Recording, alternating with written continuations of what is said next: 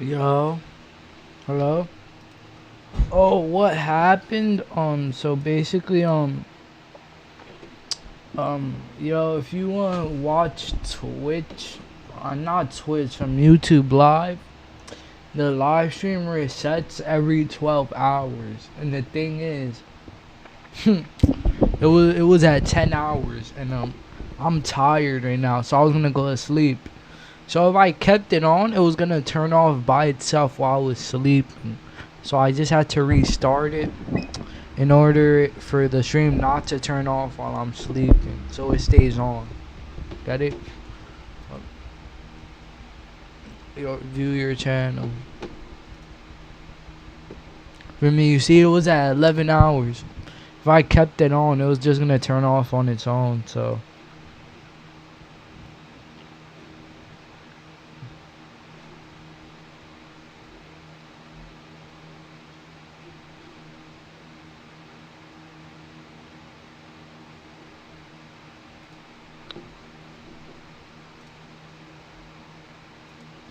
Damn, bruh. OG streams, bruh. This is crazy, man.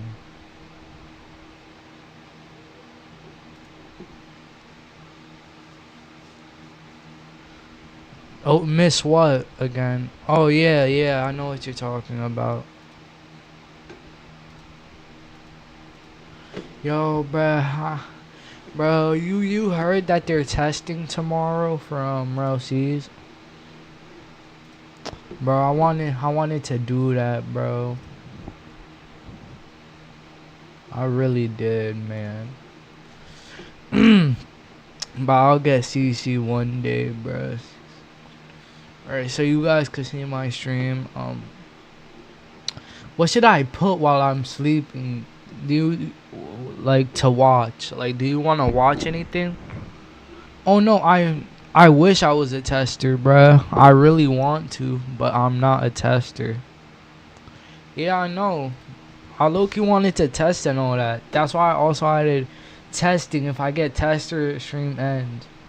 But what should I put to watch while I'm sleeping? Should I put him? U Street? He's cool. U Street? He's calm, right?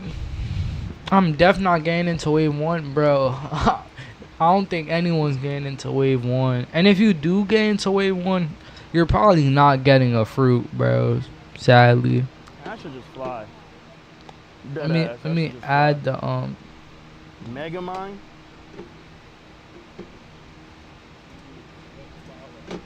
Yeah, bro. So it's like damn, like there's really no point. The only thing I would get in it for is so I could prog early, and also cause I'm not trying to wait an extra month. Like why is wave 1 lasting 1 month, bro? Like, I cannot wait a month. I cannot wait an extra month, bro. Yo, this is actually pretty fire.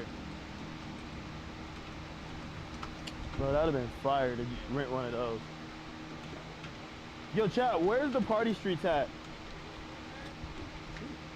Yes, sir. Where you from, bro? Huh?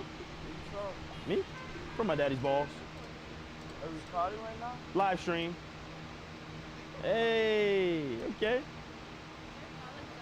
Okay, but yeah. Yo, imagine one of the Rell brothers watch my streams, bro. That'd be crazy.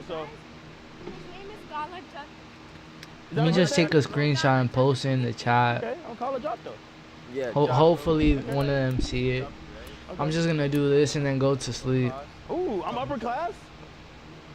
Thank you, bro. All right, y'all be safe. Nice meeting y'all. Y'all be safe. Hey, that's lit. I'm upper class.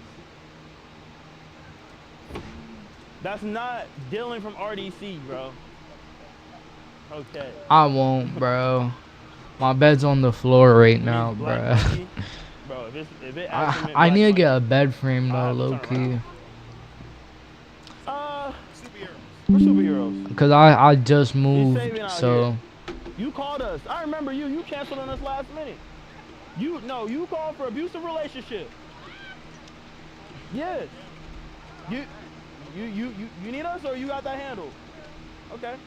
Let us know. Keep us updated, bro. Oh, wait. Y'all need saving. Y'all need a saving. Why did y'all... Oh, y'all couldn't wait for us to help you cross the street? Okay. Well, holler if you ever need us. Oh, man. It's like no one appreciates us here. No, they don't. I mean, they don't appreciate me anyway. Wait, chat. Where's the... What, chat? Where's the party street at? I think we're on the outskirts. They said U Street. Do you know where we're supposed to go? Chat, can we hit the sub goal? Oh, wait. They said 37th Street. How the fuck do they know that? Yo, these niggas low-key scary. Street a mile away. No, not you. Wait. Oh, what the fuck? Are y'all sure it's 37th Street? No, I don't know, bro. That sound like the hood. It might be the hood. It's out Wait, the way. It's far away. are they setting us up for the hood? Okay. You guys trying to backdoor us? Let me. Nah, they're trying to backdoor us. I feel like Chinatown would be pretty lit right now. Chinatown? Yeah. They said do not go to 37. I'm gonna just mute my mic they so tryna backdoor y'all don't us. hear I'm nothing thinking while on I'm Chinatown, sleeping.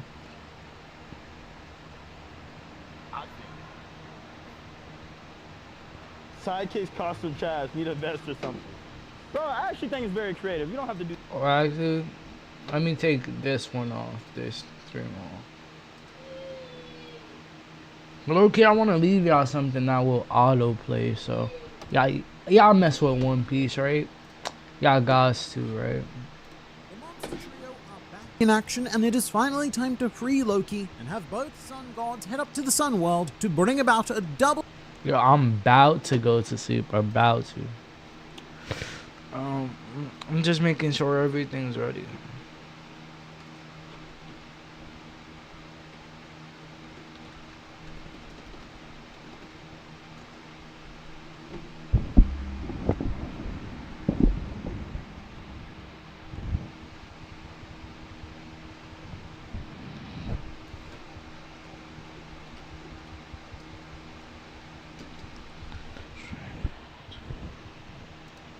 Dawn to the ever-darkening Elbaf.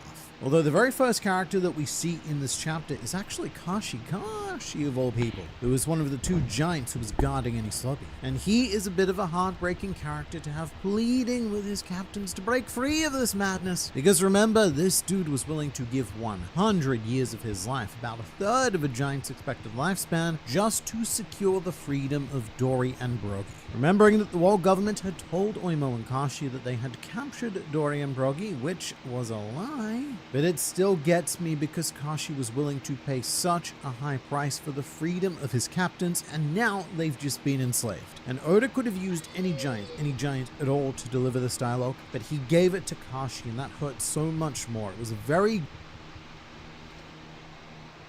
And I have to say, I'm quite conflicted with Mr. Dory and Mr. Brogy at the moment, because the part of me that reads One Piece for the spectacle really loves what's Okay, happening I'm here. about They both to look sleep. insanely I'm gonna mute cool my and mic. intimidating as demons, and I really want to see them go and smash some stuff, but also it does hurt me on the inside to see them abandoning the core principles of their culture. It's those principles that initially enamored us to the giants all of the way back in the Little Garden, where for one thing, pride and honor were concepts prioritized over everything. Strength without honor was not true strength, and if you did attain strength without honor, then that was nothing to be proud about. And so seeing our boys abandon all of that for just a little power boost, it feels wrong. I don't like it, especially with the idea that after gaining all of this strength, the first thing they're gonna do is use it on a withered old man, and that they are more than happy to do it. With the giants, gaining strength is meant to be for fighting stronger foes, not weaker foes. There is no honor in battle against a weaker foe. And that is exactly what Emu wants. Later on in this chapter, Emu states that the plan is to shatter the spirit of Elbaf, to crush the heart of its culture, and I really like that sort of ambition from an antagonist. It's the sort of thing that really gripped me with Archie of all people, because sure, he was never a physical threat, but what he represented was so much worse. Archie was a slow-acting poison gradually decaying the spirit of Wano, and that arc was about overcoming the relentless assault on that spirit. And so what's exciting about Emu is that we've got all of the best qualities of Archie, which is not that many, but with Emu we've got none of the garbage. And in the space of a chapter and a bit, Emu has constructed a threat to the very soul of Elbaf, and that level of threat took Archie over 20 years to build. But Emu's just gone and done it by taking out a board game to play. And this chapter does appear to confirm that Domi Reversi is indeed a game played by the rules of Reversi or Othello. So my joke last week about Elbaf turning into one big board game actually kinda seems to be coming true. But this is good, very good, because board games have rules. And so with said rules, we should be able to flip our giants back. And someone recently commented on one of my videos that if we need 2 white pieces to start flipping the black giants back, then we do have Luffy and Bonnie who can both access their Nika forms. So if we can plonk an affected giant between the two of them, I wonder if we could even start to create an army of Nika giants. Demonic Dory says a couple of interesting things before we move on though. The first is that he rather boldly claims that they no longer have a need for gods anymore, and I can't help but feel that Emu might eventually have a little something to say about that. Our giants are probably a little bit too high on their hit of demon powers right now, but realistically, one way or another, gods control their fate from here on out, either through the self-proclaimed god that is Emu or the destined sun god that is Luffy. But either way, Emu's powers continue to be absolutely fascinating. At this point, what can't Emu do? Emu can teleport, Emu can regenerate, Emu can transform, Emu can make demons, and you know what? Emu can probably also make lemons. In fact, it would appear that the only power that Emu does not possess is to conjure award-winning flavor, and that is why you need the sponsor of today's video, Fume. Fume is one of these things that is beyond satisfying to fidget with, and that is only a secondary function. Fume is a no smoke, no vapor, no nicotine, no battery, no significant damage to your wallet, and a non-toxic, brilliant burst of natural flavored air for your oral pleasures, very much akin to herbal teas, that are also specifically designed to break your bad habits. And unlike the One Piece power system, this is not all about raw willpower, as Fume gives you a strong ally in the battle against bad habits by giving you something else to reach out for instead. And very excitingly, Fume have launched a brand new summer flavor, being this here delicious mango, to give you a bold tropical experience like taking a relaxing vacation to an island full of women obsessed with mushrooms. You know the kind I mean. Don't pretend you don't. But it is a very specific flavor. You must try it. And over 500,000 people have already made the switch to Fume as part of their habit-changing journey. So if you're ready to try it for yourself, then now is the time. And for a limited time, if you order the Journey Pack using my promo code GrandLineReview, you will get a free Fume Topper, a very awesome accessory to level up your experience. Just head to tryfume.com/GrandLineReview or scan the QR code on screen to get yours today. And thank you so much to Fume, because it's their sponsorship that allows us to bring you the best fictional pirate content possible as often as possible. Definitely give it a go. For now, it's back to you, me. Something that might get overlooked in this chapter is that Dory also says that it's time to call forth a new era of war. And this is actually a reference to something that we were told in chapter 1137, when it was said that King Harold ripped out his horns because ancient giants reminded him of the era of war. And part of that scene was this mental image of a demonic giant that looks a lot like what we're having to deal with right now, just without the wings. But also something that I initially did not notice about that panel is that the ancient giant appears to be standing over what looks to be a fairly advanced city. And in that same chapter, Shamrock states that the quote vicious warriors of Elbaf actually conquered the New World long ago, which I believe is referring to the era of war, where the giants just set out and took the entirety of the New World for themselves. So what Dory is saying in this chapter is that yes, it is time for something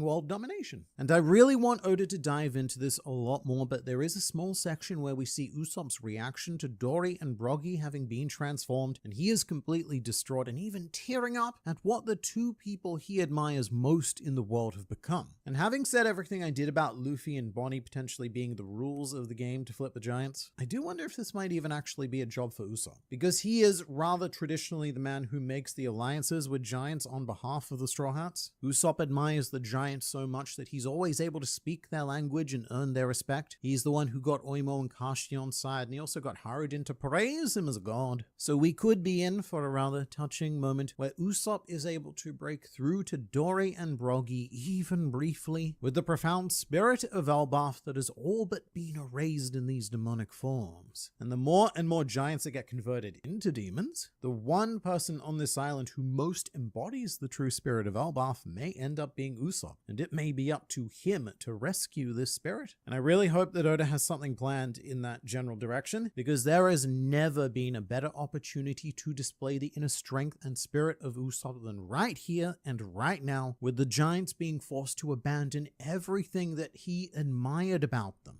Although not all giants, because Bent's mother is also living up to that spirit in this chapter, having survived Imu's burst of Conqueror's Haki, and she is vowing to come and save her son. As is Ripley, she's now on the way to Colin, so we could also be seeing Elbaf's most terrifying hidden power rather soon, an army of mothers and housewives. But rather crazily, this chapter also grants us our first glimpse at human Saint Gillingham. I guess more accurately, this is his hybrid form. He's a centaur now, and I know that this is extremely unlikely to happen, but given his newfound centaurosity, I think that this is now a very appropriate time to see a post-time skip Frankie Centaur. Yes, take Killingham on with that. But this reveal has completely changed my impression of St. Killingham. It's like we're not even seeing the same character anymore. Before, I wasn't sure if Killingham was really living up to what it was to have the title of a saint and take on the qualities of a world noble, because in his, I guess we'll call it full beast mode, he seemed to be such a lovely, derpy, kind of good guy who was just caught up with a bad crowd and being used for bad things. Which firstly, I'd assumed that that was his hybrid form, but that being the full beast form makes a lot more sense because the Kirin, it is a very kind creature. It's said that a Kirin takes great care never to tread on living things and even manages to walk on blades of grass without trampling them. So in the full beast mode, St. Killingham does appear to be this quite likable and rather gentle guy despite doing all of the things it is that he's doing. But mate, his actual body could not be more different. He has instantly flipped into a sadistic bloodthirsty, and if it wasn't for the more literal demons currently on Elbaf, I would also be tempted to describe Killingham as a demon as well. Having the sharp teeth definitely doesn't help with that impression. And you know, usually in this situation, I would start suspecting as to whether or not Killingham is a fishman or part fishman. Oftentimes, these spiky teeth do lead us to very underwater origins, like we had with Dellinger, Jack, and Sasaki, who were all at least part fishmen, but I just can't see the world nobles incorporating anyone, even part fishmen, into their society. The prejudice,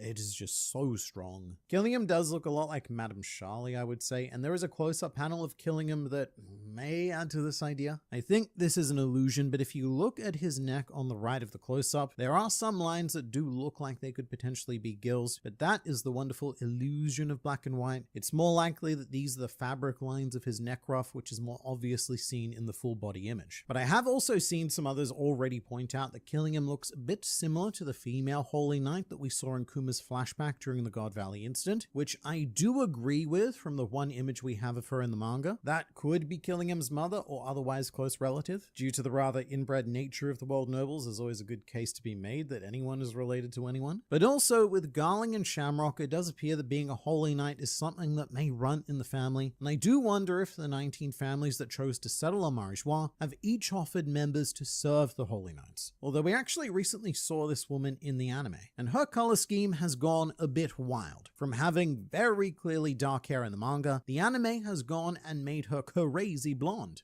Garling level of blonde, which is to me the one hair color a character can't have if their hair was originally drawn as pitch black by the author. Although the anime have been making a lot of crazy choices with colors lately. I'm not a big fan of Garling's outfit either. The hair, however, well, that has given us quite the gift, as he shall now be known as Figurland Bananaling. But with Killingham, it is pretty insane just how immediately he became more threatening than Saint Summers. And he does have that vibe of, you know, overconfident youth about him. So I don't don't think he should be all that difficult to defeat on his own. He seems too confident. And especially if we are getting Loki involved, which it looks like we finally are as we get an update on what's happening in the underworld. And this event has given us something that I was afraid we might never get, which is a legitimately good reason to free Loki. Throughout this whole arc, I have been ever so skeptical about how Oda was going to get him out of those chains, and I've never really been completely satisfied by Luffy's assertion that, nah mate, this Loki is a pretty decent guy, and if not, I'm gonna kick him in the nuts and it'll all be good. It just seemed like a real good way to turn the entirety of Elbaf against us, and to have Loki go on to cause destruction that might have been prevented by just not being an idiot, and in which case, you know, Luffy's now directly responsible for that destruction. I mean, I do trust Luffy's intuition, but I'm also very glad that we now have a much more amazing reason to let him loose. Kind of like when the citizens of Fishman Island were begging for Luffy to come and save them, even though they thought that that salvation came in the form of destroying the entire island. I think it is definitely much better to let Loki loose, even knowing that Ragnarok could result from it, rather than leave everything in the hands of Imu. And Scopogaban actually plays a very important part in all of this. The burst of Haki, yes, it is rather fierce, but without seeing the injured Scopogaban, I'm not sure if Luffy or Harudin would have taken this situation seriously enough to consider freeing Loki. But with the very allegedly second strongest member of the Pirate King's crew taken out of action, and him not being able to actually say how he was taken out of action, there is definitely a much stronger case to be made for freeing Loki. I also do have to love the absolute pettiness of Scopogaban to insist that he was the second strongest member of Roger's crew, after being accused of probably third. It's very Zoro and Sanji coded, which means that Rayleigh and Gaban very likely had that same rivalry together, and that is something that I would love to see in a future flashback. I feel like Oda has been very, very guarded about showing anything to do with Scopogaban, even in flashbacks that he's involved in, and that's probably because he didn't want to give away anything about the character. But now that we know exactly who this guy is, I need to see some early adventures of the more dysfunctional Roger pirates. I also love that Loki is the only one smiling after feeling Imu's throbbing haki. Harudin, he's shitting himself. He's completely out of his depth and he knows it. But even Luffy, he's sweating here and he's all like, all right, I understand. This is a bad situation, guys. And so the only one in this group currently acting like the sun god it is that he claims to be is Loki. He's the guy bringing the laughter and the joy to this situation. And I know that's probably because Loki sees this as his ticket to freedom, but it is still very interesting to see someone thematically challenge Luffy's series status like this. Because remember, what's coming up won't just be a struggle against Imu. This is going to be about deciding who gets to take on the role of the sun god. Not that Luffy cares at all about any of that, but Loki does, and we as readers know that it's important. As does Oda. He knows that it's important. In fact, he's the one telling us and consistently drawing all of these comparisons. Like the very short flashback in chapter 1136, where Oda drew Loki in the trademark Luffy Gear 5th pose and also made his silhouette particularly cartoonish. So I am really, really looking forward to seeing more of Loki's take on Nika, but also his devil fruit. I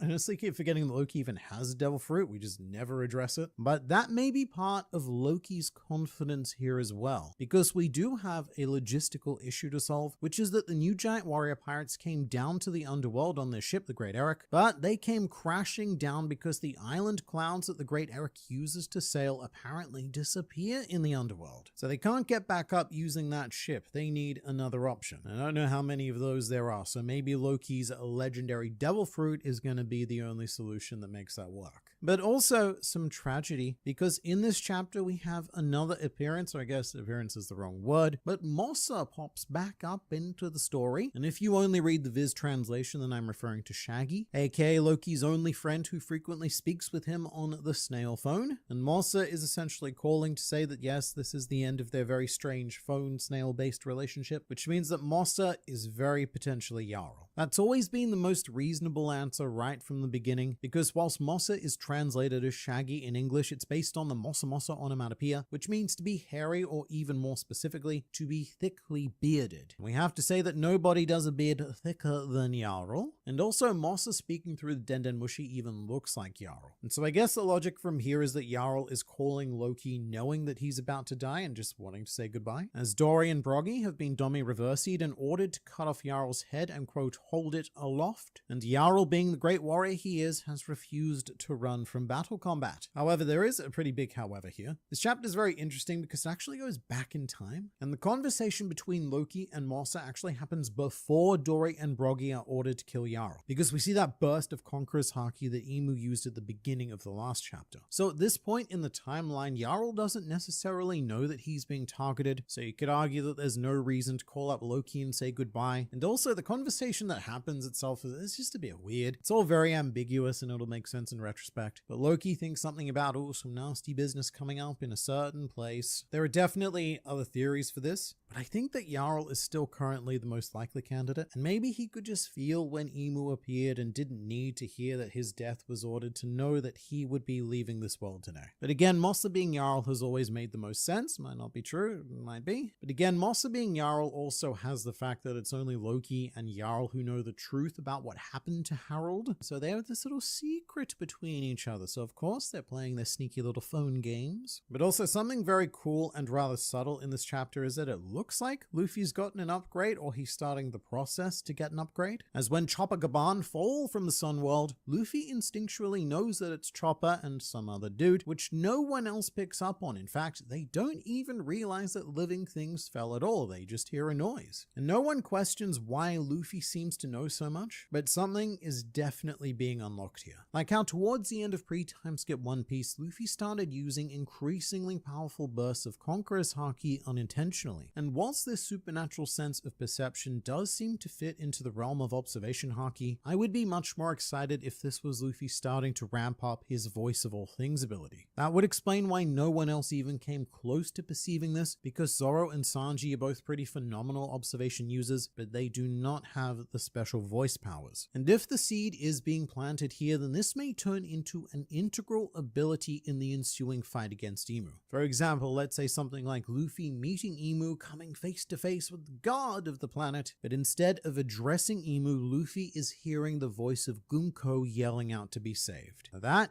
is a realm that we could potentially be diving into, but you let me know what you think about all of the madness of this chapter in the comments below. And thank you so much again to Fume for sponsoring this video. Definitely check them out through the link in the description.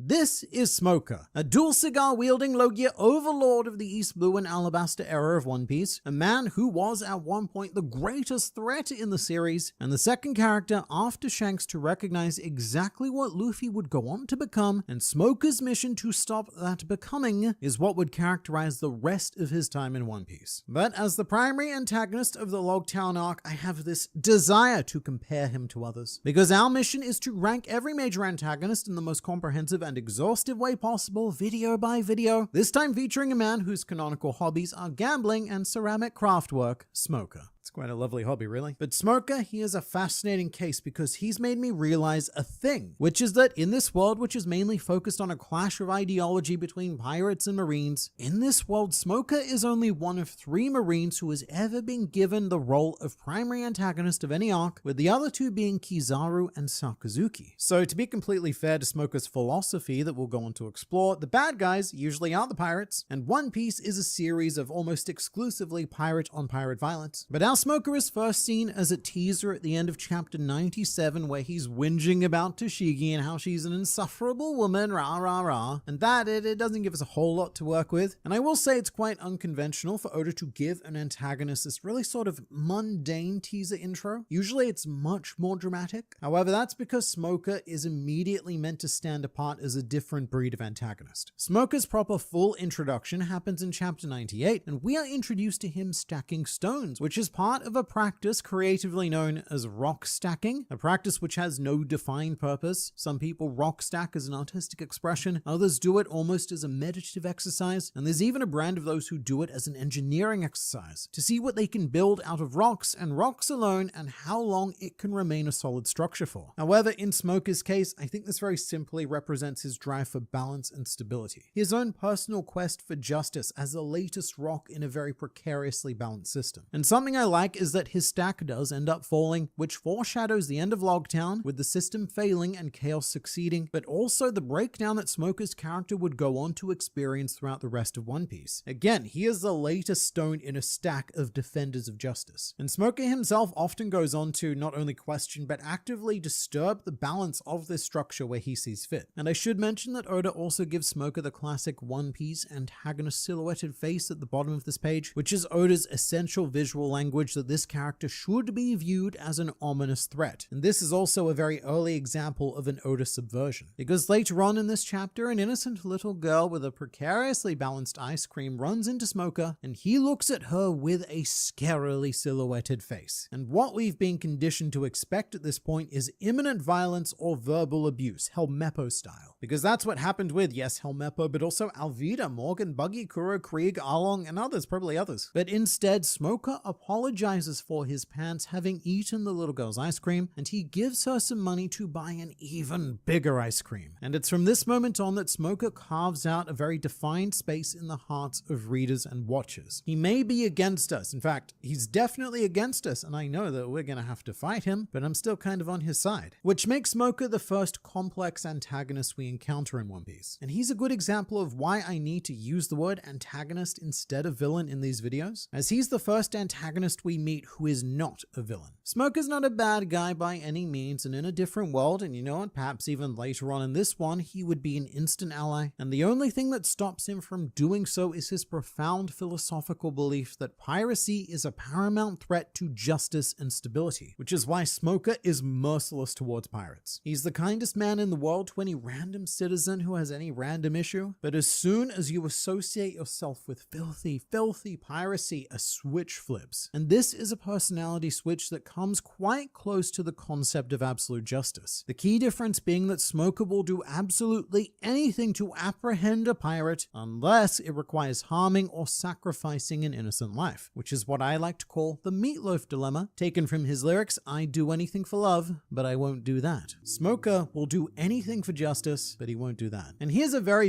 cool thing about Smoker that often goes under the radar. Initially, he actually sees Zoro as an ally, which is quite unusual. Most people who hear Zoro's name, no matter where they are on the justice spectrum, view Zoro as an entity to be afraid of. But because Zoro was known as a bounty hunter, Smoker's initially glad that he showed up at the execution platform incident in Logtown. Bounty hunters hunt criminals, so Smoker's all on board with Zoro at first. So he initially has this very black and white view of justice that Luffy and Zoro later on in Alabasta are slowly going to break down. But speaking of, the most compelling part of Smoker's tenure as an antagonist is his specific motivation to capture Luffy, and this spawns from Luffy smiling when he almost gets executed by Buggy, which triggers Smoker's memory of the execution of Goldie Roger, who also smiled upon death. And from here, Smoker rapidly puts together the hypothesis that Luffy is subject to the same degree of fate that Roger was. So to Smoker, Luffy isn't just another stain to be wiped off the toilet bowl. Nah, Smoker sees Luffy as a Roger level threat in the making, all the way back in Logtown. And from Smoker's perspective, everything needed to be dropped to stop Luffy before he reaches that eventuality. And even though Smoker is far more physically powerful than Luffy at the time, Smoker sees Luffy as a bigger problem than even Dragon, who Smoker does meet during Logtown, and as a man who actively helped Luffy. And also, Smoker is a very rare case of where anime filler actually enhances a character, because the anime shows Child Smoker witnessing Roger's execution, with Roger even smiling at Smoker as he's marched past him. In general, I do think that a lot of One Piece events are wisely left off screen. I think they're much more powerful in the imagination. But to me, this scene really enhances that connection that Smoker has to the legacy of Roger, as well as the incredible driving force he has to prevent another Roger from ever emerging. And you can also see Child Smoker at Roger's execution in the One Piece live action, among many other characters, which is very fun. But back to Logtown, this Smoker, he is the man who sees the gremlin on the plane. He knows what's about to happen, but to everyone else, he sounds like he's out of his mind. What gremlin, Smoker? What pirate king? What, the rubber boy? Oh, man. Which is why after Luffy escapes, Smoker packs up and pursues him into the Grand Line, both to take responsibility for failing to apprehend Luffy at Logtown, but also to very potentially save the entire world. And this becomes a key example of Smoker being willing to break the structure that he serves to uphold. Smoker was stationed at Logtown. Any marine activity outside of this is beyond his jurisdiction, but he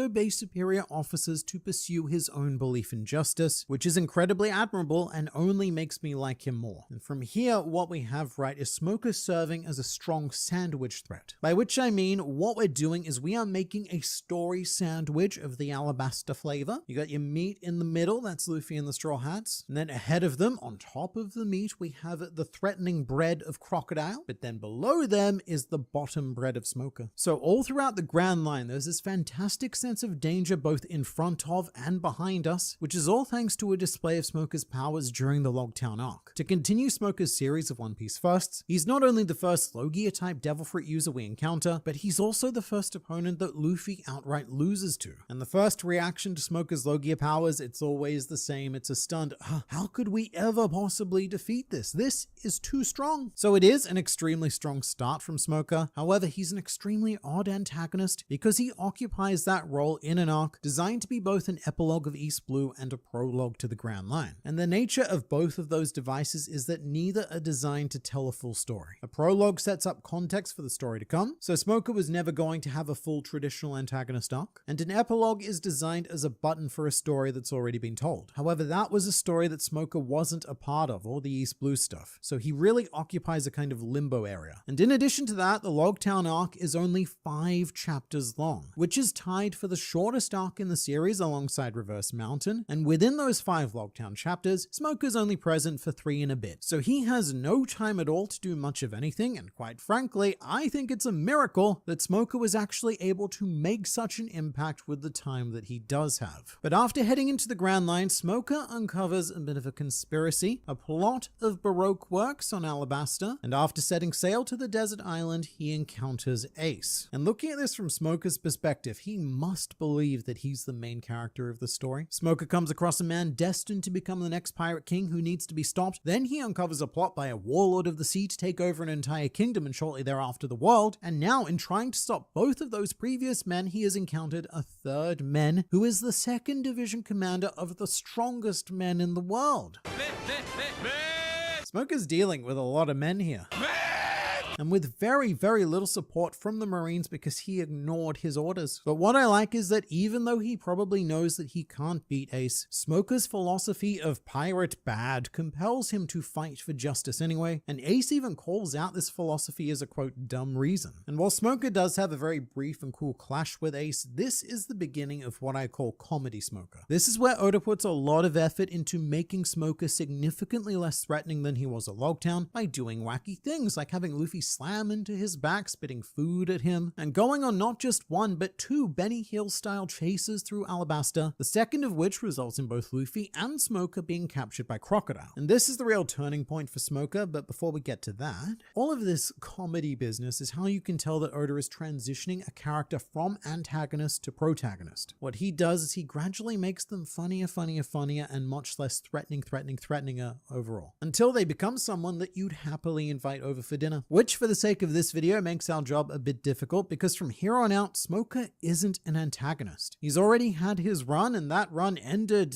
about halfway through Alabasta, where 2 things happened. The first is that the threat of Crocodile was discovered, a government-sanctioned pirate who was a more immediate threat to Alabasta than Luffy presented to the world. In fact, this is very cool, right? Because Smoker here, he essentially has his own version of Future Sight, because he also states that the moment that Nico Robin and Sir Crocodile joined forces, it wasn't just Alabasta that was in danger, but the entire world, which was true due to Crocodile's plan to obtain the ancient weapon Pluton, which isn't something that Smoker knew about. He could just see the vague picture of what may happen. The exact same thing that he did with Luffy at Logtown. But the other key thing that happened is that after being forced to spend time with Luffy in prison, Smoker started to be won over by Luffy. He learned about the motivations of the Straw Hats on Alabasta, their relationship with Nefertari Vivi, and Smoker's black and white worldview of piracy was challenged, particularly when Luffy ordered Zoro to save Smoker's life during the Rain Dinners incident. And now what I want to do is I want to put that into the Logtown Smoker perspective. Back in Logtown, Smoker initially thought that Zoro was his ally and Luffy was his enemy. But on Alabasta, Zoro was the one who would have let Smoker drown, and Luffy turned out to be the one who upheld Smoker's sense of justice. After which point, he lets the Straw Hats go and disappears from the climax of his own saga. Very, very interesting choice by Oda. The first time I went through One Piece, I have to say, I was was a bit disappointed that only Toshigi showed up at Alabana and Smoker was nowhere to be seen. However, when we do catch up with him after the battle, his absence is very satisfactorily explained, as he was the one who found Crocodile's dance powder ship, and it is heavily implied that Smoker was the one who used this illegal substance to conjure the rainfall on Alabana that ended the Alabasta Civil War. It's a very Sanji kind of maneuver to just disappear and implement something of grand importance. Although I have to be clear here, it is never confirmed that Smoker used the dance powder, and he himself does deny it, but I personally believe that he did. And to cap everything off, when the world government want to credit Smoker as the man who beat Crocodile, in order to prevent glorifying piracy of course, Smoker takes a stand and says one of my favorite lines in all of One Piece, which is,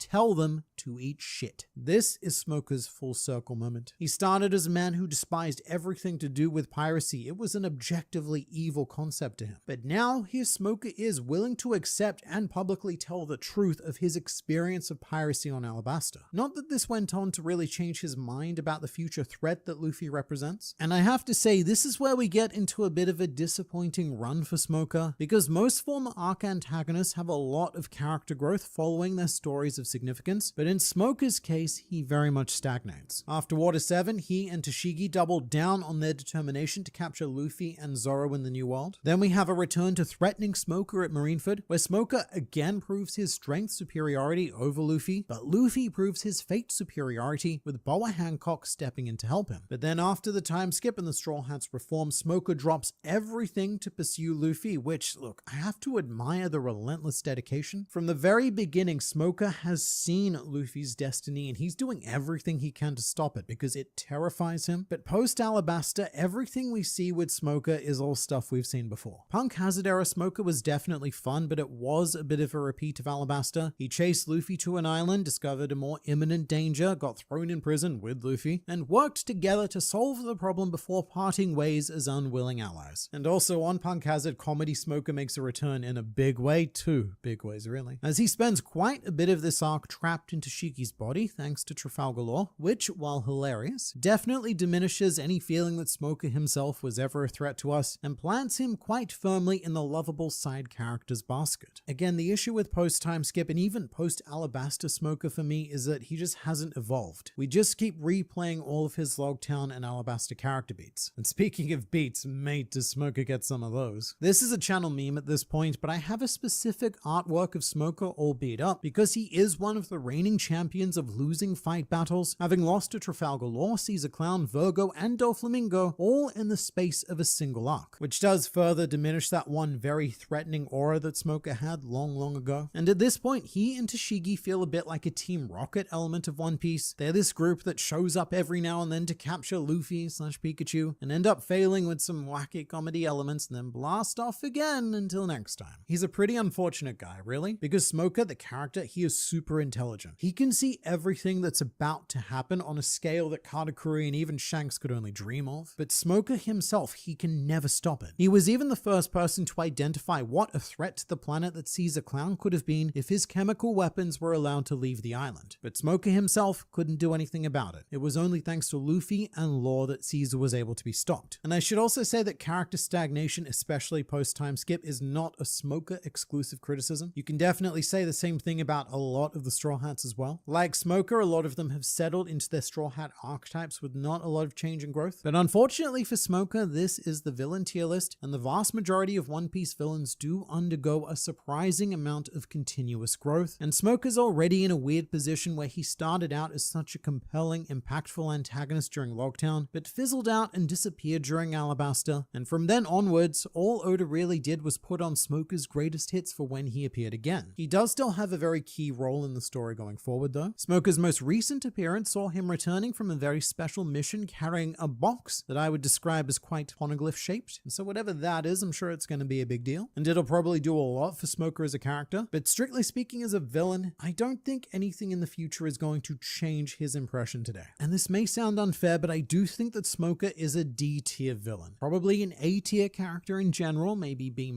but he transitioned out of the role of antagonist as quickly as he was introduced as one, and he is really only part of this video series as a technicality, but you let me know which antagonist you would like to see ranked next.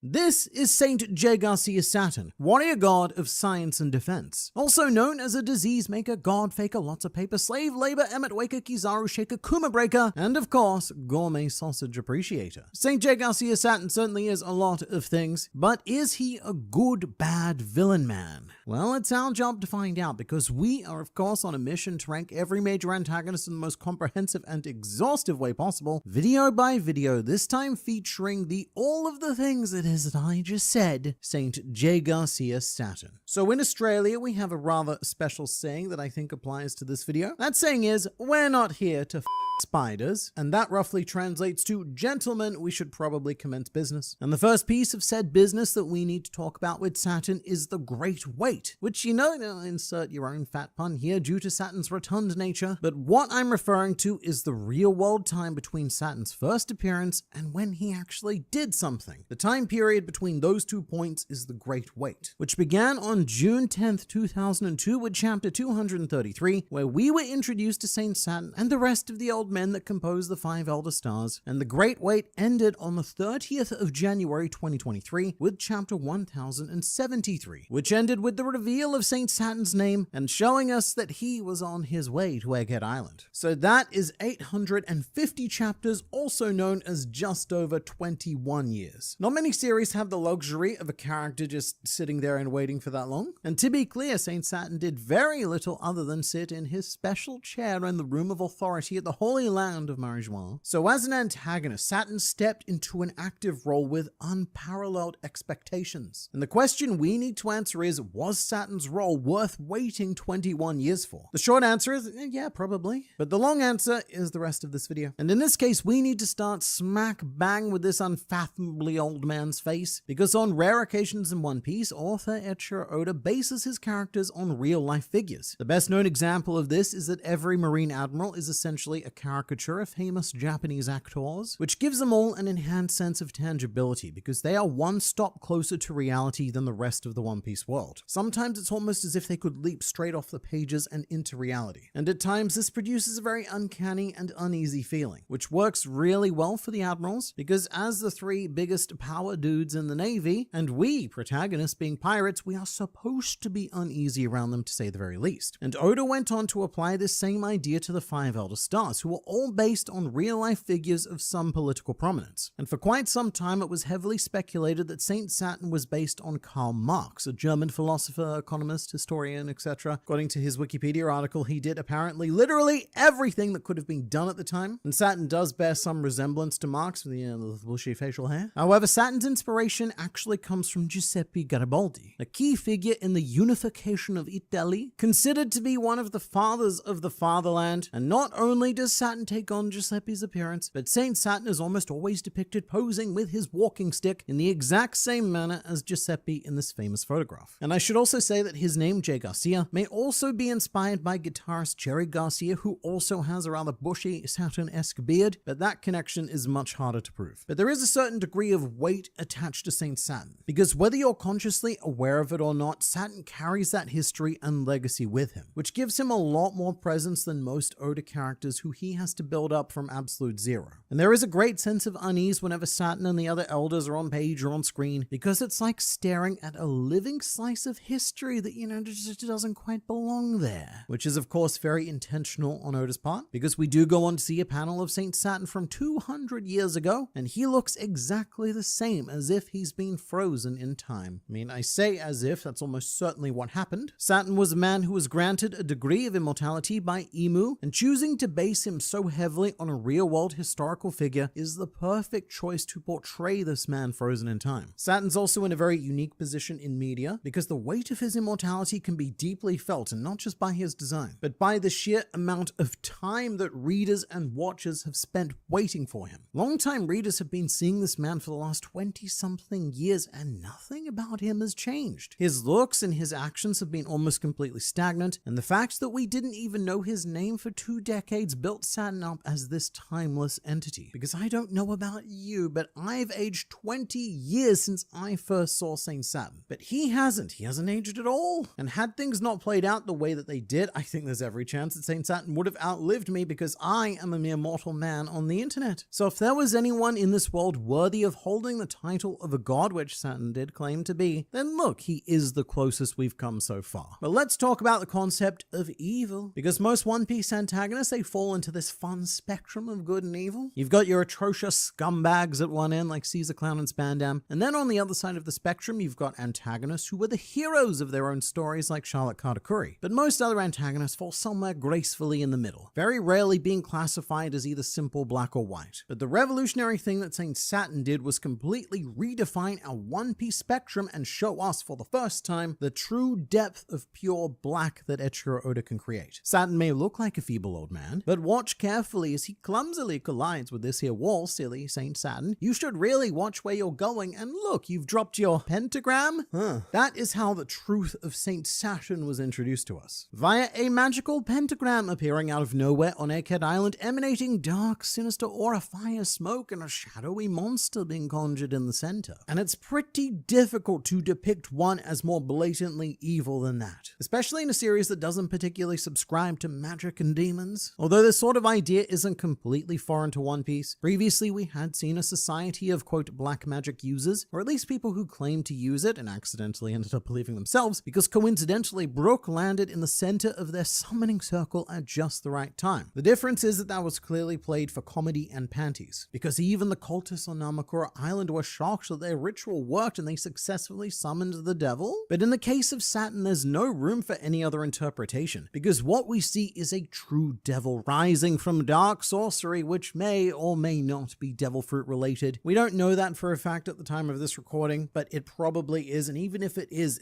still a living demon right in front of our eyes. And quite specifically, Saturn's transformed state takes the form of a yokai named Gyuki, or alternatively known as an Ushioni, a cursed creature with the body of a spider and the head of an ox, often depicted with the face of a demon stuck in middle management, completely exhausted and honestly just a little bit over existence as a concept, which is a comical thing to say, but here's what makes Saturn evil. What really hammers home how evil Saturn is that he has no comical character traits. Oda has left no room for him to be likable by the readers in the same way that he gives Caesar Clown fun and wacky moments despite all of the real dark stuff he did. And even St. Charles, one of the most horrible creatures to have ever been spawned from the putrid swamp between his mother's legs, is usually a hilarious character. I love seeing St. Charles because it means that he's about to get hit. I like seeing that, which means I like seeing Charles. But Saturn is a different beast altogether. There isn't a single redemptive quality granted to this man, and even the online fanbase has struggled to meme on him in the same way as every other character. Yes, there were a couple of good ones like Sailor Saturn, and Saturn recreating Luffy's I Still Have My Friend's 2-page spread from pre-time skip, but overall, he is a powerfully disliked individual. And as he should be, because look, here's what Saturn thinks of you. Think of human lives as nothing more than insects. They will always breed more to make up for any loss. So Saturn almost always refers to humans as insects. And to him, there's no discrimination beyond that. Saturn even views his own forces within the Marines with the same disdain as his enemies. To him, humanity is a plague to be dealt with, and mentally, even though he's probably biologically no different, Saturn has completely separated himself from the human species. Or perhaps separated the human species from him. Or potentially even both. He's not a human, he's put himself above those, and humans, they're not humans, he's put them below that. They're insects. What he's done is he's constructed the largest gap possible between him and all of the lower folk. And no singular individual has been more harmed by this particular devil than Bartholomew Kuma. If Saint Saturn can be described as 100% pure concentrated evil, then Bartholomew Kuma is his polar opposite, a being of 100% pure good to a degree that no genuine saint in this world could ever be capable of matching. And this right here, this bear man, is the true meat of Saturn as an antagonist. What makes Saturn such a uniquely detestable villain is how he systematically targets and dismantles Bartholomew Kuma across his entire life. As a child, Kuma first encountered Saturn during the God Valley incident, where Saturn claimed that Kuma was born into a slave caste and stated that your only options are slavery and death. History itself chose them for you. And whilst Kuma did end up escaping God Valley,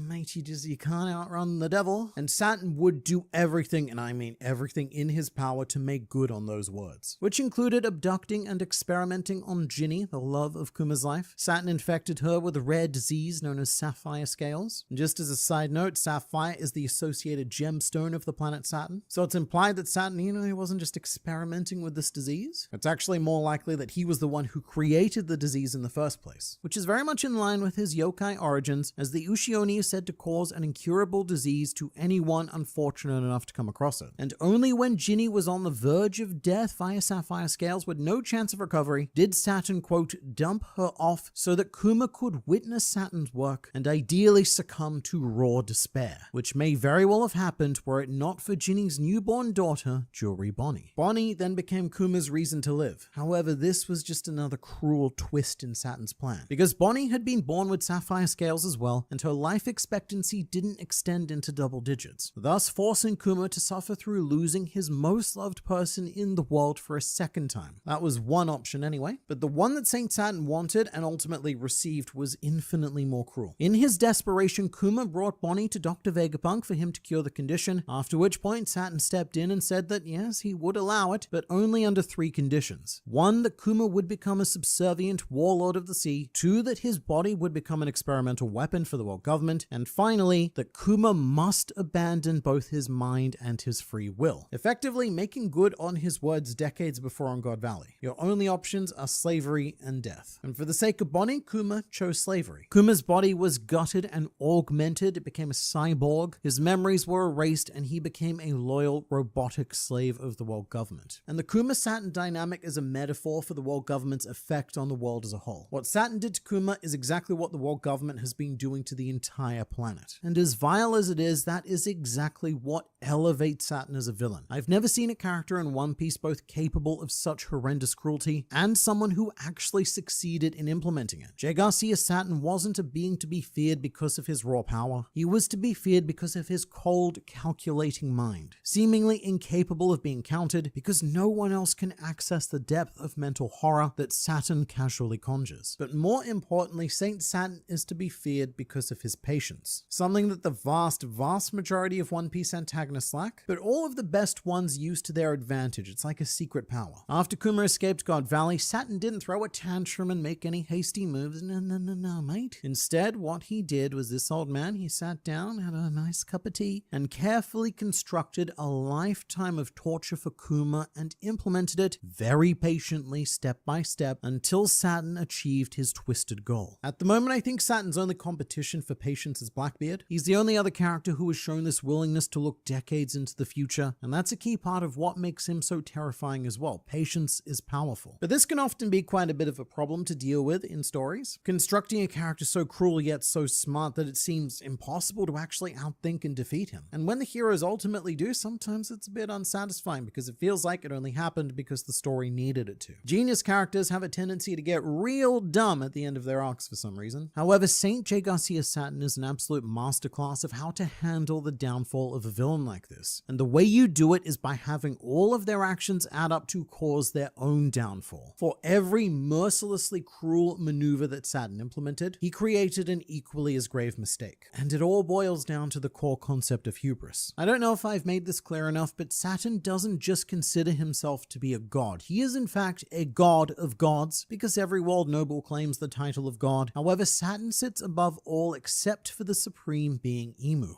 And that is a status that over the course of centuries has made Saturn feel infallible when it came to his decision making, because a god cannot be wrong, right? So let's take the raid on Onigashima for example. This was a decision made by all 5 elders, including Saturn, but they ordered CP0's Guernica to interrupt Kaido's fight and kill Luffy. And they did this in order to prevent what was referred to as the worst case scenario, which was Luffy awakening his devil fruit. However, by ordering Guernica to do this, the elders ended up facilitating that scenario. Because if Guernica had not interrupted the fight, it is very possible and even likely that Luffy would have lost to Kaido the same way that he did 3 previous times, and that the fruit would have remained dormant. The decision making of the 5 elders created one of their greatest problems. And this is a bit of a historical trend with the 5 elders as a whole, but let's look at Saturn's individual decisions. A very similar one would be the case of Jewelry Bonnie. As an infant, her devil fruit was given to her by Saturn as part of a sick experiment. One of the most overpowered devil fruits in the entire entire series, I should say, but one that Saturn could not see the value of. To Saturn, a fruit that lets you manifest any future you can think of is beyond worthless because his mind couldn't comprehend anything except his supreme dominance over the planet. He, a god, couldn't imagine anything capable of beating him. So he assumed that certainly no insect could do it either, and so he gave away a key ingredient in his defeat. Secondly, stepping back 200 years ago, it was Saturn who made the decision not to destroy the Iron Giant Emmet, against Imu's command, I should say.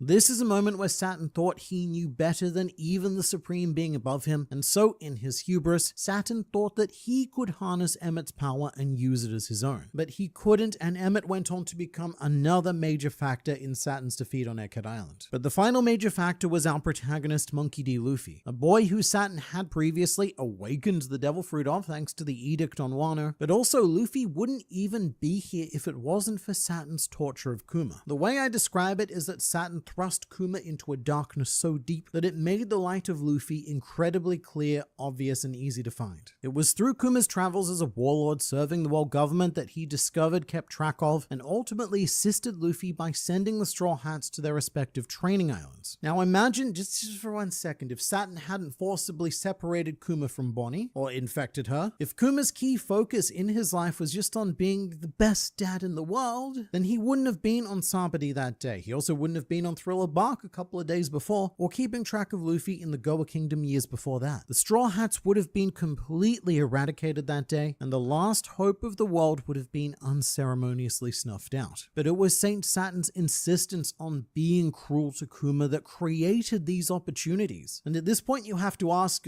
why? As a villain, Saturn's systematic destruction and torture of Kuma can be viewed with an almost admirable level of tenacity. However, one word that I would personally use to describe it would be petty. Saturn made a lot of very, very smart moves to accomplish his goal, but the goal itself was never a prize that he should have been playing for. Saturn's tunnel vision on subjugating this one buccaneer boy blinded him to the vulnerabilities that he himself was creating. Because while it did seem like a complete defeat for Kuma, who lost his mind and his body, his acceptance of Saturn's deal, the moment that Kuma said thank you to the face of the devil, was when Saturn was placed in checkmate. Because this is where evil completely and utterly failed to break good. And while it didn't save Kuma himself, it would go on to save the world at large. And the blind spots of Saturn's unique cruelty would all emerge and collide on Egghead Island. The awakening of Luffy's Devil Fruit, the subsequent use of Bonnie's Devil Fruit, Emmet's literal awakening, and most unpredictably of all, the shell of Bartholomew Kuma showing up of its own accord after being transformed into what was thought to be the ultimate slave, still managing to exercise free will, even after all of Saturn's best efforts to strip Kuma of everything that made him human. And as a result, Kuma punching Saturn is one of, and arguably the most satisfying in the series to date. And part of that satisfaction is because Saturn did this to himself. Stop hitting yourself, Saturn, because his entire career is one of failure. It just took time, a lot of time, for that failure to catch up with him. Just as I praise Saturn as a villain for invoking the power of patience, that is exactly what we needed to defeat him. Not days, not years, not just decades, but centuries of patience is what it took to bring Saint Saturn down, and I find that to be an incredibly satisfying mountain to conquer. And to top it all off, Saturn's exit from the series is one of the most impactful that we've ever seen, with all of his assorted hubris or hubri coming back to drain him of his immortality as Imu punishes him and rids the world of Saturn in one of the most gruesome and painful deaths in One Piece, which of course gives a lot of satisfaction to readers and watchers. Very few people ever die in One Piece, whether they're good or bad, it just doesn't seem to matter. But what does matter is that one of the rare people who has been killed on screen is certainly one of the people who deserved it the most. And in the end, our last shot of Saint Saturn shows us nothing but his unremarkable and undeniably human skeleton, reducing what was once a timeless god to the very dust that is the fate of all of us fragile mortal beings. And so for the ultimate placement of Saint Saturn on this list, I'm not sure if there's ever been a more obvious S tier. Everything about Saturn was so satisfying to me. He was a fearsome antagonist who expanded the depth of darkness in One Piece, who was undone in a logical manner befitting his core character flaw, and provided an exceptionally engaging and disturbing experience throughout. I think the only negative thing I can say for Saturn is that his fight against Luffy did get a bit hopeless. There was a point where Saturn became quite useless in the effort to overcome Luffy's Gear 5th, so he doesn't have the most satisfying of fights and major antagonists, weakness. But even that flaw led us to the summoning of the other 4 elders, so I'm not gonna hold that against him, and even if I did, it's nowhere near enough to knock Saturn down in any significant way. So welcome to Club S, good sir, but you let me know in the comments which antagonist you'd like to see ranked next.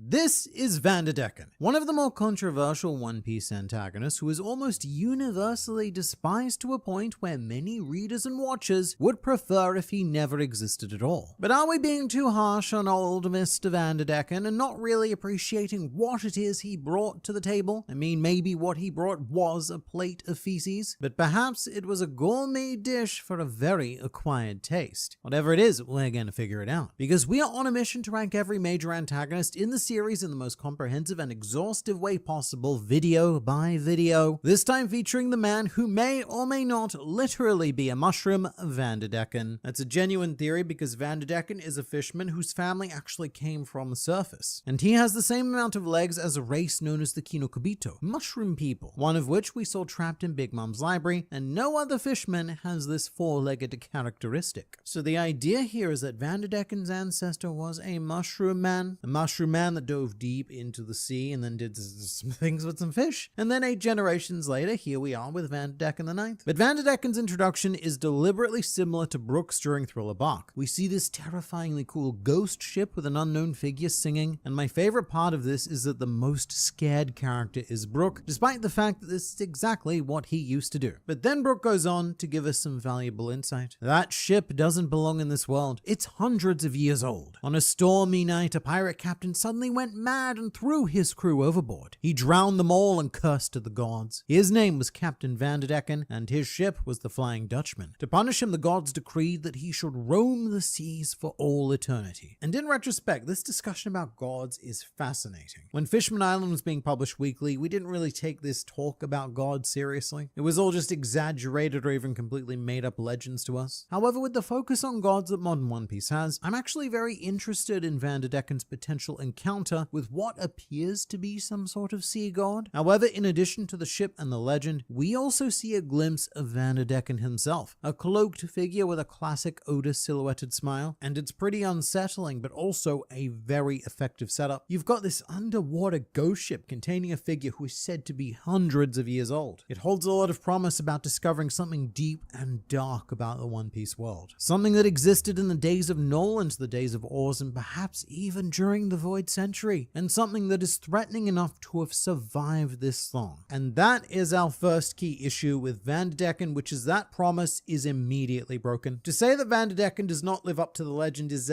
putting it very nicely, as when we do see Vanderdecken's full design, it's not even the man who we've been talking about. Our antagonist is in fact Vanderdecken the Ninth, a descendant of the legendary original Vanderdecken, which I remember being quite disappointed by even before we got to know him, because what we have here is a case of legend nepotism. Vanderdecken has inherited his status from his ancestor, but as we'll see, he very much does not deserve it. And this isn't all that strange for One Piece. Oda does this sort of thing all the time. He portrays a fearsome idea and then reveals it to be a comical sham. And this format very much fits Vanderdecken, and it does result in a lot of comedy, such as when he throws an axe claiming that he never misses his mark, but it comes back and chops off the mast of his own ship. That is very funny. I like it a lot. But I think the whole idea of Vanderdecken is something that gets punished by a case of poor timing. As one of the first primary antagonists of the post-time skip era, Vanderdecken doesn't meet the expectation of a villain who can command a compelling challenge for the newly reunited Straw Hats, because we trained for 2 whole years with the mission to become strong enough to enter the new world, and our first obstacle is a very pre-time skip level of antagonist. I could definitely see Vanderdecken working very well in an earlier arc, a much earlier arc. Like maybe if Vanderdecken was a member of Baroque Works, or if he was another weirdo working for Gecko Moria, or even part of the Arlong Pirates, which could have happened. Apparently Arlong wanted and courted Vanderdecken to become part of his crew, so there is a crazy alternate reality out there where Vanderdecken could have been fought during East Blue, but he very much has that vibe about him. Not a particularly strong villain with a crazy character quirk and a mildly troublesome but creative devil fruit. That is a lot of pre-time skip One Piece villains, which is unfortunate because at no point does Vanderdecken feel like a problem that we need the post-time skip Straw Hats to solve. To give him some credit, Vanderdecken does have a brutally villainous moment when he stabs Hachan, which is infuriating because we love Hachan at this stage. Luffy punched St. Charles at the human auction house just because Hachan got shot, and the way that Vanderdecken stabbed him was so disrespectful, by using his devil fruits to stab Hachan in the back like a coward. But this does set him up as quite a smart villain. Definitely lacking in power, but strongly capable in the field of deception. This is what this scene sets Vanderdecken up as. But Fisherman Island doesn't really ever make good on that. The Vanderdecken we go on to see isn't particularly smart or effective. At no point beyond this is Vanderdecken anything to be afraid of beyond needing to monitor the bushes outside of your windows. Although one thing I do love about him that doesn't get explored too much in One Piece is that Vanderdecken is a fisherman devil fruit user. So there's a lot of really interesting logistical issues surrounding his existence living underwater, and eating devil fruits are often referred to as cursing the user by taking away their ability to swim, and in no character is that curse more present than Vanderdecken. So he does carry on the legacy of his cursed ancestor in some way, and there are other fishermen with devil fruits like Jack and Sasaki, but neither of them get to explore this curse to the same degree that Vanderdecken does. But with that, we should talk about what is, I think, 95% of Vanderdecken's character, which would be his infatuation with Princess Shirahoshi. I want to start by saying that characters obsessed with love are insufferable at the best of times in shonen manga, and with One Piece, due to the nature of it being a battle manga, as well as Eiichiro Oda's personal writing rules, love isn't something that's ever going to be explored beyond a surface level gimmick. So that's not a good sign for Vanderdecken, because if that's all there is to him, then we know that we're not going to really dive deeply into any of that. And so what you see in his first scene is exactly what you get in every scene. Vanderdecken's always yelling a variant of, "Swear your love to me or die. Your life can only consist of marriage or death." He says that a lot, many iterations of, "If I can't have you, then I'll kill you." And he says it a lot because there's just not much else for him to say. Again, One Piece isn't the kind of manga that's designed to explore anything insightful with this kind of toxic obsession, which might be a shame because Vanderdecken's fruit, the Mata-Mata no Mi, is very much the ultimate nightmare stalkerish fruit, always allowing him to find Shirahoshi no matter where on the planet she goes. It's quite terrifying. And the mechanics of his devil fruit do also result in some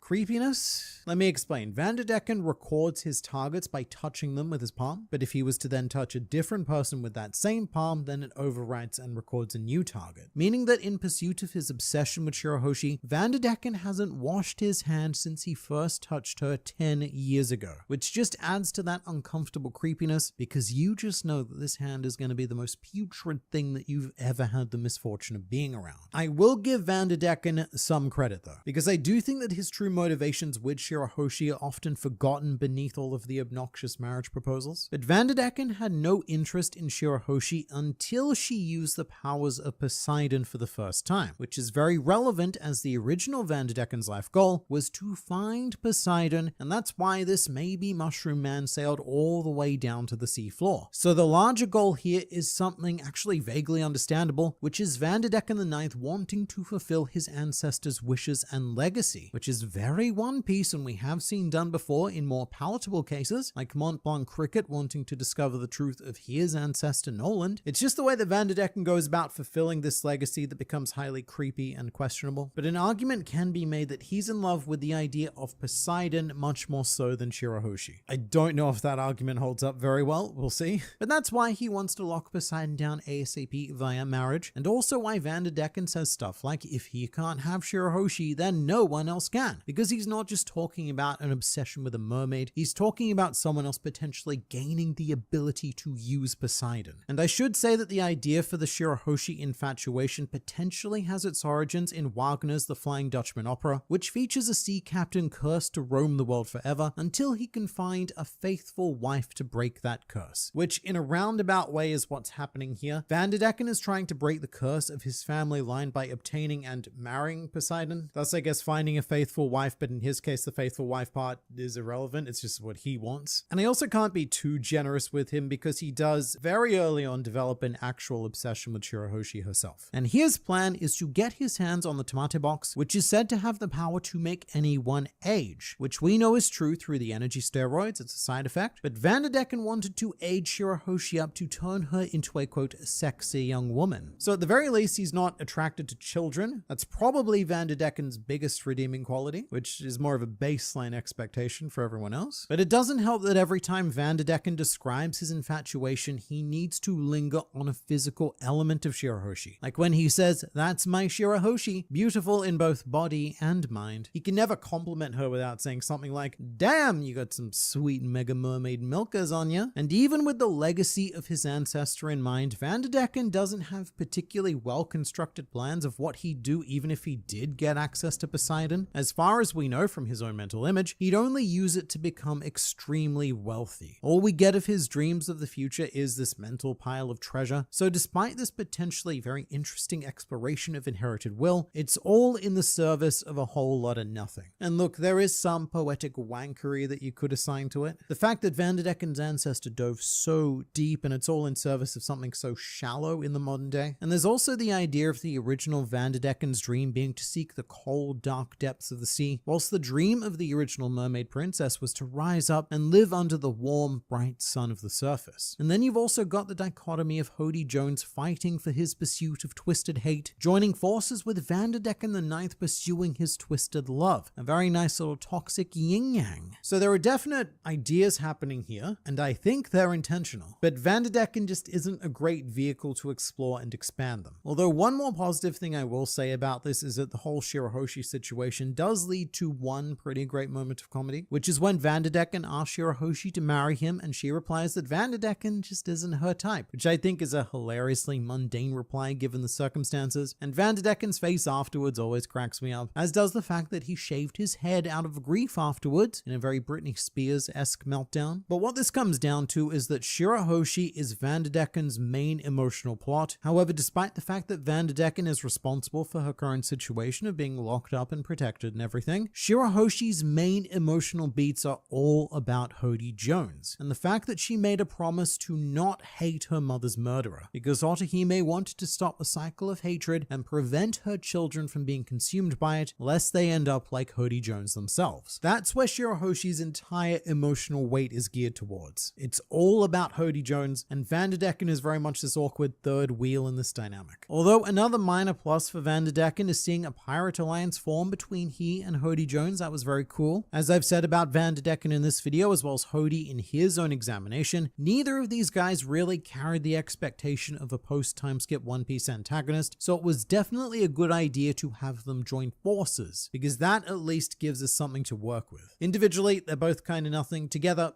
maybe they're a thing. And it also gives us something to break down at the end of the arc, because this alliance does not end well. But to linger on Hody, he unfortunately makes Vanderdecken look a lot less compelling by juxtaposition, as Hody's goal is quite esoteric, and it boils down to the concept of spreading and sustaining hatred for reasons that he himself doesn't quite understand. But enthralled by the feeling, he concocts a plan to overthrow the Ryugu monarchy for the purpose of eventually spreading hatred throughout the entire world. So you've got that as one villain's goal. Meanwhile, what Vanderdecken wants to do is marry a child and age her up to a more effable state. So there's a pretty big disconnect of ambition here. And one antagonist is always more compelling than the other, and unfortunately that antagonist is not Vanderdecken. Furthermore, I should say that Hody isn't traditionally remembered as one of the narratively stronger villains in the series either, so to be overshadowed by him is an incredibly bad sign. And Vanderdecken's involvement in the rest of the arc can be summed up as follows. Shirahoshi politely rejects him, and he throws a tantrum and then throws an arc. Vanderdecken is so full of hurt feelings from this rejection that he resolves to, quote, smash everything. And throwing the Noah at Shirahoshi is a very cool idea, and it almost makes the entire character worth it, almost. Because what I like about this is that it does give Shirahoshi the opportunity to be actively involved in the arc and make a huge decision to potentially sacrifice herself to save the people of Fishman Island. Great moment for Shirahoshi. Beautiful. I love it when she gets herself in front of the ship. But as for Vanderdecken, he gets a bit of an unconventional arc climax, if you can call it that as a villain. It's more of an arc anti-climax. It's not good. Which is that he gets betrayed by the other arc antagonist, although to be fair, Vanderdecken kind of screwed Hody over first. But the idea is that Hody wants to kill Vanderdecken so that his devil fruit abilities wear off. Meaning that at this stage, the Noah, which is kind of up here, would just fall and destroy Fishman Island no matter what Shirahoshi did. And that is a very dramatically sound idea. However, the Vanderdecken character is so incompetent at its core that he can't even die properly to service this idea. Because what happens is he survives Hodie's attack, and then Vanderdecken slips, falls over, hits his head, knocking himself unconscious, which releases his abilities and the Noah does start to fall. And look, if he had died right then and there when Hodie attacked him, I think that would have gone a long way towards redeeming the character. Not in terms of making us like him or respect him or even appreciate him, but having a dramatic moment like that to at least build up to something that made it maybe worth our time to follow him. But Vanderdecken doesn't get any kind of satisfying defeat. There's no punishment for his assorted crimes. There's no fight. There's no emotional conflict. He doesn't even get knocked out by Luffy and other Straw Hat, Shirahoshi, or even Hodie. He's just a bit of a goof and slips over and removes himself from the climax of the arc that he is one of the dual main antagonists of, and isn't seen again until everything's all over as they tie Vanderdecken and Hodie Jones up Scooby-Doo style, and we're done here. Back to the mystery machine for another adventure. And that's the very last we see of Vanderdecken in the manga, and almost the last we see of him in One Piece media in general. His only other appearance to date was a cameo in One Piece Stampede, where you briefly see him at the Pirates Festival hidden among a crowd. But when I was sitting down to write this video, I had a realization. And that realization was, I completely forgot what happened to Vanderdecken at the end of Fishman Island. Which is slightly embarrassing because remembering what happened to fictional pirates is like my only job. But I hadn't forgotten what happened to him. It's just that what happened to Vanderdecken was nothing, which is why I couldn't remember anything. And it's unfortunate because usually even the most hated One Piece villains get some kind of story beyond their arcs, something that adds an extra layer to them and makes them feel a bit more like living, breathing beings. But Vanderdecken is very two-dimensional from start to finish, which is a shame because there are a lot of good ideas there that Vanderdecken doesn't live up to. The character has a very solid foundation in the One Piece world, as well as through inspiration from real-world myths, so there's a lot that could have potentially been done with his ancestors' connection to Poseidon and inheriting that will, but all of these ideas just sort of get jizzed into a tissue in the shape of the Vanderdecken that we do get. And I think he's a character who may slightly appreciate in the future, simply due to his lineage and connection with Poseidon. There's probably a very interesting story to tell about his ancestor who likely lived during the Void Century, but we're getting a bit desperate here because that is talking about a completely different character. As for Vanderdecken the Ninth, I honestly think he's an E-tier villain. I can see the seeds of potential, and there are some cool and funny things that were done, but he did not rise to the occasion. He didn't have a satisfying conclusion. He's done nothing ever since, and arguably didn't do much of anything along the way, and that's kind of that. So you let me know in the comments which antagonist you'd like to see ranked next.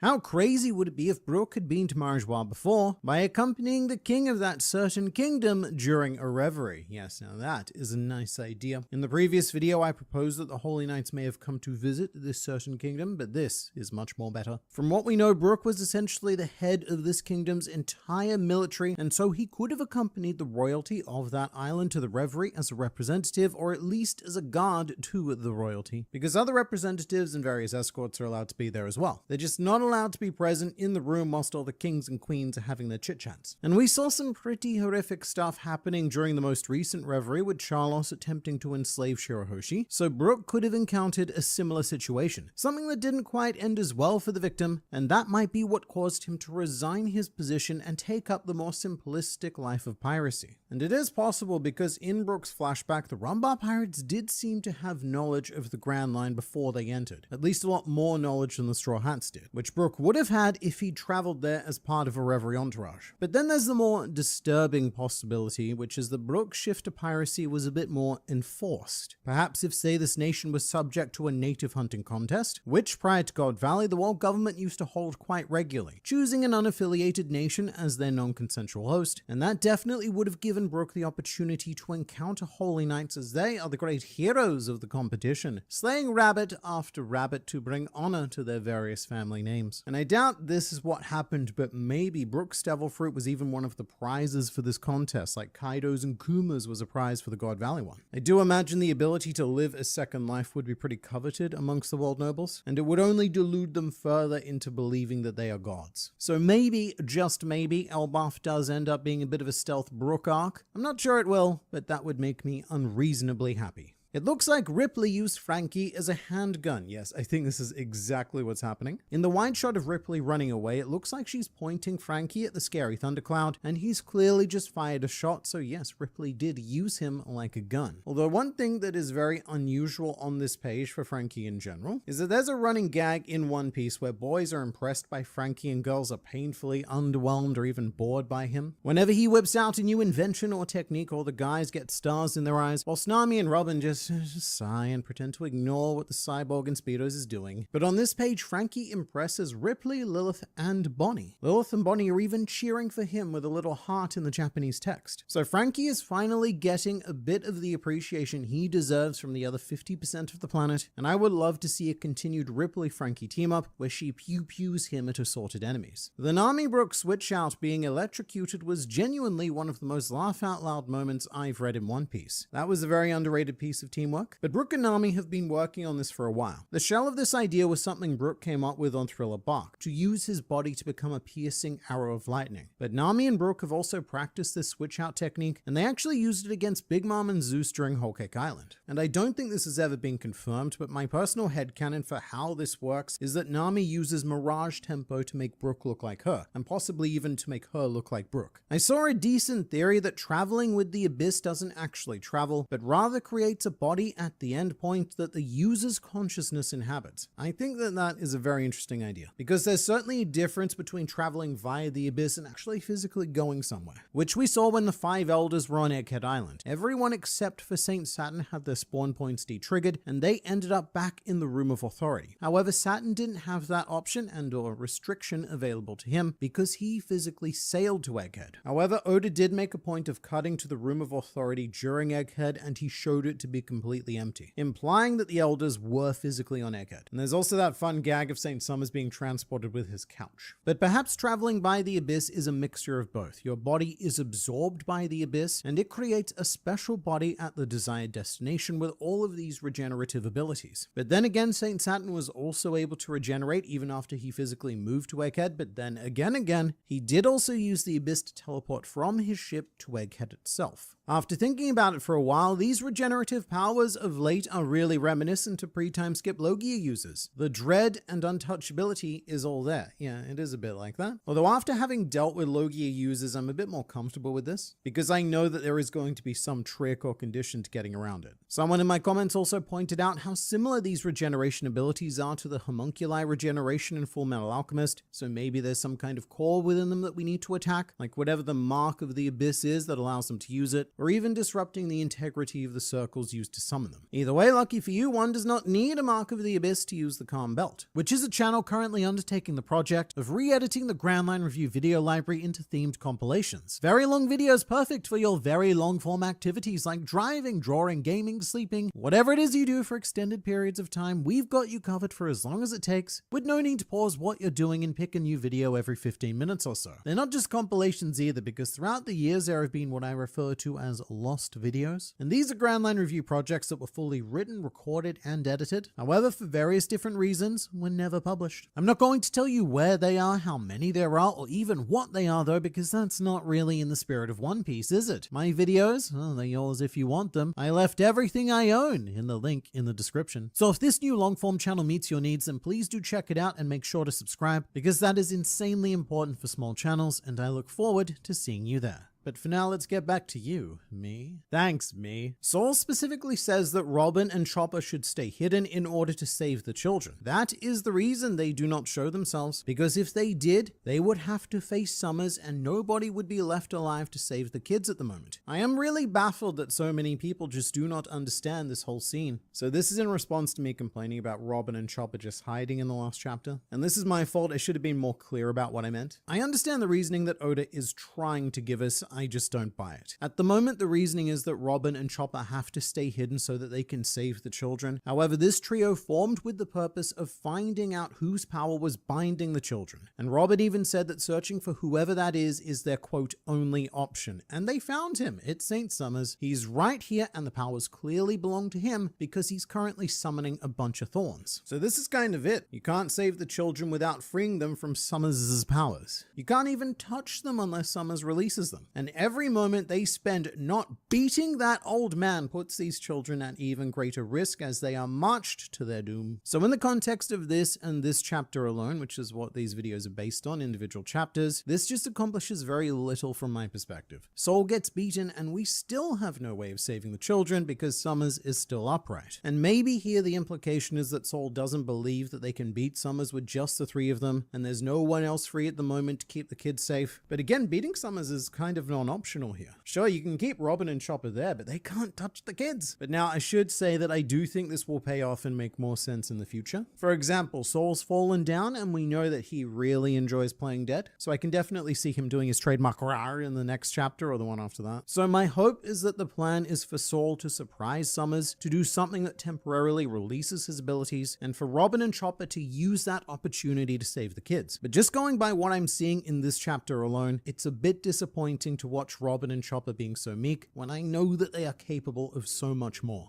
It's also interesting that this hiding in the beard strategy is even working in the first place. You know what? I guess this isn't confirmed, but you would think that the Holy Knights have pretty good observation haki, so Summers really should be able to sense Robin and Chopper. But this may also go back to what Scopper Gaban was saying about sensing a trio of, quote, abnormal voices, which also applies to Shamrock. When Scopper Gaban met Luffy, he mentioned an abnormal haki coming from Oris Castle, all of which could tie into the discussion we just had about the Abyss. If these aren't even the real bodies of the Holy Knights, then that would definitely explain their abnormality. I also don't think we've seen any Holy Knight actually use haki beyond the Spell Circle Lightning effect, and even then they're not really using it. It is being used on them. So maybe they can't use haki and they're relying on a completely different and abnormal power system. Or maybe Summers is just being far too arrogant and not even tapping into observation to sense Robin and Chopper. But either way, I'm ready for whatever's happening here to actually happen. The Gunko is secretly good and Harold was secretly evil theories both took a pretty solid blow this week, huh?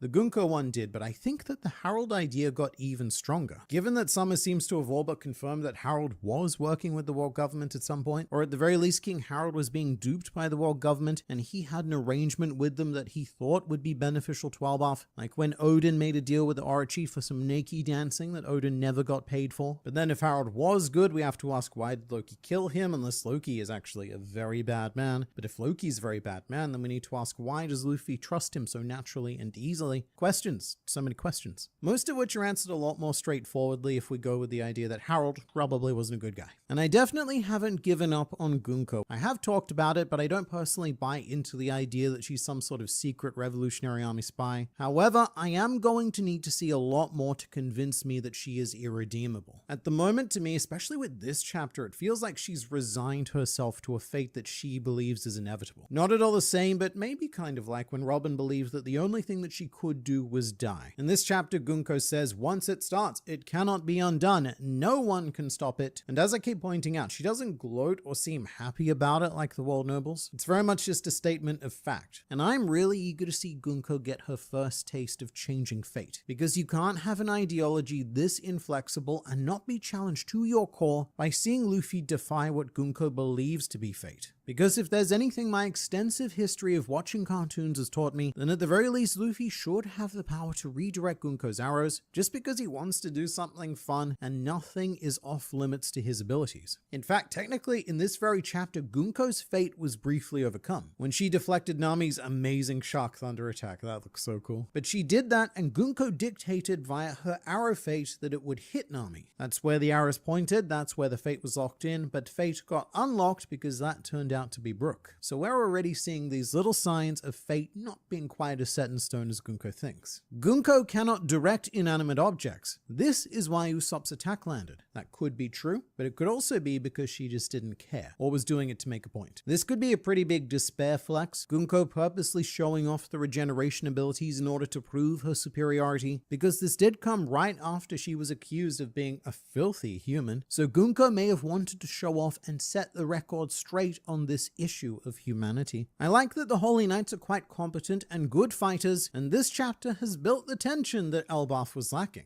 I definitely love everything we continue to see from the Holy Knights. Every chapter does leave me more and more in awe of them, which is the intended effect because I am a mere human. But I have to say, story-wise, I'm still not sure if I'm really feeling that tension yet. And it's because of the fantastic panel in this chapter where Luffy and Loki are just stuffing themselves, chilling together in the underworld, having a great old time, and I think it's pretty difficult to feel tension in One Piece when Luffy doesn't feel under pressure. And we've also got Zoro and Sanji down there as well, just ball-sacking about. So let's put this into some sort of sport analogy. On Elbaf, we've just had kickoff, and for whatever reason, we've decided to start the match with a team full of reserves. Our actual starting lineup, Captain Luffy, the Zoras, the Sanjis, right now they're on the bench having a great time messing around with some guy that we've just met. And I'm just waiting for the game to get serious enough for Coach Oda to sub Luffy, Zoro, and Sanji in. Because it's going to be very hard to convince me that something's a threat without the monster trio feeling pressure in the game. I find it interesting that, looking back, Killingham almost seems to downplay everything he manifests from dreams as just dreams. It's like he sees no inherent worth in dreams at all, at least if he cannot gain something immediately from it. So I really like that reading on St. Killingham. When we, or at least I, was introduced to his devil fruit, I was mind blown because I know that we men on the internet say this a lot, but this genuinely has to be one of the most ridiculously powerful devil fruits in the entire series, which is why it would be amazing if Killingham and the other Holy Knights see almost no value in it, because they don't care about dreams. They don't need to dream. They have everything their twisted hearts could desire at Marijois, which is why this fruit may get used as a utility item to make salt and stuff and given to the goofy St. Killingham, and also why Killingham himself is unable to see the value and wonder of what he's creating. And that would open Elbaf up to the literal power of dreams being put on display to defy the expectations of the Holy Knights. Chopper has the ability to determine people's weaknesses like on Drum Island and Alabasta. What if this ability helps them in defeating the Holy Knights thus hidden away? I really miss Chopper using that ability. Scope, so fun. As cool as snapping in and out of Monster Point is, I do miss when Chopper had to use his skills to pay the combat bills. But Chopper hasn't used Scope post-time skip at all, I think, and so I wouldn't count on him using it now. I honestly wouldn't even count on him being relevant at all to discovering a weakness for the Holy Knights. He might find a way to wake the kids up eventually, but at the moment he's too busy hiding in the beards of strange men it is he's just met. I know this isn't super relevant, but do you think Shanks purposely lied to Luffy about the name of his fruit and knew from his time in the Holy Land? I always thought it was weird how instantly he says the name to him, and Luffy being the only devil fruit user who actually has to come up with names for his attacks. So Luffy's definitely not the only fruit user who has to come up with names for his attacks, lest we forget Kaku and his pasta machine. But when it comes to this, I'm personally in the camp that Oda originally did not intend for Luffy to have a different devil fruit. In 1997, when Chapter 1 was first published, Luffy was supposed to have the Gomu Gomu. But Oda then refined this idea over the decades and eventually retconned it. And while I'm personally on board with that meta explanation, it does still require an in-world explanation as to whether or not Shanks knew what this fruit was actually called, and whether he was the one who even improvised a name for the fruit. There's a bunch of theories that Shanks made up the name after seeing Luffy's arm stretch, and so he decided to very loudly make up the name and ability of the fruit in order to prevent any unwanted ears from discovering the truth. There's also one particularly crazy conspiracy theory involving Higama the bear. During his altercation with Shanks, Higama claims to have killed 56 people, which is Luffy's trademark number and can be pronounced as Gomu. So this idea claims that Gomu was one of the most recent things that Shanks heard, and so it was the first thing that came to his mind to lie about in regards to the fruit, and in a weird way, Higama the bear actually named Luffy's devil fruit. Although when Who's Who is having his fight chat with Jinbei, he does mention Luffy's fruit by name, perhaps implying that it was given the fake name prior to Shanks taking it. And if so, then I imagine that it was named by the Five Elders to keep the Nika name from reaching anyone's ears. But I don't know if that's right either. If that were the case, then the Elders would know that Luffy has the Nika powers because he keeps very loudly screaming his attacks in the fake name that they gave the devil fruit. And so they should have taken him a lot more seriously, a lot more sooner. But also, Who's Who may have not been told the name of the fruit that he was escorting, and just assumed the name after Luffy became a pirate and word of his ability spread. Man, And on the internet, could this arc convince the Giants to restart being a war tribe again? So I know it's not going to turn out this way, but at the moment, the moral of the Elbaf story does seem very pro-war. We tried this peace business and it was lovely, but it left our society defenseless. It's a very interesting take on war, actually, because the Giants are fated to be a major part of the final war. However, it's only because their society abandoned war and adopted peace that they aren't being used by the world government for that final war. However, they do still need to fight in that final war on the side of the Sun God, and to do that, society needs to embrace at least part of their former culture, whilst not losing the progress they've made in the past half a century or so.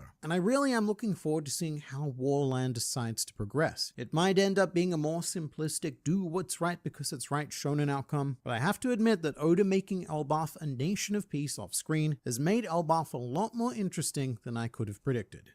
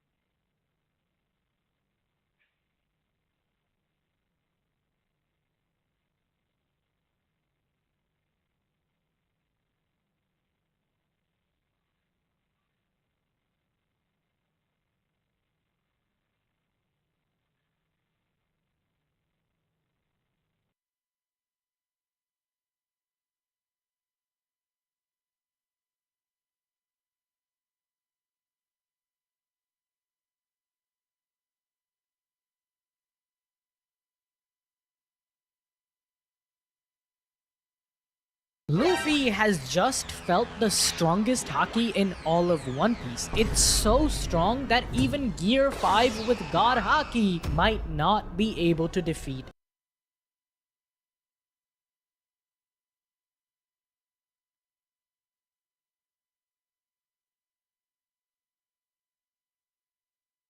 Luffy has just felt the strongest haki in all of One Piece. It's so strong that even Gear 5 with God Haki might not be able to defeat Imusama. However, a hero arises, the man who did nothing wrong and was framed. Loki of Elbaf and his god fruit, which literally embodies the power of the sun, are here to save the day. It's payback time.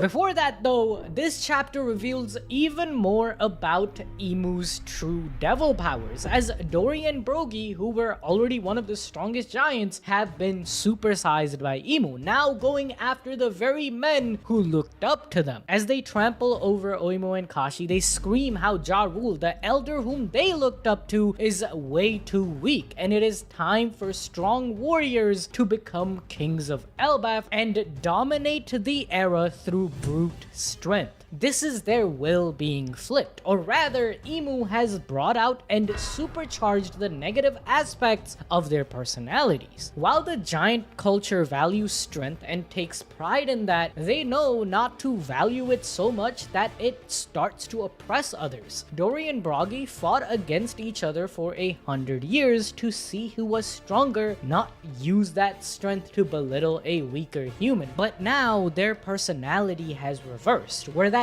tiny amount of pride they had on their strength has risen to become a justification for their domination and oppression, which is similar to Imu and the Celestials themselves. Imu's abilities are literally the values of the celestial dragon's given form. Furthermore, Oda illustrates Domi Reversi as also literally flipping people to their side as Tallman, another giant, gets sent to hell and reborn as a demon. Reversi is actually a board game also known as Othello, where you play in a 8x8 grid where the goal is to flip as many discs to your color as possible in a straight line, and whoever has the most colors flipped wins at the end. While Luffy flips people towards his side by helping them, like in the case of Alabasta, Dressrosa, approximately 10 hours later, and most recently Wano, Imu and the world government flips them through sheer force, as evident in Elbaf through blackmail with the child hostages or literally turning them into devils. Elbaf, being the home of the giants, is going to be one of the strongest pieces on the board for the final war, and whoever flips it towards their side will win. Because just think about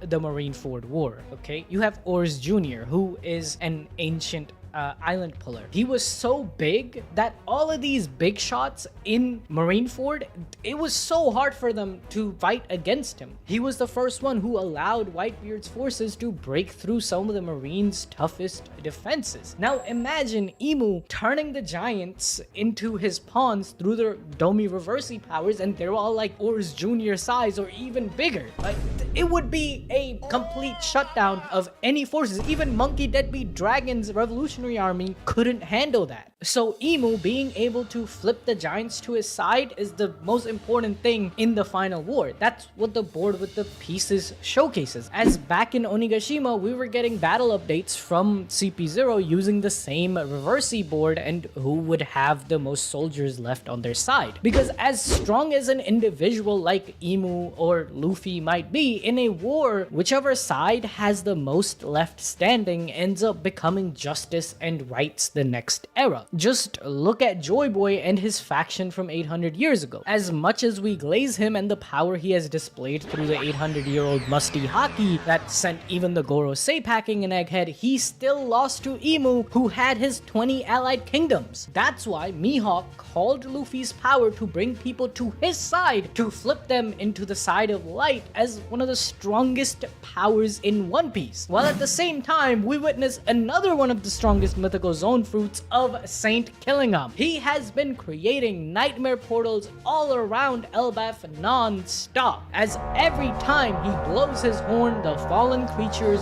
born of malice rise up again. And Killingham's hybrid design is a certified banger. He looks like an absolute menace, and with those shark teeth, honest, is giving me Fishman vibes, man. Do you think a Celestial banged a Fishman or a mermaid, and that's how Killingham was created? Aren't they like supposed to be racist against Merfolk? But this dude was so strong that they gave him the title of saint and put him in the God's Knights. Hey, it's possible, honestly. There might be some freaky families of the Celestials, you know? Also, this dude's name is literally based on his fruit. But what is Oda playing at here? Either way, if you had the notification bell on, then Ballsy Prediction had already told you this months ago. But as a refresher, Killingham's fruit is the mythical Dragon no Mi model Killin. And Killin are mythical creatures who embody peace and are an omen of greatness. They are said to be gentle and pure, who protect the innocent. And honestly, that's what my boy Kill is doing. He's protecting the children with his nightmares so their parents can't get to them. He was an omen to greatness. Like, look at Imu-sama, he showed up in Elbaf. And if the God's Knights manage to bring Elbaf to their side, they will bring peace back to the Holy Land. This is why One Piece is so peak, okay? Saint Q's fruit has the power to bring dreams into reality, but the user is causing nightmares to be born instead, blaming the kids and the people of Elbaf for imagining such things. It's not my fault. Why would you imagine a scary monster? It's not my fault, gang. If they had no fear, then there would be nothing the kill fruit could exploit, right? So he did nothing wrong. The divine deity's power has been corrupted by the celestial agenda once more. Speaking of agendas though, Usopp is still down in the mud. It was supposed to be his arc. Oda, what are you doing? But all bro gets is to yell at giants to stop destroying their homeland. There's no pride in that. Please stop. Get out of your thorns and do something, bruh. But this tiny insertion of Usopp by Oda makes me think that this will be one of Usopp's roles in this arc. While Luffy, Loki, and Zoro fight against Imu and the God's Knights, Usopp will have a big role to play as he stands up against all of the different nightmares, destroying St. Q's fissures. To battle and defeat every nightmare, Usopp will have to be brave, right? That's how he's gonna become the brave warrior of the sea and defeating all these nightmares. Things are so dire for Elbaf right now though that even Saint Diddy is like, Imu-sama, maybe we should chill out for a bit, you know? They're already cooked. Q also chimes in explaining another part of his power. The nightmares he creates are made of pure hate, and if they keep rampaging, they will destroy themselves, which is another commentary by Oda towards the nature of hatred and things born of malice. Eventually, as you keep on hating, there will be nothing left to hate on but to hate yourself. Thus, the creatures end up imploding. However, Imu does not care. Bro says to keep going until the spirit of Elbaf itself shatters, which could be a hint by Oda towards how someone like Gunko got brainwashed into becoming Imu's vessel because as a child, she hung out with Brooks and loved his music, but now is filled with hate. Furthermore, Imu says that if King Harold hadn't blundered in that critical hour, this nation of Elbaf would have long been beneath his dominion. This tells us that in a way, Harold might have been under Imu's control, whether through Domi Reversi or by blackmail similar to what's happening now with the kids. Maybe he was even threatened by the power of Uranus that can destroy an entire island. Whatever the case, he and a few other high-ranking giants were under Imu's control. That's how the teleportation circle managed to get inside the castle of Elbaf, and Saint Diddy asked Shamrock if he was there to visit Harold's grave, as Shamrock might have been heavily involved with that plot in the past. However, it was unsuccessful because of Loki and his mythical god fruit, which I will explain in just a bit. Before I get down to the underworld though, you guys really need to go to animedrip.shop and check out this fire Nakama shirt. Look how peak this is, chat. And if you use code DEADBEAT, you get 15% off on everything, even these fire Black Clover designs that Adil himself came up with. Please go and get some merch, support us so Suesha and YouTube can't just like nuke us again. Thank you.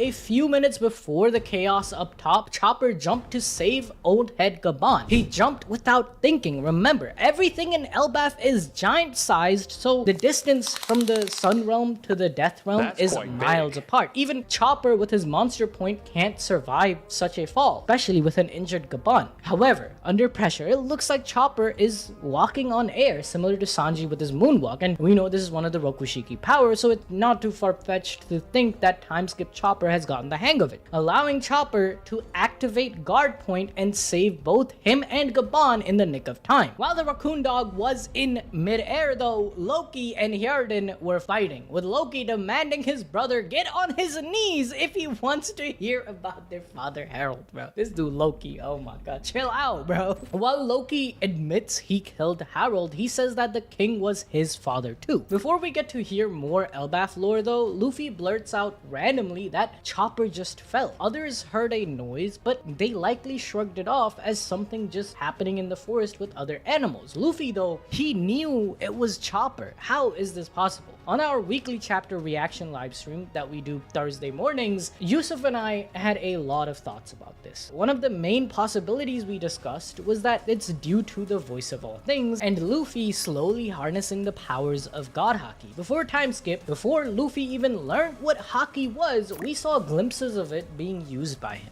like Future Sight against Mihawk in Marineford, which allowed Luffy to not be cut down by the world's strongest swordsman. Similarly, here in Elbaf, after Luffy has mastered the advanced forms of armament through Ryo, the advanced form of observation by using Future Sight, and finally, the advanced form of Conquerors he used against Kaido, Luffy's body and mind are ready to harness the next level of Haki, God Haki. And him sensing Chopper might be an example of this. As I've explained before, God Haki is the ability to tap into the frequencies that reality itself is built of. Because in the world of One Piece, everything has Haki. We learned this through the Breath of All Things, and even Mary literally coming to life to save the Straw Hats in Enies lobby. When one taps into this final form of Haki, they will not only be able to sense information from everything around them, but manipulate it as well. Similar to how Gaban cut off the connection between Imu's immortality powers and Saint Diddy, literally bending the reality crafted by Imu's fruit. Furthermore, there is another power that allows Luffy this special sense. Luffy learnt of Chopper's fall through the voice of all things, as the Atom Tree told him Chopper just fell. Remember, all of Elbaf sits atop the Atom Tree. This tree is one of the oldest things in the entire One Piece world. It has existed for thousands of years, with giants calling it their home. So if the Going Merry, a ship which the Straw Hats sailed on for a few months, gained life through their Haki, then it also makes sense that the Atom Tree has gained a will of its own. We saw in the Sun Realm the threat Imu and the Gods Knights posed to Elbaf, right? So the Atom Tree itself signaled Luffy that Chopper has dropped. If it didn't, it's very possible for the gang to not go looking for the two. It gets even crazier when we delve into trees and their biology, as pointed out by Basher in chat during the live stream. In our own world, trees are kind of alive, and in certain forests,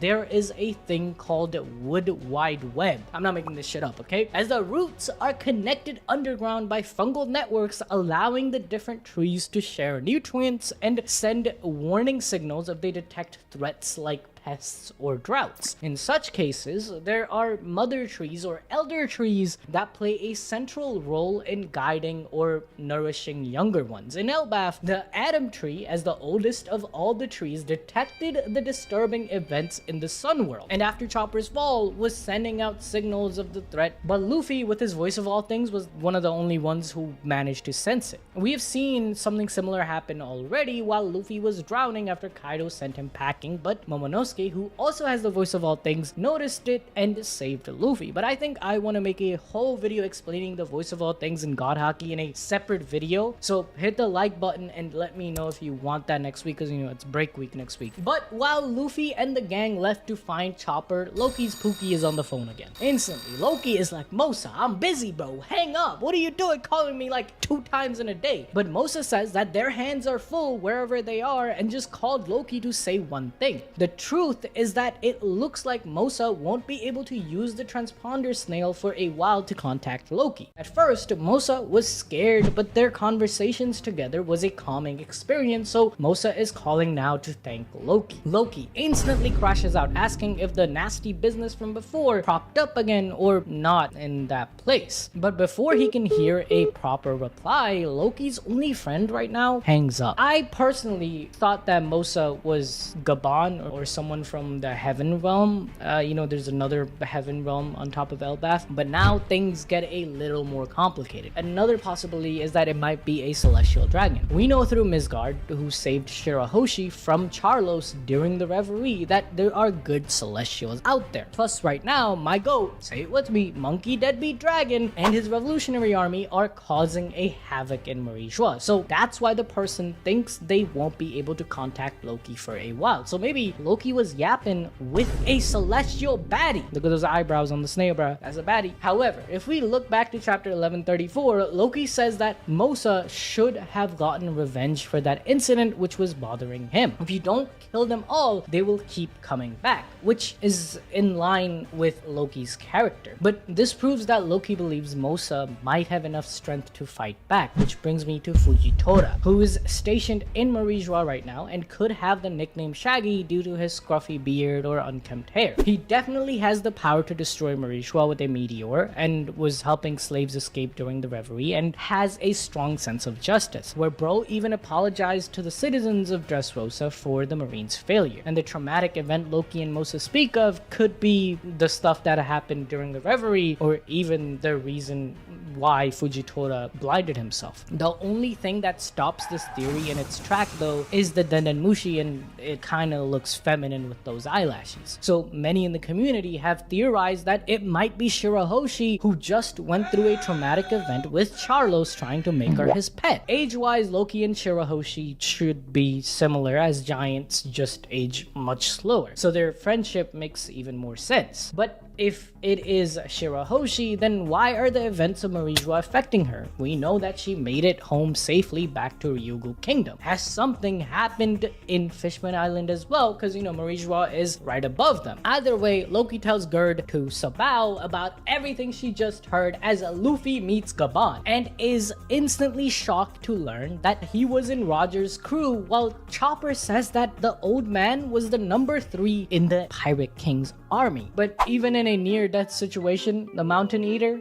he revives to put a 2 with his hand so the agenda doesn't die. This means that 5-Anji is still the 5th strongest. Why? Because, okay, hear me out, alright? Look at this picture of Gaban. What is he doing? He is steering the ship. He has the helm of the Pirate King's ship in his hands. And who is the helmsman of the Straw Hat crew? My man Jinbei. I rest my case. 5-Anji is still 5-Anji. It's facts! It's facts! It's not facts. These facts is not facts. While Chopper catches the gang up on the shenanigans in the Sun Realm, Imu's Conqueror's Haki is felt even in the underworld, making it undisputedly the largest Conqueror's Haki strike in the series. The most shocking revelation here, though, it isn't even us not getting 5-Anji's reaction to this power, but Loki saying that they will really need his power now. Loki likely saw the truth long before anyone else, that his father, King Harold, was being manipulated by Imu's devil powers, or coerced, as I mentioned earlier in the video. We know the devil wanted to break and shatter Elbaf's warrior spirit, corrupt their culture, and erase their will to fight back, because Elbaf wasn't just known for its size back in the Second World. It was a kingdom of fire and faith. They even love knowledge so much that they have the Owl Library. Their culture is much more complex. It's a place that worships the sun as a living god, which is shown to us through them knowing Nika. They have sun-shaped shields, and the solstice festival that marks the rebirth of light. And at the center of that belief, there was a god fruit, passed down through generations of Elbaf's royal family. Not out of greed, but because it was dangerous. Unlike other kingdoms, Elbaf had a ritual during this coronation, where the ruling king would give his fruit, which embodied his will to the next in line. Much like how Blackbeard pirates steal fruits to pass on power, Elbaf likely entrusted it to their bloodline. This god fruit was meant for the eldest son, Hjarden, after King Harold would pass. He was trained and prepared and expected to inherit that godly flame until Loki took it. Whether the fruit chose Loki or he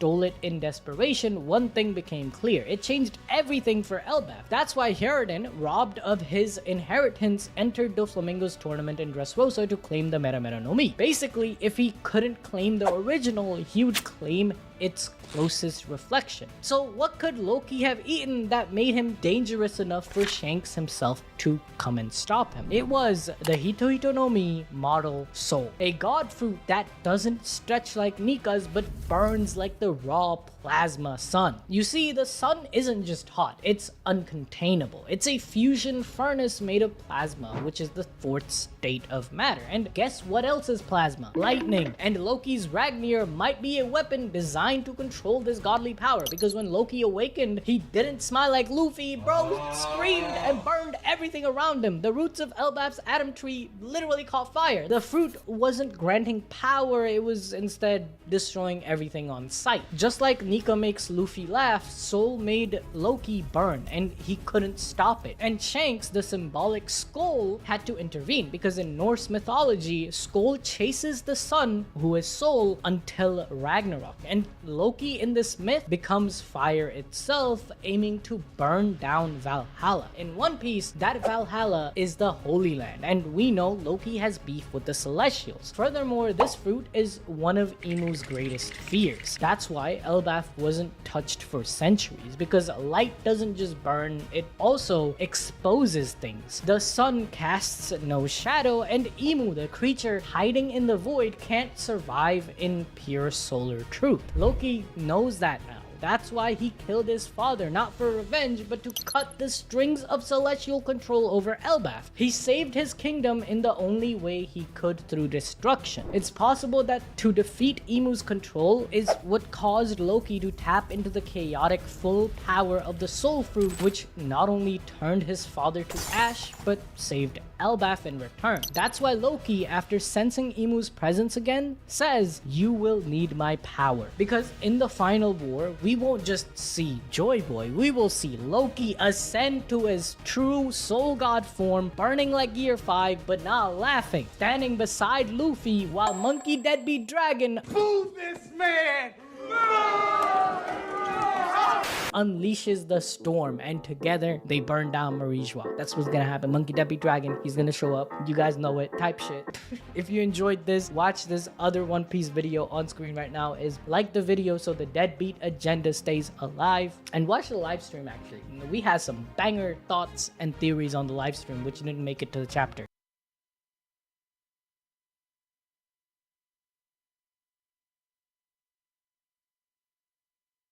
Prince Loki is a good boy, but he's acting evil in order to protect the citizens of Elbaf, and all of this was set up by King Harold and, of all people, Mother Carmel. And I think that what we're in for is another classic One Piece tragedy as we discover the sacrifice made by Loki for the sake of his people. So let's talk about the initial impression of Prince Loki, which may have been designed to deliberately misguide us. Because going back on Loki's introduction, there is something very sneaky that I should point out, which is that our initial impression of Loki is set up long before we actually meet him, because a few pages previous, a giant dude says, "The king had another official child known as the Accursed Prince. He committed all manner of evil acts and was sentenced to crucifixion a few years back, but nearly escaped his punishment. It took all of our warriors to get him under control. His desperate desire for a legendary devil fruit passed down through the Elbaf royal line led him to kill his father, King Harold, and eat the fruit. The next time that Loki, the Accursed Prince, is unleashed, the world will be brought to ruin. He is the shame of Elbaf." And these words are a very clever thing for Oda to do, because the words of this giant are priming us for Loki. Regardless of who Loki actually is in fictional reality, our introduction to him was colored by these words, some of those words being evil, accursed, punishment, ruin, shame, etc. So many bad things. So when we do actually meet Loki, that's what we're expecting. And because Loki doesn't present an immediate contrast to this, we assign all of those values to Loki regardless of whether or not it's accurate. Loki introduced himself as a resident of Warland, which once lived and breathed warfare. Loki, the sun god who brings the world to an end, which admittedly does sound quite intimidating and a bit not good, and so it gives the illusion of confirming everything that we heard about him earlier in the same chapter. These words about warfare, being a god, and ending the world make it very easy to assign values like evil, accursed, and shame. However, Loki hasn't actually said or done anything to confirm those values. Nor has he confirmed a value very close to my heart, being the value of award-winning flavor, but that is exactly why we have Fume, a superb some-flavored air device that is not a vape, contains no nicotine, uses no batteries. In fact, Fume cores are closer to herbal teas. The device itself is very wonderful, tactile, yeah, you can do this. It's pretty cool. But also this and a bunch of fun magnet-related stuff, which I personally find very helpful in my more anxiety, business-fueled portions of the day. It's not all fun and fictional pirates, but everything in general is much more fun with Fume. Because I've had one of these bad boys on my desk now for, 2 years? Question mark. Long time. And in all of that time, I've tried ever so many flavors of this one, but my favorite is always going to be orange vanilla. It's too good. But many other flavors are available, such as the cinnamon hearts core, to provide your day with that warm, comforting love of a pirate empress about to kick a puppy and a baby seal because they were put in her way by some inconsiderate serf. I hate inconsiderate serfs. But Fume are also backed by doctors in the US and continuously invest in third-party studies to ensure the safety of their products. And Fume have now served over 300,000 customers, including me, and you can be another by clicking my link in the description. And if you order the Journey Pack, which is pretty cool and you should, then you can use my code GRANDLINEREVIEW to get a free Fume topper, an awesome accessory to level up your experience. Highly recommended, especially because it's free. So just go to tryfume.com/GrandLineReview or scan the QR code on screen. And thank you so much to Fume because it's their sponsorship that allows us to bring you the best fictional pirate content possible as often as possible. So definitely try them out, but for now it's back to you. Me. And this is the same sort of principle as why social media, and in fact media in general, can be quite dangerous. Because if you hear someone state that this person over here that you've never met is evil, then you're going to be viewing all of that person that you've never met's actions and statements through that lens of evil, whether you realize it or not. Someone else has colored your perception. And while that's a bit of a concerning issue in the real world, no one cares about that because it's story time now. And in the story realm, this is a simple but incredible tool for writers to use to mislead their readers. And I personally bought into it. Those 2 initial Loki chapters had me 90-something% convinced that he was going to be the major antagonist of this arc. And in retrospect, that was a colored conclusion because I wasn't judging Loki. I was judging the words of this guy, who according to the One Piece wiki is named Quintuple ?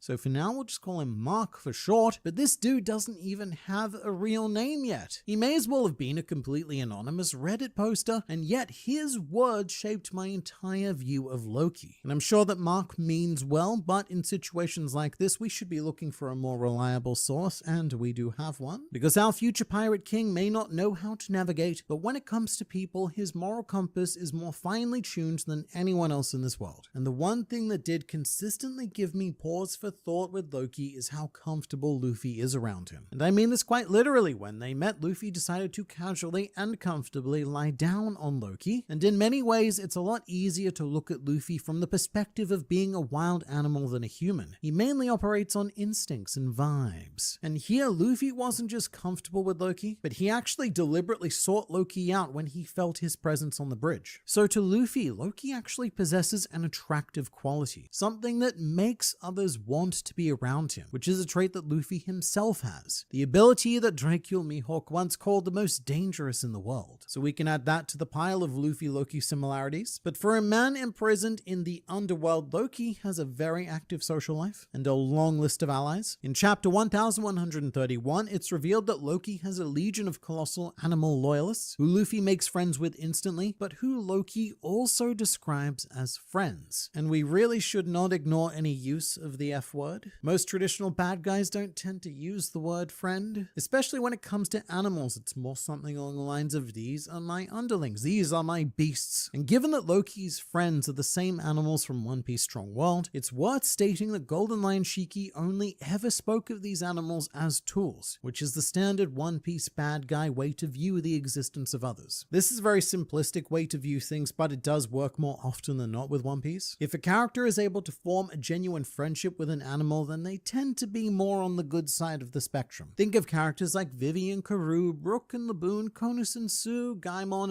and all of his weird friends. There aren't that many antagonists who have that sort of camaraderie with an animal. And if they do have animals, it's more to use them like the Arlong pirates did with Momu and like the Caribou pirates did with Momu again. But not only that, it isn't just animals. Loki also has a group of human followers in the underworld which he describes as follows. Those other little ones are humans who chose to do battle with Elbaf. They wear stinking robes to turn away the ravenous beasts, but they only delay the inevitable. They are corpses already. And to these rather harsh words, Loki's followers respond with, "Now that's really uncalled for, sir," which is a pretty hilarious response to being called a corpse, and it gives me the impression that Loki was acting when he described his human followers, and that the human followers know Loki well enough to know that what he's saying isn't actually how he feels. It's almost as if Loki needs to maintain a certain appearance with Luffy, or a certain appearance in general, one that we now know is almost certainly a facade. But again, Loki is portrayed as less of an underworld prisoner and more of a Disney princess. He seems to attract friends and allies from every direction, even those who aren't able to be here physically, as we discover in chapter 1134, which came with a pretty big translation gap between the scans and the official, and the gap in question did unfortunately occur during Loki's section when he's on the snail phone to either Mossa or Shaggy, depending on which translation you read. The official translation went with Shaggy, which is a bit, zoink Scoob, but it's probably about as well as this could have been translated, because Mossa Mossa is an onomatopoeia that's often used to refer to someone who is excessively hairy, shaggy, and is generally not well put together. And so there's an overall impression of poor hygiene and personal grooming. And part of this definitely comes across because the Denden Mushi is projecting quite a hairy fella on the other end. However, something that gets completely lost in the official translation is that Loki uses an honorific in this conversation. He refers to Shaggy or Mossa as Mossa Ko, and there's been a lot of internet linguists looking into this honorific because it's quite unusual. And what they have discovered is that Ko is an antiquated honorific used for ye old nobility, and the conclusion from here is that this Mossa that Loki is speaking to is part of some royal family. Not necessarily on Elbaf, however, the interpretation of native Japanese speakers is completely different. To native speakers, the Ko honorific seems to be used in a more mocking way, in the same sort of way that we would sarcastically refer to someone as sire or my lord. It's not something that you would take seriously, but it is hard to tell which case it is because Elbaf is a land that's very much trapped back in time, and a lot of the other giants do have other antiquated ways of speaking. So Loki could be talking to someone of royal lineage, or he could be giving someone a cute ironic nickname. And actually, if you're familiar with Hachiko, also known as the greatest dog to have ever lived and who inspired Oda to create Choo Choo, he is a perfect example of this. The Ko in Hachiko is this honorific. But regardless, for an evil being, king murdering, ruin wanting, shame bringing incarnate of pure destruction, Loki sure does have a lot of friends, doesn't he? And that's because deep down, Loki has a bit of the K word going on, as Mossa and or Shaggy stated. I've recently realized that those fearsome words of yours hide your kindness. And now Loki didn't take kindly to this accusation of kindness, and we'll get to that shortly. But firstly, we don't know how long Loki has been speaking to his long-distance friend. However, it's likely to have been at least a few years at this point, and it took all of that time for Loki's friend to realize that his strong, powerful, brutal words are acting as a shroud to his kindness. But that's something that Luffy realized immediately. Luffy wasn't bothered by any of Loki's words, except for what he said about Shanks, but otherwise it didn't matter how vividly horrible Loki's descriptions were or how volatile his threats were. Luffy's mind just translated all of that as, hey, Straw Hat Man, wanna be friends? Which is why he's apparently gone on to make a deal with Loki and is keeping it a secret in the same way that small children do. So I think the good guy Loki is becoming a pretty solid thought. But it does come with three very important questions to answer. Firstly, even after having said all of this, Loki does appear to have a genuine hatred for the concept of kindness, so we need to figure out why that is. Secondly, and this could be connected to the first part, but we need to establish why Loki does verbally portray himself in the most unfriendly and apocalyptic of ways. And finally, and potentially most difficultly,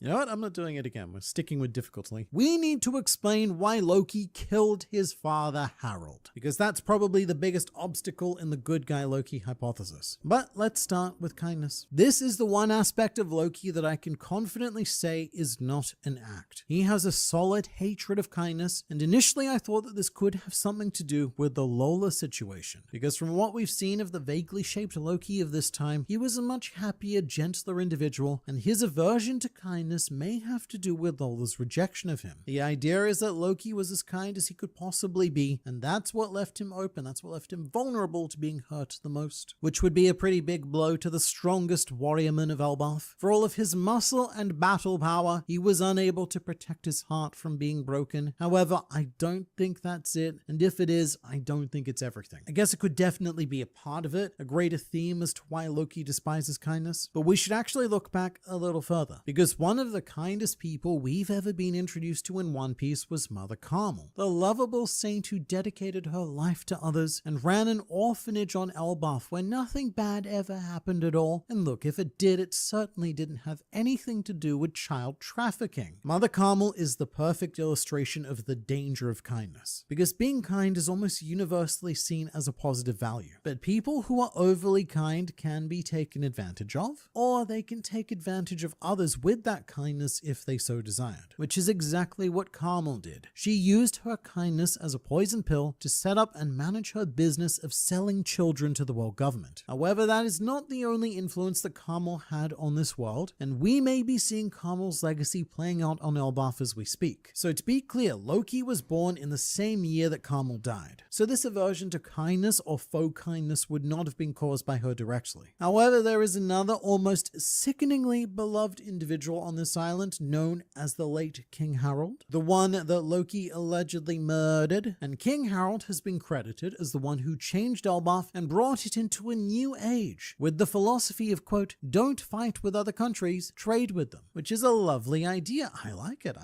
a lot, but it wasn't Harold's idea, it was Carmel's idea. In Big Mom's flashback, Charles says, Carmel's ideas about trade over plunder are all well and good, but we must not forget that we are warriors, which is a line that comes back to smack us right in the sabos in chapter 1134, because it appears that King Harold adopted Carmel's philosophy. Now, being as generous as I can be, this means that Carmel accidentally set Elbaf on the path to peace, that her horrid existence did actually have a surprisingly positive impact in the world. However, to be as not generous as I can, perhaps being taken in by Carmel's words implies that King Harold was on a bit of a similar wavelength to Carmel, and him adopting her philosophy could indicate that the kind, benevolent, and universally beloved King Harold may have been none of those things it is that I just said, and was another figure abusing kindness for his own very unkind goals. And this is the faux kindness that Loki would have been exposed to. And I would propose that one day Loki discovered what Harold's plans were. He saw his father, the truth of his father, for the first time, and on that day he realized that everything Harold presented himself to be was a lie. And as for what Harold's end goal could have been, one idea is working with the world government to demilitarize Elbaf, as it is the last army in the world that the world government actually fears, and King Harold may have been planning to sell his own people for whatever benefits the world government offered him, much like York did with Egghead Island. So Loki discovers this, and as a man who doesn't like bad things, he wants to put a stop to it, which resulted in the death of King Harold. I say death because I'm not 100% convinced that Loki actually killed him. Oda likes to keep his protagonist pretty undisputedly pure, and if Loki is a good guy after all, then I think there's going to be more to this Harold incident than we've been led to believe. Something that keeps Loki's hands clean, but this could also explain why Loki is doing absolutely nothing at all to try and prove his innocence. Because Loki saw how kindness was abused, and he decided to go in the exact opposite direction, to become a villain worthy of fear. And when I say that, I mean to be feared by the world government, thus resulting in his special bounty of 2.6 billion berries, but also resulting in the protection of Elbaf. As if Loki's very existence is giving the giants of Elbaf a reason to stay strong, something that ensures they will never completely demilitarize and embrace 100% peace, because at any point the demonic Loki could escape the underworld and destroy them all. So they need to be strong and ready in the event that he does, and that strength is what stops the world government coming in and taking Elbaf for themselves. It's slightly complicated, but this is also very classic One Piece. The idea of a tragic figure putting up this villainous act for years for the sake of his people. Other notable examples of this could include Kozuki Oden, who danced Neki for 5 years for the sake of the people of Wano, or Bartholomew Kuma embracing the role of a tyrant for Jewelry Bonnie, or even the Kokoyashi villagers acting like they hated Nami in order to give her an opportunity to flee and be safe without worrying about them. And even without that established framing, One Piece does have a rather well-established trope of island citizens hating the person most looking out for their best interests, such as the people of Alabasta rising up against King Cobra, or the hatred of King Riku on Dressrosa after Doflamingo framed him, or say Hody Jones rallying support against King Neptune, and so on and so forth. It happens a lot, so it wouldn't be surprising if it's happening again, because it's a very powerful device. Transmuting characters' desire to protect their people into hatred directed at them from the people, and then further transmuting that into tragedy when everyone realizes what fools they've been and what that person has suffered through this entire time. Because other than this Harold incident, we still have yet to see or hear evidence of Loki even harming another giant. Because remember the words of Mark? The king had another official child, known as the Accursed Prince. He committed all manner of evil acts and was sentenced to crucifixion a few years back, but nearly escaped his punishment. It took all of our warriors to get him under control. And a lot of people interpreted that as Loki attacking the giants as the bad, evil man he is. But to me, it sounds more like Loki tried to escape and the rest of the giants went after him. And even Loki's offer to Luffy to destroy a pirate crew can be seen in quite a moral way. Loki doesn't offer to destroy just anyone. He specifies that it has to be the kind of people who are generally considered the criminals of the world. But there is one thing that's stopping me from fully converting to the good guy Loki hypothesis, which is that he did say that the first thing he was going to do after being released would be to kill Luffy. And he didn't say this out loud. This was a thought, so I can't claim that he's acting on this one. And sure, it could be an exaggeration. In English, we do that all the time. It's a bit weird when you think about it, but saying that you're gonna kill someone is a fairly common way of describing how very upset you are with them. So look, it's not 100% yet, but with every chapter of Elbaf, it's looking like this Loki business is not as simple as it initially seemed. And in 2025, what we could be seeing is the redemption of Prince Loki. And thank you so much again to Fume for sponsoring this video. Definitely check them out through the link in the description.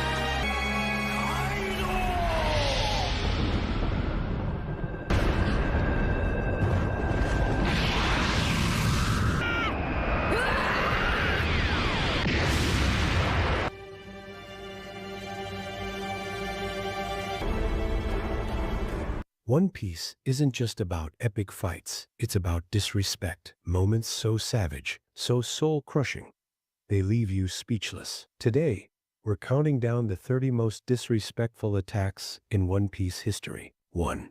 Jinbe vs. Who's Who. Jinbe doesn't just beat Who's Who, he shuts down centuries of hate in a single punch. Mock the sun god Nika, talk trash about slaves. Jinbe made sure he'd never speak again without tasting blood.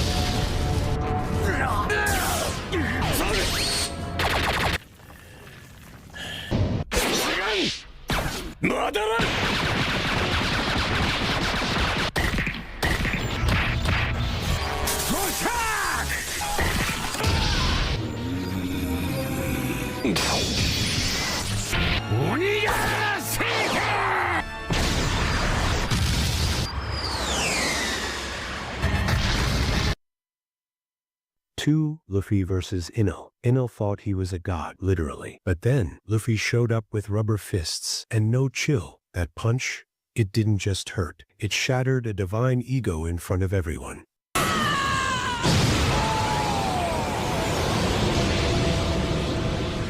Luffy!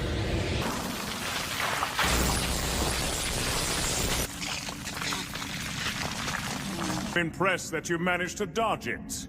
60 mid.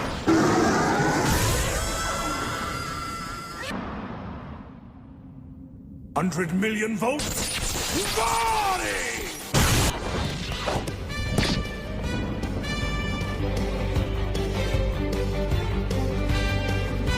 Still can't affect my body. He's just a helpless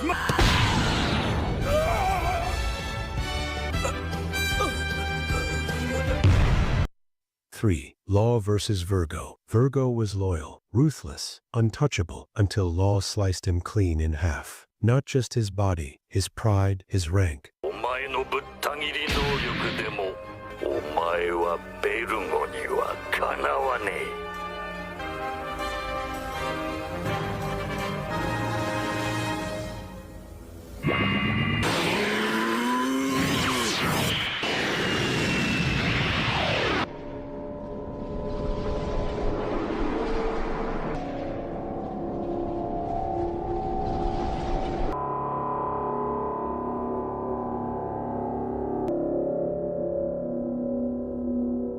頂上戦争から2年。誰が何を動かした？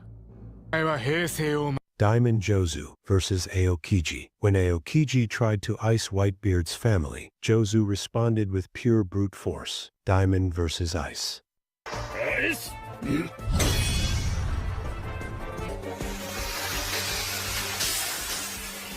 No! バカ言っちゃいけねえよ。アルチザン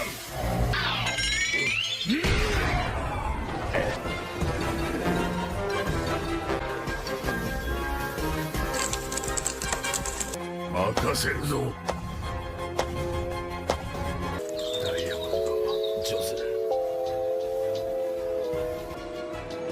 6. Red-haired pirates versus mountain bandits. Talk trash about Luffy and Shanks won't say much, but mess with him. The whole crew shows up. The red-haired pirates didn't just stop the bandits, they erased them from memory.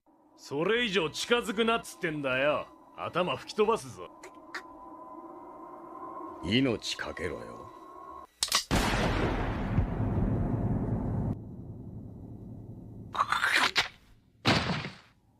甘えこと言ってんじゃねえ。聖者でも相手にしてるつもりか？どんな理由があろうと、俺は友達を傷つける奴は許さない。許さねえだと？海賊風情が。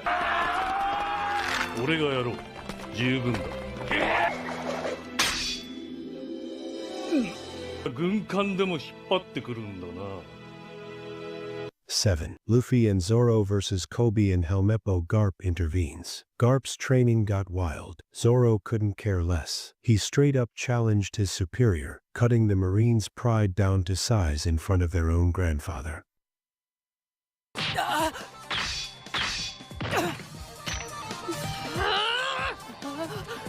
Hey, what happened?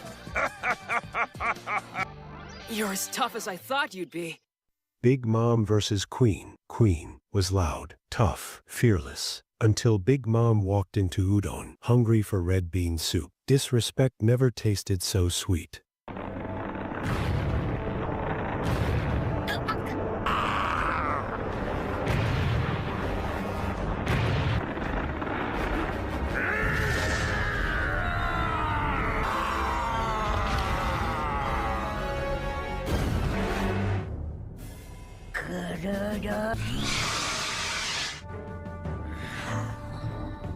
確かにここにはおしるこが大量にある。お、そうかい。あんたがおしるこをもの目の前で二度とおしること口にするんじゃねえ。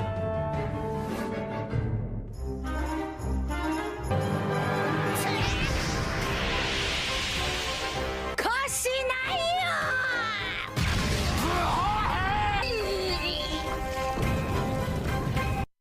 よ。 9. Sengoku versus Blackbeard. The war was over, but Blackbeard wanted more. Sengoku, the Golden Buddha, said no, with a shockwave so powerful it made Teach rethink everything. じゃあ手始めに。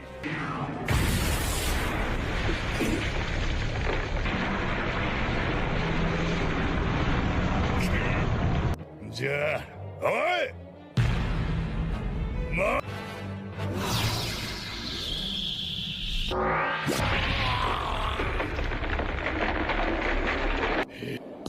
さすが海軍のトップに立つ男。手を貸すぜ。このマリン砲、地面だけじゃない。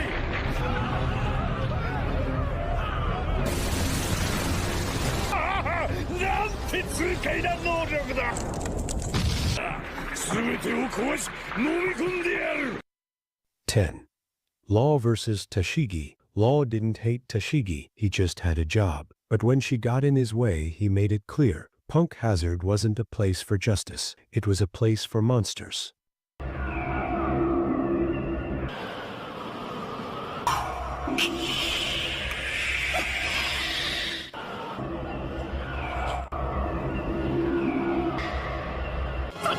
大佐ちゃんが真っ二つに。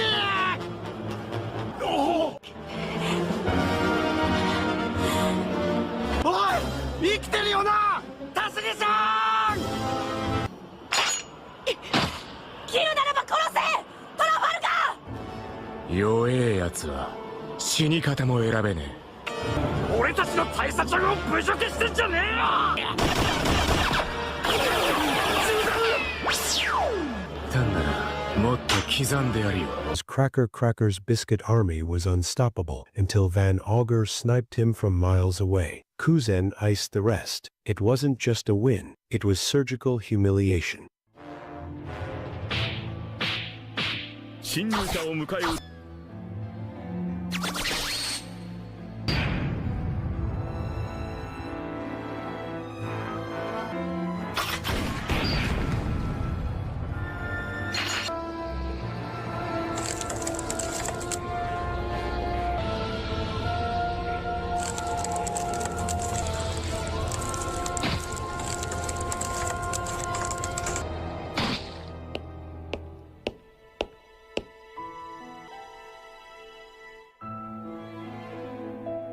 侵入者の目的はプリンの拉致。黒ひげ海賊団ブアン・オーガー。 Luffy versus Crocodile. First fight Crocodile toyed with Luffy, ending their first fight with a sandstorm and a sneer. He didn't just defeat him, he dismantled him.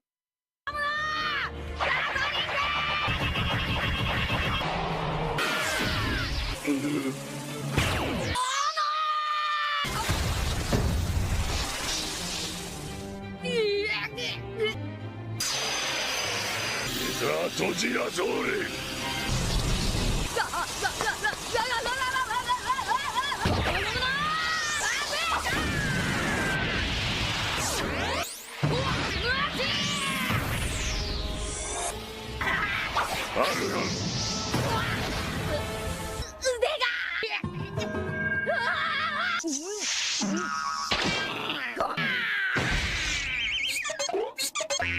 くだらねえした。最初に言ったな。さあブルース、湯葉は終わりだ。止めろよ。この俺を誰だと思ってる。 Light speed kicks. One by one he destroyed their confidence in minutes. No mercy, no emotion.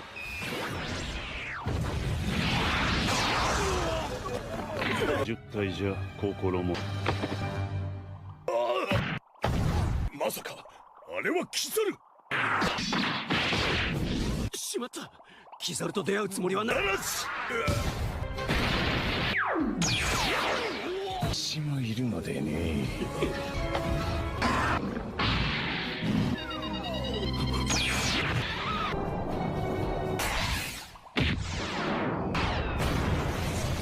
相馬の層。見えない。もう実態はあるな。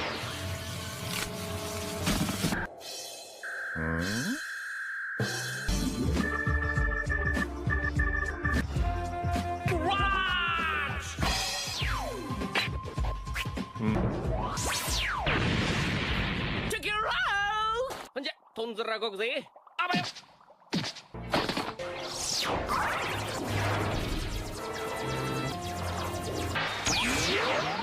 あ、なんで？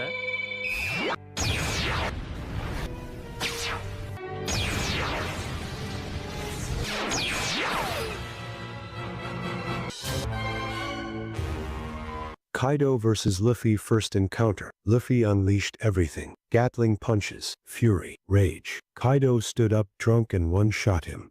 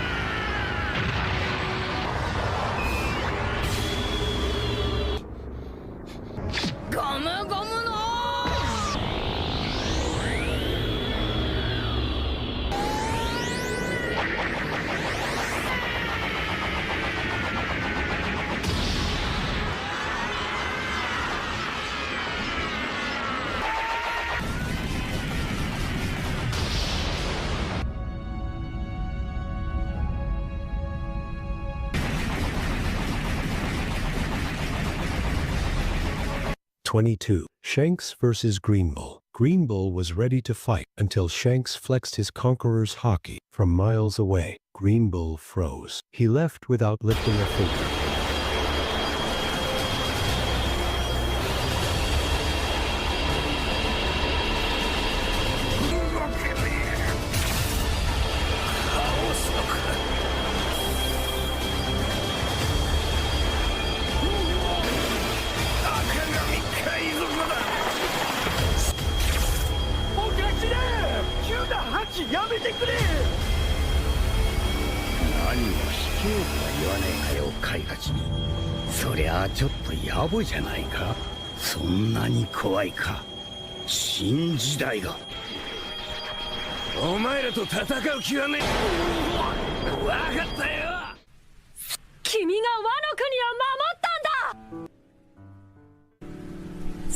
White Kizaru implied Kizaru moved like light, but Rayleigh, the old pirate, stopped him mid-attack. That silence, that pause, that was pure fear. Amano Marakumo, sword! One put Uncle through a fight like that. We were so... Even if you distract me, my subordinates... Pirates, the 7 warlords are supposed to be at Navy HQ. Use my help over there. There's only so much an old man can do. Fighter I used to be. Dark King Rayleigh, correct? Huh? You can't be serious. You're asking me to trust you? But I'm putting my own neck on the line. Bartolomeo vs. Sabo versus Hack flashback, training flashback. Sabo woke up with no memory, yet still outclassed Hack in combat. He didn't just learn fast, he embarrassed him.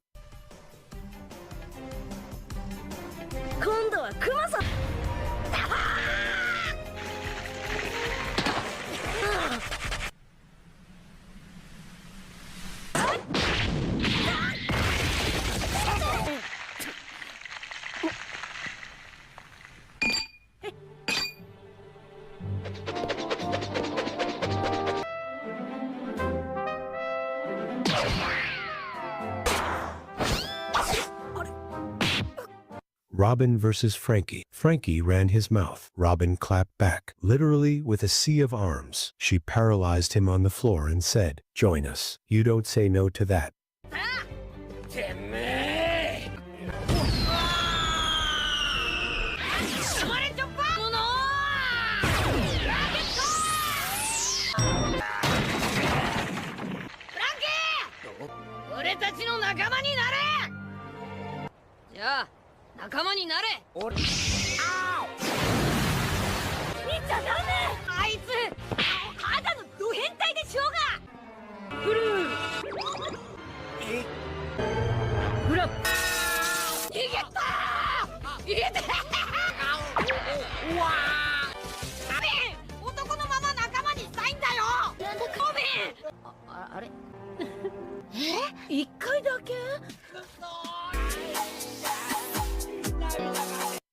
Luffy vs. Rob Lucci rematch. Years later, Lucci wanted revenge. But Luffy, Gear 5. Pure madness. It wasn't a fight. It was a Looney Tunes beatdown with god-tier power.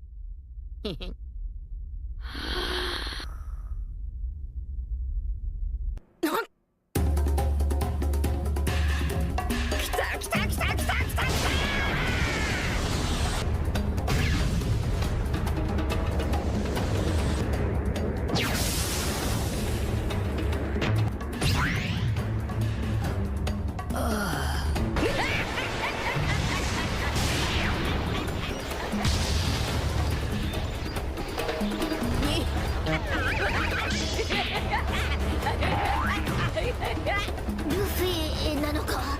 あれは楽しめそうだ。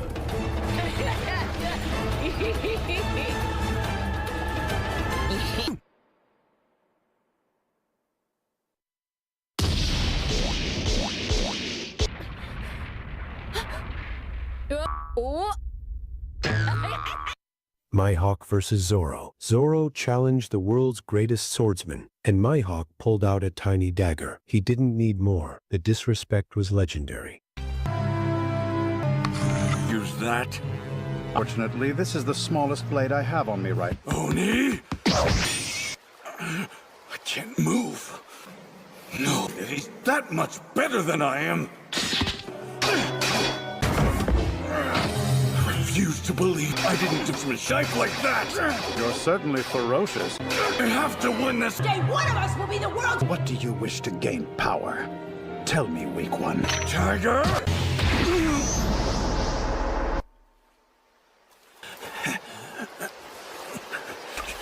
You're going. I feel like all the important pledges and promises I've made in life will be shattered. That's what defeat means. What if you die? Strong of heart. Roronoa. For the world's deadliest black blade. So this'll be the last hit. Farewell. Tinker move!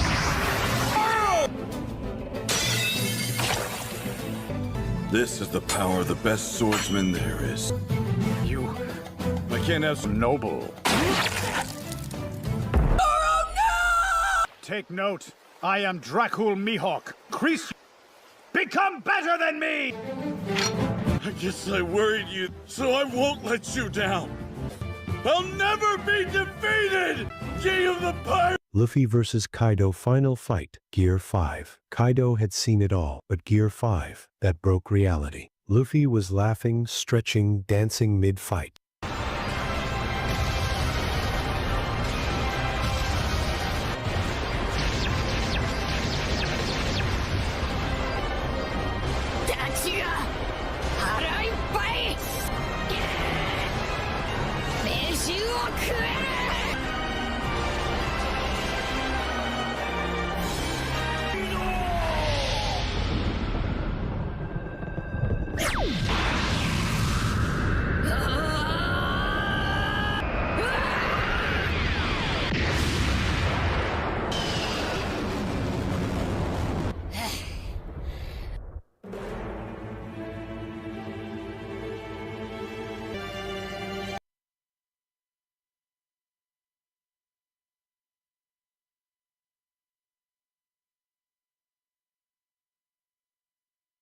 Attack! Destroy their defenses. Let none escape. Where are all the bad guys?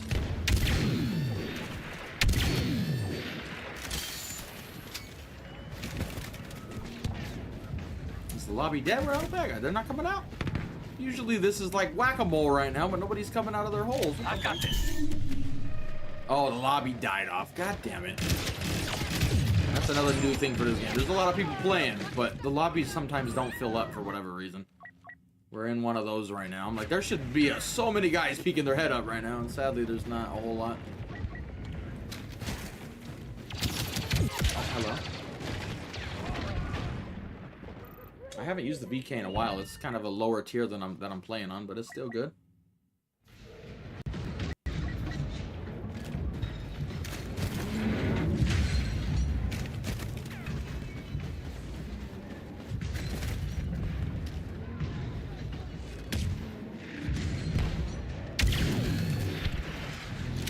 Feel that? Alert. ATM-6 exposed and under attack. Alright, I shot you twice before you hit me, but you killed me. Okay, it's okay, it's okay.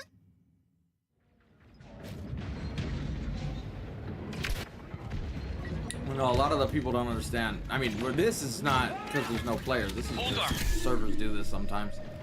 But a lot of the new people don't understand you need to change the region you're playing in. Like if you're at the main menu on this game, go to where it says EA account and switch it to either the US or Germany servers. Those are usually the most populated, but every once in a while the servers are weird though, when it takes a while to find a game. But like if you're playing in Australia or like I'm in the Philippines right now and I should be playing on Australian servers, but nobody plays on them, so sadly we have to play on American servers, which makes the game a little more laggier than it should be.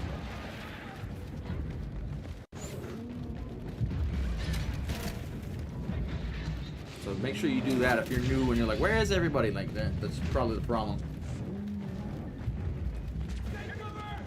Wow, look at that spawn point. And he didn't die, that wasn't a headshot?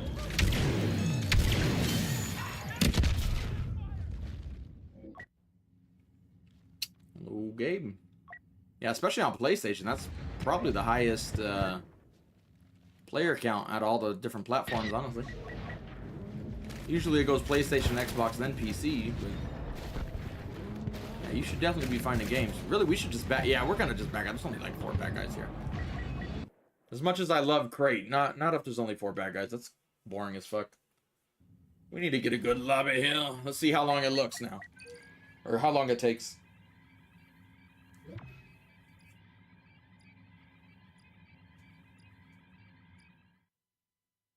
There you go. Now let's make sure it's full before we start talking shit. Let's make sure.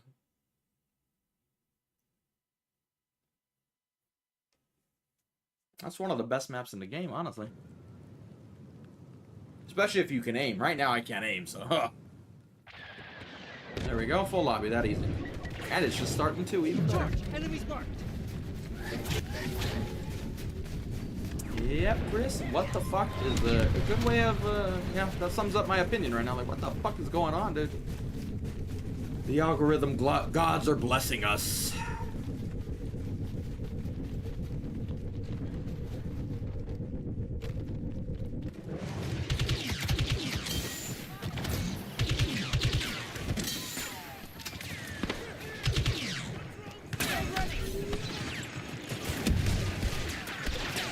He is over there. He actually has camo that works in Star Wars for one. Actually blended in. Nah, we ain't using Finn. All y'all are new. In case you never watched the channel again, but you still play the game, just take this. The one thing you take away from this channel: kill Finn. If you see Finn, you kill him. You know how War Thunder, you see the little that little Italian tank, and everyone's like, "Oh, that's cute." Like you're not supposed to shoot it. No, in this game, you kill Finn when you see Finn. You kill him immediately and make sure he dies. That's how you're supposed to play the game.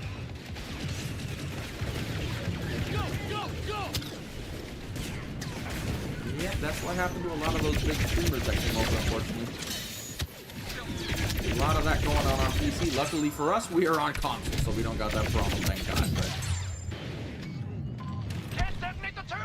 I wonder how much that hurt the overall, like, player count.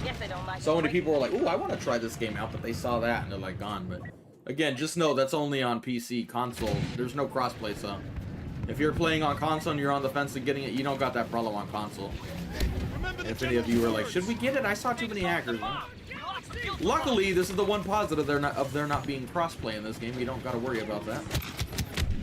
I'm still a little surprised they didn't come back and do anything about that, especially with the hype going on with this game. But Throwing grenade.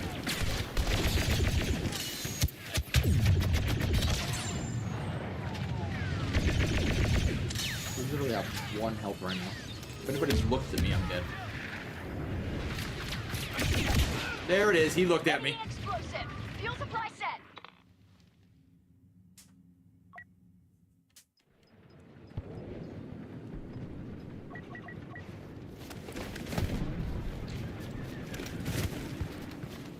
Yeah, this has nothing to do with sequel hate when I say shoot Finn. He's broke and he's OP and you should kill him at all costs. We ain't gonna say why. We ain't trying to spread word or make more people use him, but kill him. I assure you, we will appreciate you. The more dead Finns in the lobby, the better.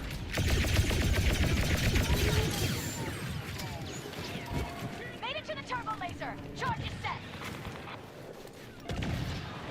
Target deployed.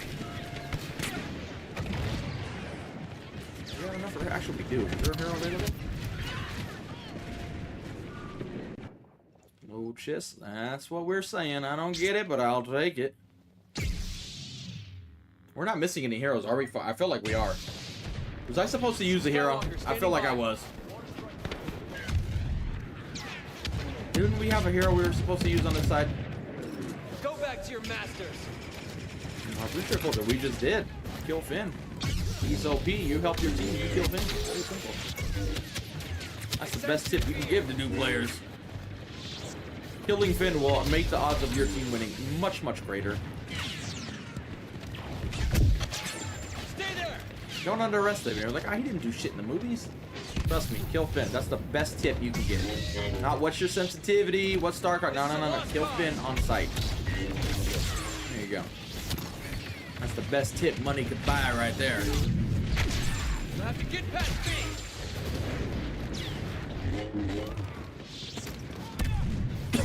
Looking like our team's gonna push by on this one. You got that arm, ma'am? I'll try to cover for you, but yeah. You can't stop a force push from Kylo like that. Presumptuous. Alright, well they killed him, but alright, we got rid of him. We gotta arm it quickly. Alright, at least we got one of them armed, but the other one's not, so. Hopefully the teammates get the other one armed. I'll try to hold this one. Like we practiced.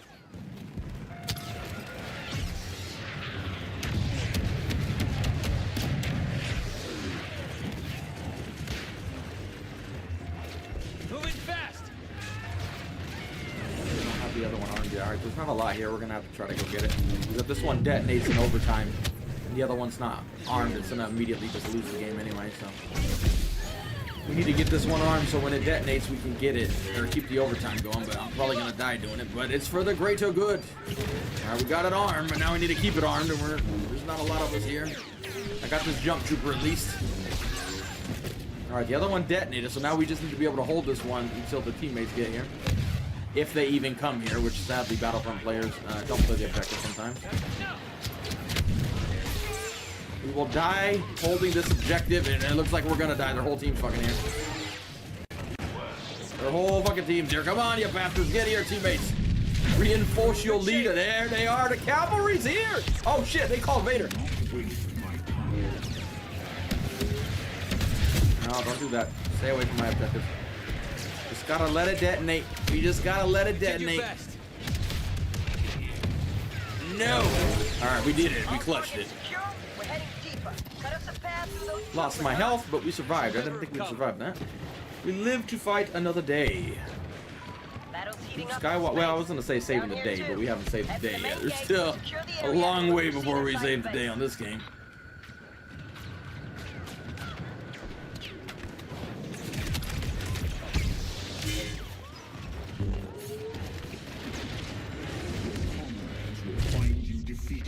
Don't get force choked by Vader. There's another tip. If he force chokes you, basically you're gonna lose all your health. So, a lot of Vader players literally just wait to do anything until they get a force choke. Look at this guy. He's cool. He's like, oh my god, it's a big streamer. At least this time it actually is. Going in.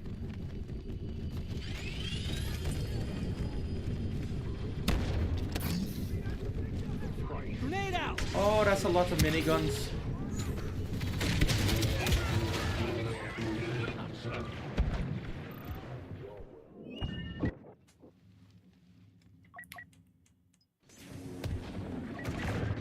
Hit him hard. I guess I cleared him from here. Excuse me, sir. Heading for the main gate. You lived. How did you survive? He survived another hit. What is going on with this dude? He was on some shit right there.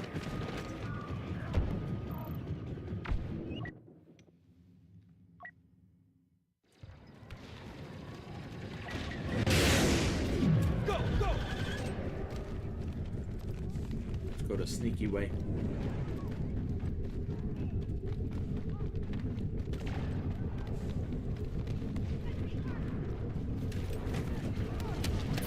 Oh, here comes a flame trooper.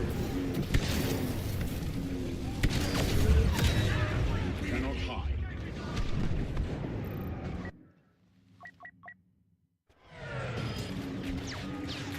Get up there, historic pair. Get in there. Wait, we were using officer, huh? Oops. Either get up there or let me spawn with you. Do one. I don't want to run. Fuck, I'm gonna have to run, huh? Yeah.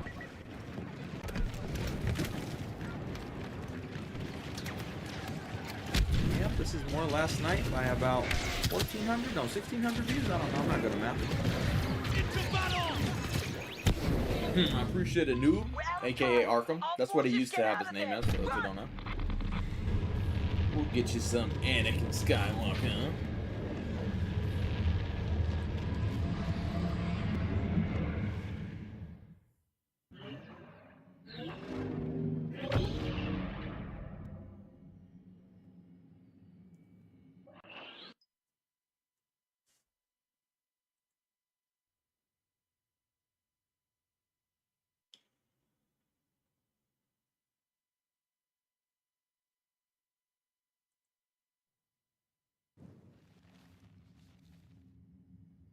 I'm a pretty shit goat then, if that's the case.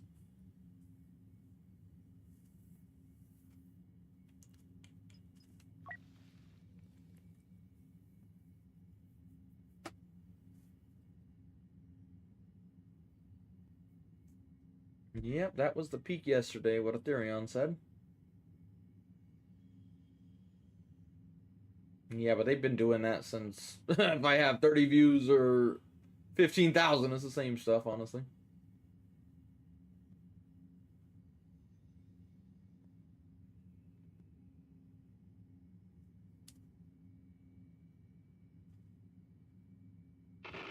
We witnessed the death throes of the Resistance. Their starfighters strike in the skies. Their ground troops seek Yeah, to we're gonna disable enjoy the ours. ride while we can, Christopher. That's all we can do.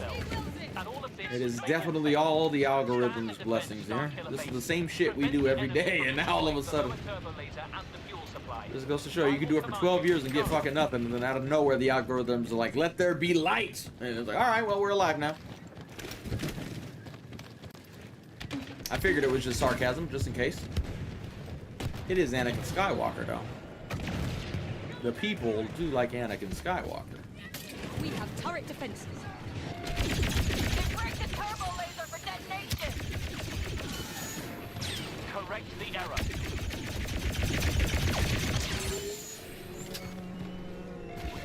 You know why you're here.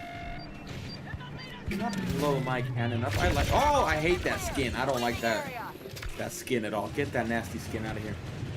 Looks like baby shit. No offense. It's not a real species. YouTube, calm down. Like the color is like. Ugh. Fuel supply has been wired for detonation.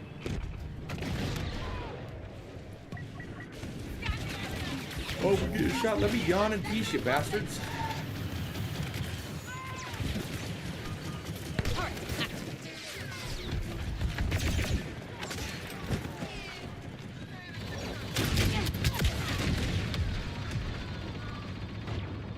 Dang, we know YouTube and Google be listening when I said we need a new PC, and they're like, hey, have you heard about this laptop you need? Like, no. I said desktop. Show me desktop, not laptop, please.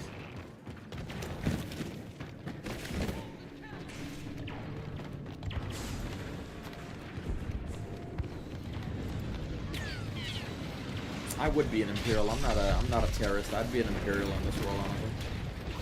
Supreme Leader sends a spawn. Hopefully not this ginger bitch. But Enemy action at the turbo laser. They rig charges. not the First Order. No. We'll be the good Empire. You know, like ooh, they were badass, and not the First Order.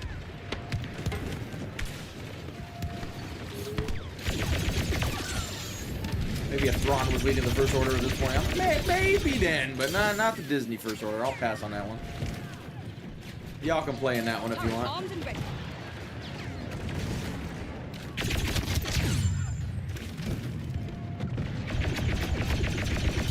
reclaim the turbo laser.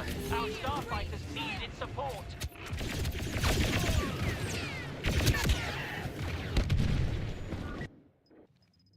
Well, there's no Anakin, but I mean, there you go. He's close. Again, I don't think I'm missing anyone. Correct me if I'm wrong. I feel like I am, but. Their goal is in the detention block, but we need even if I got a PC and played on it a little, I still would play console more. I'm just not. Can't teach an old dog new tricks. My aim sucks now. Imagine if I'm a mouse and keyboard. I can't do shit, dude. We're gonna have to. Next time I go to the mall, we're gonna actually be getting a new PC, most likely. Because this one is dying. I'm just glad it's been able to hold up with all the shit going on, man. If that shit crashed now, dude, I'm gonna be one grumpy person. I'm gonna be honest, so. We might have to retire with this PC with honors, because it's holding up. It's giving its last hoorah. It's like taking your dog with its last walk, you know? Like, that's his PC right now. It's like, I'm gonna do it just for you. Like, thanks, man. I wanted to kill you the other day, but now, you the real one, homie. You the real one.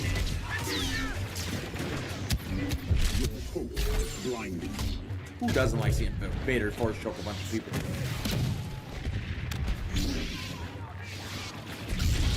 I mean, she got her groceries yesterday. She should be happy.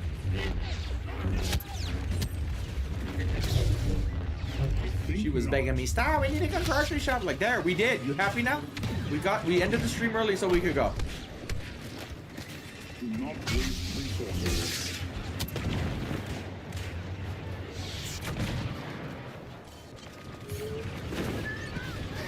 Yeah, right? Literally the other day, I'm like, I want to stab this fucking laptop and just be done with it. Now I'm like, alright, we'll retire you with colors. We'll give a nice burial. Well, I would say burial at sea, but then I'm going to get in trouble for littering. But yeah, you know what I mean. We'll give him a nice funeral. For all the years you put in. Against Master Yoda. Hey, there's my daughter. Leia, come here, Leia. Do not be we heard we hit 15,000 views because you heard Leia was coming. Come here, Leia. Get up here, let me see. Leia. It's weird that I'm playing your dad and saying this, but whatever. Come here, Leia. Let me see those pants real quick. Yeah, it's good for the views. Sorry, babe. I'm sorry, princess. It's for the views. Leave me alone. Leave your dad alone.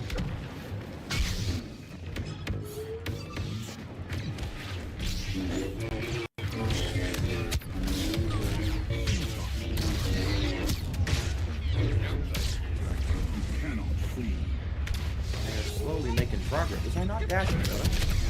And did my choke not do anything to you? Wow, that's fun. Welcome to all the new people on this game. I'm glad you're here, but just know there's a lot of glitches in this game. If you came to this game expecting perfect gameplay, it ain't for you. You're gonna choke a lot of people and they just fall. Just be warned. We could be real. Doesn't mean the game not good. You might like it, but I'm just saying, be ready for it. That way you're not surprised. Your life ends.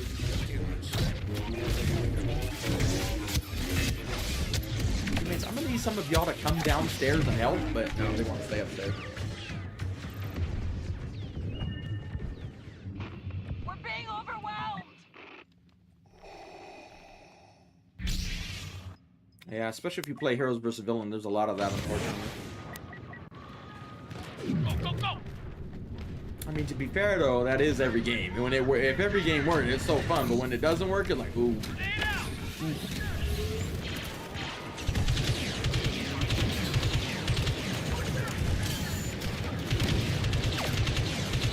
No more games.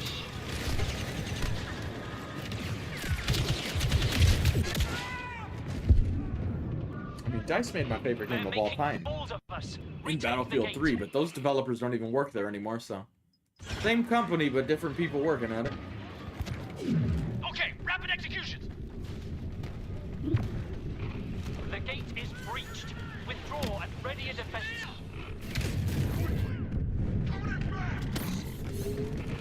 One of the resistance leaders is here. The fleet battle goes poorly. The invaders have sabotaged us, but they must not free their people from the detention block. They'll try to override the cell doors and the inner gate. We will not allow it. I might have to use the face cam, but everybody's gonna stop watching. Like, dude, I thought you were a hot gamer girl with that voice. What happened? aren't the titties I was expected to see here. I thought I was gonna be some hottie with some titties, not a fatty with some hairy titties, but...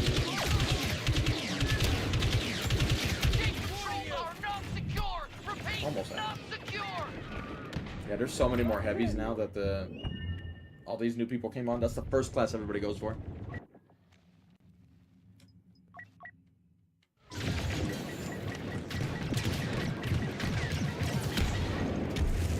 I'm trying to spawn with this guy, but he keeps going into combat, I guess. Yeah, I don't recommend anybody playing Heroes vs. Villains. Stick to Supremacy or Galactic Assault if you want to play the game, honestly. Yeah, we're gonna have to do those fake streams where you got like some anime girl on screen and shit.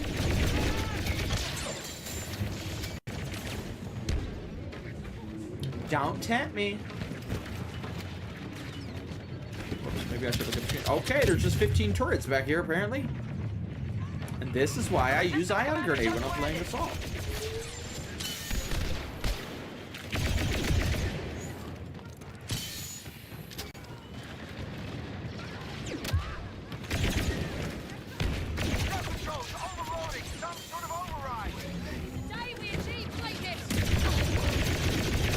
Cal looks too happy to be shooting us. Thought y'all was the good guys. Why you enjoying shooting people so much, huh? With this bullshit. Oh, there's that ugly skin again. Get out of here. Look down the equipment. No one gets near it again. Get off the objective, Anakin. Alright, we took a lot of his health, but he, oh, he didn't even kill me. It was the other guy.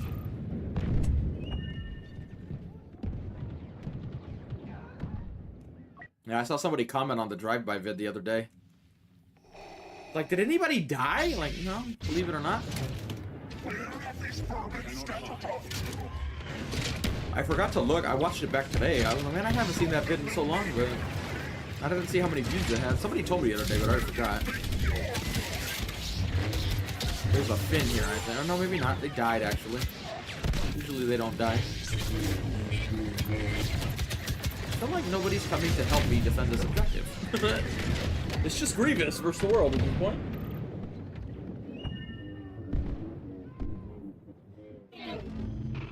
The resistance is fleeing, but no, impossible. You better be playing BF2, Sarah. If you playing the game, you better be playing BF2. There's no excuse to be playing other games right now at a time like this. We said it the other day, a lot of people weren't there when the stream happened. But on that drive-by day, there was actually a lot of shooting off in the distance, and we had talked about it. That's one of the reasons, like, can you hear it, you guys? Like, because I could hear cars speeding around, and I heard shooting off in the distance a lot. We had kept talking about it, and then it literally just pulled up outside and pop, pop, pop, pop, pop. Like, oh, shit. That's where I'm like, hey, can you hear it that time? That's kind of like the vibe I was giving, because we had been talking about it on stream, but nobody cares about the full thing. They just want to see the clip of the, you know, the pew-pews, but we had been hearing it the whole time. I'm like, yeah, I hear shooting way off in the distance. There's a lot of shit going on in the town tonight. They were in a bad mood that night, and then they happened to pull up outside here like, oh, shit. And we lived in a good part of town. That wasn't even the bad part. That wasn't even the bad part of town. I'm like, fuck, bro. The stream doesn't exist anymore. It's gone, but the clip is still there. It's on there. You could search on the channel. What was the name of, like, Streamer Records Drive-By or some shit like that? Well, no, first I said I was going to grab a gun, but then I'm like, nah, I'm going to grab a knife. People didn't like me when I said that. That's what happens with, like, grew up in Sweden and shit like that where nothing happens. I'm like, bro. Let me grab a rock. I'll go take care of this mess real quick. Let me grab a baseball bat. I'm going to go beat this motherfucker real quick. 45 and 20 is our sensitivity.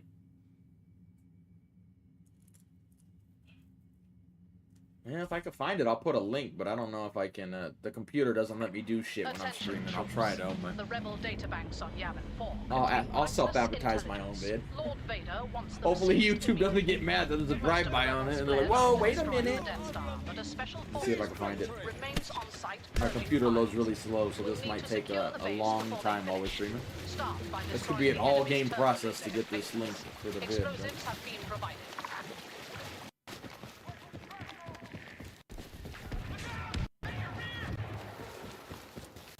But Yeah, this is gonna be all. Literally, that whole time was it just loading one page. That's how long it takes. This is why we'll be getting a new PC soon with all these views. Especially, we're gonna need it with this piece of shit. Can't do nothing. Alright, there you go. Take them out, then, buddy.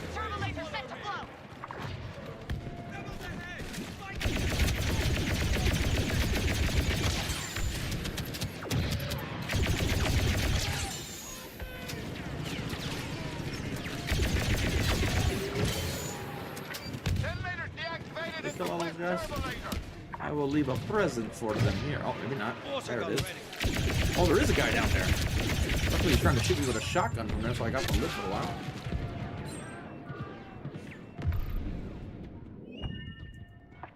East turbo laser charges offline. Let's see if it pops up with that search.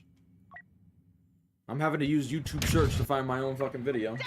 There we go. Rebels got to the courtyard. John, we're going, people. We're getting the link. It's a process. It's at 211,000 views right now.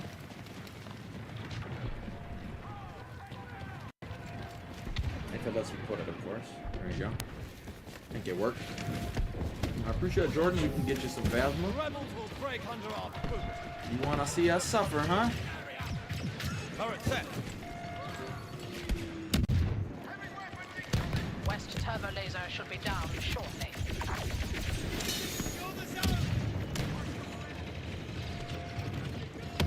That was many years ago, and I'm much fatter now than I am then. We shouldn't have shown that video. We're gonna put a face camera like, wow, you're so much fatter than that video. Like, I know. Thanks for telling me. Yeah, you're so kind. Yeah, he didn't die. They couldn't hit shit. Welcome to most gang shootings. They just do a lot of pew-pewing and not a lot of hitting. Technically, it wasn't a drive-by. They rolled up in front of the house as he was trying to walk into the garage, and the dude got out of the car and pop, pop, pop, pop, pop, pop, but couldn't hit shit. He's probably holding the gun sideways, so he looked like an idiot. But he couldn't hit shit, luckily for that guy, and he hid in the garage behind some shit. So the guy really didn't want to kill anybody, because he could have just went in there and shot him, but he just, you know. He probably just wanted to look, I shot at somebody, you know. Apparently the guy was visiting from out of town, and they didn't like him being in town, so I think he abruptly left town after that. Like, yeah, I barely got here. These motherfuckers rolling up on me. I'm out, bro.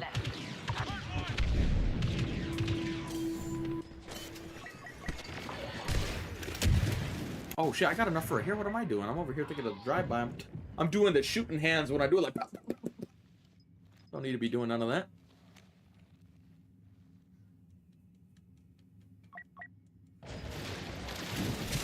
Alright, I hope you said Phasma, right? You said Phasma, right? Yes, you did. I don't know about the sick gameplay part, but we do got Phasma.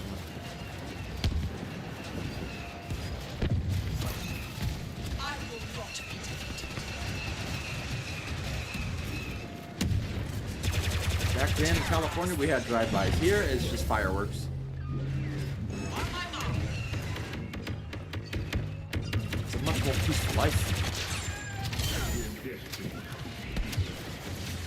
Jump, Phasma, jump.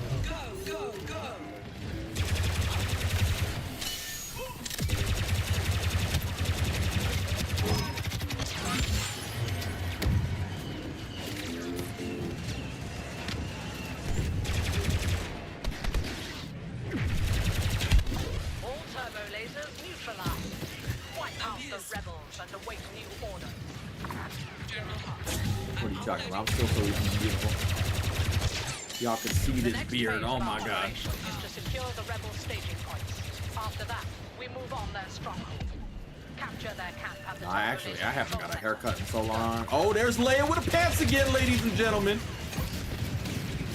The good omen. I'm telling you, when we get views, Leia show up everywhere. I swear to God. There's a joke in there. Ladies attracted to the views, I guess. Get out of here, Leia. Calm down. Calm your bitch ass down. I'm taking. Get out of here. You keep wearing those pants, though. I don't know, man. Don't tempt me. Don't tempt me. I ain't a good person. You better not tempt me, Leia.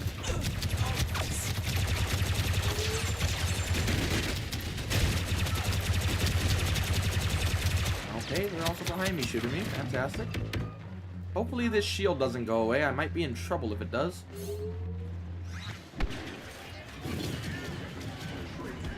away, but luckily we already healed, so we're fine. I thought I picked up my turret, but apparently we are not picking up the turret. Come on, Phasma, pick it. Thank you. There you go. It's a little laggy, but you got it. Little brother challenges the big brother to a fight. Yeah, we're getting a little laggy in this lobby right now. Jesus. We can't handle all that. Okay, I was just about to make a joke about your daughter, but we can't now. We can't. And he's here, and he's mad.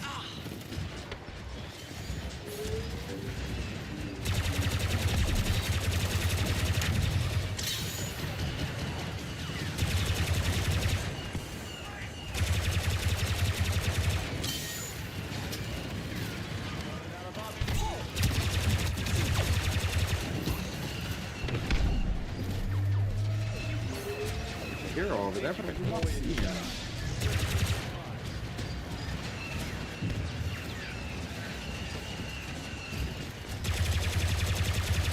Hold the line. Oh, thought I was picking it up. Excuse me, Walker. Excuse me, coming through, trying to get on the objective here.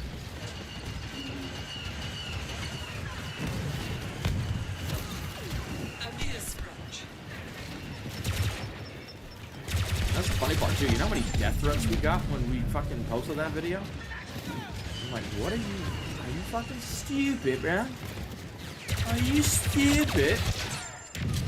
And it wasn't from them. It was just fat dudes on the internet trying to be tough. Welcome to the internet.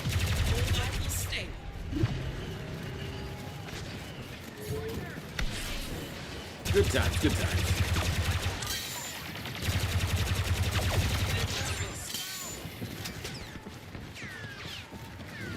I played Oblivion? I don't even know what that is, so... Yeah, does that answer your question? I don't know if you're talking to me, but...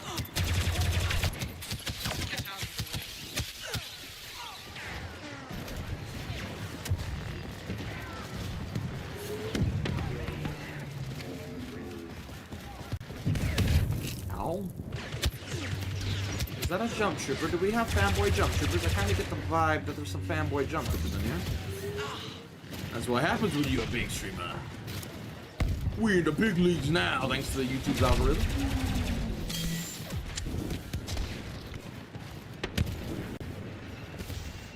Yeah, no, it was just people on the internet. They didn't like that I was laughing and shit. I'm like, well, it is my neighbor after all. Not that I know the guy or gave a fuck, to be honest. But if you're new here, I don't give him any fucks. I'm just saying, yeah, be warned. I have the darkest sense of humor ever. We're only trying to be good now because there's so many views and we don't want to piss off the YouTube algorithm gods, but it's a dark sense of humor. If you stick around and you hang out after this algorithm lesson stops, be ready for a dark sense of humor because it's going to get pretty dark in here. So you all been warned. We say some pretty crazy shit at times. We've got a lot of streams to monetize over the years, but right now we want this stream to go up because in a new world record, we got to be a good boy.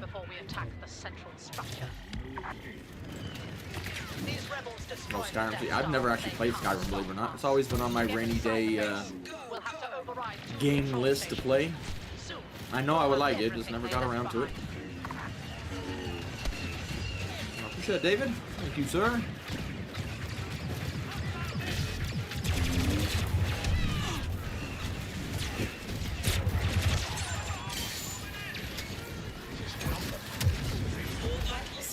Yeah, I'm pretty sure I would love it if I ever played it, but I never got around to it. There's a lot of games on my list I haven't got around to playing.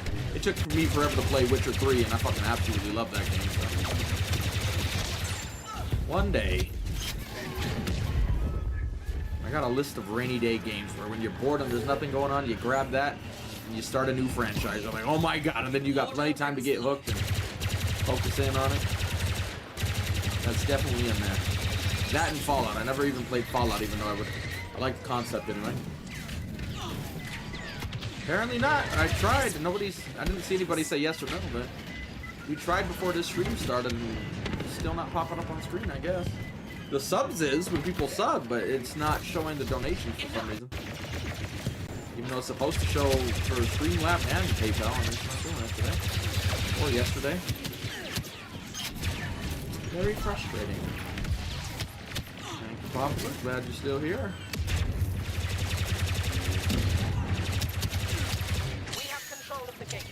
Hunt down the rebels, then march on the main shot by a U-wing. Very sarcastic. Yeah, put a very in front of that sarcastic. Yeah, we're very Still wipe the data banks we came from. Get in there now. Download all information from the main briefing room and the command center. Stop. Look at that little Ewok. Get out of here, you little bastard. I just killed Jesus. Oh, there you go. That's not even that dark, though. You don't want me to say that. You shouldn't go walk around playing Ewok with that name. That's gonna happen.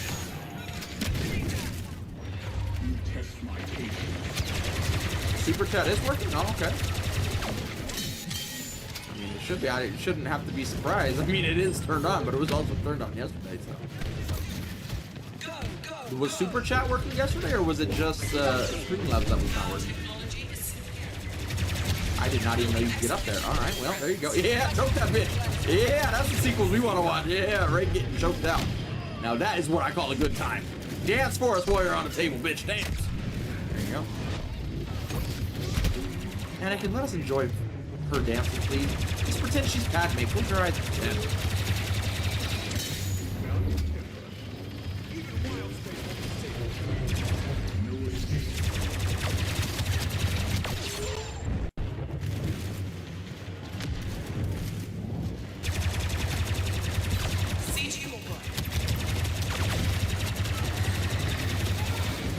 Droid.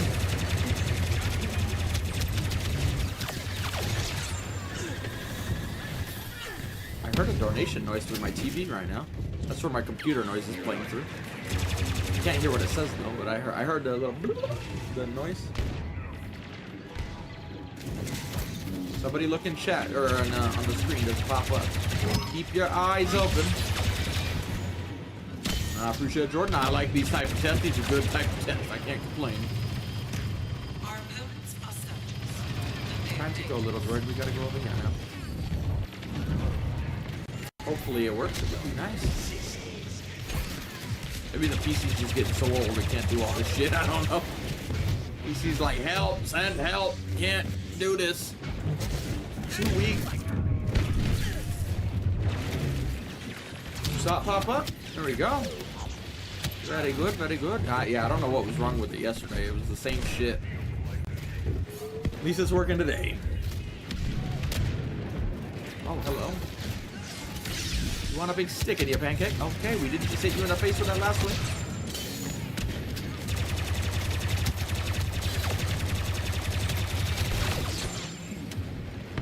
Weirdly enough, I think I aim better with Phasma today than I do anything else.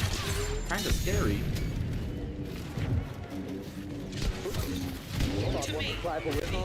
Please go down on the first try, droid. I don't have time for these games you try to play. Did you kill them all? They got them all? Good, good, good. Yes.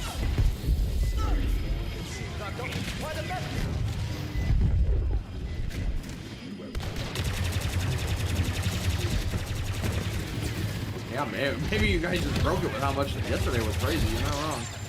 Maybe it's just like, I can't compute this many. No, leave me alone. Let me rest. Operation complete. We have the intelligence we need, and the rebel base is ours. Victory today. Does it make a sound? Revenge for the Death Star. Yeah, I don't know. Has he ever read? I don't think people ever heard the guy read it. I can hear him read it, but there's supposed to be a British guy reading it when, like, if you type something, he's supposed to read it. But apparently not. He's sleepy, I guess.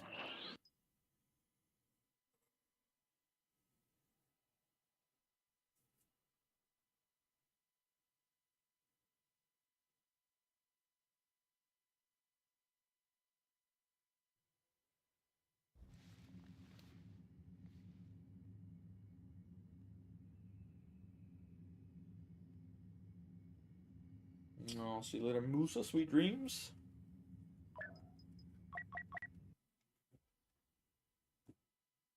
Holy 15,000 viewers, Batman.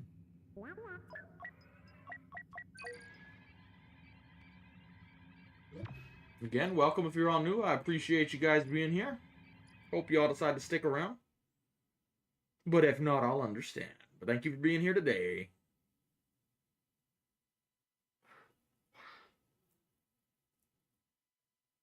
I'm gonna have to start a streamer house up here at this point, dude. All the Star Wars YouTubers are gonna have to move in. They wanna go play pranks on each other and shit. I'm gonna dress like a Wookiee and jump scare. I'm gonna do that shit. Don't make me famous. I'll do stupid shit, bro. I don't give a fuck. Elimination suite.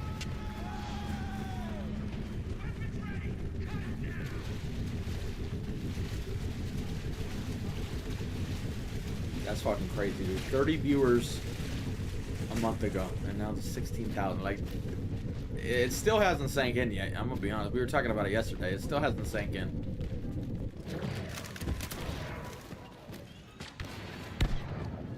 I wonder what's the biggest ever viewed live stream on a Battlefront 2 stream.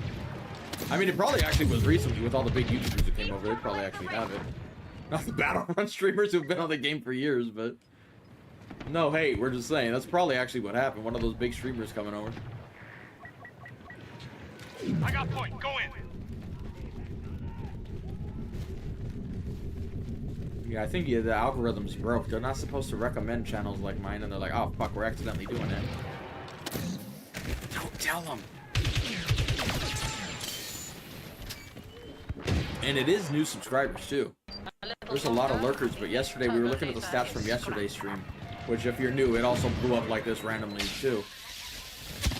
But for yesterday's stream, 43% of people were watching on TV, which really surprised me. I didn't think that many people were watching on TVs.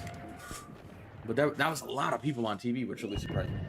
And 96% were not subscribed, which I was wrong yesterday. I thought, oh, a lot of this is probably some of the old viewers coming back. Because for those who are just tuning in, we actually have a high subscriber count, but nobody watches. Because as the channel died, or as the game died off, the channel went with it. So I thought, oh, it's probably just a lot of them returning, but no, it was 96% new viewers. I'm like, what? Again, it could just be different accounts, but it really just shows that Battlefront really got thrown into the algorithm with this hype, so. For anybody downplaying Battlefront 2 Resurgence, y'all don't know what you're talking about, because this shit did not happen even at the height of the game. Not even close.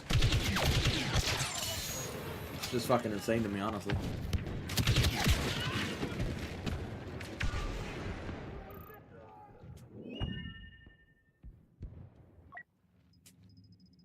Even when it first launched, it wasn't really covered by a lot of the big, like, streamers you hear of every day.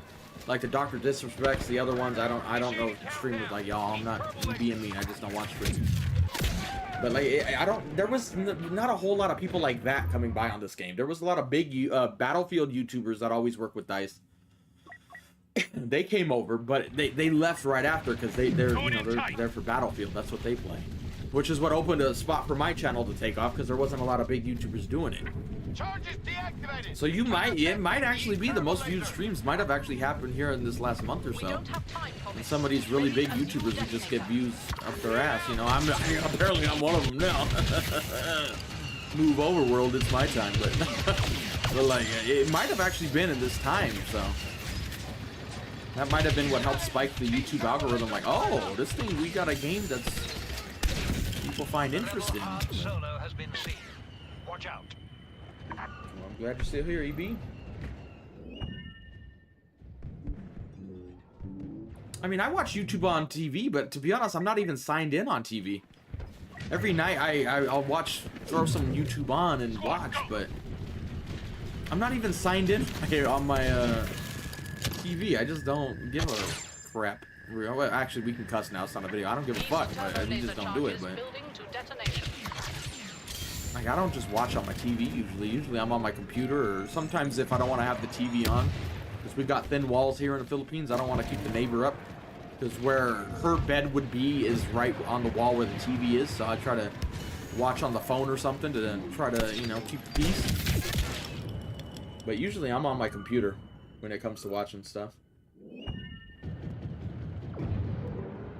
I don't think I deserve the views. I'm an asshole, honestly. So, I personally don't think I deserve them, but I will gladly take them. I'm gonna motherfucking take them, but I don't think I deserve it, to be really honest.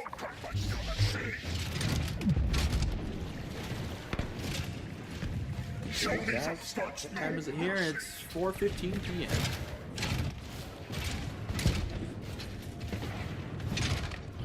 Actually, oh, we need to get an arm. Hurry, hurry, hurry. I'm arming it. Give me overtime. Ah, if you're arming it, it should still register the overtime. Hey, Whatever. The rebels have erased everything useful. This operation is ended and the fleet... I mean, honestly, that is pretty crazy when you think about it. That a lot of them, well, I don't think a lot of them, but some of the people weren't even alive at the time this game came out. That's how long ago it was. Like my stepson wasn't, yet he's watched some Battlefront content of late, so better not be watching mine. It's not appropriate. Don't be watching mine if you watch her, and I'm coming downstairs to slap the shit out of you. You better watch out. But let me go down there real quick, you know. Neither did I, Mer. We even in the beginning of the stream, it started really slow, and I'm like, yeah, we're not in the YouTube algorithm God's favor today. But they're like, don't worry, they're a little late to the party.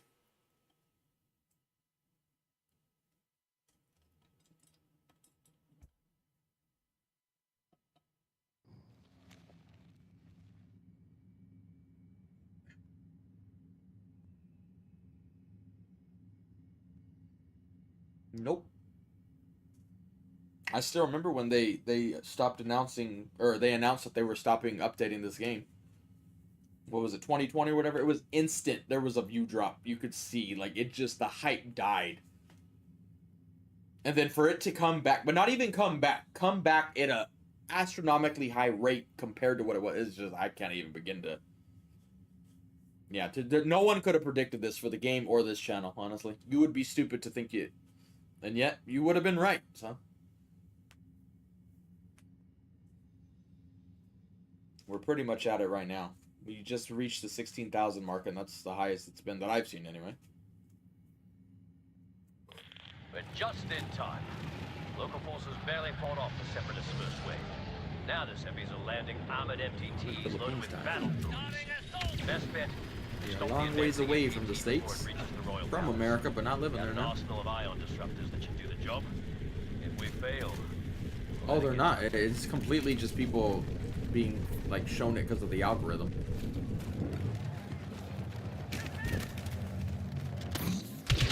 And one day our channel will start popping up on that feed, but I'm gonna enjoy the ride while it is. That's all we can do.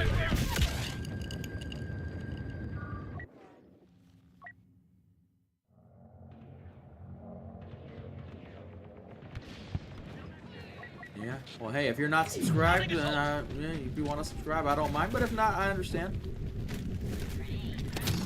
That's me watching my stream all night. I randomly get on other people's, like I watch a one YouTuber and I fall asleep, I wake up and it's a completely random guy, and I'm like, who the hell is this motherfucker?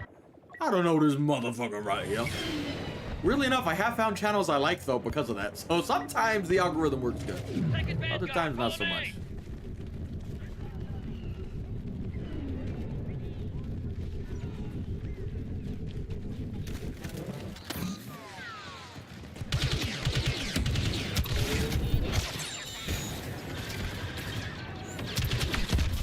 Well, at least he didn't kill me, I guess.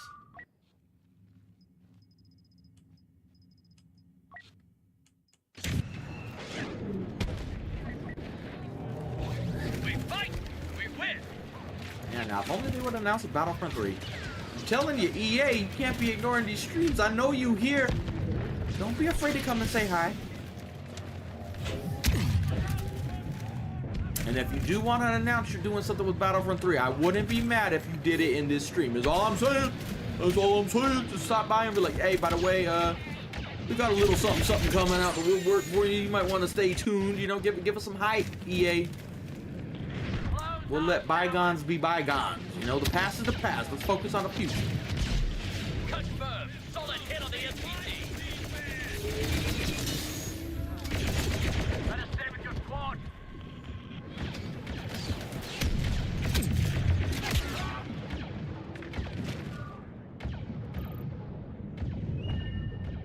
That was one of my favorite scenes. You don't know where I am? Like, how they do. They're like, we're not spying on him. We're spying on him. Like, yeah, at least they were honest. Not to him, though, but... We know exactly where you are, bro. Like, let's cut to the chase. That shit had me dying, honestly. I'm gonna miss Saw Gerrera. I don't think I like him, honestly, from the Clone War, but... He's scared down. Like, alright, I like him. Snorting radonium or huffing it, whatever you want to call it. I didn't think I'd like him as much as I did after like Rogue One. I'm like, oh, we'll see. And I'm like, yeah, he actually one of my favorites in there.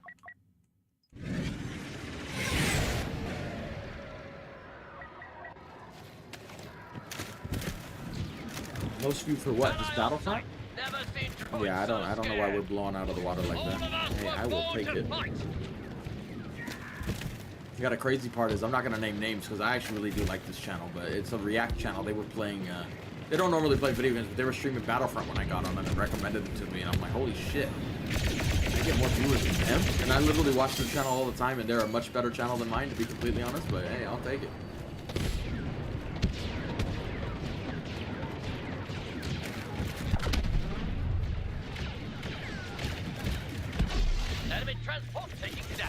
At first I was like, I don't know if I'm gonna like this dude, man. He's kind of annoying, and then all of a sudden I'm like, this is my dude right here. Same with Cyril. I wasn't on board with Cyril at first. I'm like, he's not bad, but eh. And I'm like, by the end of it, I'm like, man, that's like one of the most relatable characters in Star Wars right there.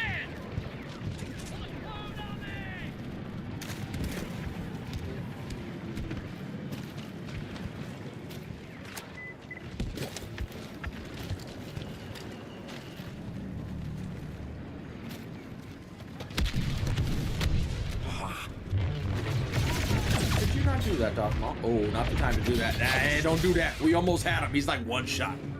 Don't do a force throw in regular modes. For you want tips, there's some tips. When you do a force throw with Maul, you better hope you catch him all. Otherwise, like a Pokemon, you're gonna get shot in the face when you do that. I put all that Jedi training to good use.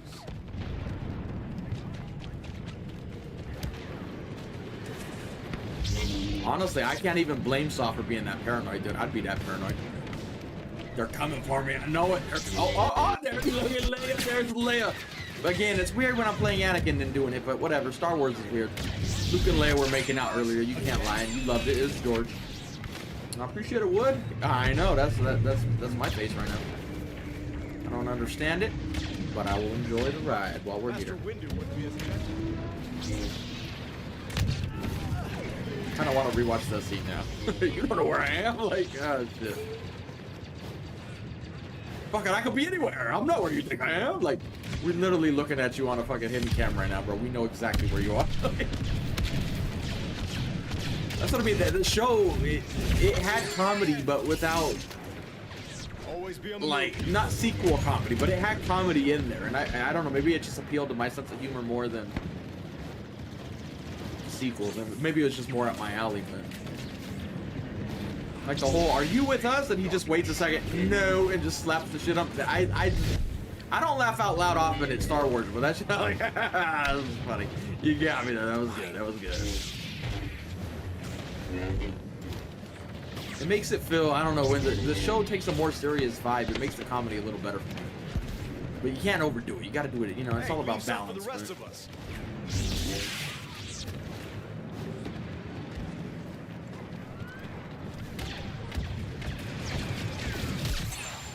Slug hole did you crawl out of?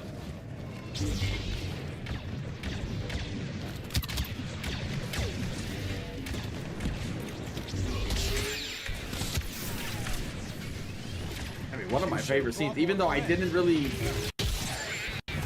like, I liked it and didn't like it, but when Deidre just roasts the mom, I don't like the mom, she gets on my nerves. But when Deidre's just like, all right, let's cut this bullshit, dude. I'm like, God, that is such a realistic conversation. You're just like, listen, I'm done with your shit, bitch. Be quiet. Like, I actually really like that scene. Where at first I'm like, I don't know if I want to be spending time in her house like this, chilling. I want to see other shit, but at the end of the day, it worked out for me. I liked it. Especially when she's just like, all right, we're done here. Like, I felt like a kid again watching Cyril when he just goes in the room and he's just laying on the bed wishing the company would leave. That was me. I hate company. Like, oh my god, all these people over, you're just in your room like, go away. And that's what Cyril reminded me of. I could relate to him a little too much, like, I'm not coming out. But the difference was, I wouldn't be laying on the bed. I would be playing video games. But I'm like, go away. I don't want you here. Like, please. Let's just go back to normal.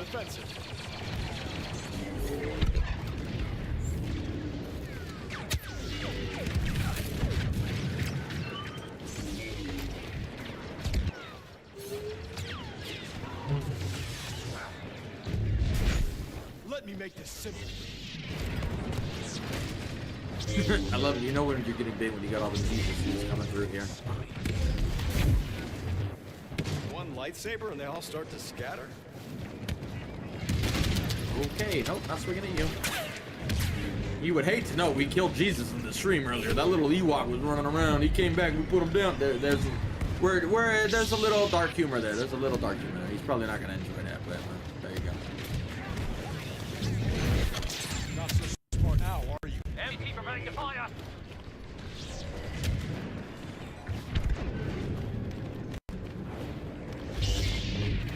Yeah, the characters just felt a lot more like realistic compared to other Star Wars projects. That's the nice way I'll word that.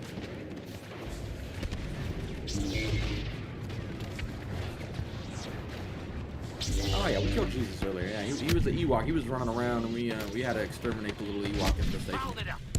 So bad timing for this guy. Bad timing, man. It's a video game. Don't be mad at me. Be mad at the guy who's running around with Jesus in his name in a game where people shoot people. He did it to himself. He brought it upon himself. So don't get mad at me. I'm innocent. I'm only playing a dude who murdered a bunch of kids in a room. So you know. Can you be surprised at the end of the day? Well, I pulled a body, but not.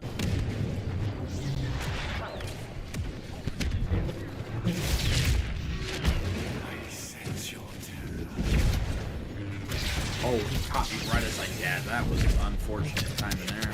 Yeah, that was bad timing. Well, that would be a case of actors doing good. I like when actors can do their own shit. Like, I got an idea for this. Closing range. Starting kill sweep. The funniest part to me was like they're talking, like when Deidre and whatever that mom's name is, fuck her, whatever her name is, we're talking like they're talking like he's not there, but you know he can hear you. He's in a room like next door with no door, because he still can't have doors on his room. Like you know he heard the conversation. He's just sitting there like, oh my god, what is going on? Oh man, we've all been there.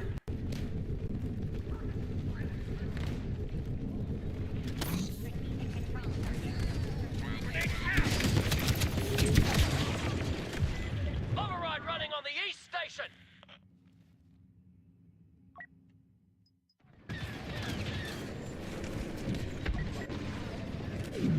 Oh, I love Partagas. Yeah. I mean, honestly, it would be a harder question for me if someone asked, who did you dislike the most in Andor? Like, in terms of, like, main actors, honestly, it would be difficult. Where if you asked me that on so many shows, oh, I got one I dislike. Well, you asked me about the sequels, you asked me about the Book of Boba, or any of these shows, I got an answer for you. I don't really know who I would dislike the most in the show, honestly. Like in terms of acting, I don't know, because I really liked Partagas. I was a little salty, not salty, but people were acting like, oh, he was turning to the light side when he took his own life, but that's not what he was doing. I feel like people misinterpreted that. Like he was just like, oh, we fucking lost to these dudes, and he's like trying to get his last little bit of like understanding of like, oh my god, it's spreading and we can't stop it, you know, vibe. But he wasn't, you know, killing himself because he was ashamed at what he did for the Empire, or he was ashamed he failed. It wasn't, you know, the doom that was coming his way. It's probably better to just go out that way instead of doing, you know. But even Krennic, I like Krennic so much more in the show than I did in the movie. And I liked him in the movie too.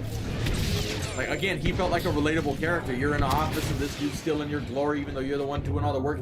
You can completely get why he's getting pissed off, right? Like, but even here, just the dialogue between Krennic and Partagas, you could tell they were friends for a while, or they knew each other going through the academy or whatever, you know.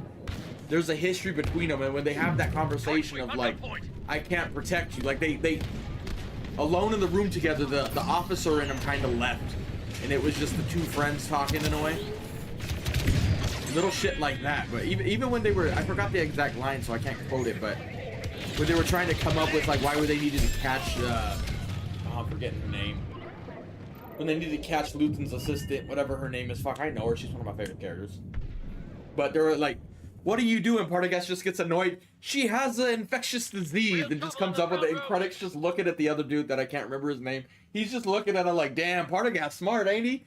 Why are you still here? Like, it was like, I fucking love that dialogue. I don't know why. I hate boring dialogue, but Andor was able to get dialogue I liked in there. I don't like comparing shit to Game of Thrones, but Game of Thrones, especially in its prime, was an example of a show that when the dialogue's done right, you could just sit there watching them talk.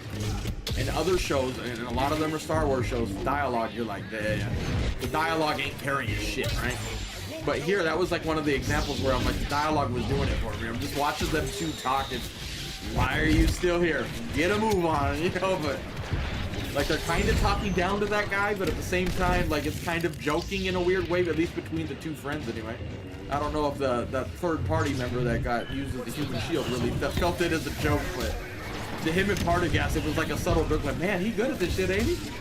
Why are you sitting? Get moving, bitch.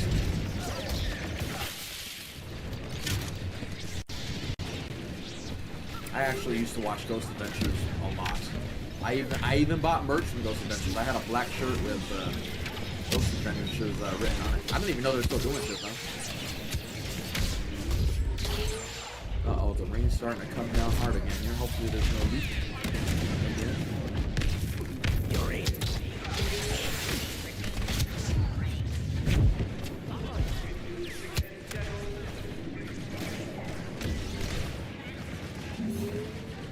Yeah, that's what I'm saying. A month ago we had 30 views on a stream. Now we got, what are we at now? 16,500. Jesus Christ. It still hasn't sunk in yet. One day it's gonna sink in and it's gonna be. Y'all love a good underdog story, don't you? Sorry, Palpatine. Sorry, purple guy. I'm sorry. I have to look good in front of my daughter now.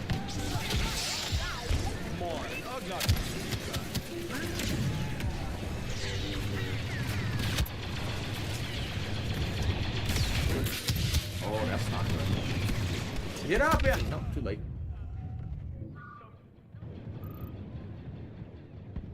Yeah, exactly. That's a good point, translator. Like, he was so good at what he did, he kind of fucked up. Like, I was thinking that too when I was watching it. Like, you did so good of a job getting everyone to go after her.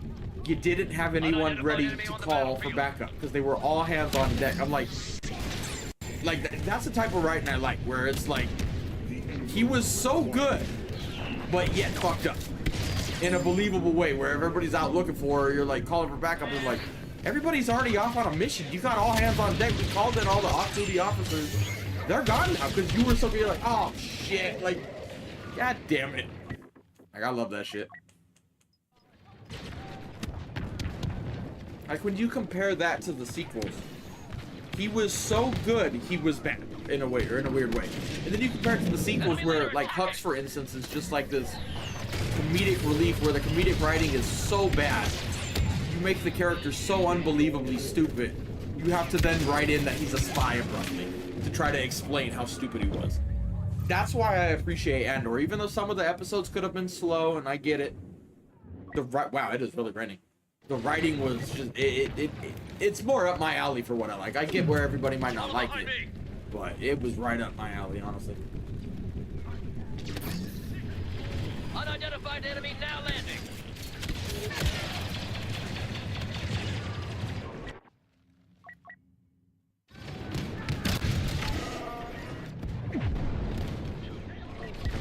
My sentences never make sense, honestly, so. Starting kill sweep.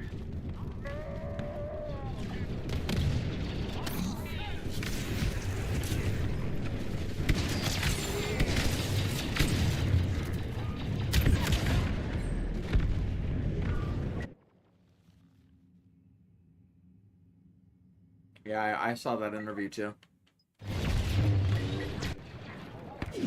The only thing, she looked like she was liking that finger a little too much, though.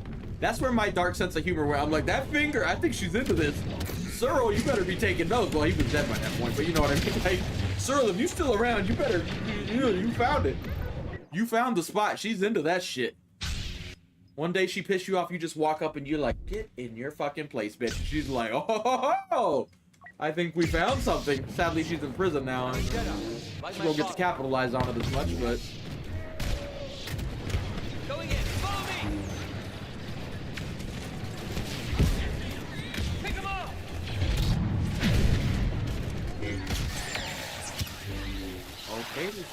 Shock grenade everywhere. Jesus.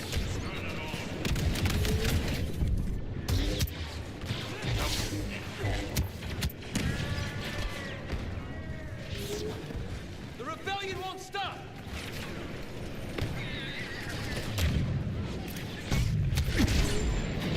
I mean, for all the new people here, we literally just run around like a mindless zombie. If you came here expecting good, try-hard gameplay, bro, this ain't. We literally just run in there like a mindless zombie. I know what I'm doing stupid. I push a lot of shit I shouldn't. I don't care. So if you came here for good gameplay, this ain't the channel for you, bro. We just run in there and we talk. We don't. I generally don't even remember what happened 2 seconds ago. In terms of gameplay. So yeah, if you came here expecting pro gameplay, you came to the wrong place. I will literally rush 20 guys knowing full well I'm gonna die. I don't care. If you played this many hours, we're past the point of giving a fuck. We just going in, lightsaber blazing, seeing what happens.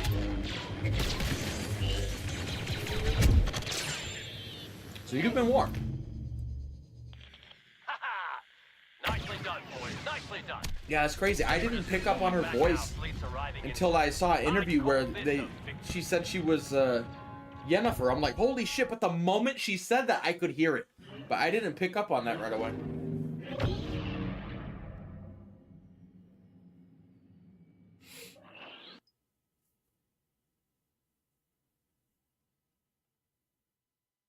Which made me like her more, naturally.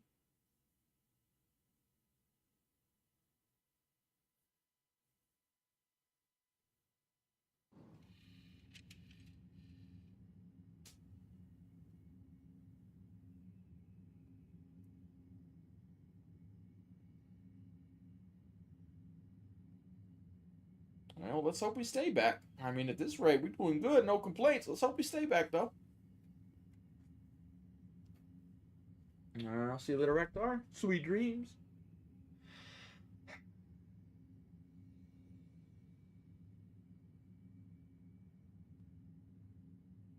We're not that popular. We got a lot of new people here. They're like, oh, let's see before we talk. They're filling me out first. That's why.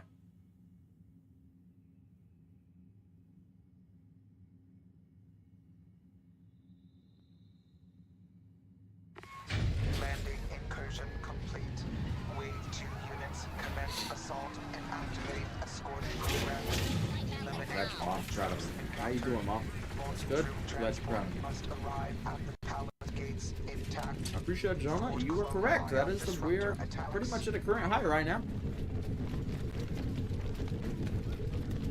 Those major amps. Glad you're here.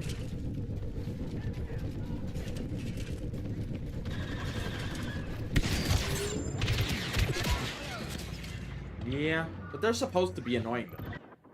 But yeah, I guess that would be who I had to choose. But like main characters, I'm struggling to think of any. All units, charge!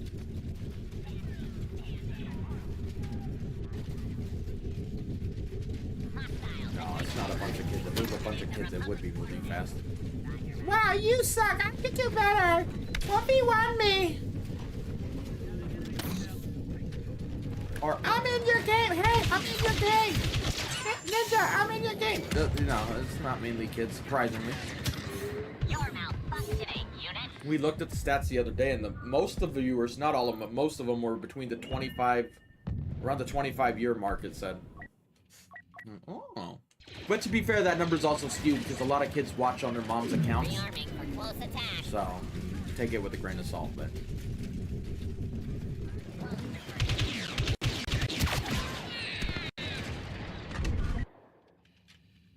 I don't know what my plans are for summer. I had no plans because we ain't got nothing to do. But if it depending on how long this goes, we might have money for a trip or something. But this rate, I don't know. Units, charge. We'll just have to see here how long the ride goes. But my plans, I have no idea. I thought I knew my plans. I thought, man, this channel's gonna be dead here soon. We're gonna have to quit. I'm gonna have to move back to America, join the Navy, even in my old age, and I'm gonna have to get bossed around by some fucking 18-year-old, even though I'm like way older than him. But now with this going, I don't know what's gonna happen. This could be the last stream that ever gets views and we go back to no views tomorrow for all I know. Or it could just keep going and keep getting a new high, which is even crazier. Or it could just go back down to a reasonable number where we can continue doing this. So I genuinely don't know. Honestly, at this point, we're just gonna have to ride the train and see where we stop and assess the situation then. But if we stayed at these views, which we most likely won't, but yeah, my life would be changed greatly. Let's put it that way. Very greatly. So let's hope they stay here. You know what I'm saying? But, yeah, obviously I don't really expect that, but hey, I just can't appreciate y'all being here enough. Even if you don't come back, I'm glad you're here now. I appreciate you.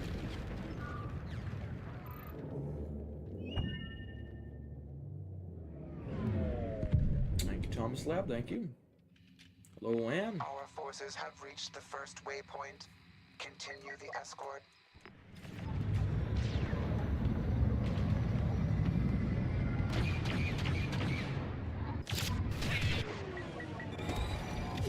Yeah, hopefully viewers play out or watch other games. We play and stream a lot of other games.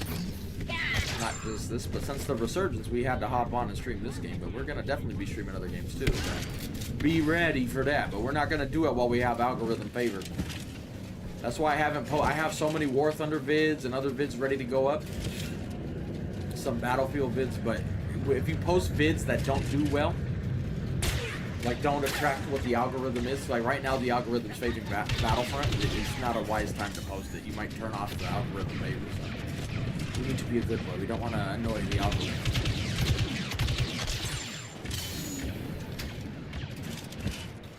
I mean, let's hope it doesn't, Juicy. Let's hope it doesn't. But only time will tell. We're just going to enjoy the ride while we can and see what happens.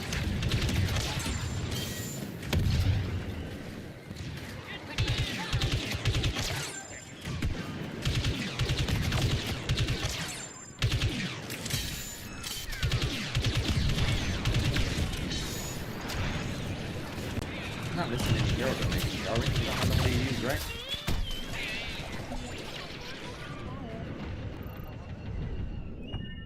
Yeah, I didn't think we would top yesterday's view count. We said that this stream, when it first started, like by the first hour of yesterday's stream, we were already at 1,000 views. It was going up like crazy. Today, we were barely at like 300, which, I mean, still, when you consider a month ago we only had 30 views, 300 is still a shit ton. I'm not complaining, but it didn't look like the algorithm was going to be doing its thing. I'm like, oh, it's going to be like the previous streams where it starts slow and then we get to around 3,000, which is still fucking amazing. Again, this is not me complaining in any way. But it randomly, when it took off, once we hit the 1,000, it just started like popping off. 2,000 is when it really went crazy though. It just like blinked and you're like, oh, there's another 1,000 viewers. I looked away, we told a short story. I looked back, we had 2,000 more viewers. I'm like, man, my story must be really interesting or something. And it just kept going and didn't stop.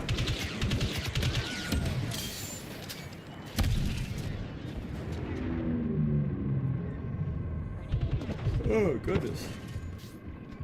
Thank you, Zoo. I'm hoping for the best as well.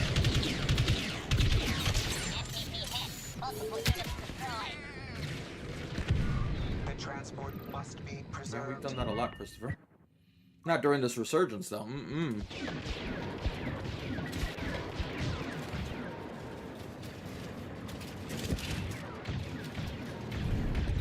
I know, right? You cut to a month ago, I would have never thought there'd be a day like, wow, 3,000 viewers. Well, that's a fucking slow day. Like, 3,000 viewers is like astronomically high compared to 30 viewers. I'm like, that's what happens when the algorithm starts blessing you, man. I just hope those big YouTubers who get these numbers consistently really can appreciate the fact that how lucky they are. It doesn't happen to all of us. I've been here doing this longer than most of these big YouTubers have, honestly, and they, you know, I just hope they can remember it. Some of them start fast and they never go down, so they kind of just take it for granted. I hope they realize it. That's all I can say. We posted a vid every day for 12 years in a row, something like that. Barely getting 1,000 views on a lot of them. Some of them, when we first started, were even less, but for some of these dudes, they hop on and they just get in the algorithm favor and they keep it. You know, they just run with it. Like, I hope they can appreciate it. I fucking do, but I've also had to struggle for years with only 30 viewers and nobody watching stuff. Especially when you consider we got the high when the game came out and then lost it. That's hard for people to stay on, but I'm a fucking retard, so I stayed on. So, like, I should have got off, and according to many people, and rightfully so, they weren't wrong to say it, but we wouldn't have had this happen, honestly, if we didn't, so.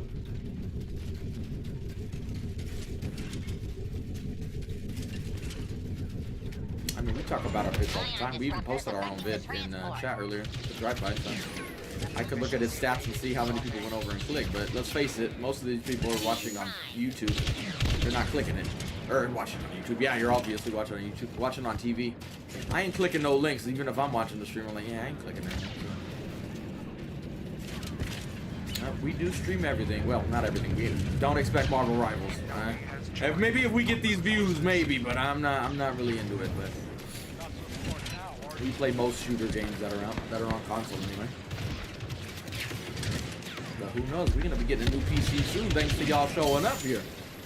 That's what I mean. Even if y'all don't stick around, you helping me get this new PC just by being here with this ad revenue. So I don't know what day we're gonna do it, but we're gonna have to be going to the store here soon and getting it. But I just don't know what day at this point.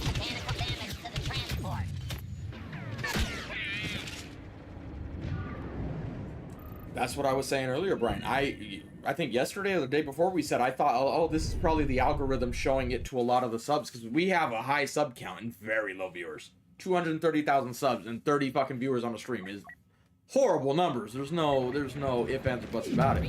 So I actually thought a lot of it would be like the previous Battlefront subs who watched back in the day and then left.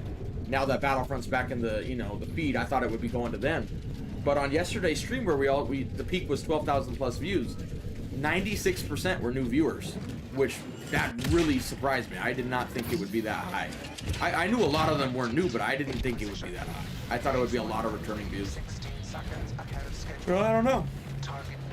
But that number is really good when you just look at it from the Star Wars perspective. Like that just shows how many new people are getting introduced to Battlefront.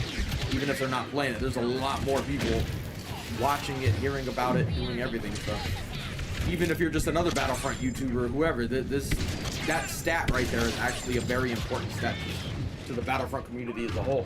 A lot of it is new people coming over, which is what you need if you want a game to be revived, or that's what you want to see when you start the hype train of trying to get Battlefront back. You don't just want the people who've already bought it coming back. You need to see new people coming in. And again, my stream lives and dies with Battlefront, so seeing that on this stream is something that's very good. For not just me, obviously for me it's fantastic, but even for the Battlefront community, that's a good stat to have. You don't just want it to be the people who have already played the game, you want it to be new people coming in. I am not forever. Yeah, we're pretty much at peak right now. We're still right in that high. It will stop at one point. Every stream it does, you can tell when it's like, alright, that's enough. And you're like, I guess that's all the people watching Battlefront, and then the next day you blow past that number, you're like, oh, okay. Accelerate our timetable. All palace doors are unsealed. Enter free I appreciate it, Matthew. I hope so too. I would very much like to be a YouTuber who can play any game and have a good enough viewers on it. I will take it, but that is every YouTuber's dream. You don't want viewers who only watch one game. You want viewers who just watch you for you. You know, that would be awesome. That's literally a dream come true. That's like winning the lottery right there. If you get a channel where they're just there to watch you fuck around on games, talk like an idiot, oh, you good to go. No, I never read chat. Literally, bro. We've been literally sitting here doing nothing but reading chat. Somebody's like, look at me!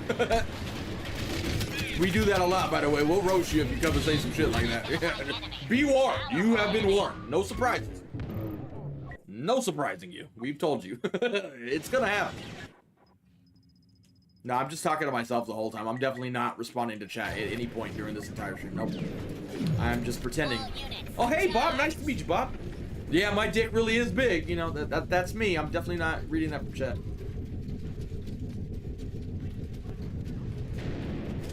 I'm excited for BF6, but there's some stuff that worries me in there. They haven't, well, actually, I haven't looked in the last couple days with this resurgence, to be honest, but up until then, they haven't invited me to the EA, what is it called? Not EA, the Battlefield Labs test, so, knowing them, they probably sent it now. I'm not looking at my emails, I'm like, I'm busy over here, I can't even stream that. Yeah, I was running really hard earlier. We still got the toolbox here holding up all my electronics. We're safe, haven't got electrocuted yet.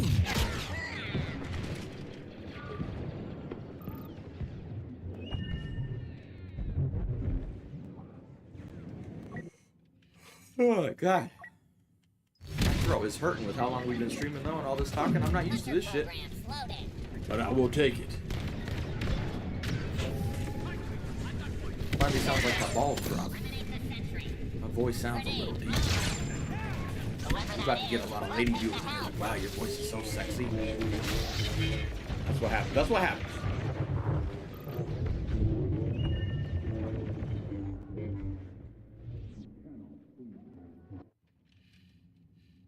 Yeah, my toes found. I've gotten used to it. Whoops, I saw a hero available. If they're still there. They are not still there.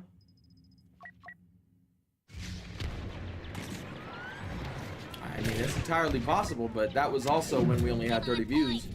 Now they see me getting 16,000 views. They're like, we might have to think about inviting this guy. Welcome to the way the world works.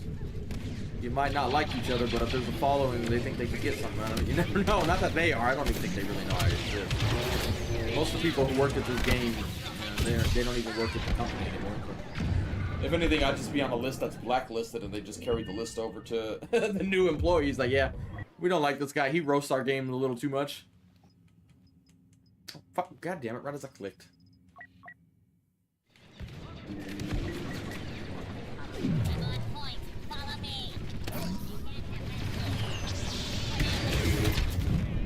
I would try to open my email and look, but again, for all the new people, my PC runs slow as fuck, so it takes a while, and I don't want to risk crashing the stream opening some stupid ass email I don't need to see.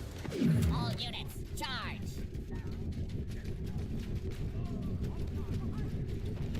I mean, it's not just honesty, but I tend to say things. They might be right, but I say them the wrong way. I admit that. I get it. I can see why they don't want to invite me.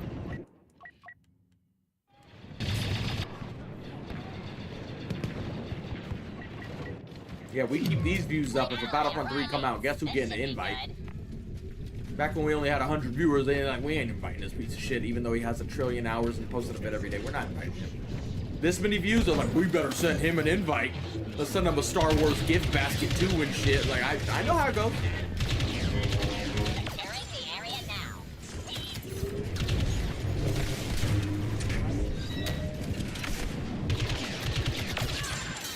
But please do send me that Star Wars gift basket. I would love it. I'm not even gonna send me that Star Wars gift basket. I can't even say it. I love it so much.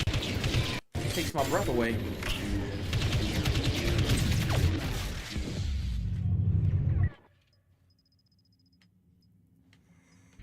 And oh no, they're still available. And no, now they're gone. Okay. Will be a super bat. That's not a super battle droid. It's a rocket droid. Whatever. There you go.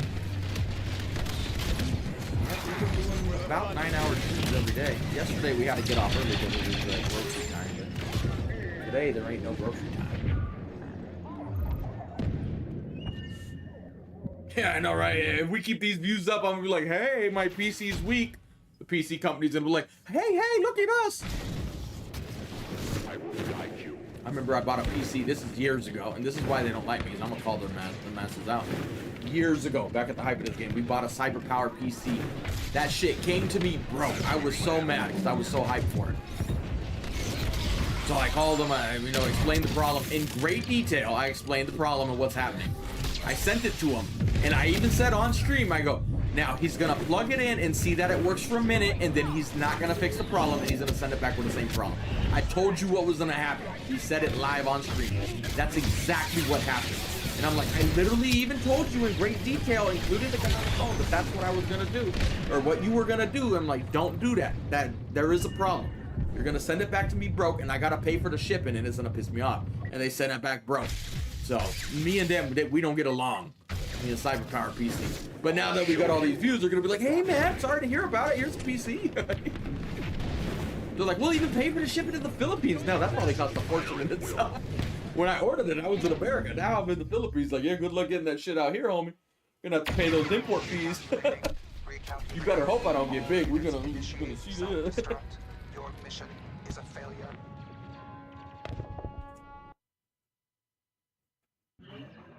Yeah, I want to be big where I can break PCs on stream too and not worry about it because somebody's gonna come suck my dick and give me a new one.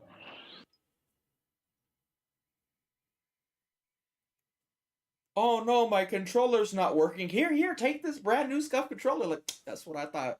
Where were you last month when I had 30 views, bro? I get it. We're just joking around, but I get it.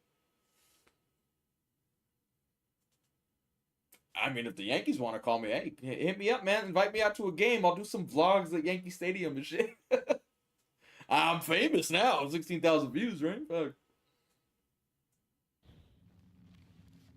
Oh no, there's PCs out here. I could just go to the mall and buy a PC. They got PCs everywhere here.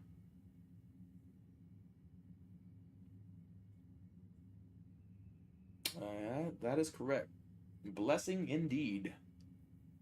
Why am I in the Philippines? Just because I wanted to move out of the States and experience something new.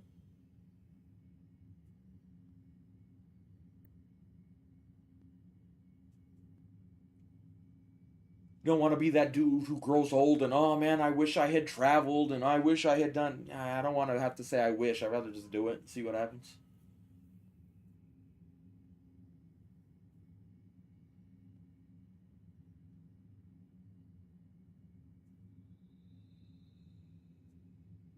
I mean, hey, if Control Freak want to come talk to me, they actually followed me on Twitter the other day when we were only getting 30 views. So they the real one, bro. They the real ones. I see you, Control Freak. I see you.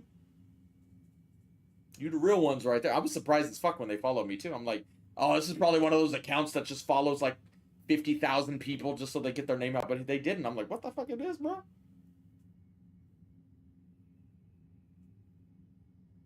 How did this happen? All algorithm. I didn't do shit. This is the same shit I do every day for years. But now the algorithm's like, let there be light on this channel.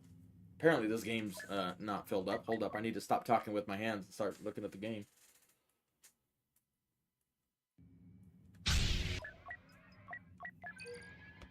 I'll be honest. I was fucking with my girlfriend last night. I was fucking with her while we were grocery shopping. I'm like, look at that girl. Look at that girl. She knows I'm famous. I'm a big YouTuber now. I was making jokes like that last night. I'm gonna be honest with you. I was.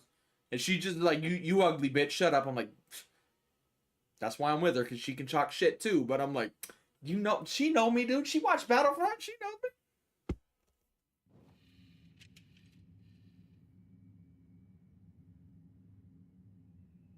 I don't plan on moving back to the States anytime soon. If anything, we were considering like a month ago if we should just stop the channel and end up, I'd just go back and join the Navy, but that would just be to go around and travel. I wouldn't be moving there to just stay. Right? And after I get money, I'd probably just end up retiring out here because it's so much cheaper. I don't know. But, like right now, genuinely, I have no idea what the future holds. Like if these views stay here, which again I don't think they will, but if they do, bro, I can move anywhere the fuck I want, bro. But I don't know. We'll just have to see what happens, honestly.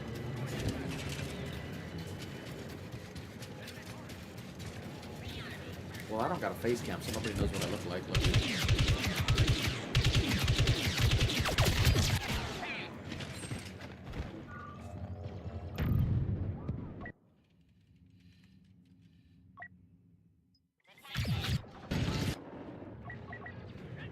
No, I was not in the Navy. I would be joining the Navy possibly if the channel died, which as of now, it's definitely not dead, apparently. YouTube was like, we can't have you leave. I'm like, all right. They're bribing me, that's how they're like, let's give them the algorithm lessons for a few days and we'll make them stick around. We gotta keep that 12-year video streak going of a video every day.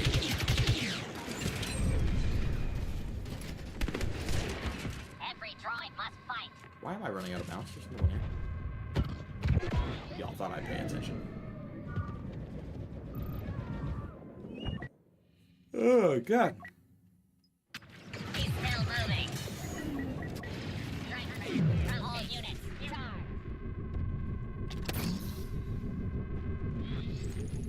Grenade out. Destroy it.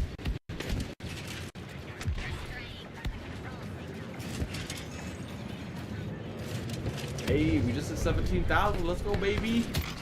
New high, 17,130. That's what it says on my screen. Again, I got two numbers on my screen, so I'm fancy. I get two different numbers. It was slowing down and not hitting it, but it broke through resistance to the moon, baby, to the moon. I'm telling you, I want a Jollibee sponsorship. Come on, Jollibee. You know how many times I can pull up the records and show you how many times I ordered Jollibee since I've been out here. It's a miracle I haven't had a heart attack.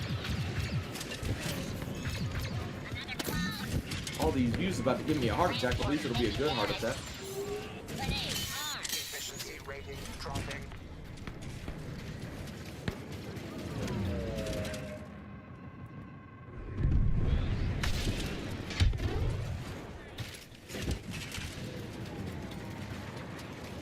Yep, this is collect salt.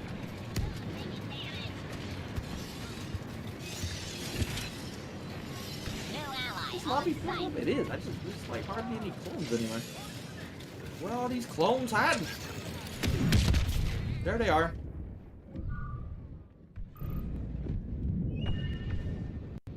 Nope, don't stream on Twitch. I have a Twitch account, but it's only a backup in case YouTube ever bans me or some shit. I have a channel already set up. Not a big cup of tea. But who knows if they want to give me like 10 million to come stream on there, you know, we a big streamer now. I can be bought easily. I can be bought easily, let's be honest. Ninja, we'll give you 10 million so you bring your famous Battlefront stream to our account. Like, yeah, tell me no less. No, I'll probably play hard to get now. Give me some more. I've watched Pawn Stars. We gotta fucking negotiate. Nah, you can't just take the first offer. They always lowball you with the first offer. Nah, I'm worth more than that, sir. Thank you very much.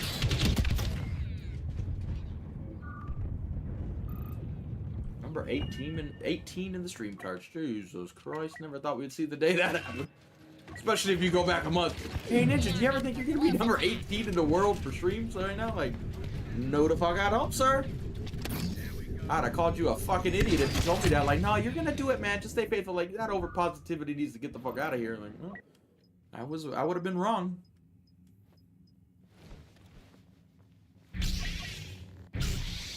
They're the same issues with Cyber Power. Oh shit, they scramble and get Ninja's number. They roasted us on stream with views now. Yeah, I was so excited for my Cyber Power PC, but they just they fumbled the bag with me. That's all I can say. But to be fair, that was years ago, and that dude's probably not even working there. But my problem was I told him the exact problem, and we even told y'all like he's gonna do this and think, oh no, it works. He don't know what he's talking about, and then he's gonna send me the same broke feedback. And that's exactly what. That's why I got so annoyed. And we predicted it perfectly. I'm like, God damn it. Like, you know, he got it back. And I was like, huh, let's see what happens. Oh, look, I plugged it in. It works. Yeah, this guy doesn't know what he's talking about. And they sent it back. You, I claim.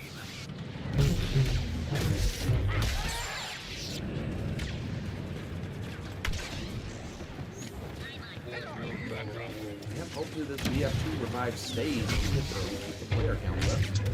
We will actually get some new moves on the Battlefront here.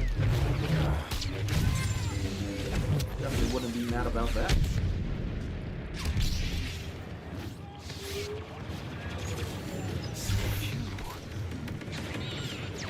I just don't know what day I'm going to go to the mall and get a new PC. I don't know. Because I stream literally from the moment I wake up to right before bed when the mall closes, so I can't really just go after I stream, because I usually get off around like 7, 8 my time. I mean, technically there's still time to go, but we could, maybe. We could make it work, that way we don't miss the stream or something. Especially while the algorithms favor you, it just would make no sense to take a day off. Now, I'm going to have to be dying level sick if you see me miss a day when the algorithm doing this, bro. We're gonna enjoy this while you can. This is shit dreams are made of right here. We're gonna enjoy this.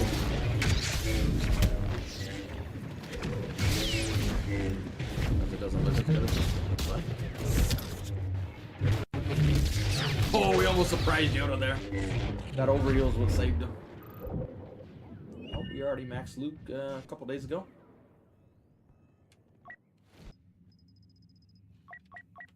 Next closest one is Maul now. Wipe out the clones. Yesterday we actually got off early because we needed to go grocery shopping. We hadn't been grocery shopping in over a month. We were all running on E when it comes to food, so we just had to call it early. Even though the stream was doing so good, we had to get on. Which worried me, because in the back of my mind, I'm like, man, that was probably the fluke, you know? That was the one day the algorithm went full send and really blessed us, and we had to get off early that day. But somehow, by some miracle of the gods, it's happened even bigger today, so I can't thank you, and I can't thank the algorithm enough, is all I can fucking say. Yeah, Vader taunting Anakin, what happened? All units, charge. Phobia? Yeah, he's in the Navy still. Talked to him yesterday, actually. He's doing just fine. Getting promoted and shit. Moving up the ranks.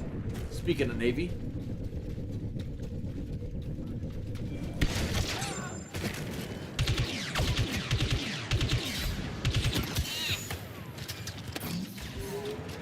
No, it's not twice. Yesterday we peaked at 12,400 something, so it's definitely a lot more though.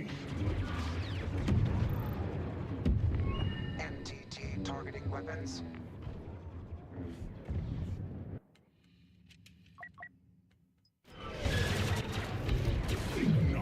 Hunter programs loaded.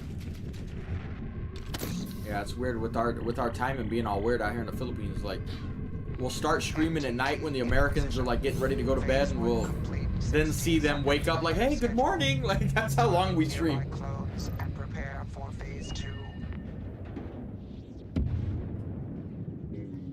Well, because you need a lot of money to start a developing company, and we ain't we ain't like that, bro. So, not that I have knowledge.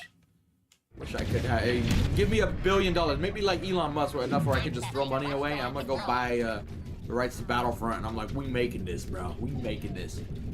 We turning this into a passion project. We're gonna make Battlefront 3, make it right. Control override failed. Well, that was really good. I mean, yeah, I'd start a Filipino server. I'd give away Xbox to everybody in the Philippines with only a copy of this game. So like, there you go. Hey, all playing Battlefront. We're gonna artificially inflate Battlefront's numbers. I mean, that's not really artificial if everybody gets an Xbox and plays it, but you know what I mean. Like, y'all gonna like Star Wars now, bitch, whether you want to or not. Get on and play, so I have people in this region to play with. That way we don't gotta connect to some server on the other side of the world and shit. Palace doors unsealing. Run decimation programs. Push the enemy back and prepare for phase 3. The palace throne room has been sealed. All units proceed inside and override the door control systems. General Grievous. Yeah, we watched that Han, or him as Han running there in Die Clip not too long ago. Good times, good times. Found out the hard way you could die doing that in that game. Yeah, we have Vader, Luke Max, then we have Assault and Officer Max.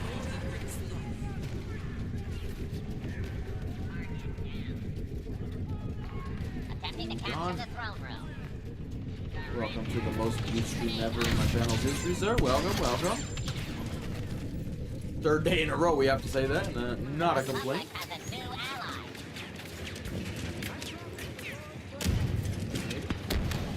Thank you, thank you.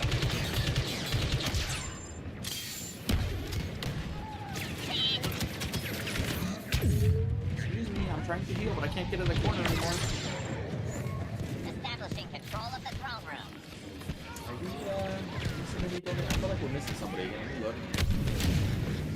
Hopefully we're not missing anybody.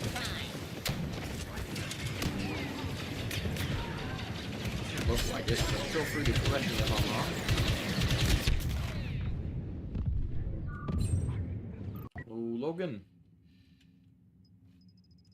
Come on, gotta give us a hero for the overtime phase. It's the funnest part of the week. Faster. Throne room is nearly Morning, Craig. Oh shit, here comes the rain again. Oh god. For all the new people, why do I worry about rain? Well, this window's leaky as fuck. And when the window leaks, it literally comes in right where all the electronics is. So, all my like plugs and outlets for the PC I'm using, the monitor, all that shit, are literally set on top of boxes. Trying to keep it off the ground in case the window leaks. We got a bootleg redneck setup right now.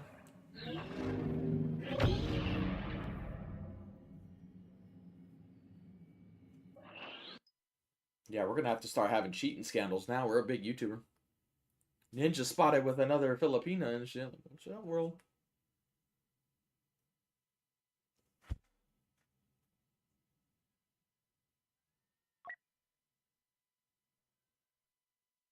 Well, I'm glad you're still here watching.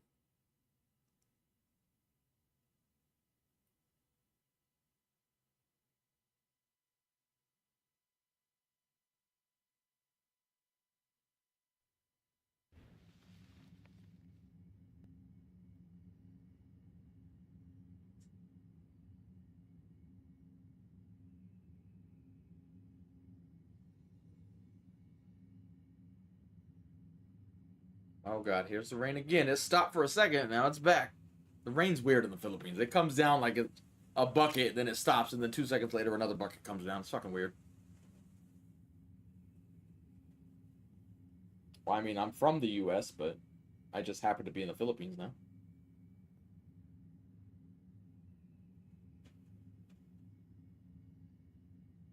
Yeah, we got Max on Vader and Luke.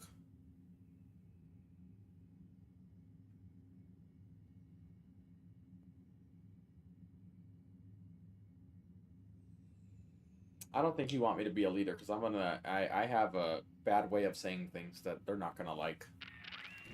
But if you get big enough on YouTube, you can say it however you want, and they're gonna listen because you got the views to back it up. They're like, yes sir, right away, Mr. Ninja. Like, that's what I want to hear. Let's go, sir. You better listen when I speak, you know.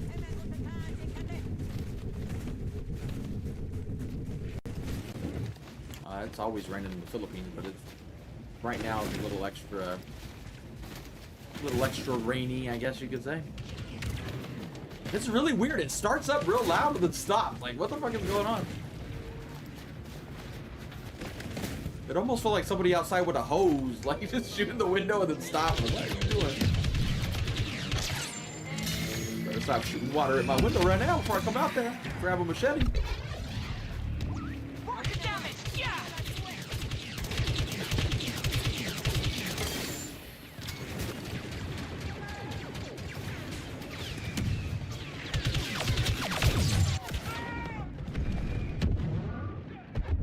I don't know how to speak any Filipino. All I know is they say oi a lot. Oh, you crazy boy. They like saying oi, but yeah, that's not even really a word. It's more just an expression. I know, right? The video last night only got 2,000 something views. Meanwhile, we get 17,000 viewers on the stream, but it just shows you the power of the algorithm. The algorithm does not give a shit about my videos right now. The videos were actually getting more views a couple weeks back when it first started off. But right now, the algorithm, all our algorithm blessings are going focused in on live streams right now. If we get the vids to take off too, oh Jesus! You trying to kill me, YouTube? I can't handle this much blessings at once. You better calm down.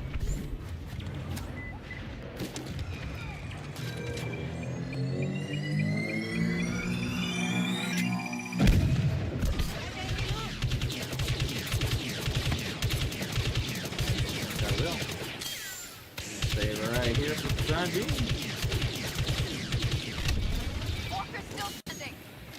We have enough now. The local Filipino dog howling. Oh boy. Hopefully this noise canceling is actually noise canceling, so you don't gotta hear those dogs. Actually, go ahead and kill me. I gotta hear it. Go ahead. Kill me, please.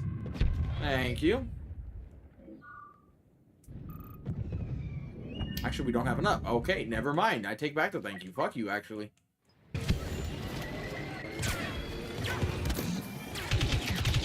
This will solve that problem. We already got enough. It's your lucky day, man. We get to live.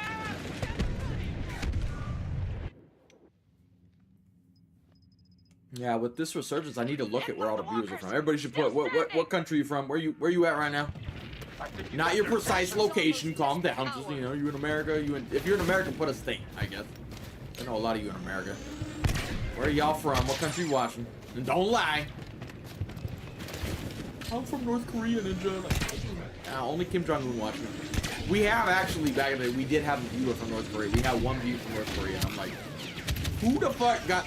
Somebody's getting executed in North Korea because they watch my stream. And it's probably because I was making fun of Kim Jong-un or something. So let's go see this shit real quick.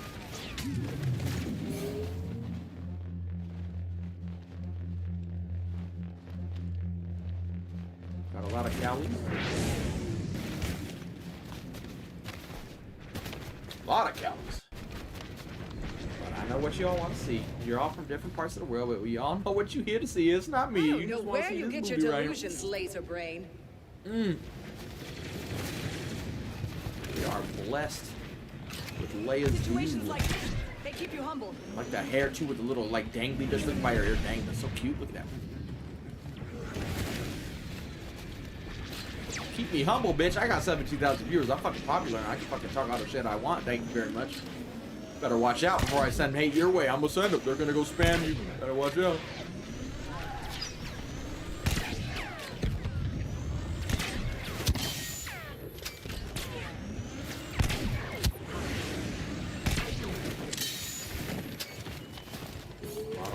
Wow, Hawaii. Fancy like brother. That's how y'all say brother. I watched we're talking about him. Wow, that is a laggy fucking TIE fighter. Oh my goodness.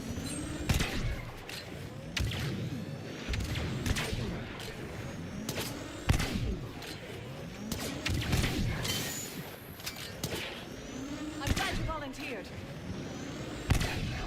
Mr. Worldwide, move over, Pitbull. I'm Mr. Worldwide now. You get out of here.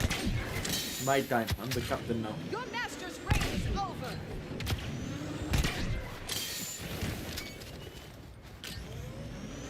I think I'm getting too old now. I can barely see motherfuckers out there, dude.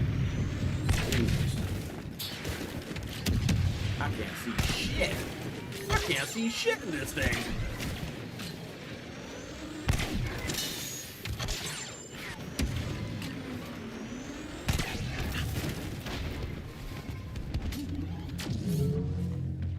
Japanese viewer? Well, you need to get some of your friends on, man, so I can play on Japanese servers so I can get a good connection.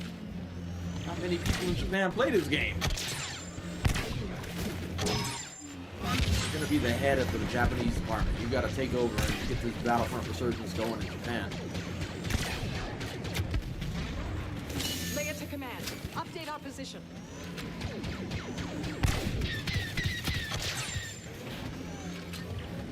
Oh, Vader fighting out there in the open. Oh, I wouldn't be doing that. Master's reign is over. Yeah, I would not be fighting in the open like that. This Vader don't know what's up. I think the Tauntaun's actually blocking the shot. Stop it, Tauntaun. Whose side are you on? I thought the animals were all on the Force side. They all fight with the good guys. I've seen the Filoni shit. He loves animals saving the day. Tauntaun is the exception.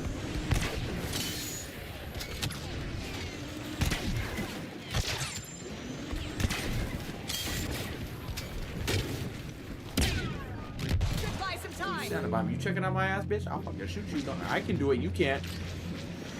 Sir.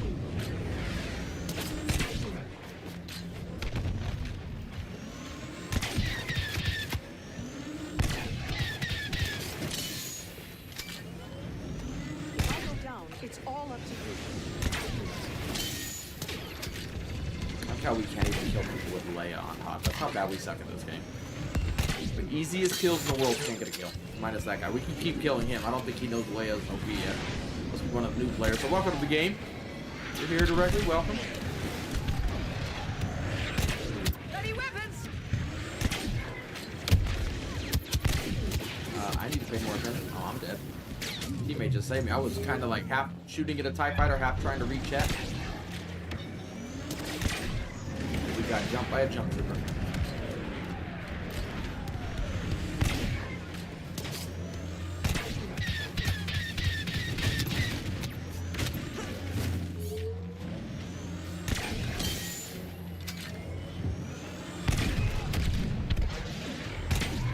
Well, in fairness, what I'm shooting now is it's homing shot, so yeah.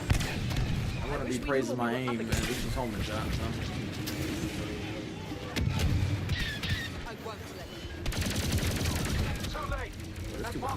Wow, he teleported up here too. Jesus, that dude got too many moves. We'll meet the enemy attack there.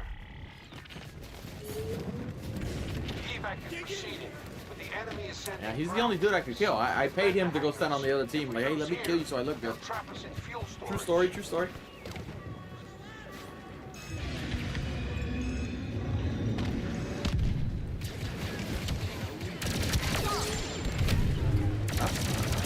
Dad, don't do it, Dad. These are my friends. I'm not defying you. I'm gonna tell Mom. She's gonna be mad.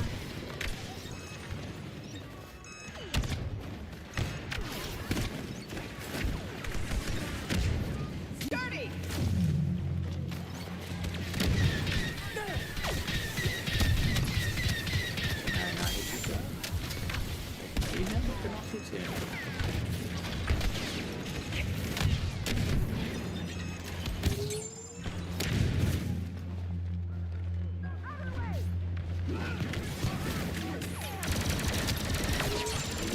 You're here.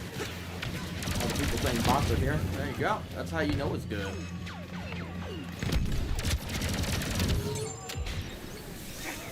All the yellow stream snipers are like, oh my god, I'm so much better than Ninja, but he gets all the views. To lay his ass, baby, y'all jacking off right now. That's why nobody's talking. It's alright, you don't have to hide it. We all do it. It's normal. Fuck, if I wasn't playing, I'd be doing it too. Shit.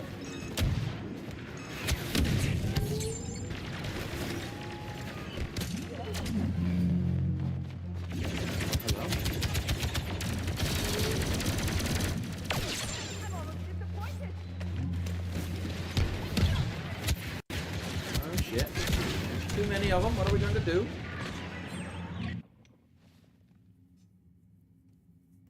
Whoops.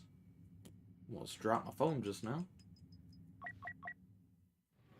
Yeah, you think a guy with 30 views can afford fucking view buster? You must be new, which is exactly, there you go. There's one of the new viewers.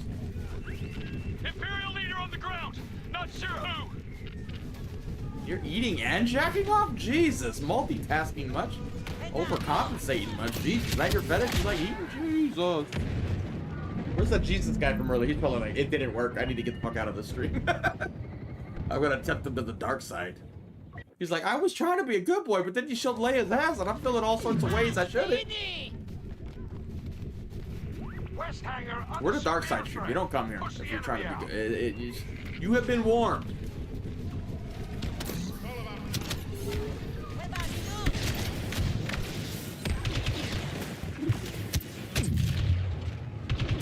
I thought I was dead, so I stopped trying, and then he just, nope, the guy behind me just didn't kill me, I guess.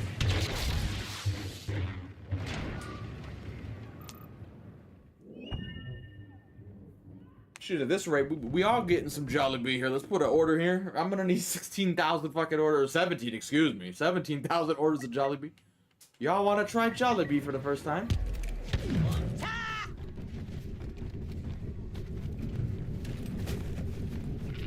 They're forcing us out of the East Hangar. We're making this guy's day. They're like, oh my god, somebody talk to me. Yes! These guys are funny. It's actually kind of sad when you think about it, seeing that on the internet. Even when we don't get views, you get a lot of those dudes who they just want to be talked to and nobody talks to them in real life. Every once in a while, you gotta talk to them, spread the love, let them know they're not alone.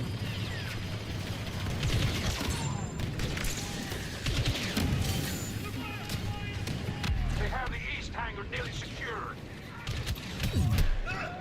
Even these R5 droids on them, look at them. They got two little buddies, but some of these trolls they ain't got nobody. All they got is you guys, unfortunately. One day, you'll find the one. Oh, gotta be spicy Jollibee chicken, of course. This is it. Speaking of that, somebody cooking something, and this smells nasty as fuck out here. Look at that! Unidentified ally on site! Where am I? Which way? This way? Let's go, Han. Get out of here. How do you feel that so many people are looking at your girlfriend's ass? Or wife? I don't even know. At this point, they're probably just boyfriend, girlfriend. She gonna start an OnlyFans soon. Dude, at this point, I'm gonna start a fucking OnlyFans. I'm gonna start an OnlyFans, but just for taking, like, creep shots of Leia and Ivy. It's just gonna be Battlefront 2 OnlyFans. Don't tempt me with a good time. You think I won't? You think I won't? When you start selling some Leia feet tricks here. How do I get this camera here? I'm gonna have to hire somebody. Go play as Leia so I can zoom in on her feet real quick. You think I won't? You think I'm above that?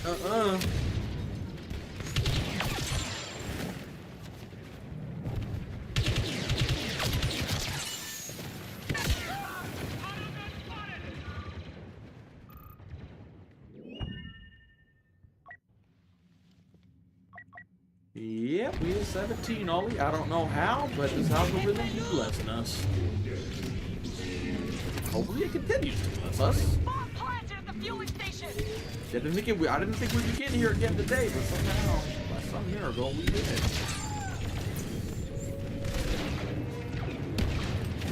It probably would work, honestly. It probably would. Enemy elite on site. Watch out. Yeah, they're over here taunting, dude. They taunting, dude. I'm gonna start Wookiee only. Hey, you down? Is this you down with this idea? I don't know if she's down with this idea. I keep all the money, by the way. Not you. No, you just provide the content, and I'm the one who gets to keep the money. The manager, you know.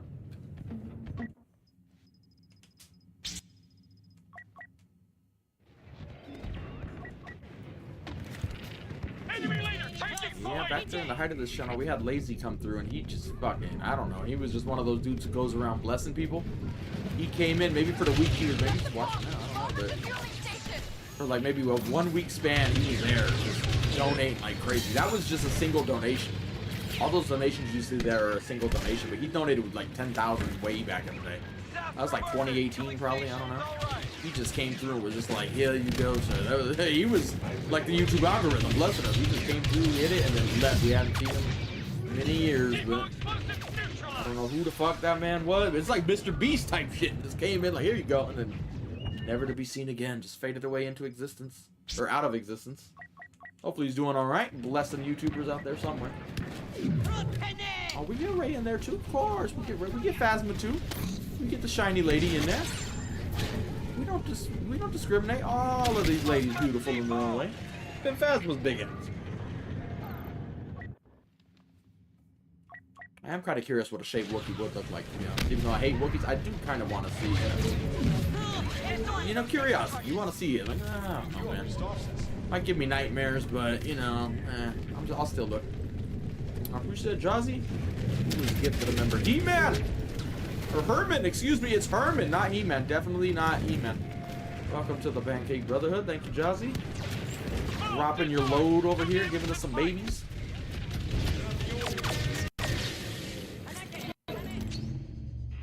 All transports ready That was to what? launch. The donation? We did what we were asked. Yeah, that was like 2018, way back in the day. It's towards the height of when Battlefront was, you know, taking off. We got a new baby pancake in the house now. Yeah, that was fucking crazy, dude. He just came in, fucking, he threw PayPals, he threw Super Chats, and then he just disappeared one day. I'm like, how the hell are you that dedicated to the channel to disappear? I'm like, bro, I don't know who that meant. That must have been Elon Musk or something, but like, that dude just throwing around money. He's like, and I am gone. I'm like, all right, bye, but thanks, man. I appreciate it, but can't even thank him enough. Like, fucking crazy shit, dude. There's like certain angels that go around the YouTube space that's just like, and here you go, sir, and then never seen again. You're like, all right, thanks, man, I appreciate it, but just disappear.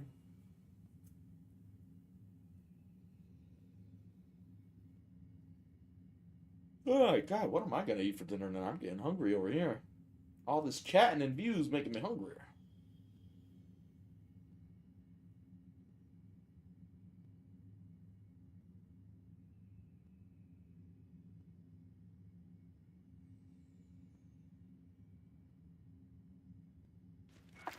Colonel Brenner to all troops. We've confirmed the location of the rebel base. The enemy is evacuating. I think it was on Takadana too. He did it. For some reason, when I think of Lazy Donate, I think it was on Takadana. Maybe that's when he first started. Two walkers in case of rebel rocket attacks. Not sure. It was many years ago. Protect them with your lives.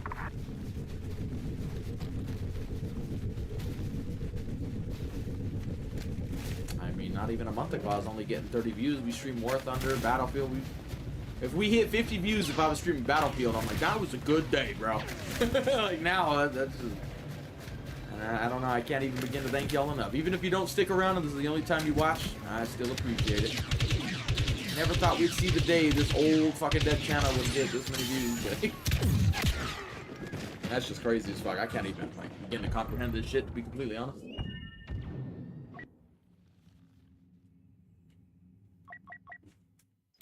Well, you got lucky you came in then. You got the free pancake. Starting elimination. It only gives it to people who are here, so you're getting blessings too, I guess.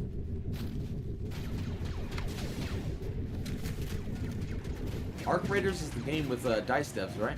We'll probably try it out when it comes out. We were talking about it the other day. At least I think that was the game we're talking about. I don't know. I'm bad with names of shit, so I'm pretty sure that's the game though. Anytime it's an X dice dev, you got my attention. They usually make the games I play the most. Even though I hate some of those games, I still play them a lot because, you know, it's how it goes. That's how you know you still made a good game at the end of the day. When you hate it, yeah, you keep fucking playing it. I don't think I'm that entertaining, but I'll take it. Hopefully y'all think that. I hope so. Appreciate Duzzy. Walker reporting damage. Been a long time. Where am I? I need to pay attention.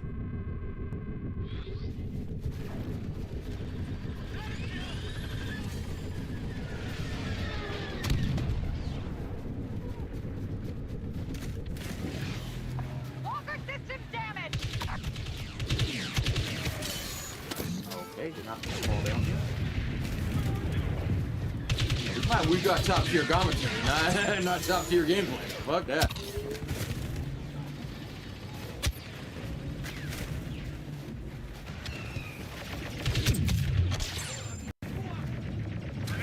Why is something falling on my feet?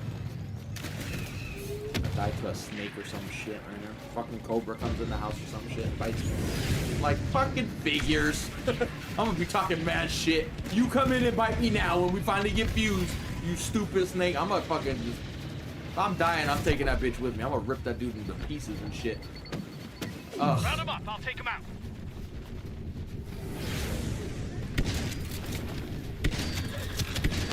Well, I just don't want to kill this guy.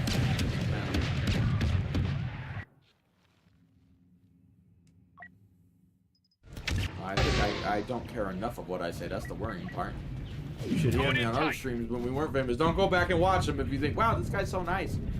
I say some pretty mean shit, bro. You better... You've all been warned. We use words people don't like nowadays, so yeah, you have been warned. Let me be clear.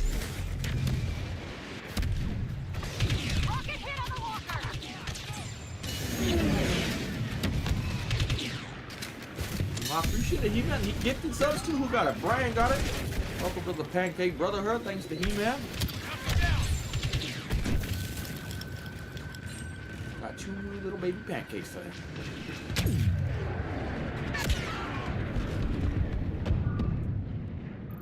I mean, but we also say some pretty crazy shit, though. I mean, there's soft people, and then there's like, yeah, that was pretty crazy. Let's just be honest. Let's be honest.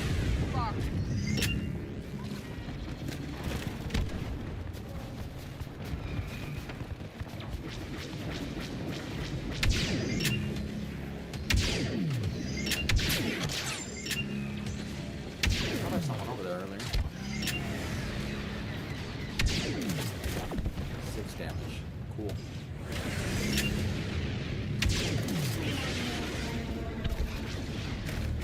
I like how I can't aim, but I just shot a Y-wing fast as fuck in the air twice. What the fuck is wrong with me?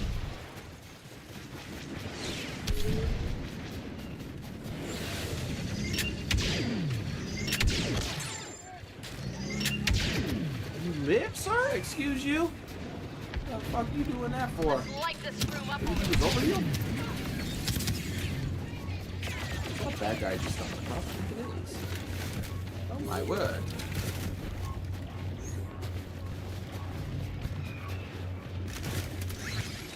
Heavy weapon here. Oh, we've done that many times. Many times.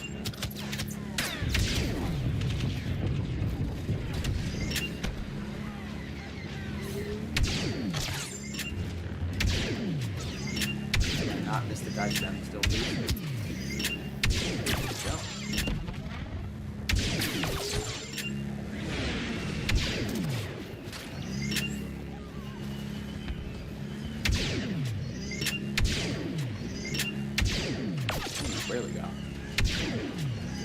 glitch right there. It's hard to tell on stream where these guys are sniping from. Like right where the top of the cursor is, there's a...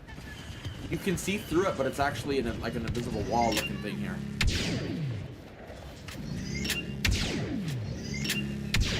As weird as it is, so it'll block your shots. Last time we checked, it was a couple of old pancakes. It doesn't go by specific dates, but if they subbed at the same time when it first came out and stayed there, it shows them there. I don't remember, was it Twerk? I think it was Twerk, but there was a couple. We'd have to open it back up, but this PC would take 8 minutes to do that. There's like a tie. It doesn't show the specific day and time. We got a lot of grandpa pancakes out there.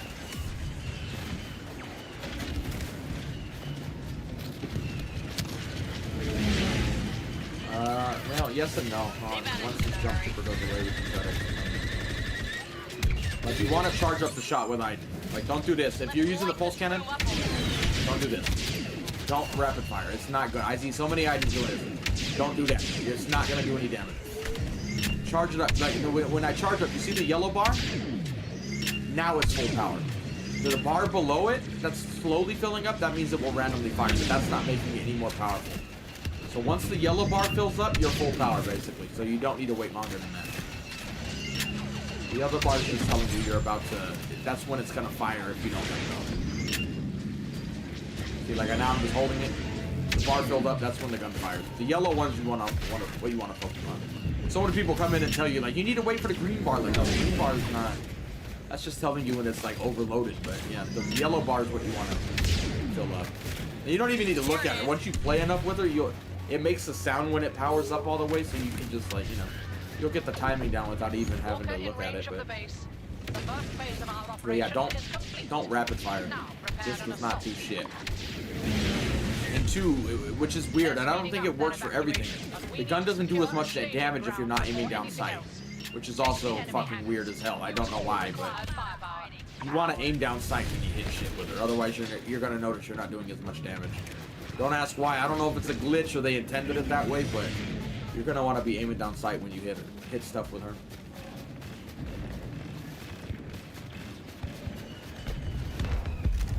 Darius, well, I'm glad you're still here.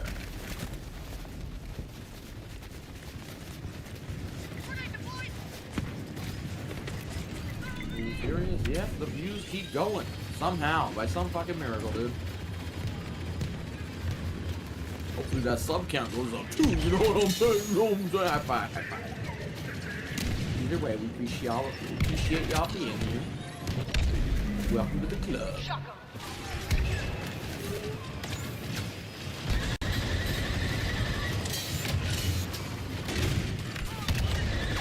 You know, we just killed Big Fight today. I didn't even know that was in, but hey, look how good Ninja is. He killed a hero. Play Supremacy, but it's not my main game mode. I prefer Galactic Assault. I like people not stealing my hero between rounds. I like my maps being designed for the game mode I'm playing, not copied and pasted from Galactic Assault and Supremacy. And I like the maps being a little less laggy. Supremacy tends to be more laggy. Especially on like maps like Felucia, they never really did a... I don't know why, but it tends to lag more on that map. I'm not a developer, I cannot explain it. And I don't like that there's bots everywhere, so yeah, that's the main reason we don't play Supremacy. The one thing I love about Supremacy is both sides start attacking, where Galactic Assault, one's defending, one's attacking. I hate defending, it's so boring. Well, he mind tricked me, we killed him. Wow, we're so good, we killed so many. So many heroes. We did all the damage. We definitely didn't just shoot a weak man. No. Not me, I would never.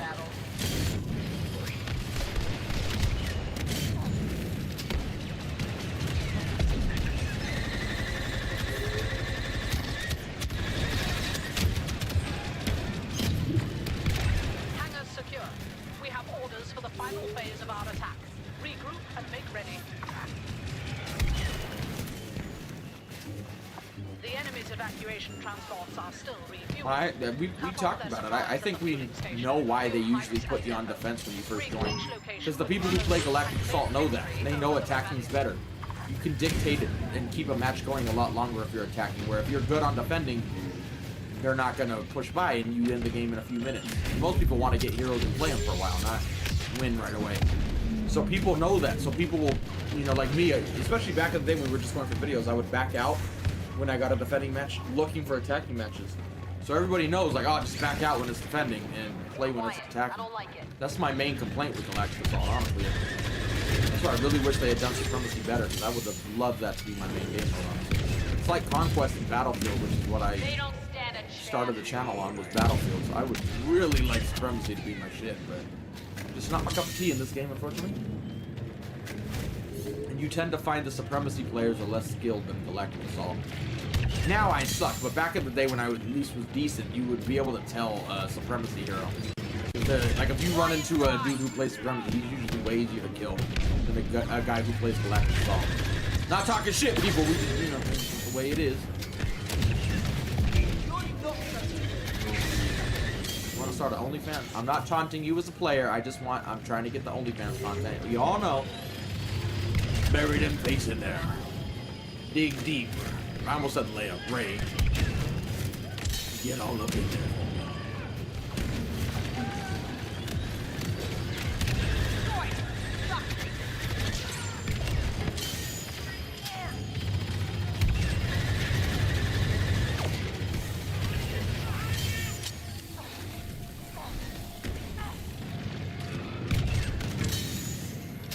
Supremacy's just laggy overall. I don't know why. I couldn't really tell you, but especially when Felucia came out, oh man, that map played like absolute dog shit. People skipping all over the goddamn place, and you'll see that in Galactic Assault too sometimes, especially on the days the servers are kind of wonky. It tends to happen more on Supremacy, and I don't know why. Weirdly enough, for those who didn't play when the game first launched, Kashyyyk in Galactic Assault used to be like that when the game first launched. You just didn't want to play it. Heroes skipping all over, and the other maps they wouldn't do that. But for whatever reason, Kashyyyk was just laggy. But they ultimately fixed it, where it's not like that anymore. But anyway, BRB, I need to go grab some water real quick. I'm out. I need to parch my drenched throat. Be right back. No, Felucia doesn't have Galactic Assault.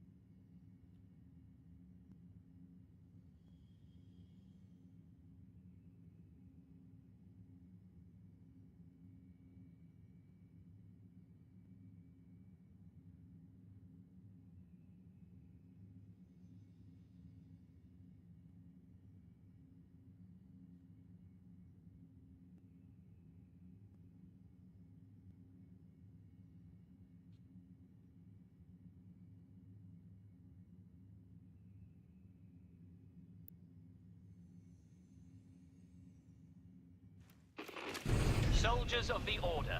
Spies, traitors, and terrorists have taken refuge in the Takodana Castle, and members of the Resistance seek to aid their escape. But they will not escape.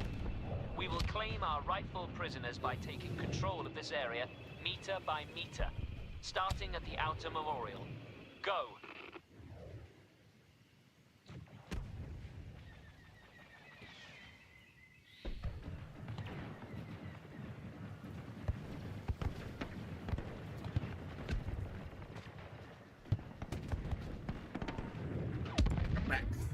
Don't kick me. I'm reaching for the controller now. Don't kick me. Don't kick me. Don't kick me. Don't kick me. Nope, didn't get kicked. Y'all lost the bet. I was just pretending to be one of these guys. Occupying the memorial grounds.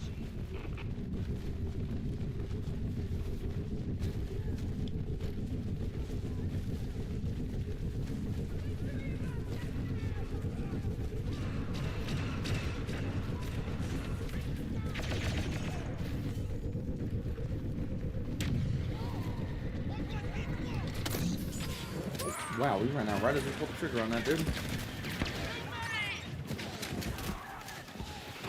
The memorial will soon fall to us. Oh, teammate, you scared the shit out of me, dude.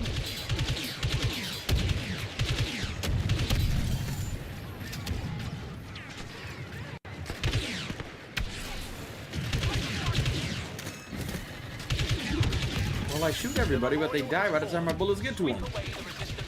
There we go. Then we proceed to the next sector. We must No, my destroy team the doesn't even need my help. They turrets just ahead fire in no order to reach the problem. castle. Be bold Yeah, in like we your don't attack. need no ninja on the Caution team. can We no got longer this shit. serve us.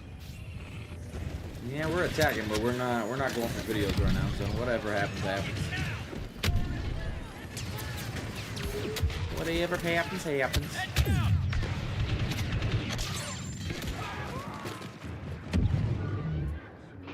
Marking east turret for demolition. Shotgun might run out, which is weird, but I honestly wish more games would handle the shotgun this way. Be incredibly good, but you only get it for a certain amount of time. That way you don't just have dudes sitting in the corner with a shotgun. Like, yeah, I did not mean to activate that, but here we are. Charging up on the west turret. They're not even putting up a fight. I can't even find people to shoot right now.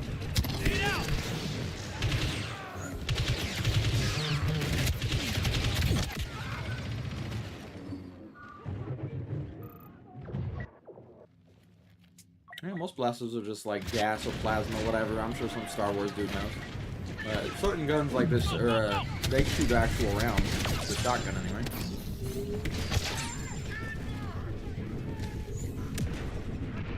The west side charges will detonate shortly. Ooh, barely got him. See you later, Jim. Well, I would think your goals are crazy as fuck, Unheard, but I mean, the way this is going, I don't know. Move into shot range. I don't know what's gonna happen tomorrow or what's gonna happen later to this stream. I have no clue. Never thought we'd be here, and yet here we are, so who Ray knows? has been spotted. Be careful around that scavenger.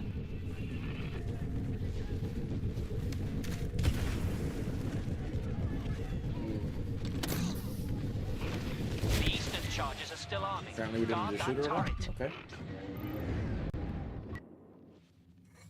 Oh, what, are they actually available? Wow. Wow, they're actually available. You are a credit to your training. The sector is secure. Clear away the last of our foes. They will try to evacuate the castle via starcraft, and we will stop them. Take the fortress and put an end to this.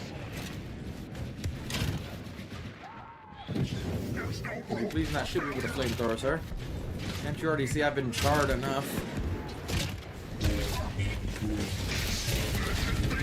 Excuse me, come here, excuse me. Oh, right into an orbital, that's not ideal.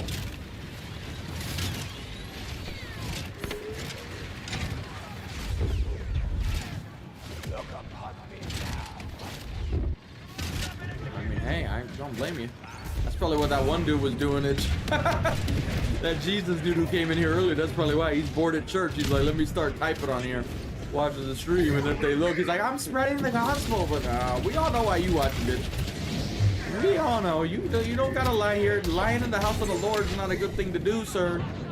Don't you lie here. It's like, damn it, they're on to me.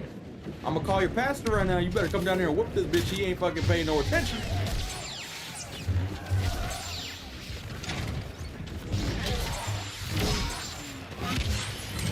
I'm on to your tricks.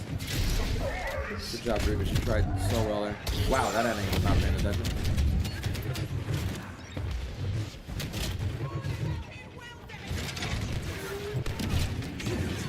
OCT.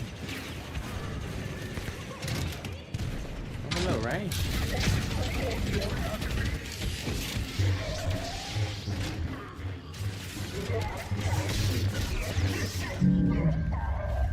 Oh, she ran. I got so excited. Like, oh, she's weak. Mind trick. This is when Rays come running, man. No.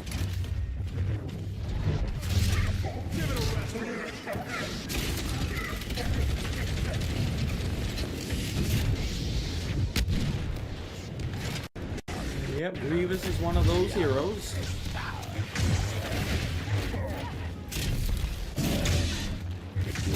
away! Get away! You say get away and then you're the one running away. We have the castle and we have control. Glory to the First Order. Stop overcompensating. We know you in church and you bored. It's alright. You can say it.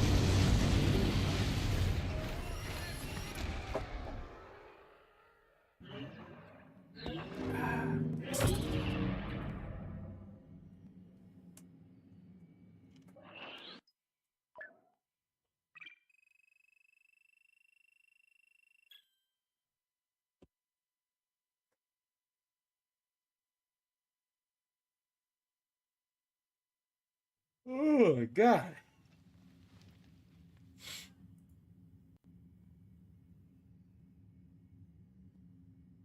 Defending? No thank you, sir. No thank you. I will pass here.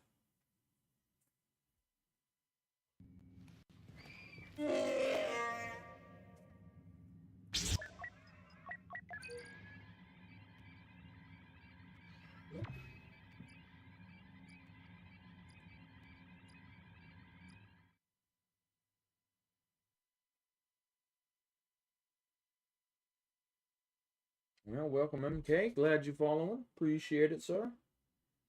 On a side note, for those curious, I just looked at the stats for the drive-by vid when we posted it in chat. Got like 50 views for those curious. So whoever was saying promote vids and streams, there you go. And people ain't clicking links, rightfully so. I'm one of them. I don't click links in the stream really. So.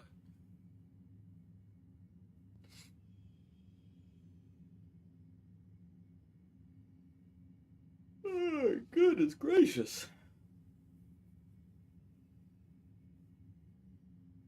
What do we get? What map are we on? Kashyyyk, speaking of Kashyyyk.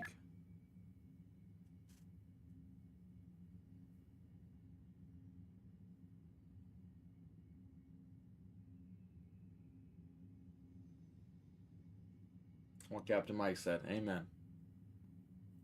Oh, see you later, He-Man. Sweet dreams.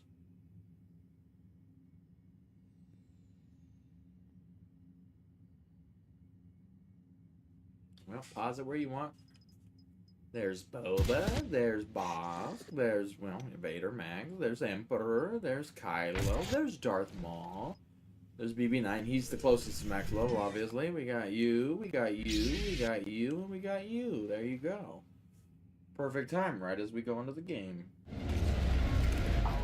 Kevin was here the other day. Designated units will target a nearby Republic cruiser. I haven't seen him here today, though. Launching and joining the battle. Begin by escorting your multi-troop transports through enemy territory. Clone troopers will attempt to damage the MTTs with ion disruptors. We had surpassed 17,000 here, but we've officially done the peak, and now we're starting on a descent for the day.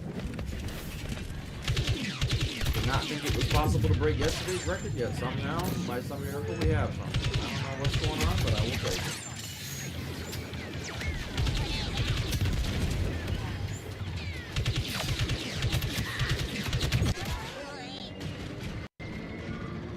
Goodness gracious, great balls of fire. I was like, why am I on hide mode? Fucking around with the heroes. I'm on point. Follow me.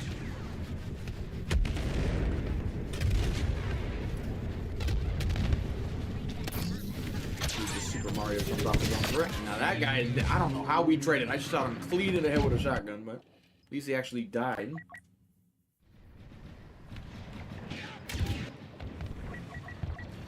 Wipe out the clones.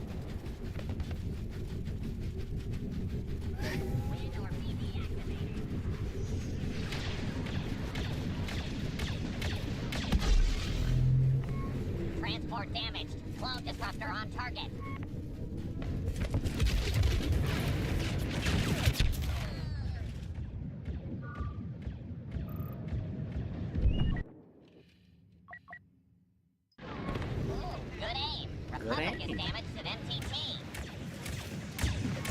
I got some dudes singing karaoke outside right now. Probably watching the stream. They're repeating back what I say, but for 2 seconds. Oh wait, I was like, I thought I heard one, but it's just a droid. Oh, I do have a PS5. Wow, your wish has come true already? That's crazy. Sad that we can't play this game on there, because for some reason my EA account is not signed inable, I guess. I don't know. I'm too lazy to go fucking fix it.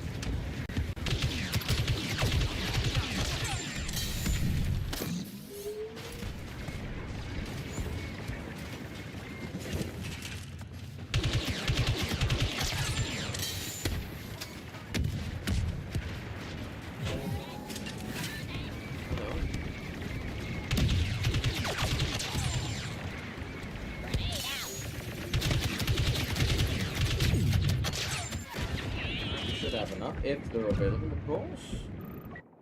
Are you available? Let's be Boba. We haven't been Boba today, I don't Ion think. damage to one transport. As you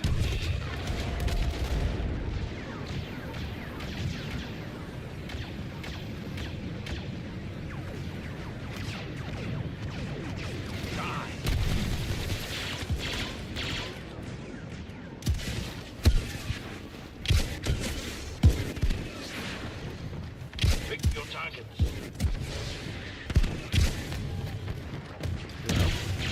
Sniper's awareness is always legendary.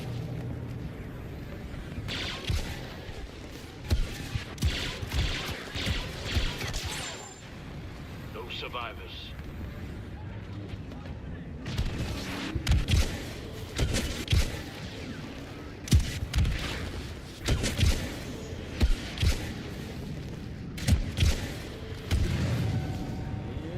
Good times, many good times with Boba have been had here.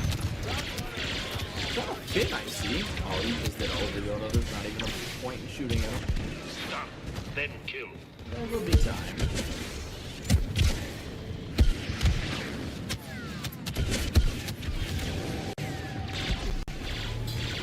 We got a droid pistol too. Problem is I'm about to run out of juice and then I'm gonna land on top of all his teammates.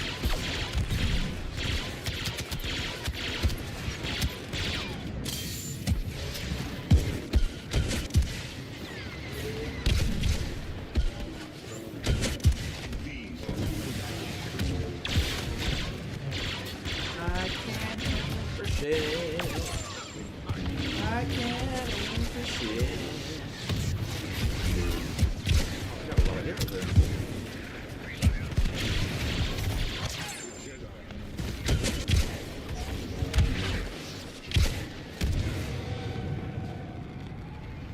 Oh, Frisco's reporting for duty. No concern.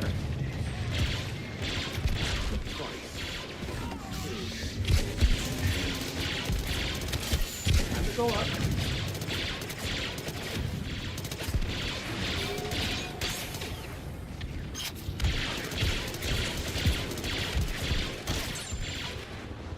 Wonka's Donker. Oh boy, or Donker, I can't even say it.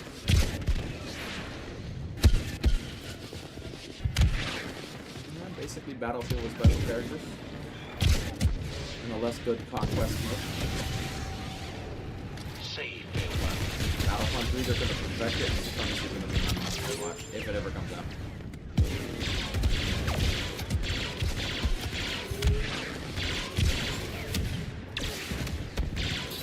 Slow.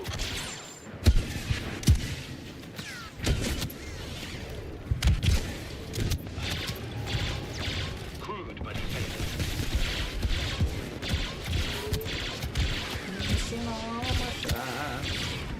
You're not worth playing fair. Sorry.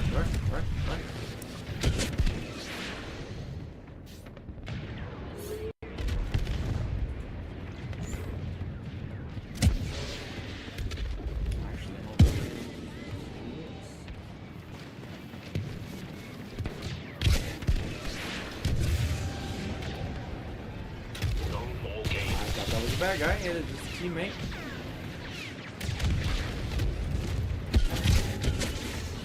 See, there's some kids watching right now.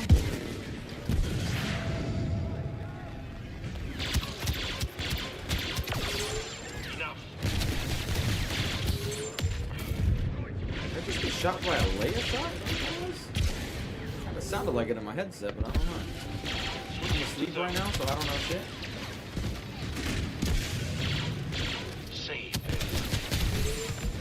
It's alright, Boba's useful on his back. It's fine. Completely normal and healthy for him. Future Hysteria? Yeah, we are enjoying this ride. I don't know how long it's gonna last, but I'm enjoying it. Enjoy the ride. See what happens. I'm about to get ran over by a fucking MTT if he's not careful. Nice, that's normal. Wow, but Anakin mobilization now. You're gonna have to slap the shit out of somebody. Crude but effective. I thought I had a little more juice. I'm glad you wake up to the stream, Dom. That's probably what happened to a lot of people. They fall asleep with it on the TV. And since they've been watching Battlefront of late, it puts me on since I always stream all day. Let's go, we getting all those sleepy viewers. I'll take the views however we can get them. Sleepy, awake, I don't care. You're all welcome here.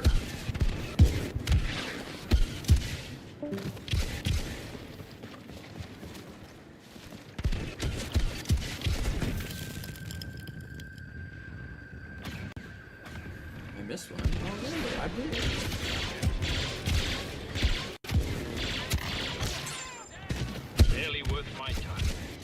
Alright, well, there we go. Bouncing for no reason. Thank you, Boba. It was like a reconnaissance bounce. I could see over the thing so I could see the bad guy. Amateurs.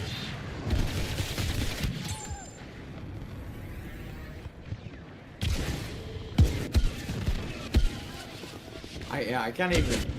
You know, that's probably part of it, actually. Because we start streaming right when,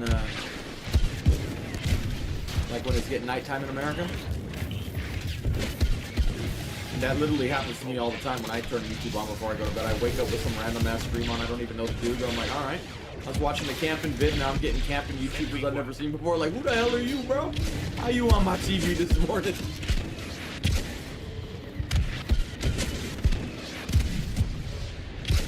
I'm glad you're waking up to this stream, bro. I don't care how y'all get here, just get here. Whether you're awake or asleep, I'll take it. All jokes aside, welcome, good sir, welcome. That's why people ain't talking, they all go on sleepy time. That's probably why there's so many views on the TV, because the only time I watch YouTube on TV is when I'm going to bed. Other than that, I'm watching on the computer or something. I mean, that actually might be a big part of it, all jokes aside. That might actually, you might have found the reason, because I was so surprised yesterday. I'm like, man, we got so many viewers on TV. That really surprised me. I wouldn't think there were that many, you know, TV people watchers. You know, especially when we're streaming, I'm like, that's the European time, a lot of it. I'm like, I picture you at work, you're on your phone next to your computer, or you're on your computer, you know? Not a TV, you don't got a TV at work, but it's probably the American audience. We get no sleepy views, bro. Call the clones while I assess our next step. Go back to sleep, you guys. Must prepare for our It's just Ninja's ASMR channel. Target the two Juggernaut turbo tanks protecting the ship and detonate their control centers.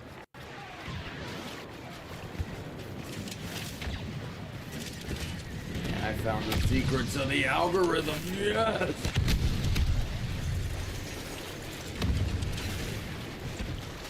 Some of them will stop by right when they're about to go to bed, watch the stream for a second, like, nah, I'm gonna go watch something else.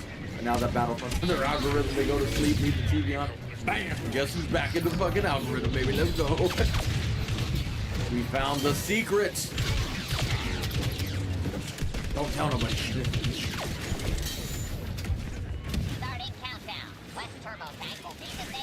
I have the power now. We know the secrets.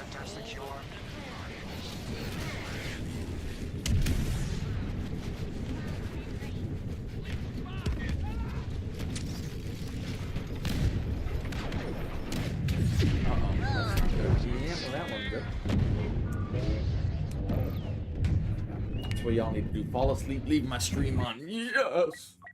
Farming simulator. Farm Ninja new PC. Very good, very good. Oh, my throat hurt. My throat's getting weak from the streaming so long. I missed my turn.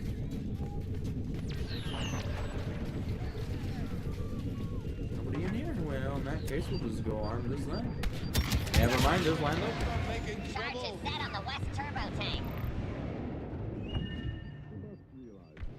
Yeah, they probably meant in the gaming tab, but that's still just crazy to me.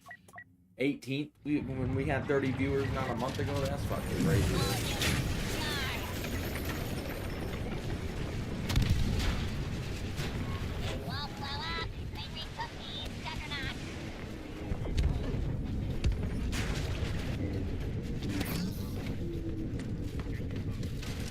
Excuse me. Can you arm it with a minigun now? I don't think you can. There you go, I'll get it for you, buddy. Teamwork. Wait, oh, they're up here? Shit, I looked away for 1 second, I get shot. Kinda, you're lucky. I'm lucky to have lived through that. Oh, I'm gonna need some more luck, Lucky. Let me get some of that luck rubbed off on me.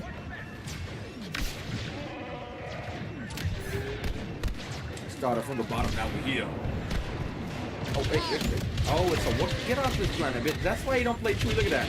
Any other hero come up here, we're scared. Chewie comes up, we just like, go away. Sit down, Chewie. Your efficiency rating depends on it.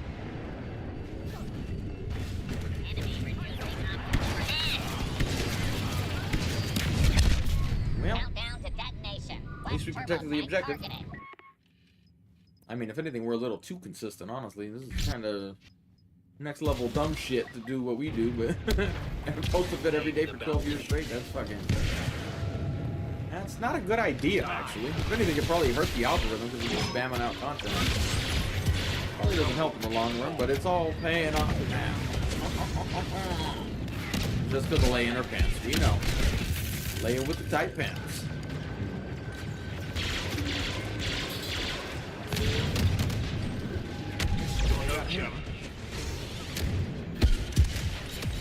Oh, we got Anakin here. Yeah, we caught him sleeping. We caught Anakin sleeping. The only time you kill some shit with his fucking rocket barrage, probably. And he's weak and asleep. Posted a bit every day for 12 years now, give or take. Switching to thermal. 4,000 fucking blah days. Started the streak back on the OG Black Ops 2, not the recent one. Posted it through Battlefield, Battlefront, Battle everything, fucking so many games. This is a diversion. Yeah, we're still here, going. Oh, that nade though. Oh, that's not good. Okay, let's hope it stays that way, but either way, we're here to just enjoy the ride. That's all we do. Phase 2 complete. 20% behind schedule. Swiftly eliminate close. No, they haven't even been focusing on that with the algorithm. At least on my channel of late, the only thing, before this resurgence obviously, the only thing they would ever recommend, or like spam, would be shorts. They did not do it for videos, they 100% did not do it for streams. I could go back through any of these streams from a month ago and just like scroll through all the different ones, and like no views, no new viewers came in from streams. It's like so rare. And now if I go look at the stats on this, it's gonna be like 96% new because they are sending it out to the algorithm now. Where they would not do that with anything at that point other than shorts, and even then not to the level it was doing. Our short, like a video might get 1,000 to 2,000 views with a Battlefront vid, but a short could get up to 10,000 views because they recommend it to new viewers. But that was the only thing that would go out to new viewers. And now the shorts are doing all right still. The videos are not, but the streams are doing phenomenal. You're like, what the hell? I don't know what's going on, but I will take it. Not a complaint, just an observation.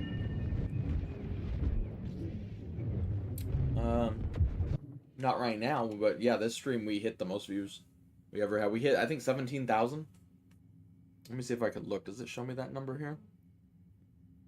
Let me see. My computer loads slow, so hold on. Bear with me.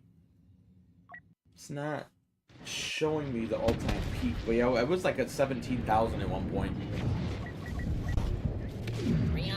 But yeah, that was the peak. That's the third day in a row we've broken our previous record. 3 days ago, we broke the Geonosis launch record when we had 3,300 views. We got to 3,800 views, and then next day we got to 12,000. Coming in today, the high was 12,004 or something. And now we shot past that. Now we're at 17,000, and fucking, I didn't think we'd break the record again today because I thought the algorithm would run out of juice. But hey, let's hope it keeps going, man. Who knows what tomorrow holds? It could be a day where we only get 100 views. It could be a day where we get 20,000. I have no clue. Every day's a surprise when we hop on a stream nowadays, to be honest. I hope that's the case, Zachary. I really do. That would make me even happier, honestly. But that's not how the algorithm works. Right now, Battlefront is in the feed, and that is what people want to watch or see. So, and again, I think a lot of it has to do with the big YouTubers that came over, whether it's Dr. Disrespect or any of the other big ones y'all know. They brought in a lot of people who don't normally watch Star Wars, and whether they wanted to or not, it got into their algorithm because they always watch Dr. Disrespect or whoever. And since they titled it that way, it got into their algorithm, so now it's just like open a world to a whole new group of viewers. There we go. Yeah, I wouldn't have imagined in my wildest dreams we would ever get 17,000 views on a live. That's just fucking nuts to me. I can't even. I keep saying it, but I genuinely can't comprehend what just happened. I really can't. Like even now, 15,000. I'm like, that's with the number going down. It's like I can't even. It's just too mind-boggling for me.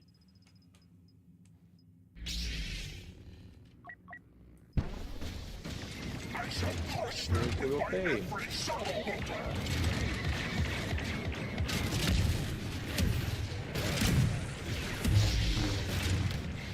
It's more like just one thing led to another with Andor's hype leading to people, and then the Battlefront community started, everybody hopped back on, and then the spam got so big, even the big YouTubers realized they hopped on, and then they inadvertently, or they didn't mean to, but those subs, or their subs now started seeing Battlefront content, and then it just one thing led to another.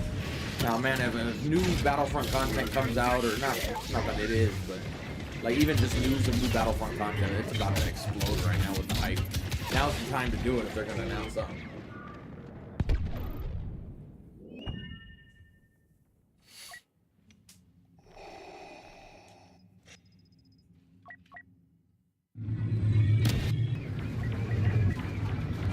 We're almost at 800 likes too. I don't even know. We didn't even get that many likes yesterday, so I don't even know the last time we got that many likes on the stream.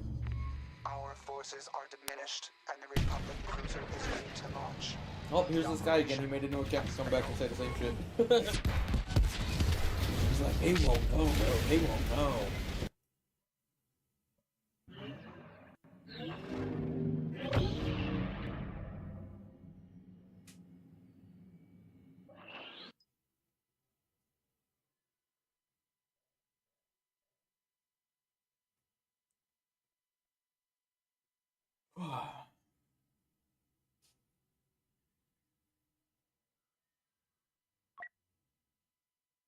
I'm glad you're here, Chris, either way. Yeah, I don't know what the hell going on, but I will take it. One day we have the algorithm's blessing, and one day it will disappear. I mean, we've been going 9 hours, so we just hit the 8-hour mark, so probably until then. But we'll see. I'm getting fucking hungry. My voice, I can barely talk anymore. I'm like, ugh. That dog won't shut up outside. I want to go yell at him, but I don't got no juice in my lungs to yell at the man or the dog.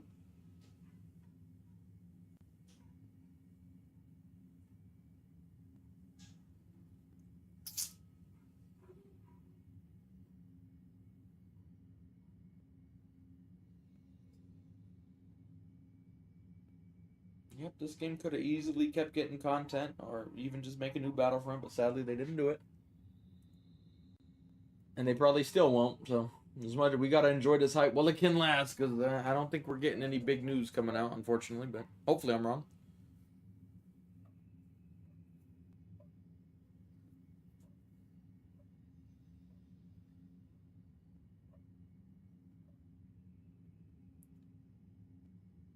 Oh, God.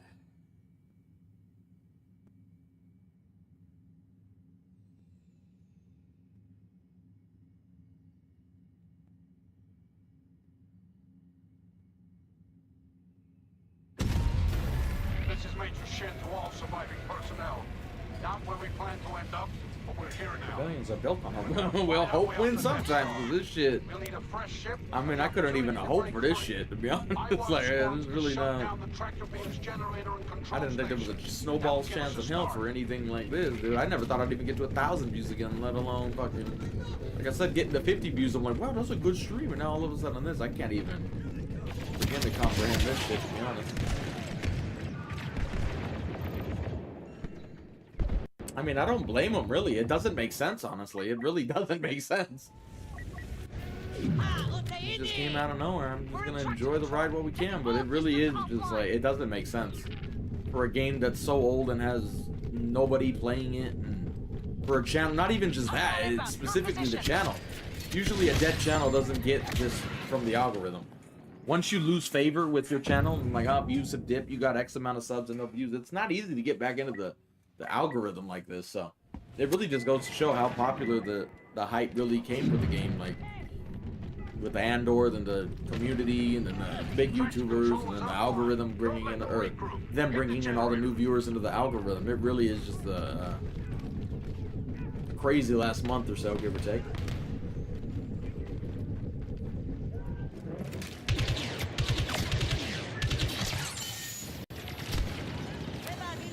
Hey, I'm sorry, team. Damn, we killed each other. My bad, homie. Generator shutting down. Come on, come on.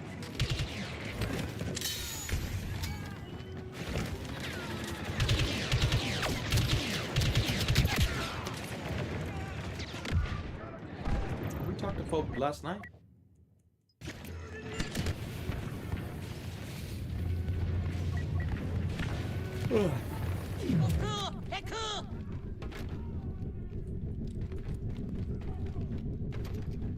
At this rate, we'll never make it out. Take out those. That's the funny part too. Everybody's saying view botting. I'm like, well, where were you?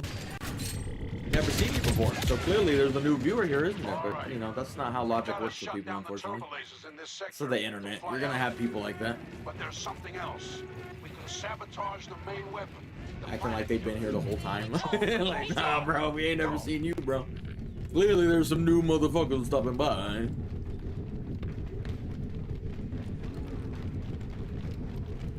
It's probably just the same few dudes, so that's the sad part. You got a few losers who ain't got no life, son.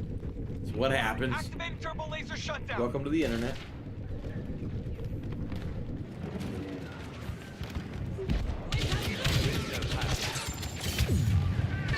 Turbo laser's coming back on. I'm glad you're not lurking now, Connor. Welcome.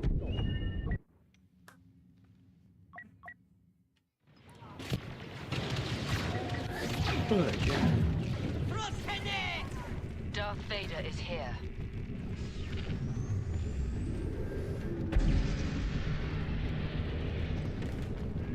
Shutting down the main weapon.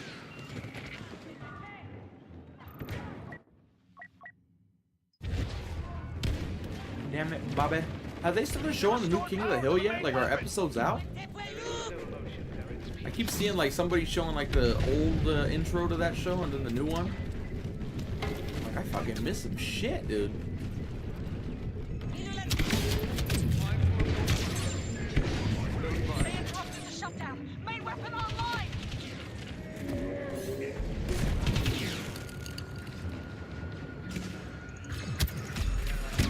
Main weapon shutdown started.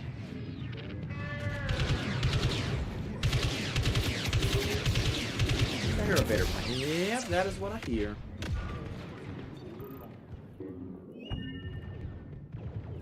Oh, God.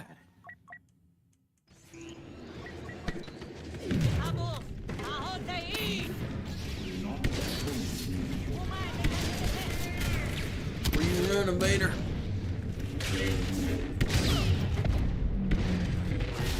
Get him, Kenobi. He's weak. Finish him. Trying to bring the turbo lasers offline.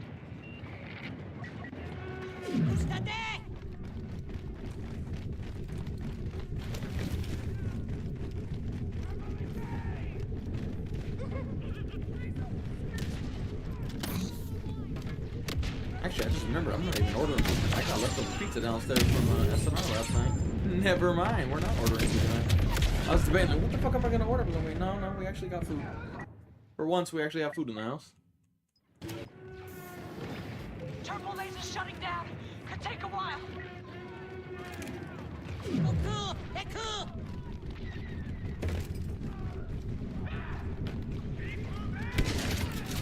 weren't expecting to lose their weapons. Even if we don't make it, the fleet has a chance. Take down the nearest squads, then we break out. I've ever had cinnamon toast crunch, to be honest. Activate the elevator to bring up the shuttle, and the hangar controls to prep for launch. Oh, God. I won't promise a victory. Running out of gas. Be with us.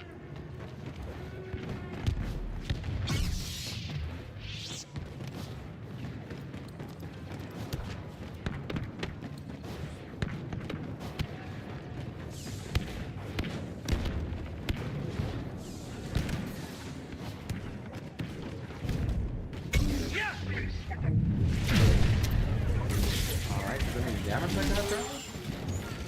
Oh, God. Don't fight it! Can you get me somehow? Makes sense. Makes perfect sense.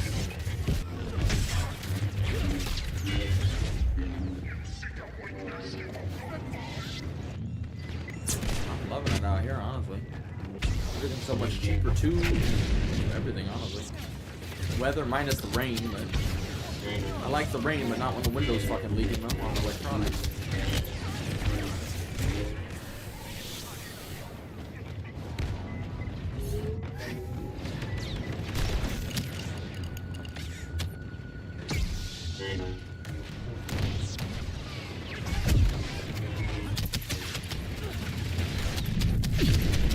Stay away.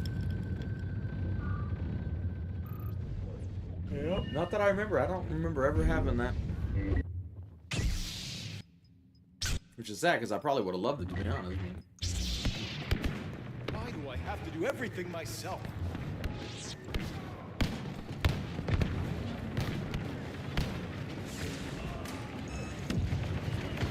What kind of nonsense is this? I think we're winning this game. To say the least.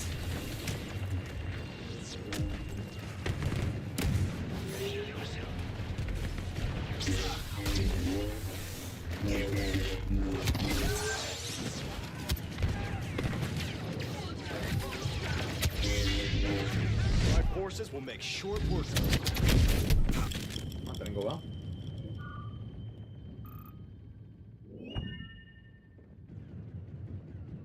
I don't know how that works. I heard one dude who married a Filipino was talking about a certain visa you get, like a spousal visa. So I think you get to just stay here. I don't think it's dual citizenship like that anyway, but I don't think you need to keep going and applying to get an extension or anything like that. I could be wrong though, I don't know. I don't plan on getting married, so don't tell my girlfriend. She knows.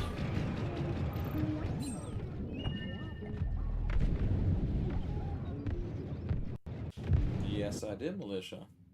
Mainly Battlefield 3. I played Bad Company too, but I wasn't doing YouTube then, but yeah. Battlefield 3, we're number 3 in the world for score on Xbox. That was before we started YouTube then, but I did most of that grinding just for free. I just love that game that much. Sadly, they shut the console servers down now, so we can't just go back and play it whenever we want, but that was the first great BF3, and sadly, it's the only BF3 that's coming out anytime soon.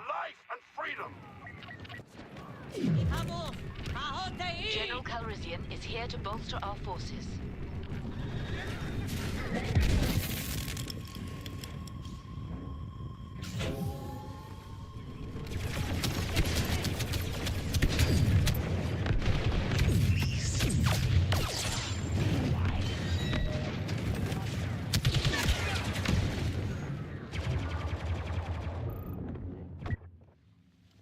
Oh my god.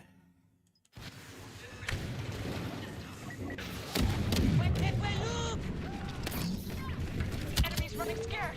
Unidentified ally on site.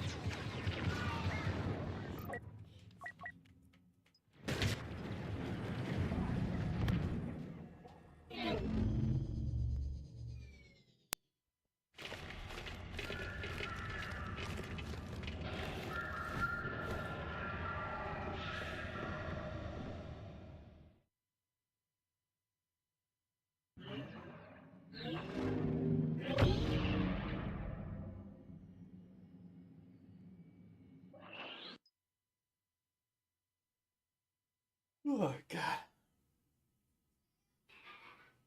Yeah, Battlefield 3 is my favorite game of all time. Crazily enough, DICE made that game and this game, but one came out much better than the other. I miss a lot of the food. I just can't get it out here. You can find a couple good pizza spots, but you can't just order up your favorite pizza.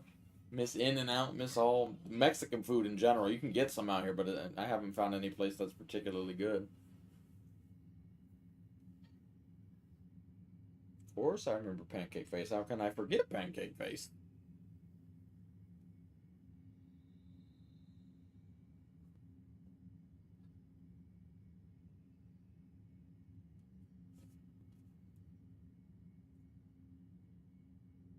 You're gonna have to ask the YouTube algorithm that. Because I don't know. I'm doing the same shit I always do, and randomly we have a lot of viewers. Fucking 12 years and no views, and all of a sudden there's views. I don't know. It don't make no sense, but I'm gonna take it. Abandoning their ship. They are wounded and confused. They are inside the Death Star. They will attempt both sabotage and escape. Intercept their forces at the tractor beam's generator and control station. Do not allow those areas to be taken. Yeah, Metro was the best, especially on console, because I didn't have a bunch of players, so it wasn't a bunch of spam. Like now when you play it and they have 64 players or whatever, 120 players, it's literally just dudes bipoding and face them. You can't even move around the map or anything. That's what I liked about console. It was just 12v12. It was much more competitive. That map came down to more skill than it was just spam nowadays. If you play it on BF4 or wherever they got the map now. Everybody's just spamming grenades in one spot. It's not so much about like winning a gunfight. Those were the good old days for me on that game. That's gonna be the problem for me even with the new Battlefield whenever it comes out. They're designed now to have so many players, and you can't make close quarter maps now because you need the players, but if you make a close quarter map, everybody's just gonna spam grenades and 15 dudes watching one door with a bipod. It's not really skilled at that point. It's just spam. It's unfortunate, but we kind of got a perfect storm of events when Battlefield 3 came out. It was only 12v12 on console. That's what I was playing on, and it was so much fun. But now I get it why they don't want to make modes that small, but they get it, but personally I wish they would.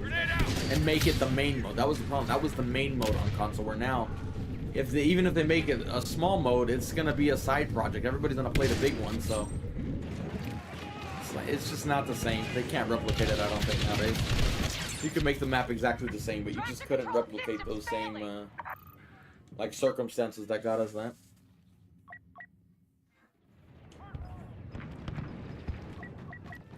Those were the good old days.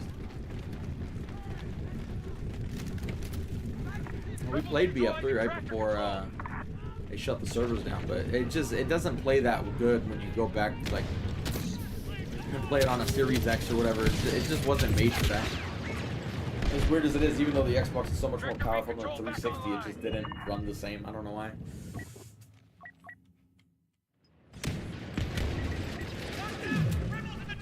Starting elimination sweep. We have reports of Luke Skywalker. I don't know what we're planning right now. We almost ended the channel and we're gonna end up in the Navy, so I'd be back in the States, but now I don't know with what's going on here. I have no clue. Tomorrow we could go back to 0 viewers for all I know, or we could get even bigger. I have no fucking clue. But the future is up in the air at this point in time. At some point the algorithm's gonna stop and the people who just came over are gonna go away, but hopefully some of them stick around. We appreciate you either way.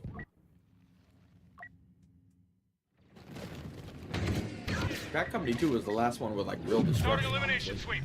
BF3 was great, but the destruction wasn't as like in depth, and now they just don't even have it. Battlefield sucks when it comes to destruction, which is crazy because that used to be what made the game so unique, and now they just don't seem to give much of a fuck about it. And even on Battlefield 6, it looks like they're just... It's like scripted destruction from what I've seen. I haven't been able to play the Battlefield Labs yet and test it out, but it just looks like it's scripted destruction. You shoot a building here, the whole thing's gonna fall a certain way. And then a game like the Finals comes out and it has unscripted destruction. You can just blow up a building however you want. I wish they could take what the Finals did and put it in better graphics with with a new battlefield, but it just doesn't seem like they're gonna do that. Hopefully, though.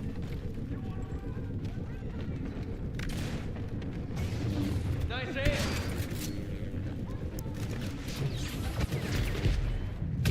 Oh my god, my only thing I didn't like about Bad Company 2 was the movement was very clunky compared to Battlefield 3's like infantry movement. That was one of the main things I disliked about Bad Company 2. It just felt so blocky. Horse wasn't in the channel. We were streaming to 30 viewers, bro. That ain't shit. We streaming hours a day and we got 30 viewers with 230,000 subs. That ain't shit. You ain't getting nothing for that. We were that close to just not even. Literally, we stopped streaming every day here right before this resurgence. Because it was just Joshua. The only time we would get money is if Joshua donated and there was no ad revenue. So it's just like there's no point to stream every day. Especially when you wake up and put so many hours into it. It's like you're just not. There's no growth. Nobody's watching any of those games. So at least not on my channel. Those games we play have plenty of views, but not on our channel.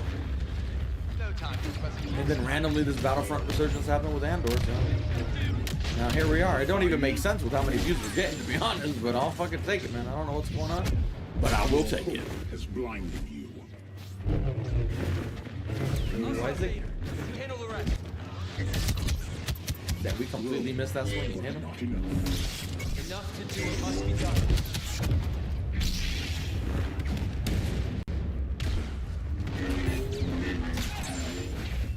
Now we just gotta hope we don't go back to that, but who knows? With the way things are going, I have no clue what the future holds.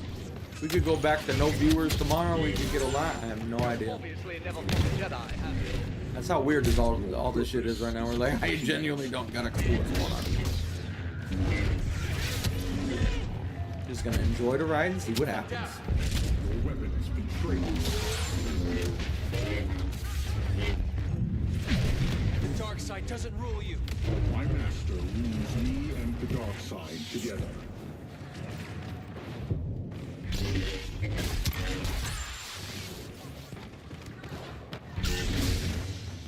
These are the fruits of treason. I warned you. Oh my god.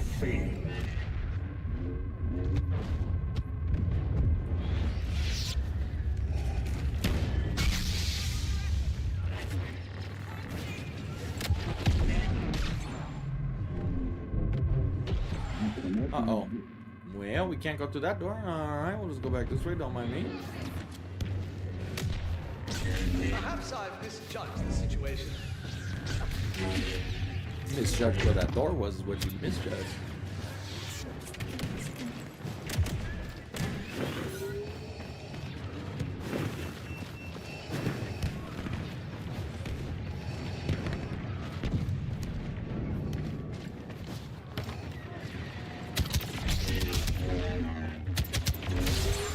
I am not so easily injured.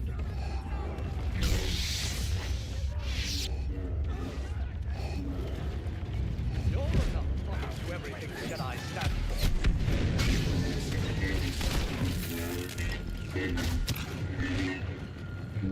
They walk out movies, apparently.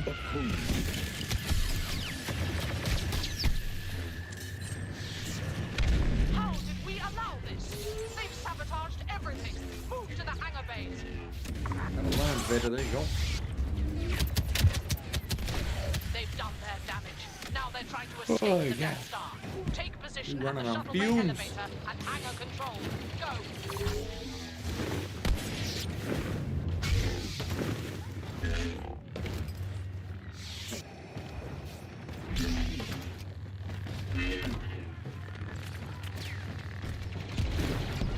Shall we continue?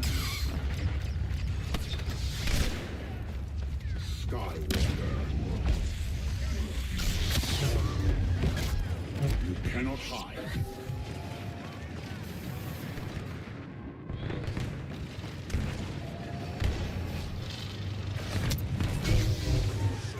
Defy me. You cannot harm me.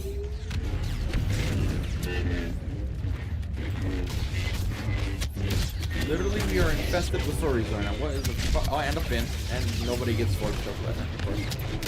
Why would we force choke the 15 dudes standing in front of me? When we could just completely ignore it? That's cool.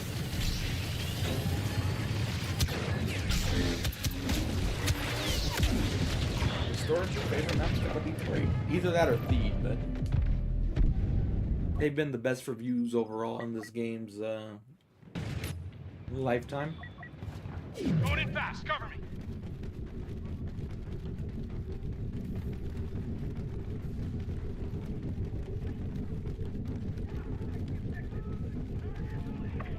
We have been joined by Lord Vader. Is that movie out already? We always go to movies and watch shit, but I don't know if that's gonna be here. I would imagine it is. I have a couple of my girlfriends that want to see the ballerina movie that's coming out too. I only want to see it because of Anna Taylor-Moss, but you know.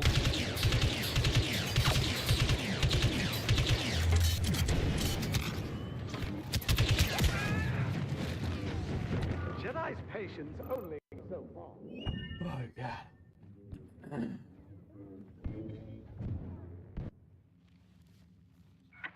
They made it through to hangar control! I got this.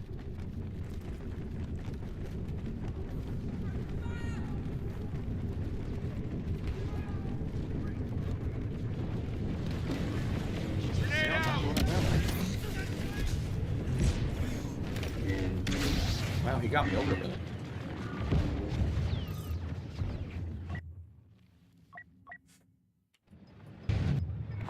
Hangar control Yes, it systems is, fully sir. active. The shuttle elevator is all that's keeping the rebels from escape. Grenade out! Well, we got Kenobi at least, right?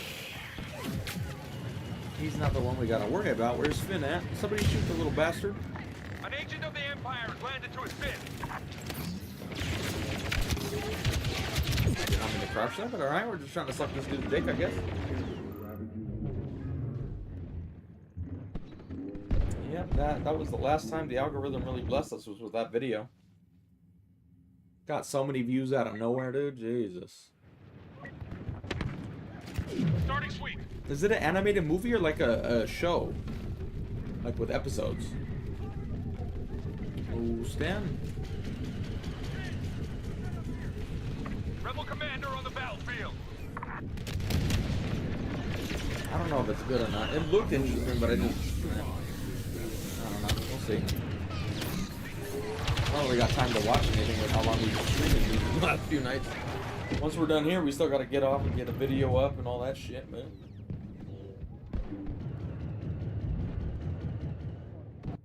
Well, YouTube shuts down channels for fake views, so let's hope not. That would not be good news for us, then. Yeah, if you get Disney Plus, you get Hulu, I think. So.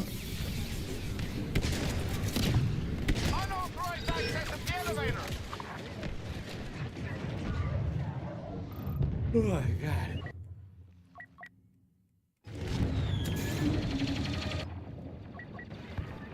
Assault tactics. No, I didn't watch that. Tales of the, whatever this is. The Ventress and Cat Bane. No, it didn't set Elite me off. reinforcements arriving. Grenade ready. I mean, I watched 3 episodes, so I guess I would say it tempted me a little, but it just... That's only because I had Disney Plus because of Andor, but it just... I'm not in a cartoon mood, I guess you could say. Well, anyway, I'm getting off here. We're not making it to the 9-hour mark. I gotta go warm up my pizza and have some dinner. I'm out of gas. So, we'll be on tomorrow. Counting back basically 8 hours from now, and that's probably when we'll be starting to stream. But anyway, I will see you guys tomorrow. Goodbye.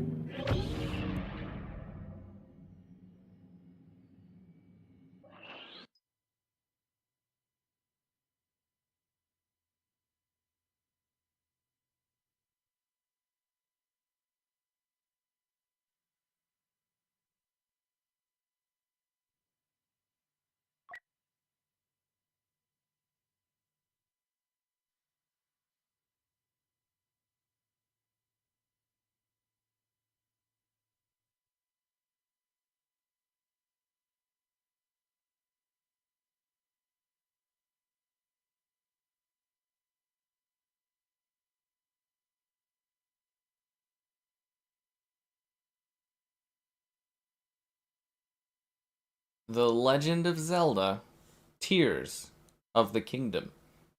Nintendo Switch 2 Edition. Point 3. Point 5. Point Zelda. Anyways. No, okay, so we're gonna try to do a new game.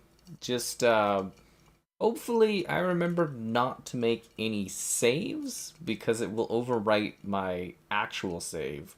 Because for some reason, I can't use my alternate account on here. Because if I use my alternate account on here, I'm not allowed to have the Switch 2 Edition upgrade, because my alternate account doesn't have access to my Nintendo Switch Online, which makes no sense at all, but, you know, Nintendo good into Nintendo.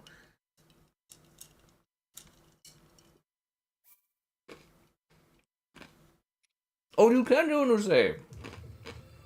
Oh, sick, they added that. I spent like 10 minutes Googling that, and everyone was like, just don't do a manual save, it overrides your save. But there is a second save. Right on! I mean, it's a pretty basic feature in modern times, but you know, whatever. The Legend of Zelda. Tears of the Kingdom. So be sure to like the video, subscribe, and it's great. Consider becoming a channel member. The Patreon option, the Discord for stream alerts, and the Amazon store affiliate link. All that more in the video description below, so you know.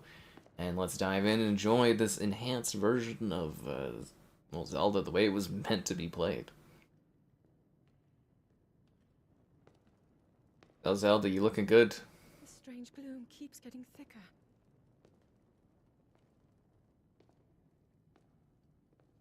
The emotional desire to get knitted with a gal and both have like really cool matching like Legend of Zelda outfits. We've been descending for a while now. These tunnels are deeper than I thought. What could be down here? I don't know. All I know is you should have sent some guards down here to Zelda. We need like a highlight thing, like it's a Yakuza game. We should have, you know, had guards down here taking a look at this place. Yeah, the virtual card system is terrible.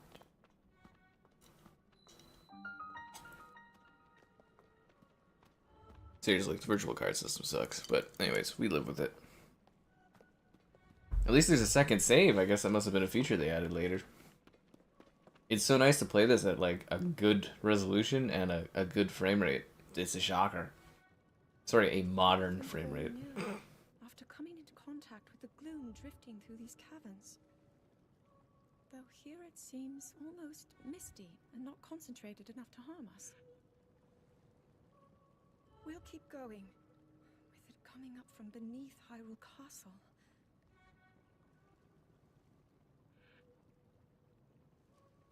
We do not know what waits below, so we need to be ready for anything.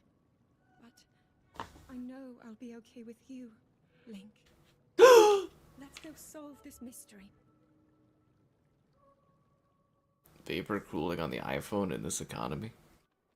I had someone, was it yesterday, mention that like one of the streaming things they were trying to do for like PlayStation or that, they're like, my iPhone 11, it doesn't run well. And I was like, the iPhone 11? I was like, that sounds really old. It's from 2019, so I mean, it's not that old, but like, that's pretty old for like tech stuff, right? I was like, it was kind of funny. It's like, it doesn't work very well on my iPhone 11. I was like, oh, I wonder why. Anyways, yeah, I'm kind of surprised there's not more limitations on that kind of a thing.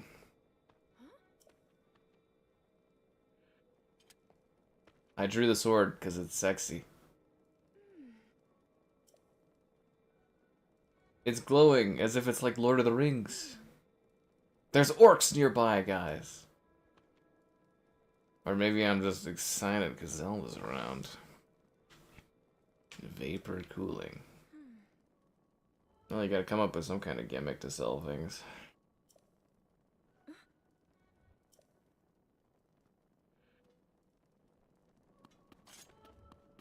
Oh, look at that sexy sword. This is how the game was supposed to be played, was at equality. Like, okay, you know, you tell me to get my sword out, and then you tell me to put my sword away. You know, pick a lane and stick with it there, lady. I can't just take my sword out, put my sword away on demand, you know, it's got its mind of its own. From the Zonai. Oh, wow. I'm not gonna take my sword out this time because I don't think you actually want. Oh my God, Zelda! Do we have to look at everything we come across? This is not antique shopping with you, okay? Come on, let's get going. You've seen them in your studies. Oh, she has to use her Nintendo Switch to take a picture of them.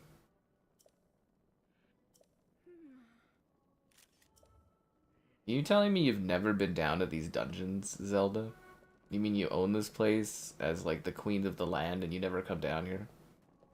Should at least send guards down here or like archaeologists or something.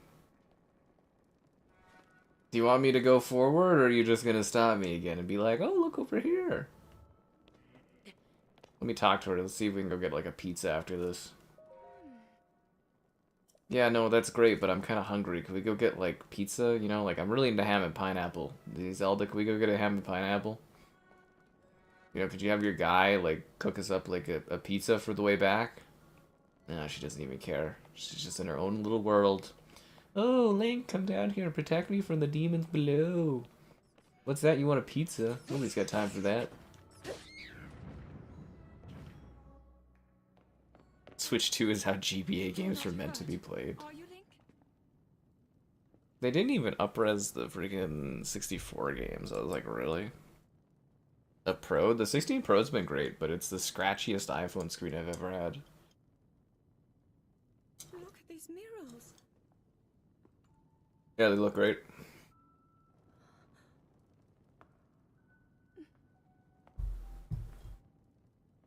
The written histories of the royal family include stories of a great war fought long ago. It was a conflict between allied tribes and someone only ever referred to as the Demon King. The Demon King? Did they ever release DLC for this? Is it possible? Do these murals depict the same legend?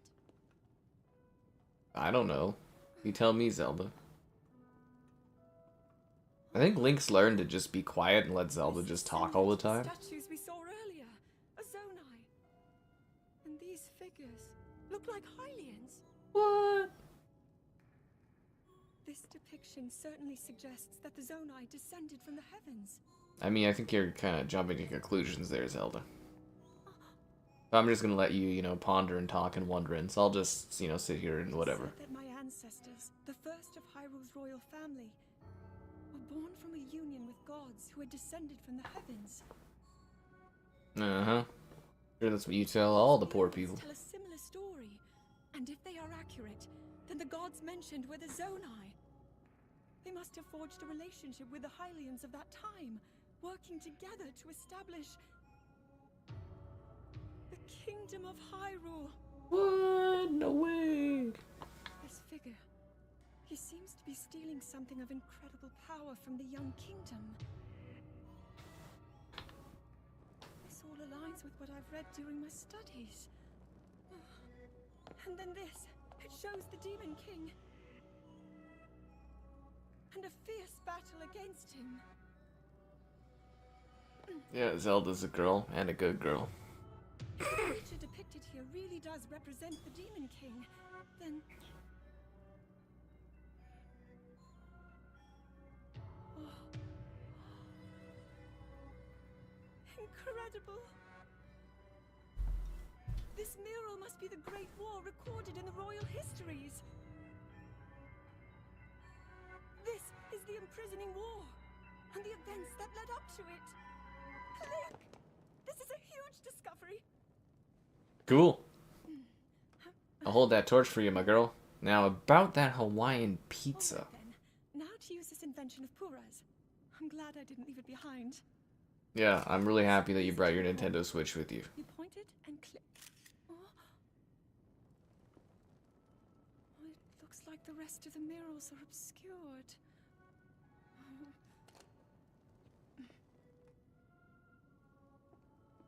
Just what is this place? Maybe we'll find more answers farther ahead. Link, let's keep moving deeper. I don't know, that looks like that black and red stuff that was on the murals. So you're telling me this stuff was behind, like, below the castle of Hyrule this entire time, and just, like, we never sent anyone down here to check this out? I got a bad feeling about this. I'm gonna use all the stamina while I have it. I'm gonna miss having all the stamina. Oh, look at me. I can just run for hours. Look at him. He's just hauling ass. Look, he's just going. Ooh. Yeah. I find it hard to believe you didn't know that Zelda was a girl.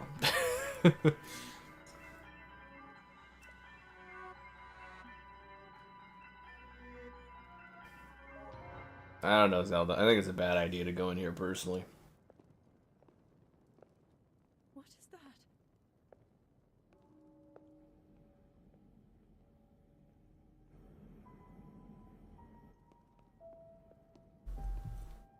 That's an imprisoned hand there, Zelda.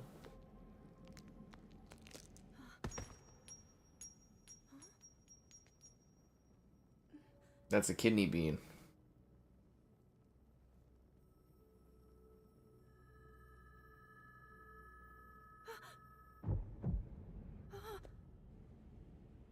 Uh-oh. Uh-oh. Oh, it's dead, so that's... Oh, no, never mind. It's alive.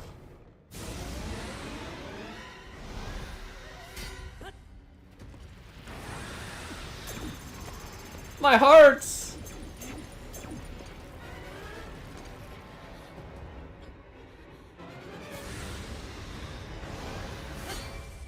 Use your shield, dumbass.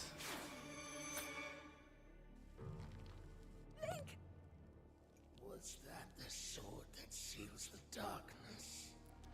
The blade that shatters so easily against my power cannot save you from me. Zelda. You who carries that fragile sword. A link. Raru placed his faith in you. I don't know who that is. And that was all you could do. How do you know our names?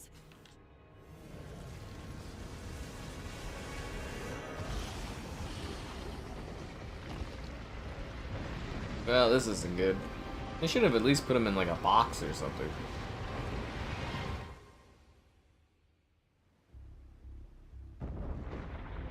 They gonna do one of those things where the whole kingdom like lifts up in the air like it's the Avengers? They are. I've played this.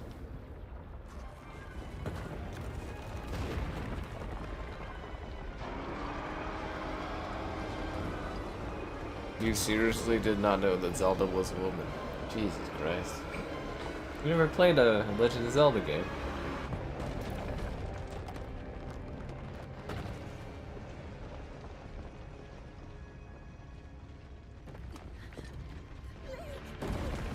My arm's contaminated, you're gonna have to cut it off.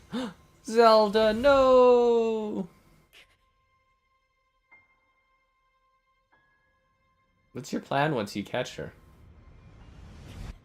Oh! Zelda!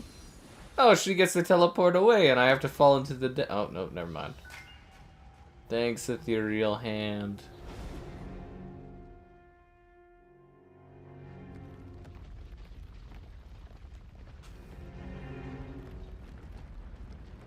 Zelda sounds manly. It sounds very feminine.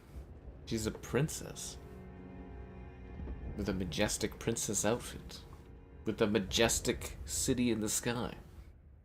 It's your first Switch, but like Zelda's been around for like 30 years. It's not a new franchise. This is my first Switch. You never had any other Nintendo like you've never heard of Zelda like at all? In like pop culture or I'm finding this just really hard to believe.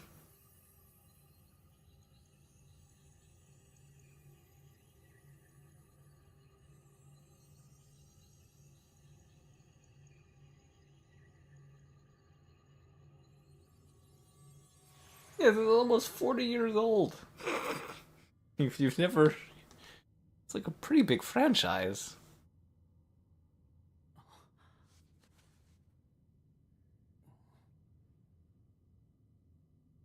Man, they took my clothes too. Now I have a robot hand. Zelda liked touching that hand. That was Zelda's favorite hand.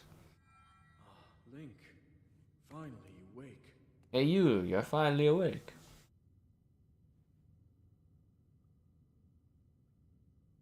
I've heard a great deal about you from Zelda.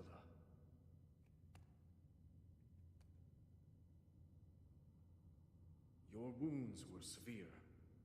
I am relieved to see you escape death. Your arm, however, was beyond saving. I had to replace it, lest the injury endanger you further. Uh-huh, sure. Why'd you take my clothes off? The Master Sword wasn't so masterful. More like that piece of garbage sword, am I right? What's so legendary about her? Did you see her? She's gorgeous.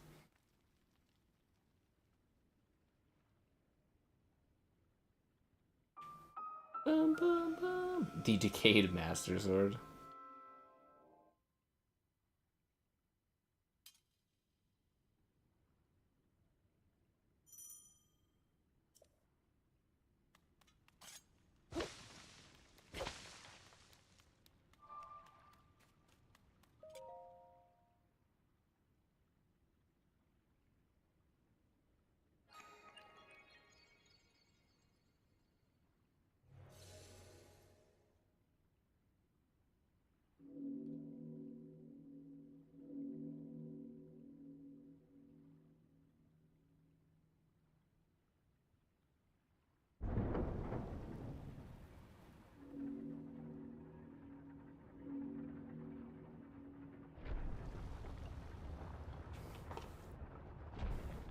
I mean, this game looks better, plays better. There is the review of it up on the channel if you want to get, like, all the context and stuff like that. Yeah, I heard it also makes you, like, wake up with a new sense of, like, satisfaction and emotional fulfillment. Yeah. You played Breath of the Wild, just not this one? It's kind of the same thing. This one just, you know, it's the same world and everything like that. This is just, like, a new story with, like... You know, they've changed up the world a bit and stuff, but it's basically the same. Yeah, they're the same thing. It's like a two-parter basically. This one comes after, you know, Breath. No, this is nice to play this and actually play it at like a resolution and a frame rate that's like good. Ooh, I got new pants. Oh, it's a skirt. Oh. I thought I was getting pants. Okay, that's manly.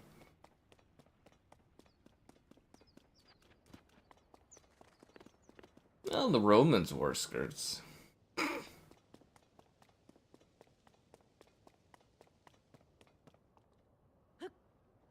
Let the sky fall. Wow, you can actually see things in this version of the game. Is it gonna do that thing where it pops the title up? The Legend of Zelda, Tears of the Kingdom. No, not gonna do that. I thought I did that at this point. It actually looks really beautiful now. Wow.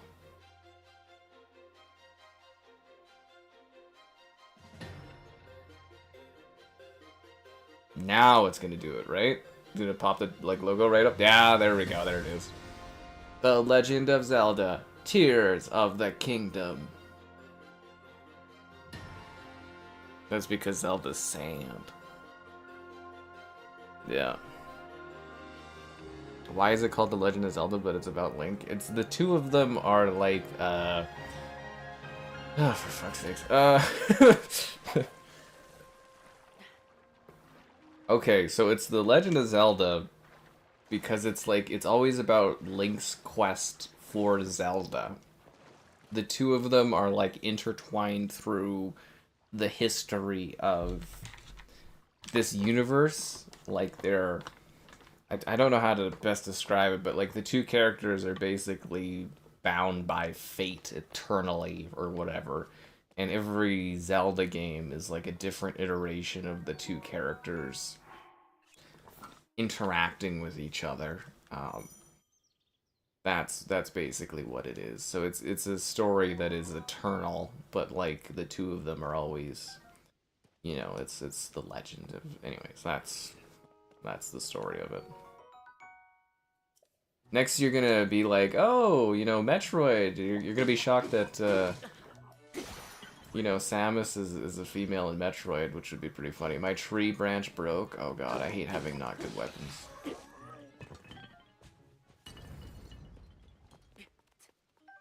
I should have just gone back to playing my regular save.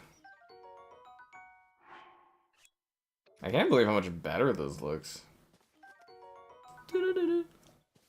They should have spelled Zelda in a girly font. I mean, it kind of is, but yeah. Looks like when you emulate it on PC. Oh no, but seriously, the DLSS is good. The Romans made it work. And the Romans, where are they now? I guess they must have gotten cut where their skirts were, because, you know, they all died. Maybe that's why we stopped wearing them. But we never stopped asking you guys to like the stream, subscribe, and great donations. Cool, consider becoming a channel member. Channel member gifted, the Patreon option, and the Discord for stream alerts. There's also the Amazon store affiliate link. And gamerheadquarters.com. I write stuff on my site sometimes. Oh my god, it's a machine. Hi there.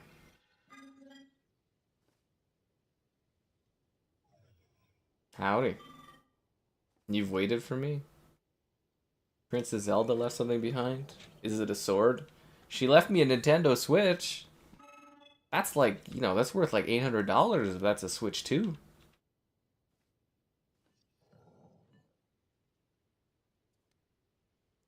Wow. You know, you could just turn it into like a cell phone, right? You know, get more power and stuff like that. It does look really good. They're in Rome. That's funny. Yeah.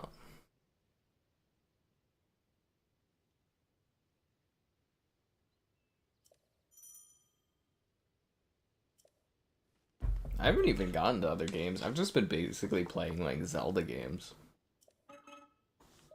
Where am I? We're in the Garden of Time. The Temple of Time is visible from here.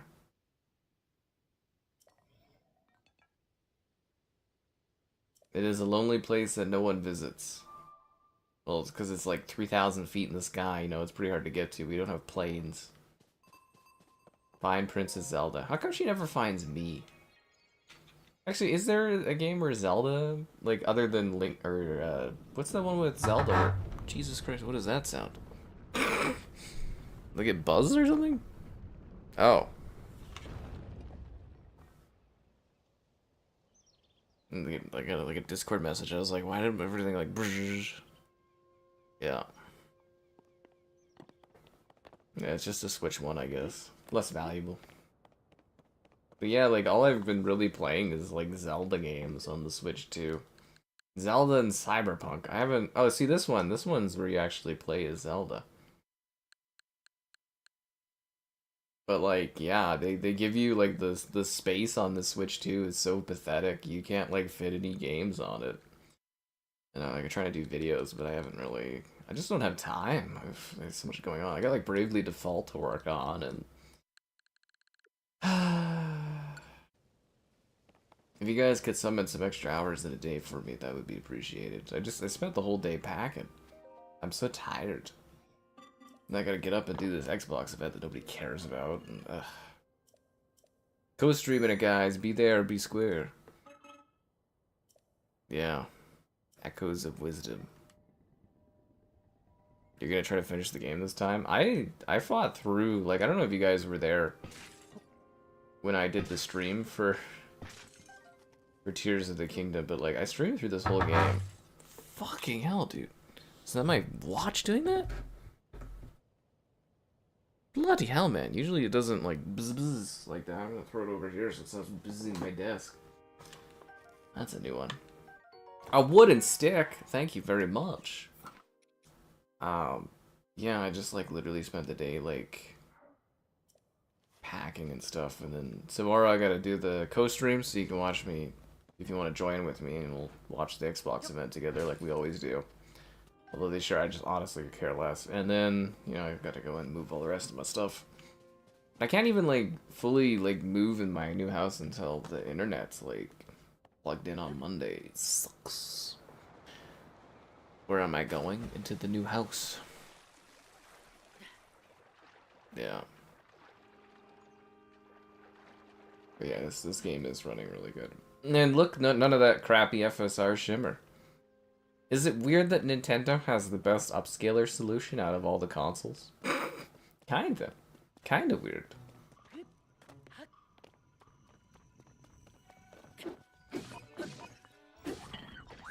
What if Link used crappy weapons in a survival game? What if? You better be there. If I have to get up to do this silly Xbox event that nobody cares about, y'all better be ready for that. We do it every year, it's just tradition.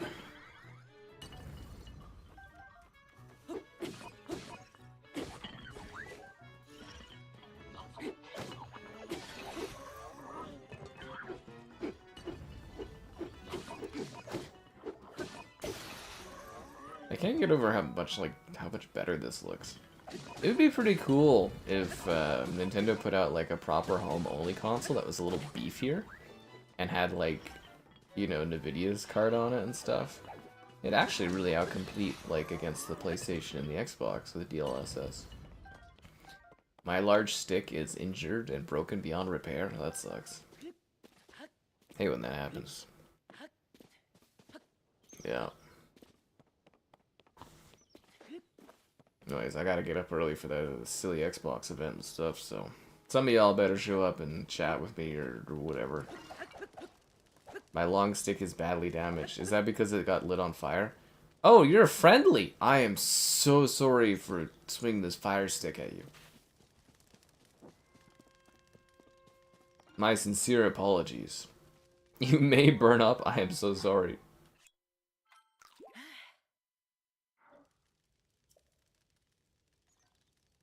How do I cook?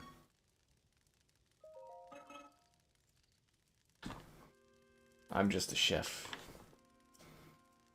Or sorry, I'm just a cook.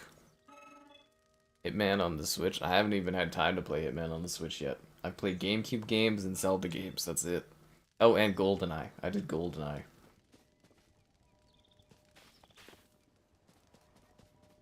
The name's Bond. James Bond.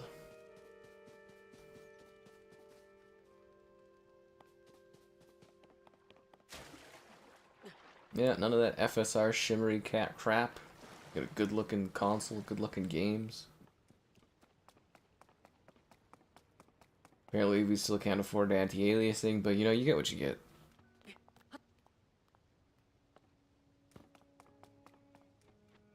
Yeah, it's just weird, because like, I usually look forward to the Xbox event. Like, I think I've looked forward to the Xbox event every year since like 2000. Like 11 or 10 when I first kind of knew about them. Like literally every year I've looked forward to these events. And this is the first year I genuinely am just like, eh.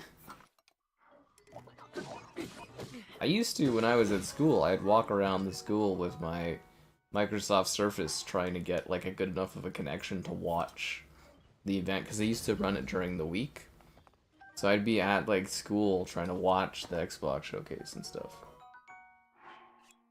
Oh, how times have changed. But yeah, I'll have a Hitman video soon. I'm trying my best to get through all this stuff. When I get settled into my new house, I'll be able to sit there and just fucking record all day long. It'll be great. How many games do I have? Not enough. Mario Kart. I have to make a Mario Kart review. It's being worked on.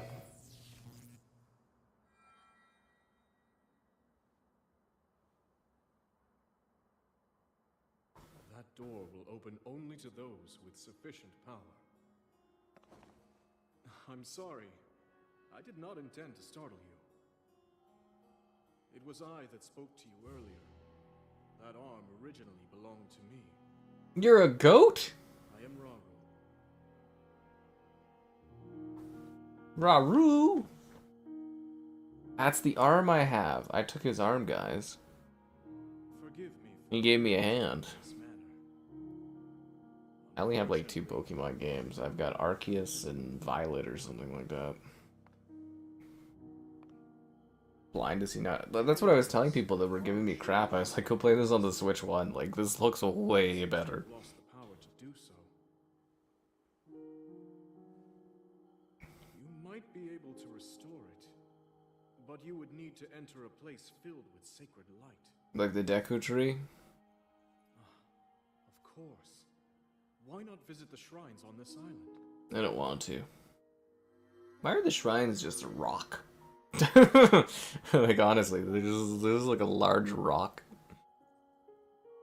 The shrines. Yes, I'm sure they are the key.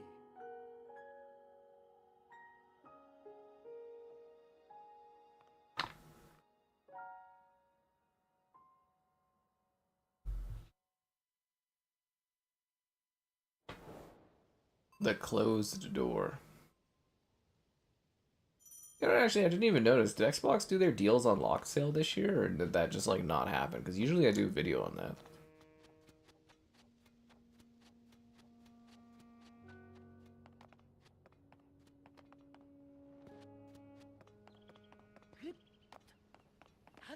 Yeah, it's kind of funny, because I was, like... I don't know if I'm doing comparison videos between Switch 1 and Switch 2 yet, but I was gonna, like, give my Switch 1 to my sister, but then I was like, what if I need it for comparison videos? But then, like, how many of them am I actually gonna do? I don't know. I just can't decide on all this stuff.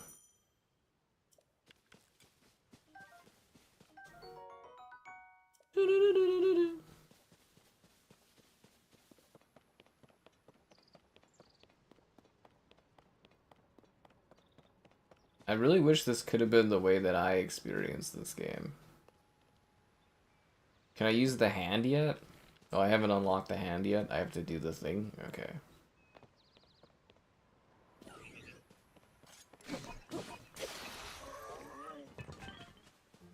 I got a wooden stick.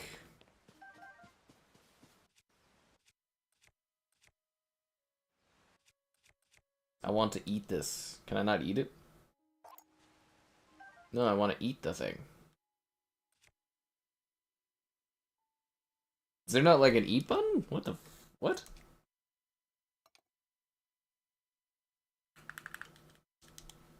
I can't eat this stuff? I have to go into my inventory to eat it? That's... Oh yeah, I forgot. You actually have to go into your inventory to eat things, don't you? They never updated that? That's so crazy to me, man. That was like one of the most anti-intuitive things I've ever seen, where you can't just like quick select eat your food. Weird, right?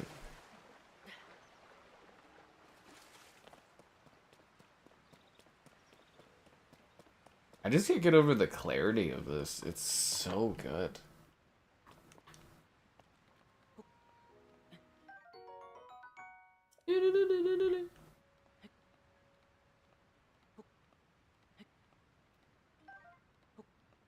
You can tell that the creators were just really big fans of like survival games. They're like, what if we put that into Zelda? And it works. It works. The virtual card thing? What virtual card thing? The virtual card system of this is genuinely awful. The Yoko Shrine.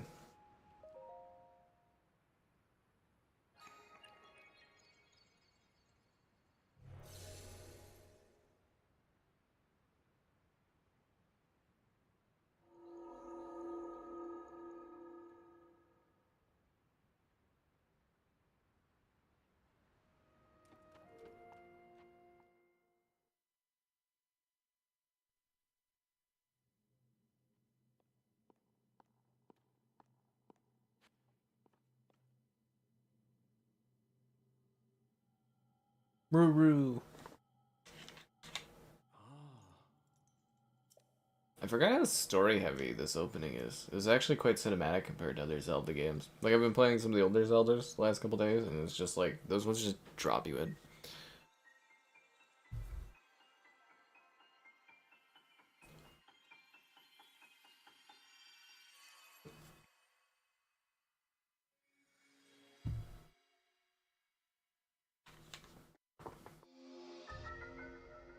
Ultra hand.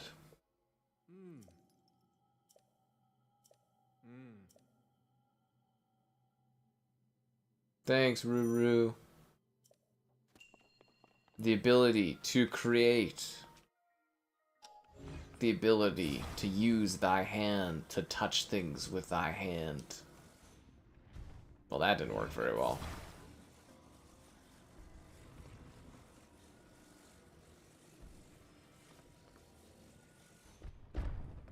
Whoa.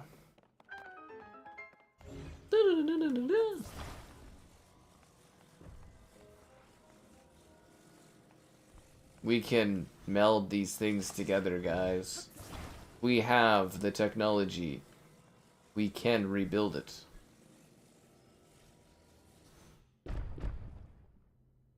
Is that gonna work? Can I like half-ass this?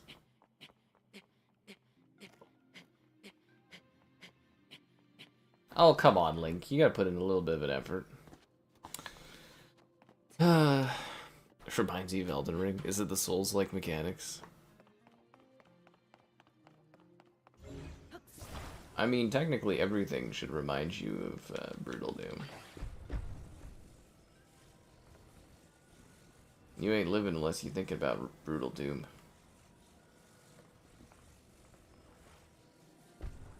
Do you think they're always gonna just do Zelda games like this from now on? It's just gonna be like all these crafting Zelda games. Yeah, that should work. I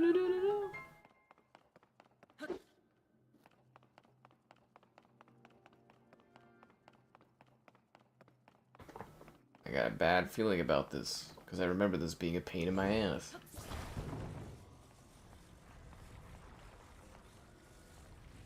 It's like, what if we just make the player work? But everybody gets all excited because they're like, oh, I get to do all this creative thinking and stuff, and I'm just like, ugh.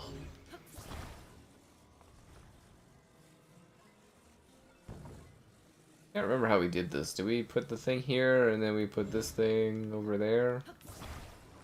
Right? And then it kind of just hooks on? Yeah, I think it's like this.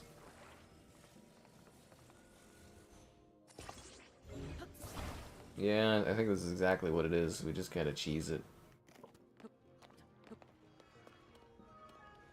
Wow, look at me go. Maybe this is the only thing you should like touching with your hand is that like button. The Switch 2. It's changed my life. It reminded me that there is happiness in this world. The Switch 2 is so cool, you know? I literally ended up with like a house and everything because of the Switch. It changed everything. You know, before I bought the Switch, I didn't have a house, but as soon as I bought the Switch, all of a sudden I owned a house. It was really amazing if you think about it.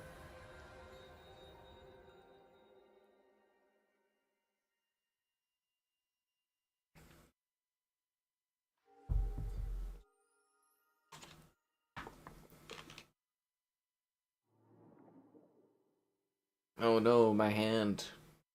It's reddish. A light of blessing. Thank you for blessing me, Ruru and weird pointy woman. Oh. I solved guys. I solved the problems. I created things. Seriously though, I didn't own a house. I didn't have possession of a house until I bought the Switch 2, and then I did. As soon as I had the Switch 2, I was able to have possession. It's amazing how that works. Maybe if you can afford a Switch 2, you too can afford a house someday.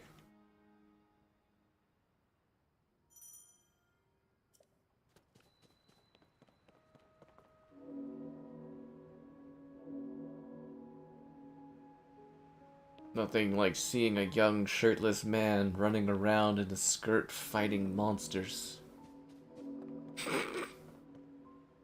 I can't remember, are we supposed to head back now, or are we supposed to go to that other area? No, I think we are supposed to head back, right? Is that my objective? Adventure log. The closed door. Visit the island shrines. Were we only supposed to find one shrine, or were we supposed to go to the next shrine? No, we gotta go to the next one. Buy a lawnmower. I have a lawnmower. Yeah, I have a lawnmower. Yes, I do. I don't have like a large lawn though, sadly. You don't get very large lawns anymore.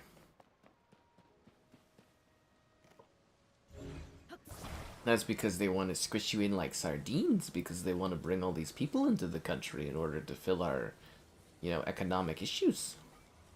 They just squish you in, they bring a lot of people from very particular countries, and they just absolutely destroy the traditional way of having property with a lawn. And they squish you in like sardines, they make high density, oh, it's just depressing. But that's life in the fast lane. Seriously, the amount of density I see popping up is just so depressing and disheartening. People used to have lawns, guys. Hey look, that guy's cutting a tree. I can't carry any more weapons. Why not? What if we get rid of this?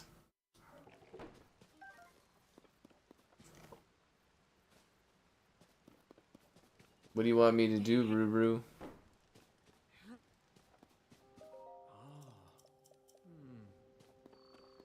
They're still at work.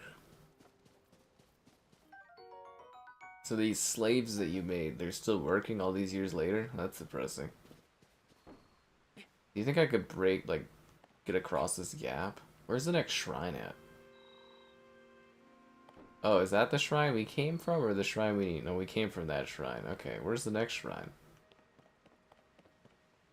I don't know if I can make this jump or not. I think I could just, like, pull one of these logs over. It's like a little boat, but there's nowhere to sail. Yeah.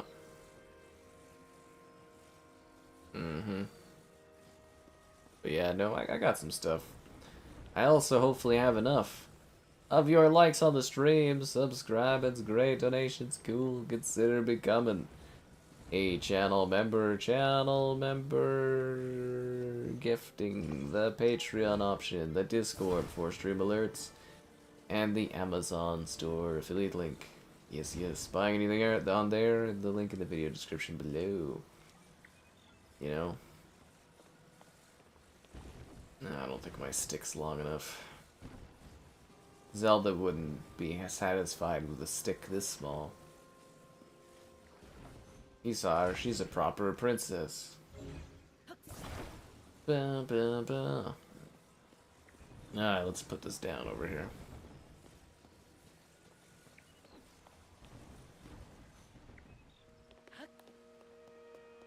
That's a nice long log I got.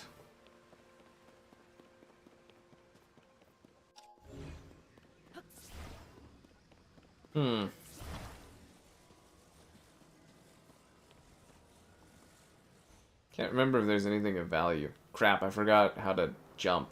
Fuck, my bad. Alright, put it on the death counter. Oh no, never mind, I didn't die. I only lost a heart. Yeah. I just want to say, whoever decided that B and X should be like your buttons for doing stuff was a fool. A lot of fool.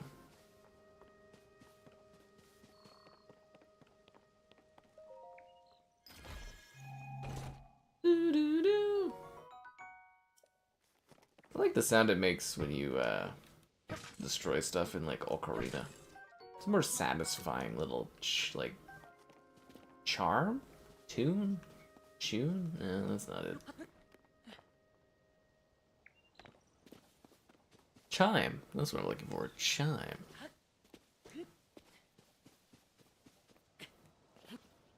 Oh my god. Like, whoever designed... Like, why would you make the jump button X when it's like... So you have to move your finger, like...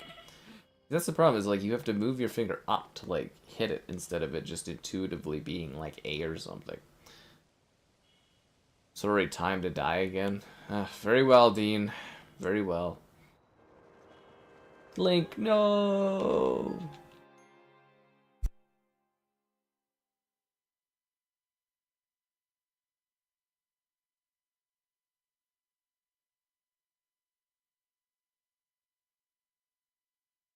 Sadly, Dean has killed poor Link. Do I have a save? I don't know if I have a save. Resident Evil? It sure looks like a Resident Evil. Where am I? Do I need to recollect the thingy over there, or do I have it?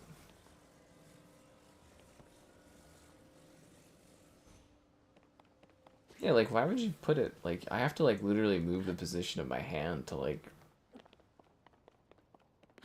Oh, fuck. Yeah, that's really stupid. A stutter fest? I haven't had any stuttering festing going on. I even played this on my other save where I've got lots of stuff going on. It ran really smoothly and nicely. Death count 1.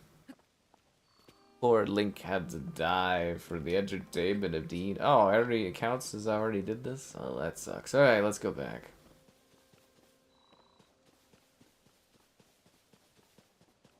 Ugh.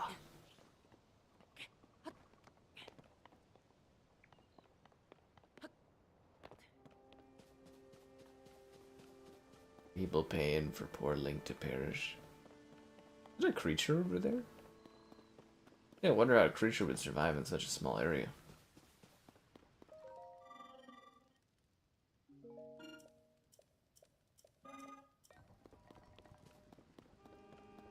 Oh, it's hunting the poor creatures here, I see. Can I kill them with a stick?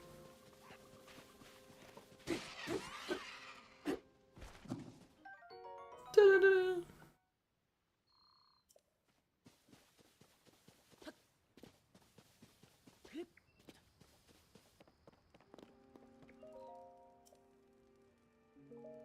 Oh, I don't want to pass time by the fire. I want to cook by the fire. I'll just eat this raw meat. A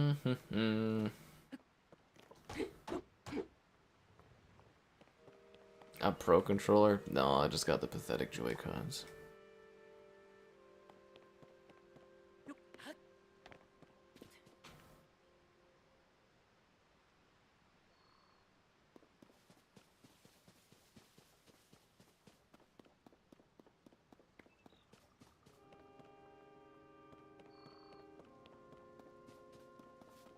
Wait, where's the other thing I'm supposed to go to? Is it over here?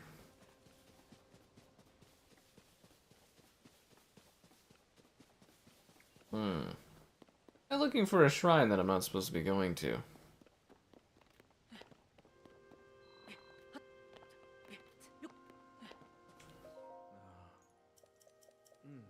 Glorious times. I'm sure they were, Ghost of Roru. Oh, there's where the cooking thing is.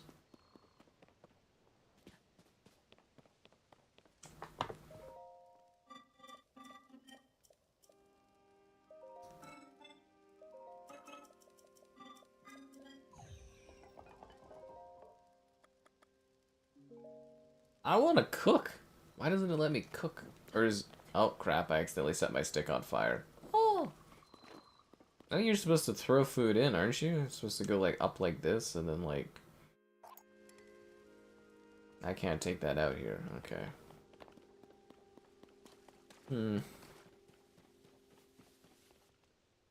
They updated their adapters. I don't have an 8-bidot thing. But thanks for letting me know. Ba-ba-ba-ba-ba-ba-ba.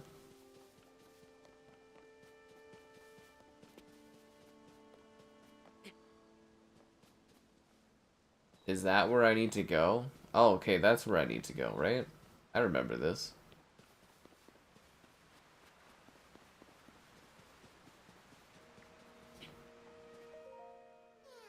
Korok.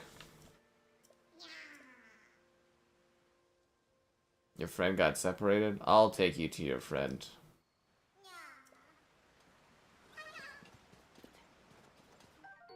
It reminds you of Elden Ring. It definitely has some similar vibes here or there.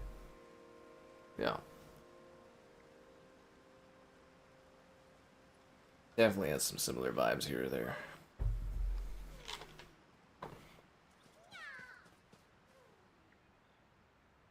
Mm-hmm.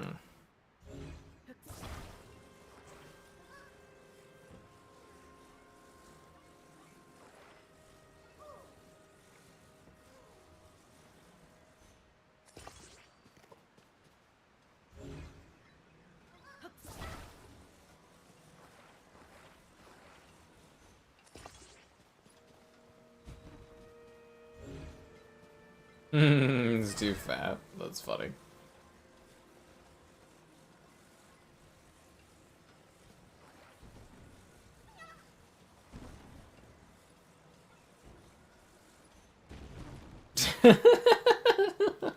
It's like he's glued to it.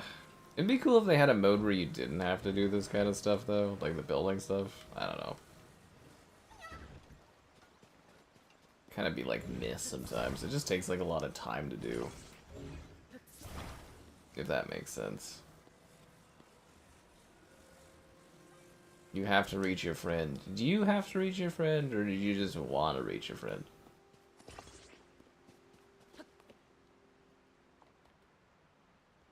Is there a way to like push this? Can I like grab this and like push it? I want to push it the other way. Push it real good.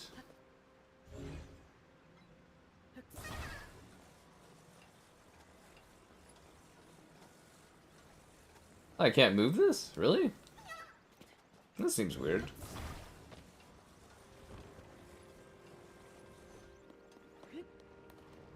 Whee! Look at how creative I am. I'm building! But yeah, no, if I get a moment when I get settled, I'm gonna email some companies and see if anyone wants to do any promo stuff for me for, like, products, like, peripherals and that. I just haven't had time. Too busy moving stuff. There's your friend. Korok seeds, thank you. I like to help the locals. The return to Zelda. Is this what you've been waiting for?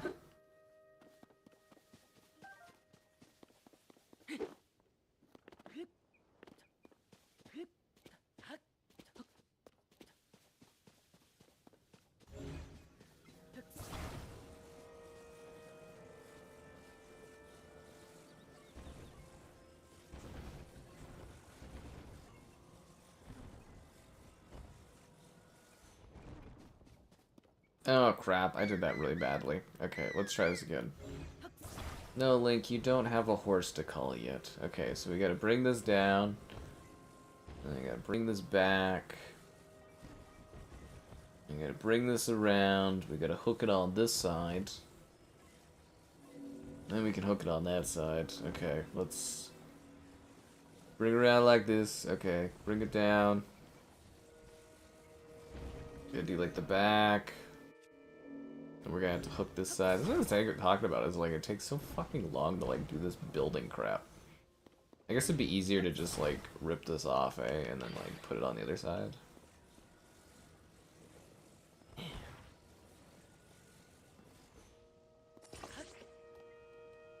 Whee!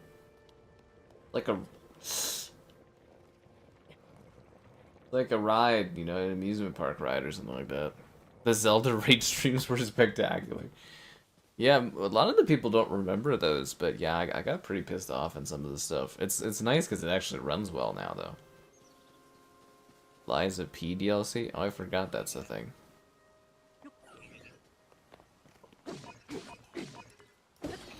You broke my wooden stick. Now I got a thick stick. Oh yeah. I can't carry more stuff. I need more items. I will drop some of these twigs, I guess. Those things are basically destroyed. I'll take this thick stick. Okay, so we need to come up with a way to get across this water. Do we have a sail? We have 2 sails. Okay, how did I do this last time? I just remember people doubting me last time, and I was like, it worked, guys.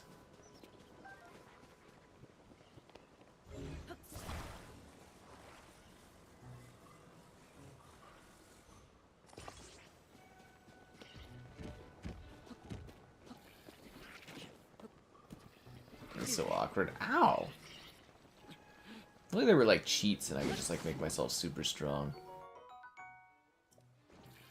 Because rockin'... Well, actually, one of the Joy-Cons did not have stick drift because I sent it in to get fixed, but the other one didn't. Yeah. What is remapping gonna help me do here? Then the other controls are gonna be all messed up.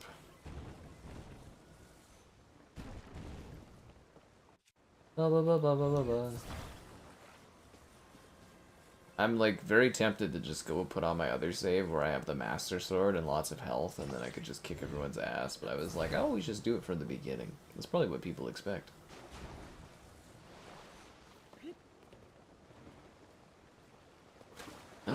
No! Well, that didn't work out according to plan.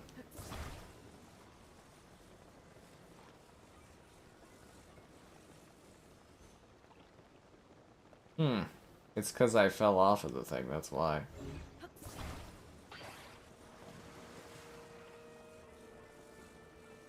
Oh, I also had it backwards.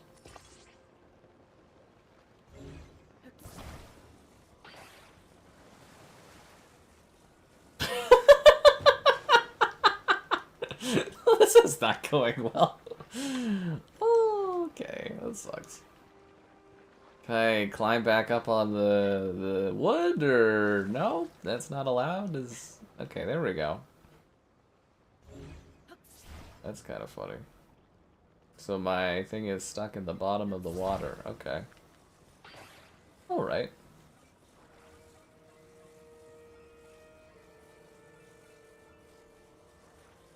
Guess it works both ways.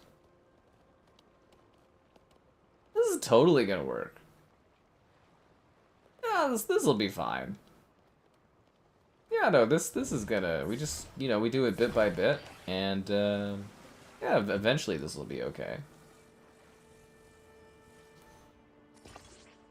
Yeah, this is fine. This is good. This is totally working.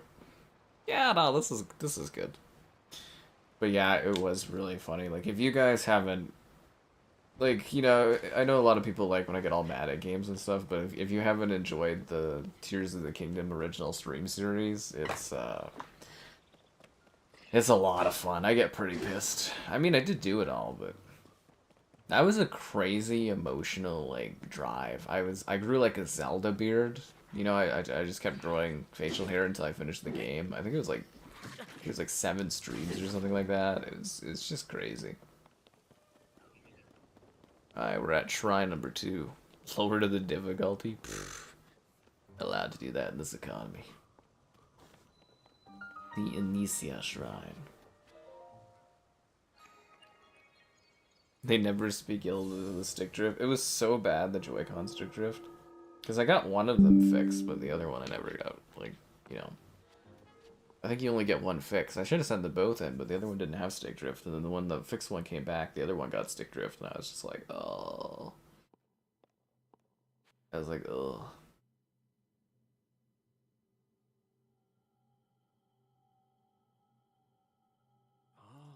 I made it here. Extend my right hand. What are you gonna do to it? What you gonna do to my right hand?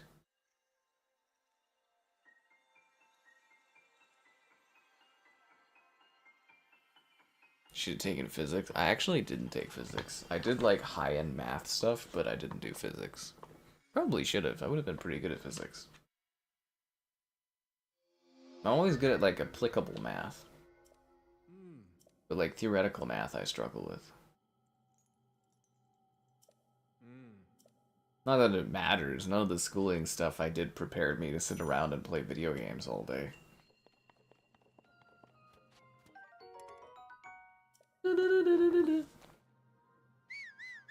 Kind of reminds me of making my way downtown. You know what I'm talking about? That's exactly what that sound is. Okay, I got giant boulders. How come I can't move the giant boulders?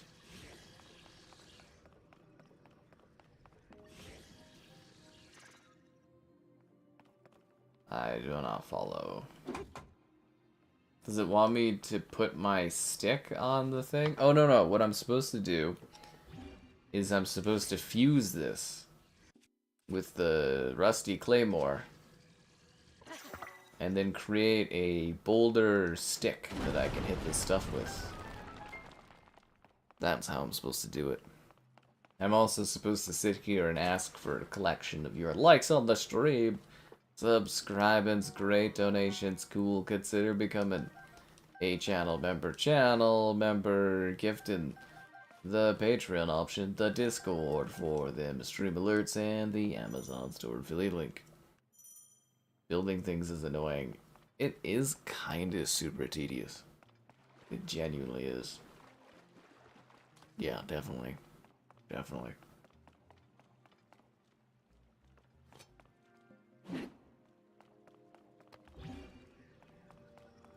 How am I supposed to open the door?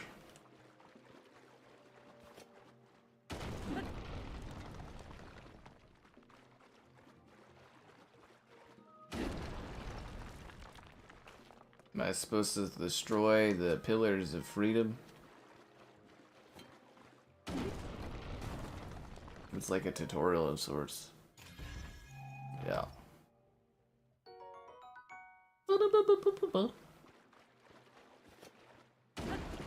This would have been a lot more tolerable on the Switch too, though. I gotta tell you, like, seriously, just like the performance level and stuff, like, big difference.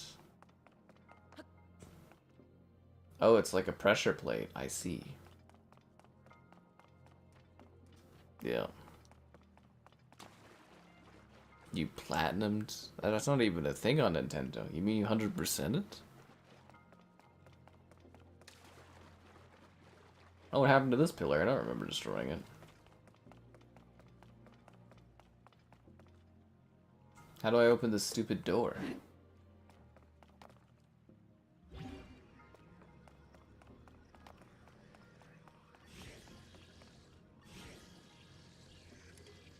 Am I supposed to fuse this thing on this other thing? Oh, there's like a chest up there. Am I supposed to light the rebellion?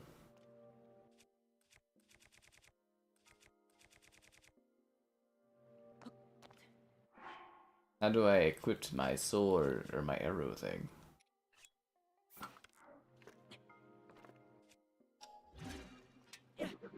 Oh, definitely didn't mean to do that. Can't remember. How do I pull out my my bow and arrow? Oh no, I don't want to open up the Switch.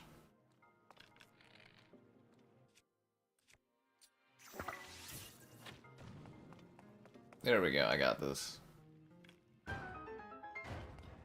Can I dance? I don't think Link can dance anymore now that Zelda's gone. He ain't ever gonna dance again the way he danced with Zelda. Zelda had the moves. They had matching outfits and stuff too, guys. Super sexy. Nothing better than a matching outfit setup.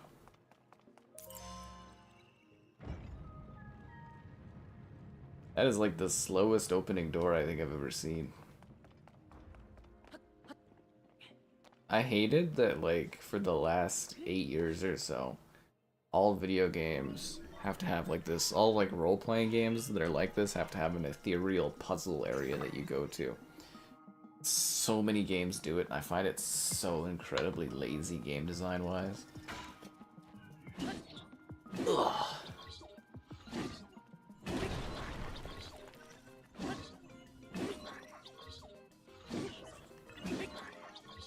Zelda fatigue. How could you ever get tired of the legend? Puzzle fatigue, yeah, that's fair.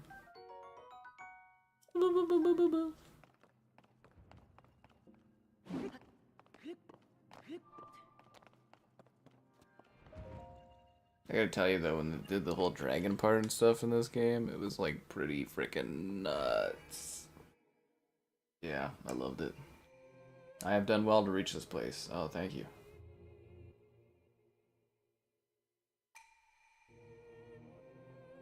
We offer you this light that will cleanse you of evil. Whoa.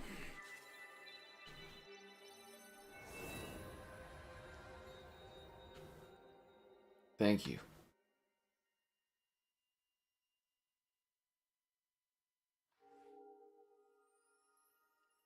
I feel good.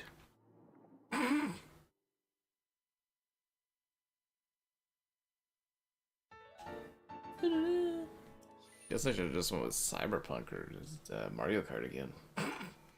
May the light grant you the strength you seek. Thank you.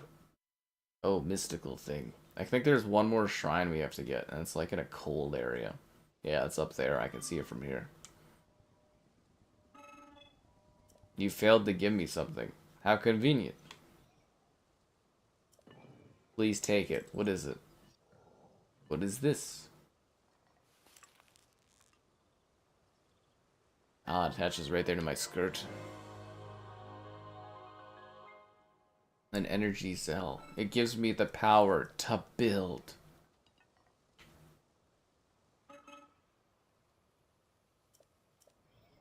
You have associates. Why don't you walk me to them? Thank you, weird monster thing.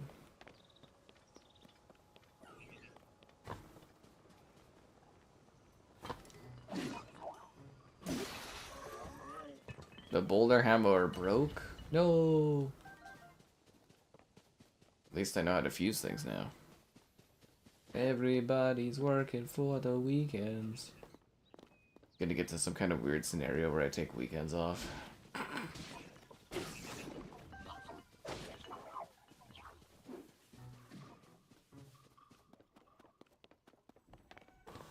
Oh man, I'm freaking tired today.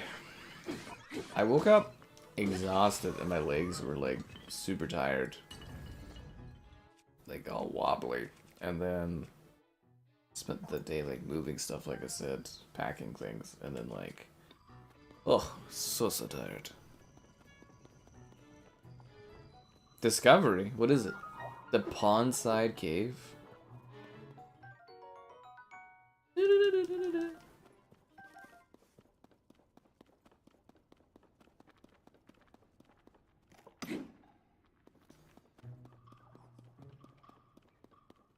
Oh, it's that stupid light frog of pain. Is there any rocks anywhere?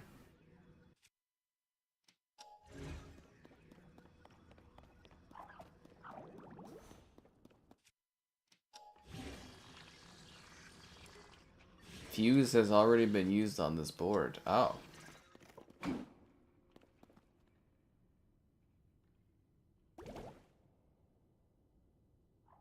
Is it gonna shoot at me or just makes bubbles? Okay.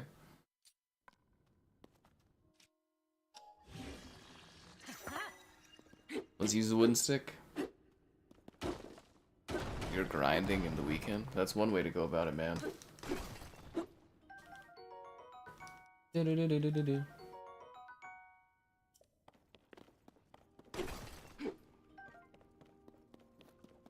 No, I hope the Xbox event's got some good stuff.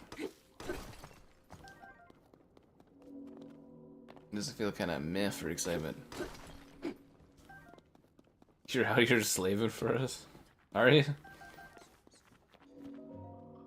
Well, somebody's gotta save some lives out there, Dean. I mean, I'm just here wearing like a fancy tunic outfit, you know? What more do you want from me?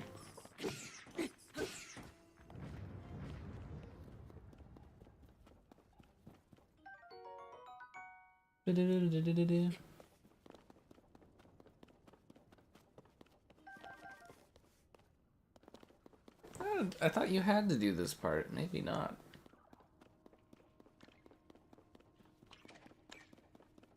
I guess we can just kind of leave the frog and he just like lives his best life, eh?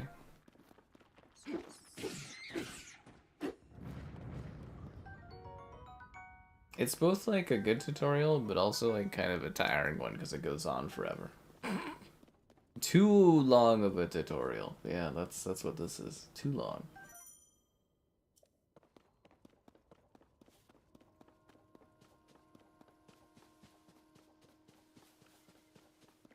Yeah, remember how we're supposed to get up here. Okay, there's a chest there.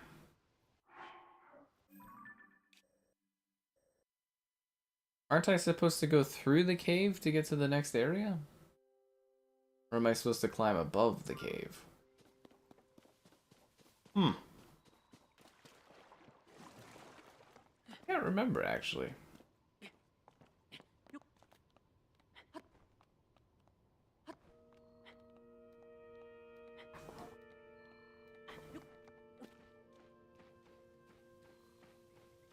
Or is that the beauty of the game?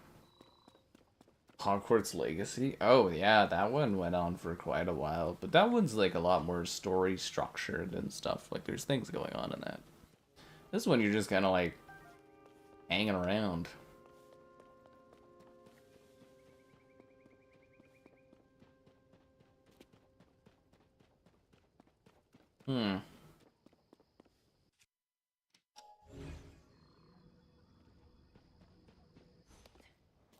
Cool if I could grab these things.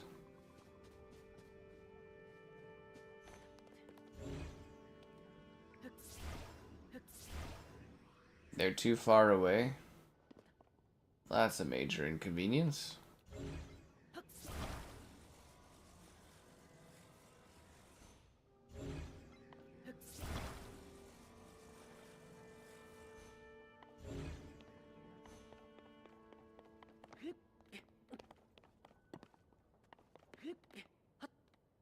Okay, let's stack these things up. I gotta get up and change my chair position. This is driving me fucking nuts.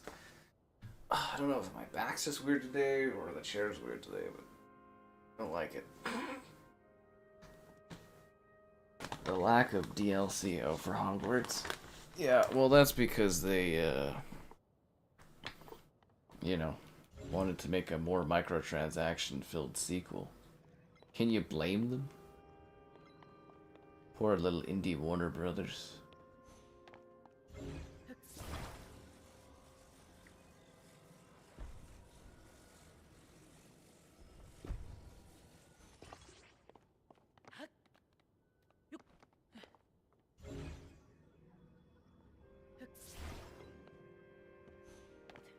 What?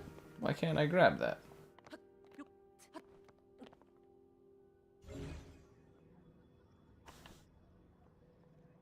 Really? I can't grab that at all? That's weird.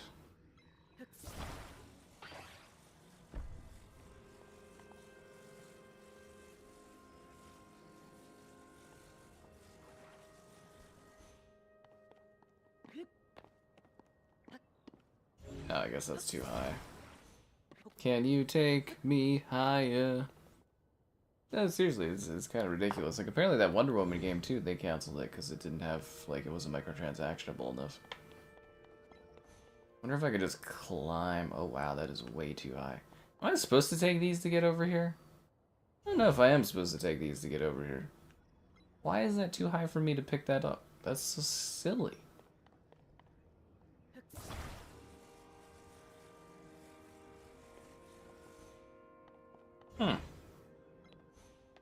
Doesn't really look like it should be too low, right?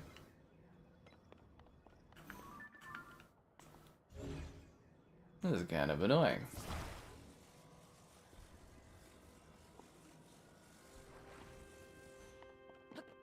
It's like it's specifically doing this just to slow my progress. Yeah, it still won't let me pick that one up. It's so stupid. Oh, fuck. Of course. That's a bit high. It's not high enough in the sky.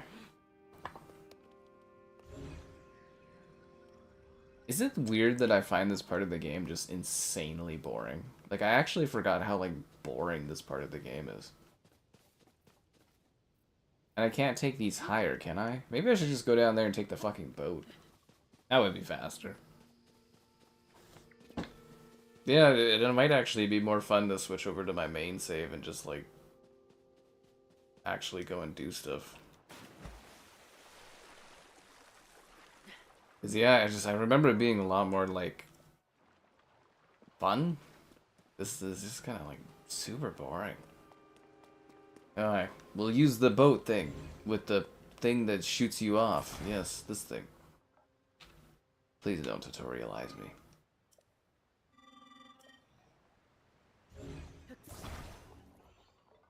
Really?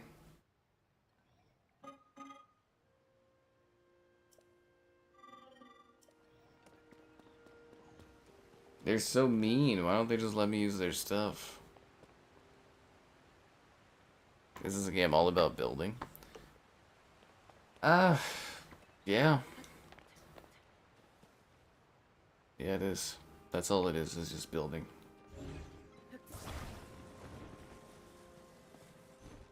Wait, could I actually gone through the rest of this place? Oh, I could have, I think, right? No. Maybe. What's a bit high? Are you talking about the height of the game or something in the audio?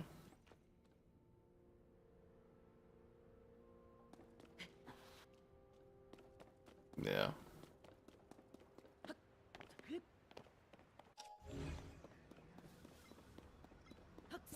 Maybe this game was kind of a one and done kind of thing. Cause yeah, I'm just sitting here thinking about like spending like 40 hours just doing like the same mundane building activities. Do we have any like kites anywhere? None? Really? No height? No kites at all? Okay. We'll see if this works. Okay.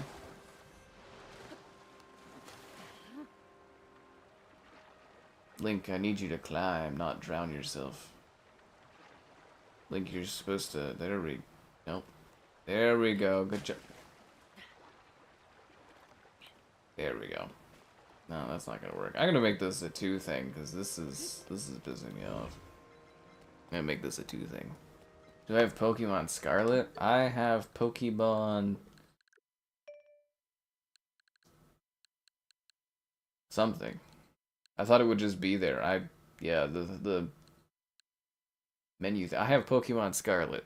Yeah, I've got Scarlet. Yeah, I do have that. I have Scarlet and I have Acreus or whatever. I'll get to doing videos of those eventually.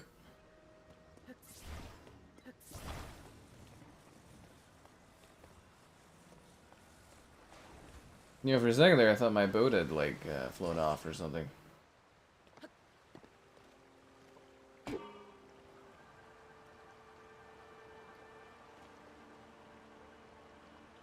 Well, that didn't go according to plan. Back to the drawing board. Like, I guess this might be good for like a kid's creativity to sit here and like, you know, build all this up and stuff, but yeah.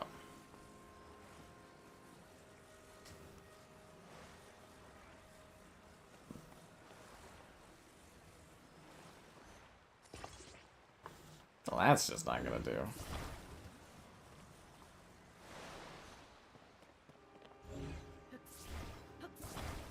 I also feel like you really gotta have like a vibe going for this game too.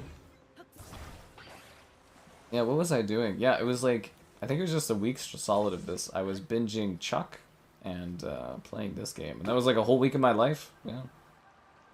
Just this and that. Yeah, that was it. A review on it? Yeah, I'll do a video on it eventually. Just as soon as I fit into time. Garfield Lasagna Party. I was thinking of you with after Garfield's Karting got announced, or Garfield Karting 2. I was like, oh yeah, what about that Garfield person?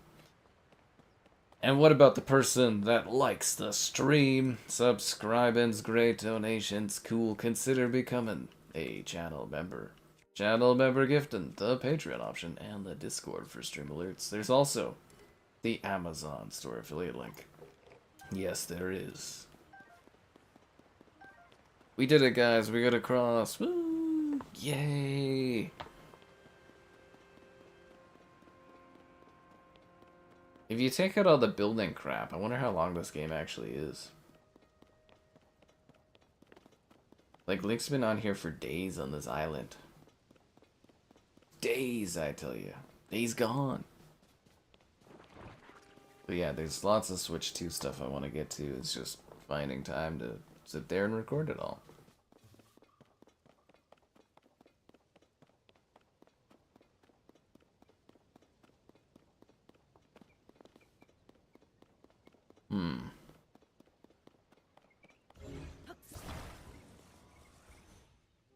Oh, that didn't snap to the grid like I kind of hoped it would.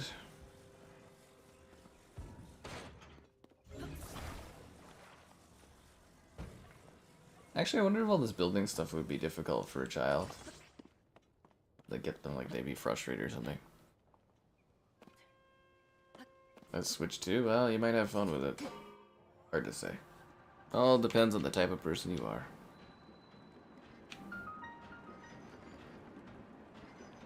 Hey, look!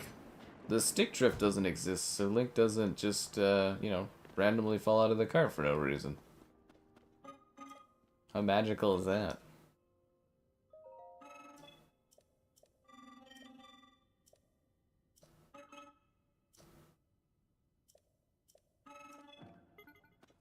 This cave is super dark. Oh god. Of course it is.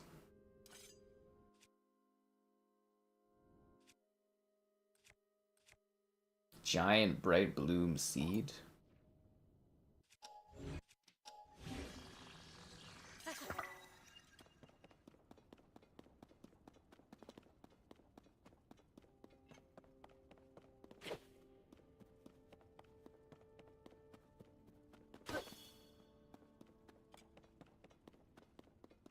Oh, that's it? Oh, okay. I thought there'd be more to it than that, I gotta be honest with you. Give me those Zononite. You got Lies of P? Oh, you're still working through. Have you started the DLC yet? You purchased Cyberpunk on the PS5? Oh, I'm glad you're enjoying it. It's really great, man. So yeah, hope you have fun playing through the rest of it. Like seriously, it's great. You know, like my main save, I think I got up to like 90 hours on it now. My cloud save, and yeah, it's great. So glad you're enjoying it. It's well worth your time. Yeah, that's a favorite of the folks around here.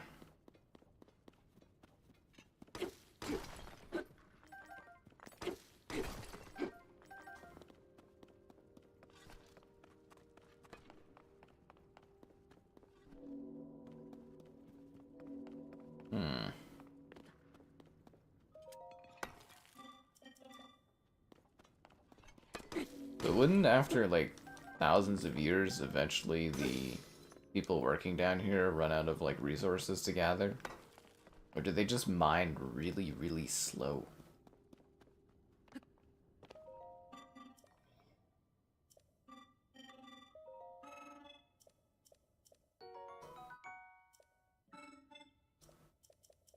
Thanks for the fans.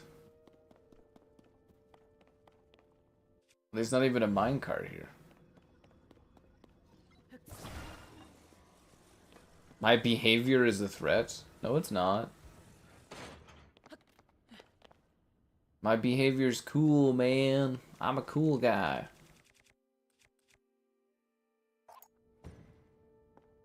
I ain't trying to be a threat to you. I just need to build.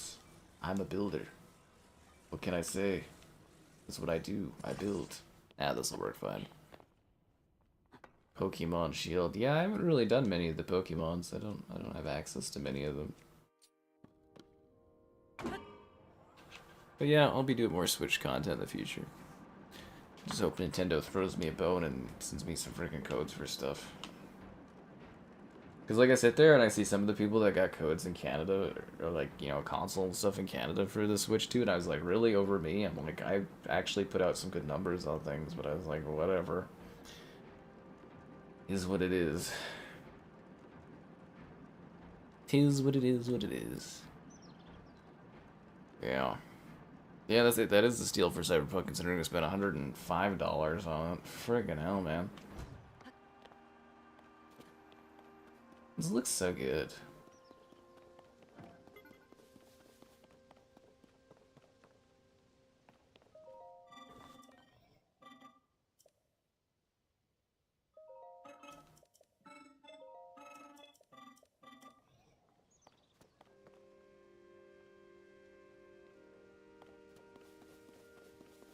Seriously though, I would have genuinely loved playing the game like this. Compared to what I was stuck with.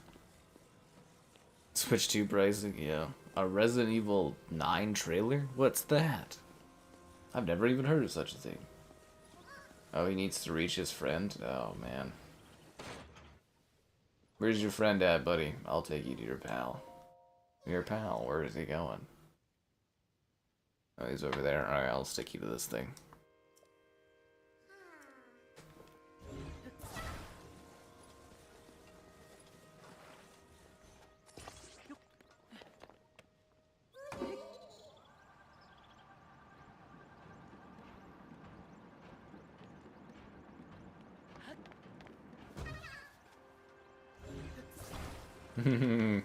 In theory, could we just leave him stuck to this forever? Oh crap. Turn off, turn off! I'll put you beside your buddy. Don't worry, man. You're good.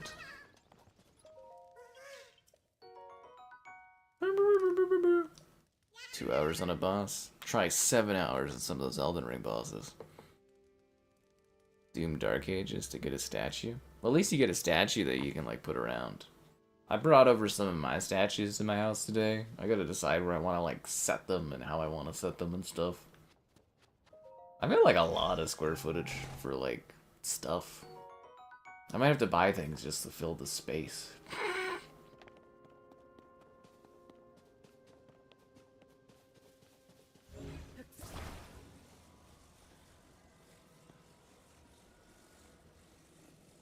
Oh, crap. How did we do this last time?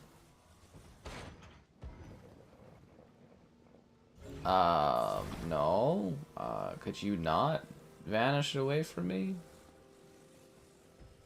That would be great. I can't remember how we did this. We had to make like a really weird contraption, didn't we?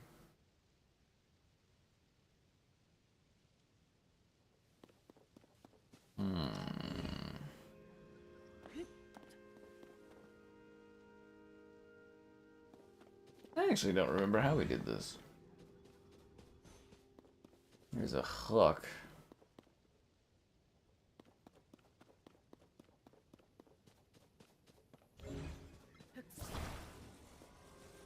To count my deaths in my house. Well, hopefully I don't have too many at my house. That would suck. I'm gonna have to figure out all my fine-tuned eating life and stuff. And...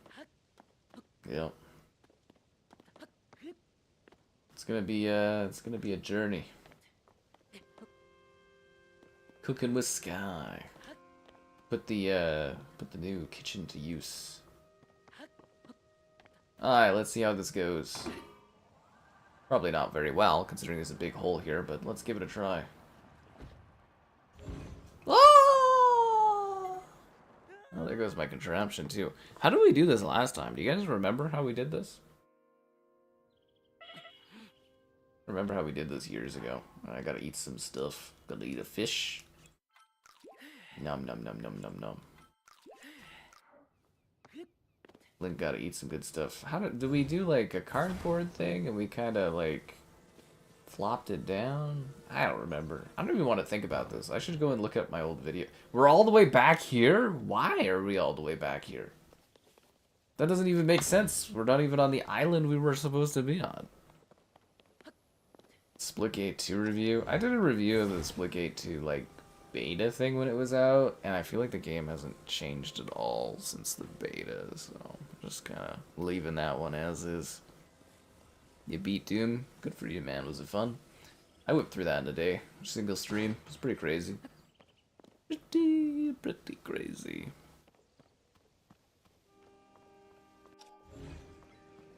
Yeah, Dean, you could stream like Homeless Bird in the Discord, and everybody could watch you die a bunch. Yeah. I think Homeless Bird was playing Lord of the Rings online or something. I was kind of watching between the periods in the game the other day. I wonder how I'm gonna watch hockey. I don't have access to old people TV, I guess, when I move. Yeah. Guess I could go to the bar. You could drop the game to easy. Oh, you know you won't do that, Dean. You need the challenge.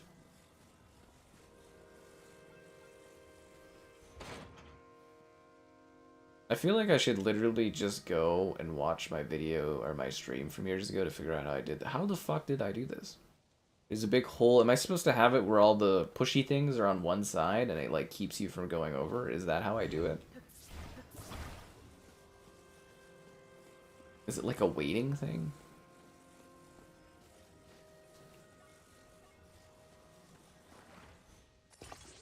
Like I just have a bunch of them like pushing me to the side so I don't like fall off?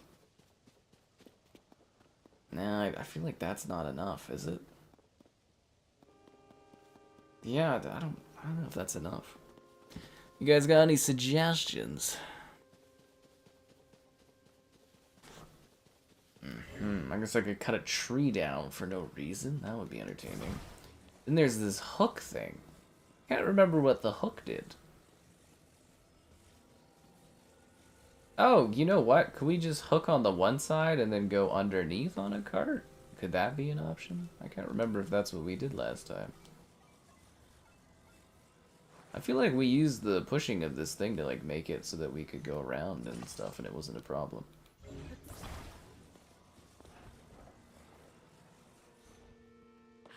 Oh, maybe we could use this as a gondola. Maybe that would be smarter.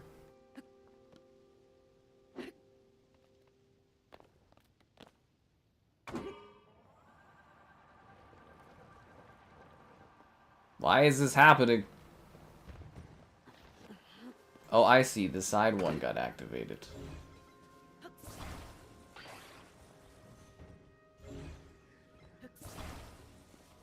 See, it's just like it feels like a huge waste of time sitting here doing this, like, you know, puzzle solving, as to say. It just takes forever. You're struggling with the microphone settings. Yeah, I was just kind of like watching for a bit because the hockey game, there was like a period break, and I was like, oh, someone's streaming on the Discord. But like, it was weird because I would turn off the audio, right? And then the Discord would just turn the audio back on, and I was like, what the fuck? Because I kept like fighting with it. Like, I wanted to watch, but like, and then you were like talking, and I was like, what is that sound? And I was like, oh, it's a person talking. I was like, what the fuck? It was a whole thing. I didn't know Discord could override my like audio settings for my phone. I was like, this is weird.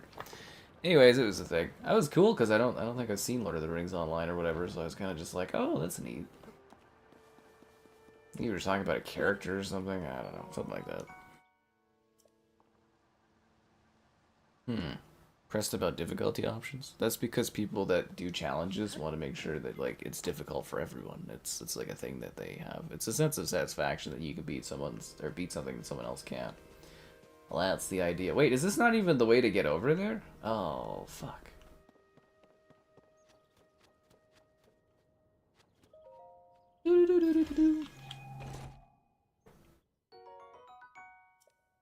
A portable pot for cooking food?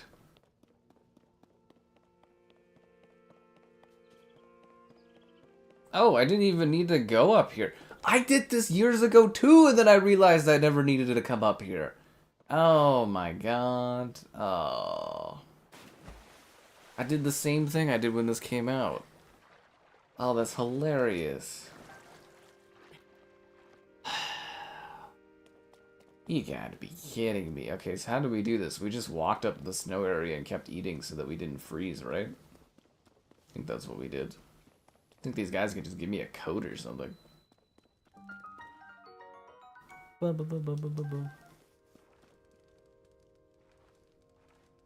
Trying to get a larger audience. Yeah, which is smart, but like, yeah, that is a big thing that the Souls community is really intense about. Wait, so can I not cook things unless I sit by the fire and wait a certain amount of time?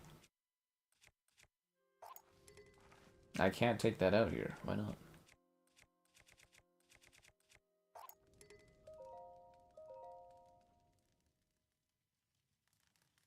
Have I just not unlocked the ability to cook yet?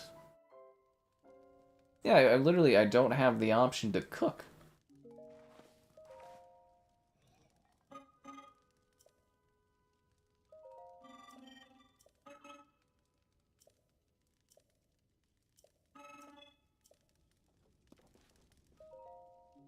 I don't really have the cooking option. Am I supposed to go to this menu to cook? How do I...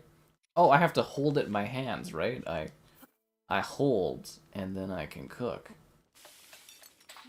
Oh, I kind of wanted to add more into that than just the pepper. Sauteed hot pepper. Okay. Yeah, I forgot. That's how you do it. So I can hold this, and can I add? Oh, I can add. Okay, so we can make, like... well, there's not much for food. Can we cook the fish and a couple apples?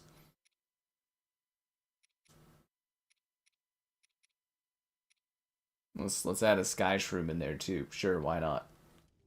Let's get cooking, guys. Cyberpunk? Yeah, the review for Cyberpunk was out today. It's on the channel. It took a long time. I got what did I get out today? I got Ocarina of Time, and I got Cyberpunk out today for Switch videos. That's all I could even muster and stuff like that. Like I said, I'm really tired. Okay, rush room. Let's just put a bunch of miscellaneous shrubs in there.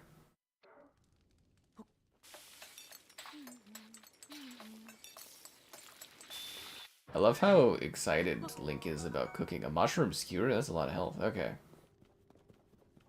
I'm ready to conquer the snow, guys. Let's do it. Goes back from time to time. I thought you just loved Lord of the Rings Online, which is totally cool. I get it. You know, everybody's got games they like to go back to and stuff.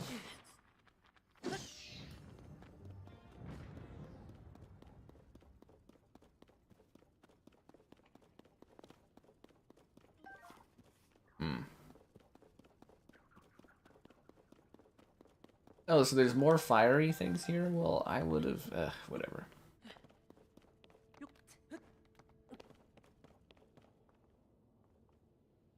I have to get all the way over there. Oh, this is gonna suck.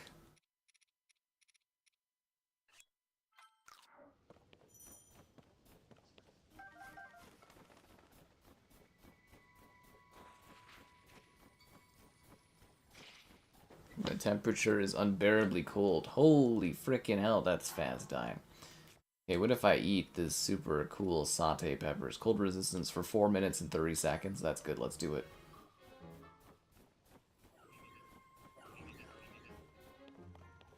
As long as I don't have to do any silly building, this should be fine.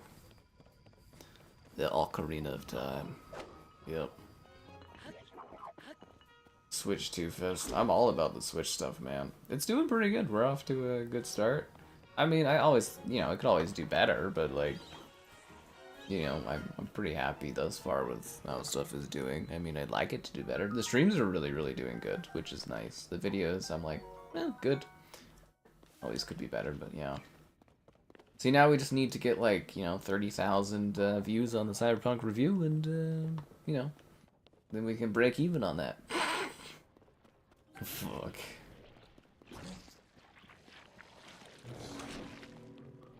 I've only got like 4 minutes of cold resistance. Let's go, guys. There's like a 2-hour tutorial in this game. It's kind of just slow and kind of a little boring almost, but yeah, anyways. I'm making it through.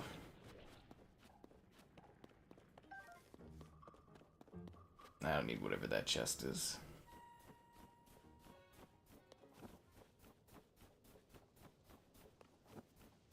It is a lot better looking, though. It's beautiful. Yeah. You know what's even better looking than this game? All of your likes on the stream. Subscribing's great, donations cool, consider becoming a channel member. Channel member gift, and how do I get up higher? The Patreon option and the Discord for stream alerts. There's also the Amazon store affiliate link. I can't climb icy surfaces? That's not good. Damn it. How do I get higher? How do I get to where I need to go? Oh god, this isn't the way to the thing. It's right up there. How doth I get up there? Am I supposed to use this awkward twig to, like, get up there? Is that what this is? That's exactly what we're supposed to do. I'm supposed to put this down here. Like this. And then I'm supposed to, like, climb it and stuff. And then, yeah. Ah, fuck. I need another tree piece. Time to bring out the stick, the stone axe.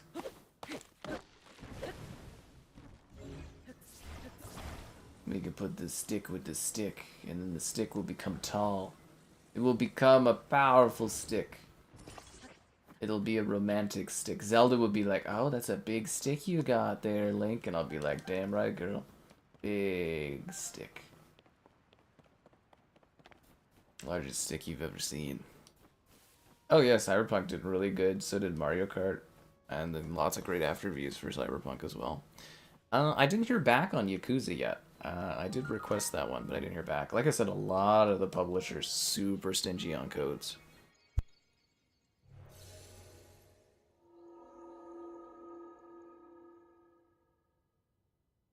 Yeah, I'm excited to see what the Switch can do. And you know, more consoles for me to cover and get views off of is always good.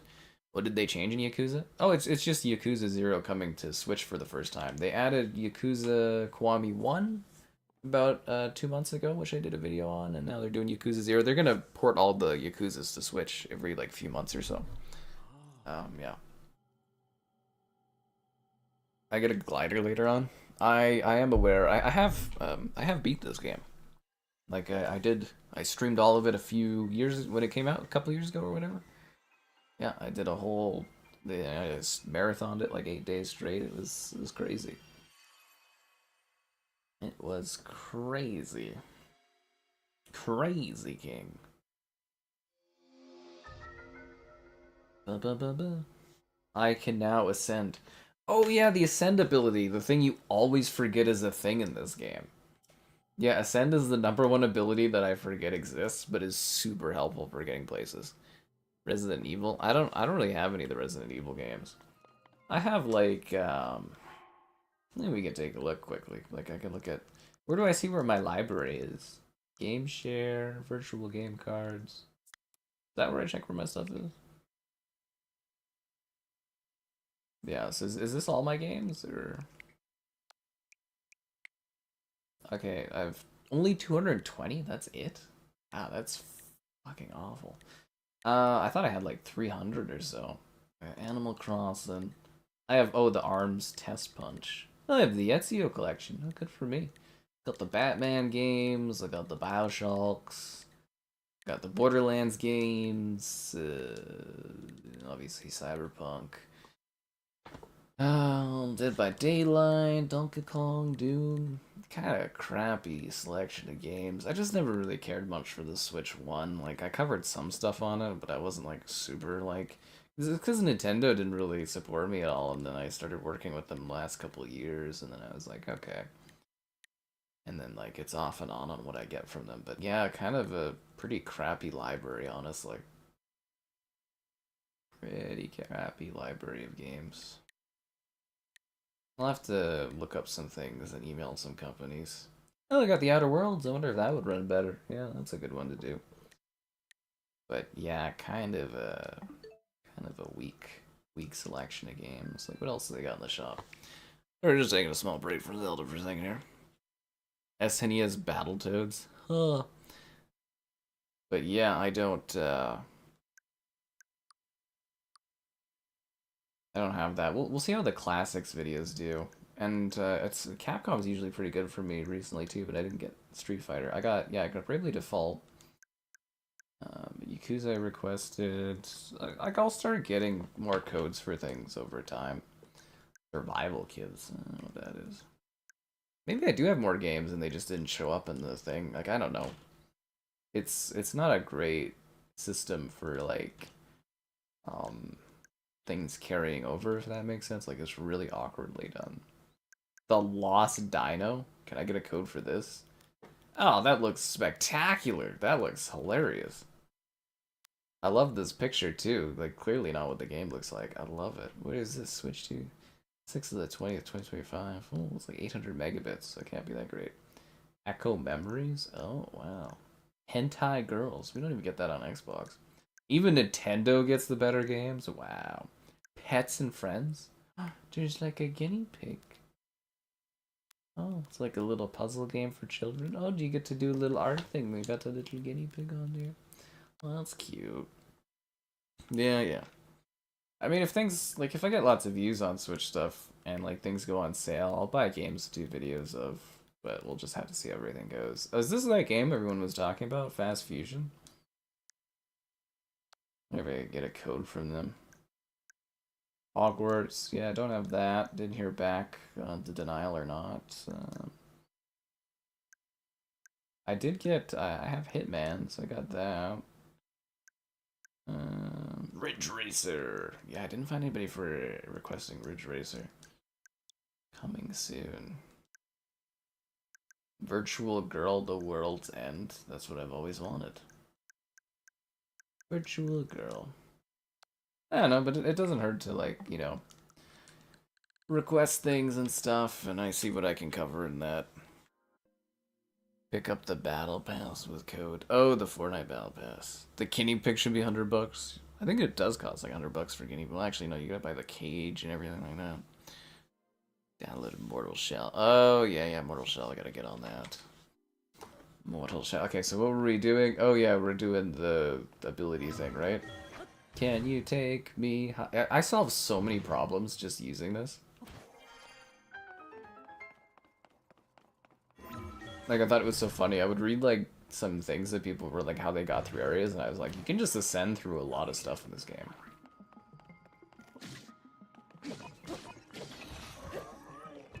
This is the longest tutorial I think I've ever seen in a video game. It's ridiculous.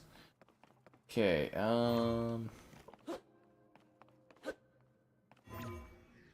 you can't destroy this stuff?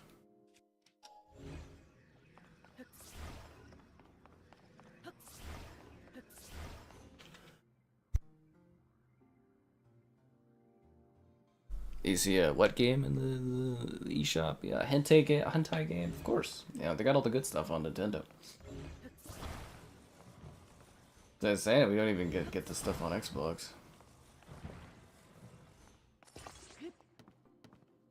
When did Nintendo become so cool? I think Nintendo kind of got smart after the Wii U scenario, and they're just like, you know what?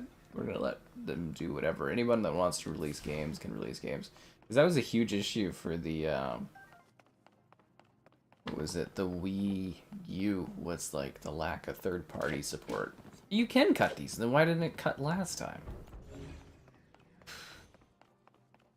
Ridiculous. Can you take me higher? I shall exit this place. Oh yeah, and anyways, don't forget guys, the Xbox co-streaming event tomorrow. Be there, be square, and then, you know, yeah, other stuff. Did I play Stellar Blade? I did! I might be playing Stellar Blade again very soon, too. For reasons. Yeah, the Xbox event, and then I think at night we'll do what we normally do and just have a chat about it later on and stuff. And yeah, so basically I'll get up, do the Xbox event, and then, go move and stuff. Yeah, it sucks they can't set up the internet earlier, then I could be already moved in. Stellar Blade with mods? Oh, you know it. You didn't know this was all tutorial? Yeah, this is still the tutorial of this game. We still haven't finished it yet. This will offer the light that will cleanse you of evil. Aww. Thanks for your divine appreciation.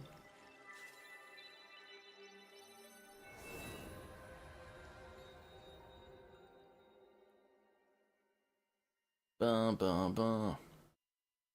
Kevin and Mitchell are gonna join me for what? Mitchell doesn't live anywhere. He lives in a whole other city. He's like 3 hours away.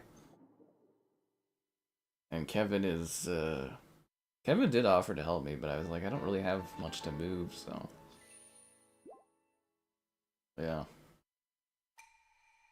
May the light grant you the strength you seek. I have to go pick up my beach pass. Oh, Kevin just wants to come over and do beach days. At least I got a new cozy home. It's true. It is a very, very cozy house. I did very good for myself. Very happy. Okay, can we go back to the Temple of Time?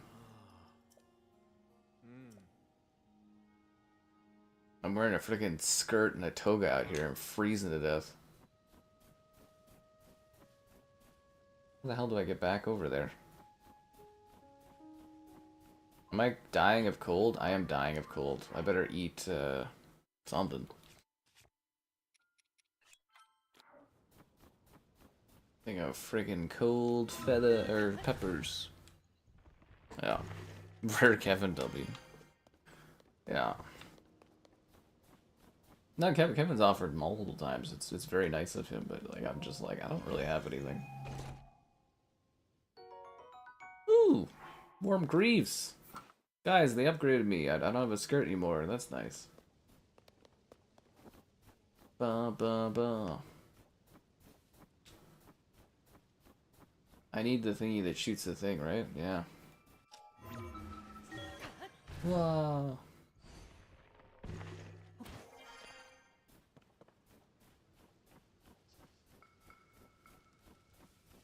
Can you send me one of the ball things? Oh wait, I think I already have them, but it's good to have extra balls. Can you send me another ball? He stole your Xbox last time. Oh, that's funny. That's like such a Bateman thing to do, too.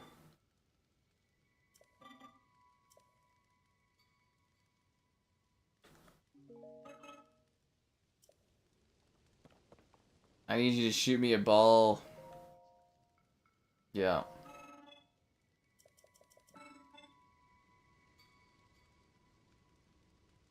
Yeah, fuck it. I think I have some left, don't I?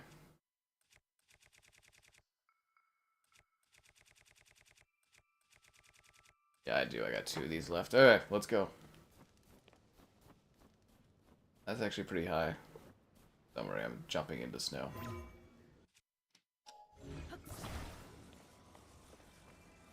No, there's one already ready. Alright, let's go take the prime one. I didn't invite Slaughter and Baben. Yeah, they're missing out on all the fun. Yeah, I kind of forgot to do my, like, promo photo of me in my house, like my social media photo, when it was, like, empty, and then, like, yeah, I also forgot to do the video tour thing. I'll have to film that, and there'll just be miscellaneous crap everywhere. I'll just be like, aha!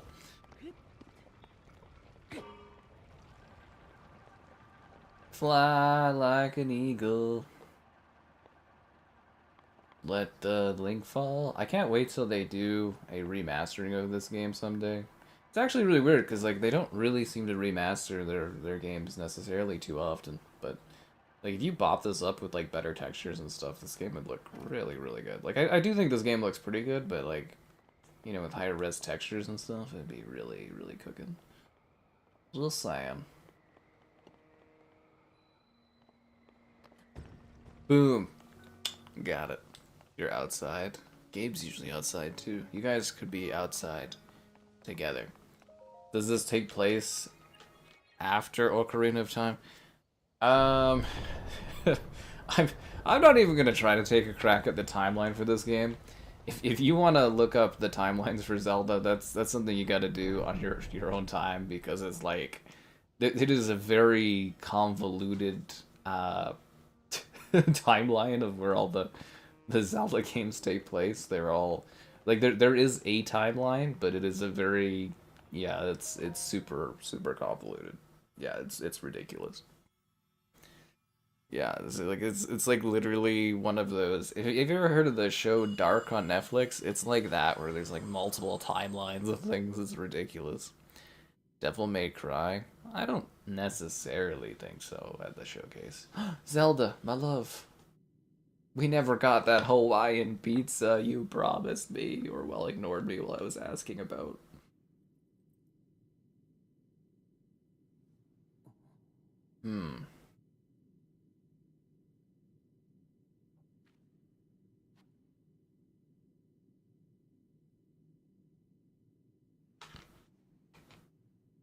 That beautiful hand holding my cold, dark robot hand.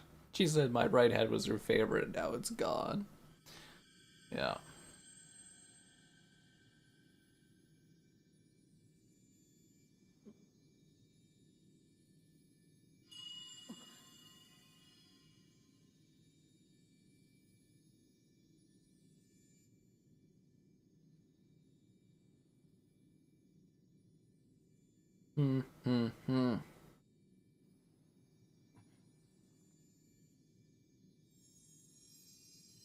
Yeah, no, seriously, I won't even try to take a crack at the Zelda timelines to try to explain it to you, because it's really that ridiculous.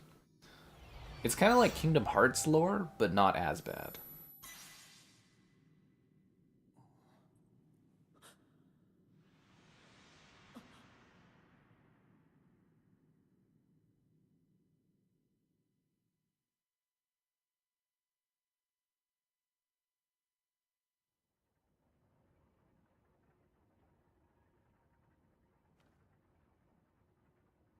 No, Mitchell is in town, or at least his gallows. Never visits when he's in town.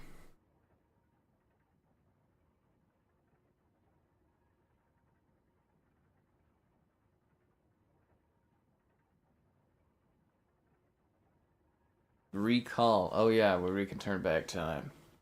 Actually, hilariously, I'm assuming Mitchell's mother will probably visit my house before Mitchell ends up doing that. Which is kind of funny. Zelda has vanished. We must find Zelda. It'll take like 40-something hours, but we'll find her.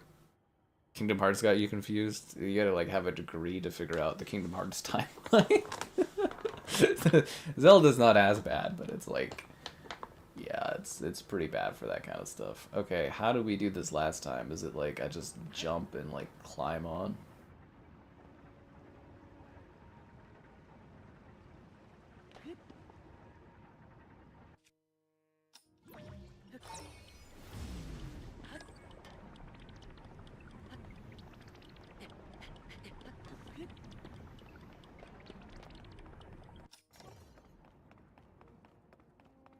Wait, am I supposed to touch the blessed statue? Oh, my first house visitor. Well, technically my realtor was my first house visitor, if you think about it. Yeah. She really livened up the place. It is like Anakin's robot hand. I say it's more like Luke's hand, because that happened first from a filmed perspective. Alright, here we go, guys. This is just finishing the tutorial after 2 hours. Yeah, I gotta push hard. Ugh.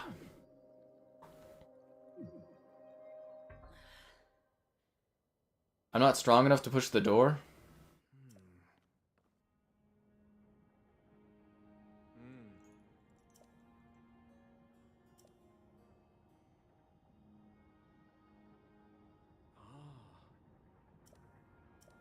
Fuck me, did I miss a shrine? Oh, fuck. Where did I miss the shrine?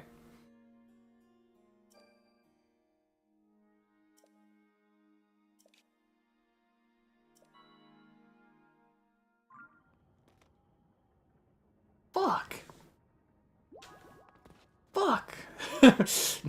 Never mind, the tutorial's not done yet. Fucking A, what? Is this part of the tutorial? Is that you missed one, or? Really? How?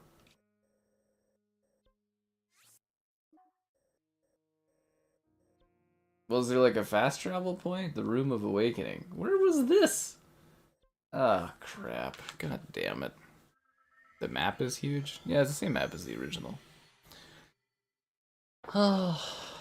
Like, basically, so Breath of the Wild and Tears of the Kingdom, they're like two-parters. Like, it's a two-parters kind of like Zelda like games. So it's like, the fuck is this? Where am I?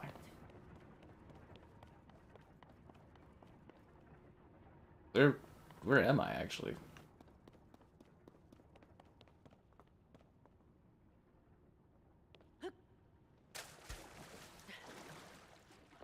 I feel like this wasn't where I was supposed to go. But yeah, it's a very large map. Like I said, I streamed all of it a couple years back. It was quite an adventure if you guys weren't there. It's well worth watching. I get pretty pissed off at some of the parts, and you know, it runs badly and stick drift and all that. But you know, we don't have to deal with that right now because we've got your likes on the stream. Subscribe and it's great, donations cool, consider becoming a channel member gift, and the Patreon option, and the Discord for stream alerts. There's also the Amazon store affiliate link. Oh, how the hell do I get to this shrine? Where is this shrine at?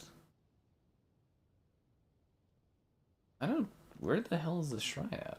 Alright, one sec here. Where, is it like up above or? I have an album. Oh yeah, the pictures that Zelda took. So it's there or? I really am confused. So it's this way? Or is it the other way? No, it's the other way. It's like this. It's like somewhere down there somewhere? That's really weird.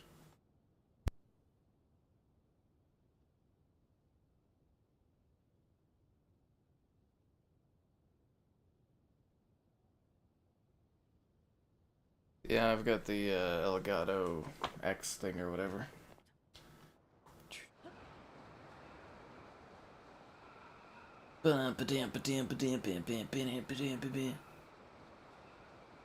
So wait, where is this thing at?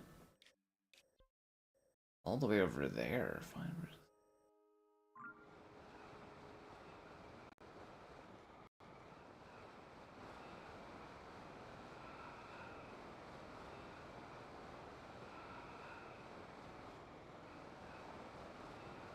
Oh, I landed in the middle of the water. That's not good. I'm gonna like drown. I'm gonna drown, guys. So when is the game starting to get good? Hopefully, well, after the tutorial, the game starts to pick up.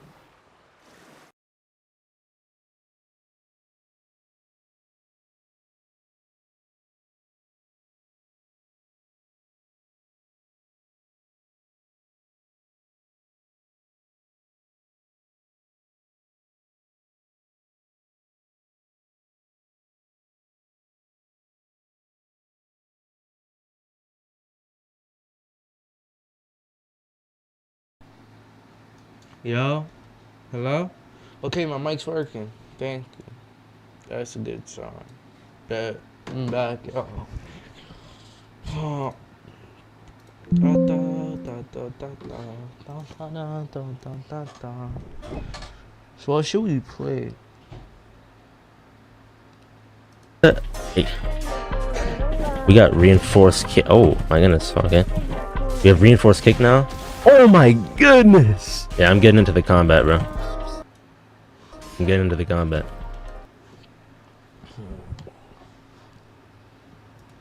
A young Missouri teacher who is facing a slew of charges. Let's watch it. What should we play?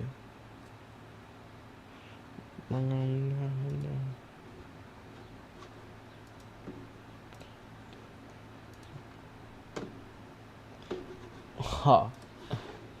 Ooh.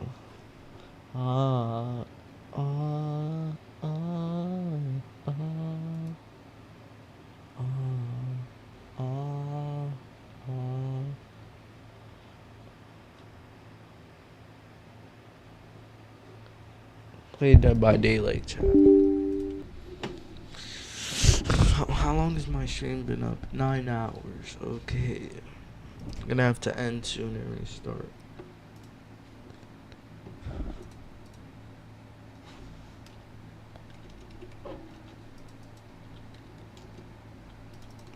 What's wrong with my mouse?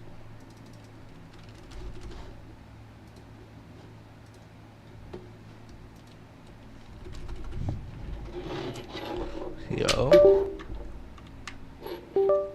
Keyboard. Are we typing? Low key,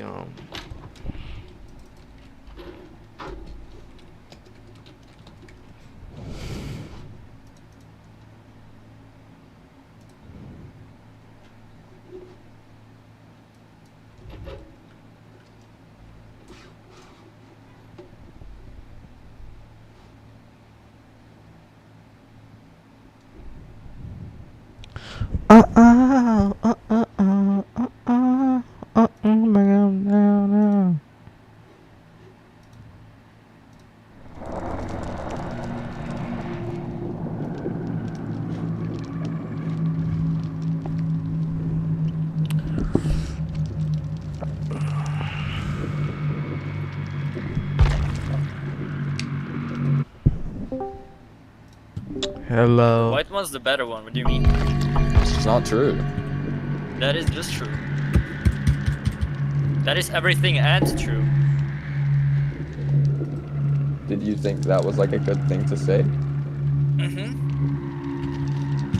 They're gonna fuck me up. I'm just telling you. I'm gonna die in the next 10 seconds.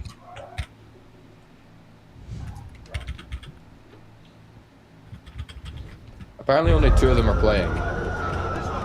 70 Gecko, 40 You're gonna be Chamber, alright. and yeah. Oh yeah, true.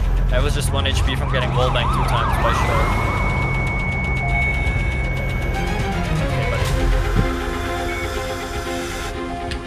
Nice.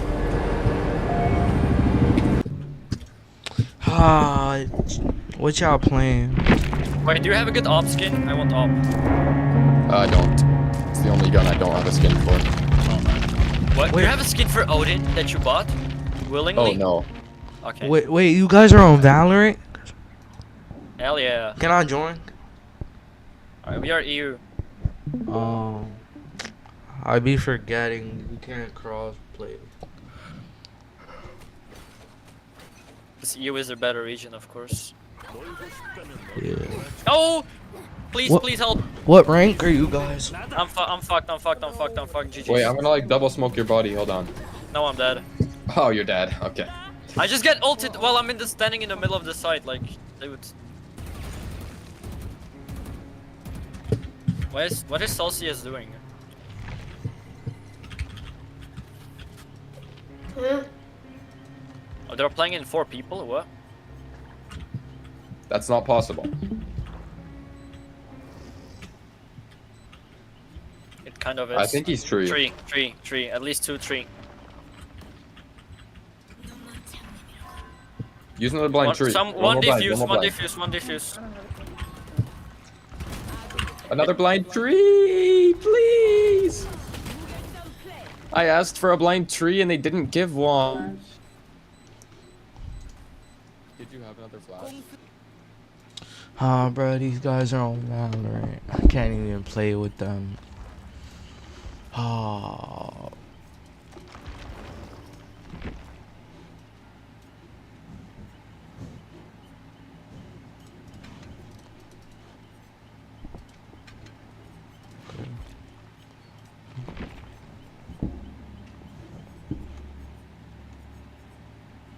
And I'm broke.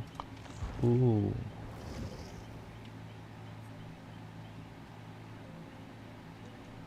Ooh.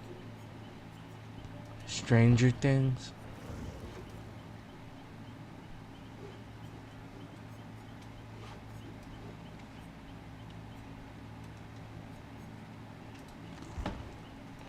These are Stranger Things characters.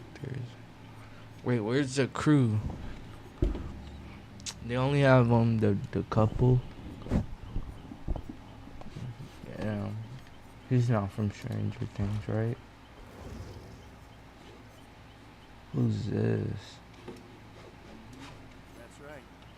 That's me, baby. Oh, it is from the Saw? That's called Madness Chat.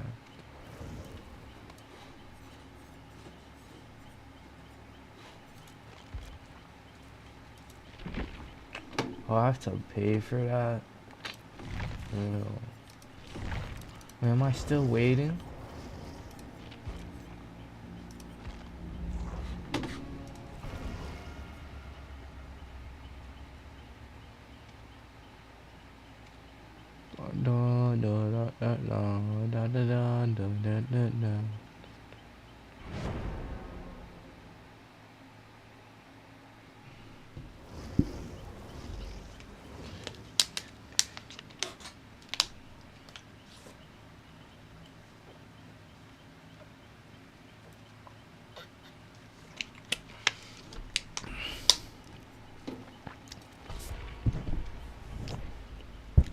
Oh, we have a cuck on our team.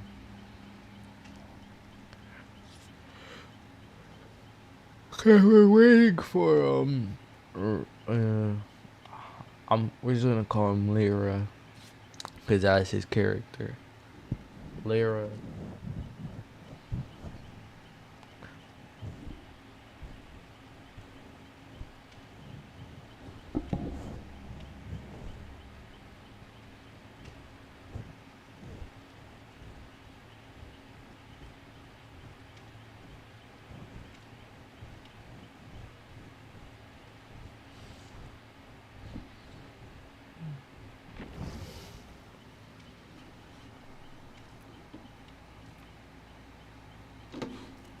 Wait. Do easy anti-cheat. What the helly? The helly?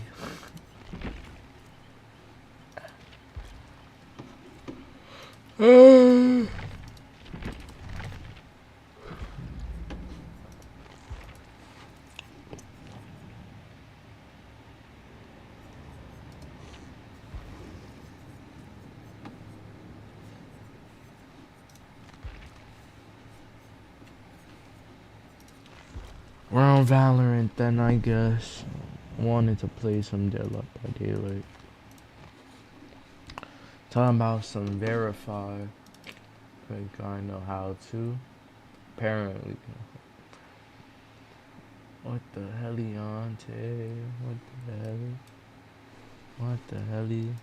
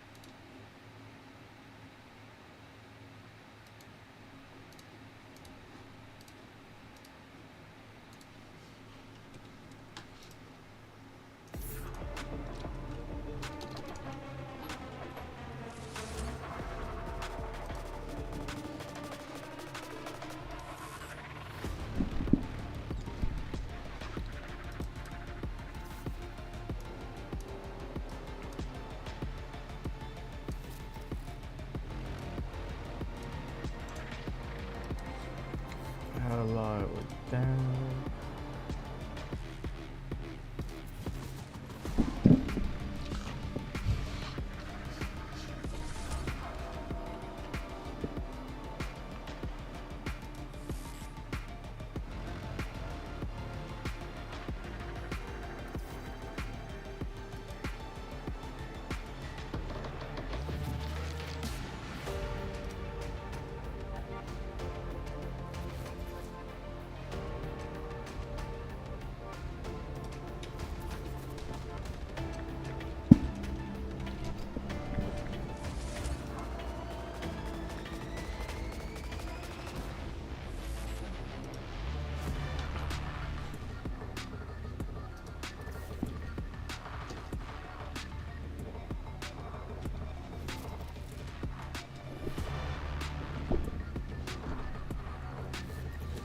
Yo, did my Discord just close? Why does it do that, bro? Yo.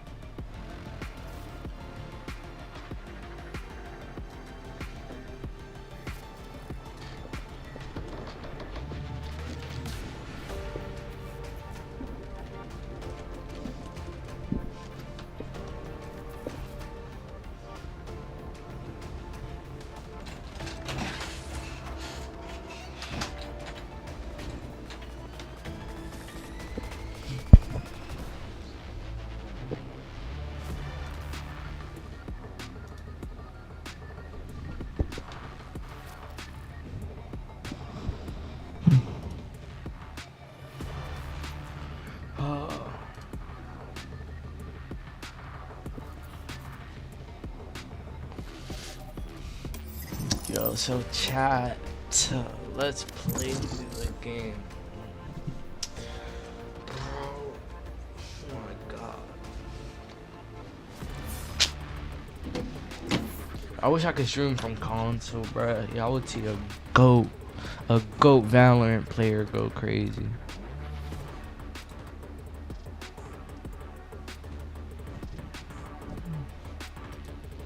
Match found.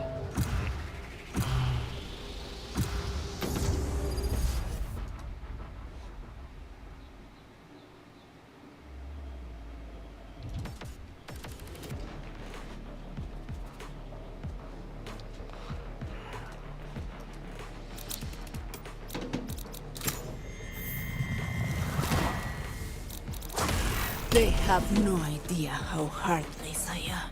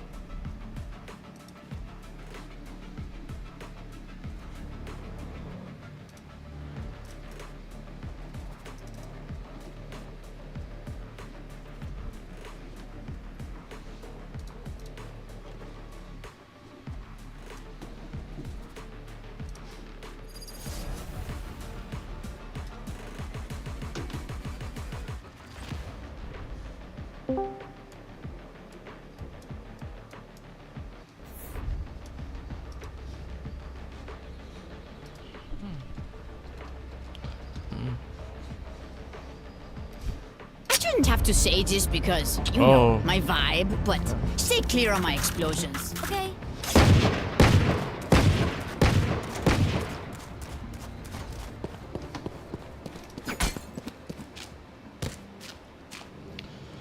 You're my sunshine, my only.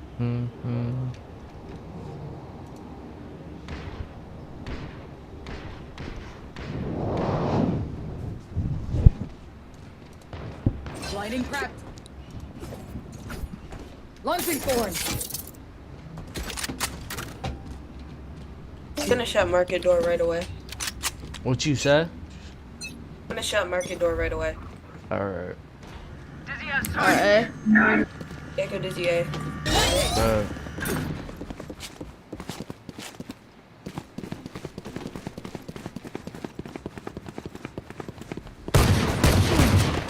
Enemy spotted. Mid. You dial. Multiple enemies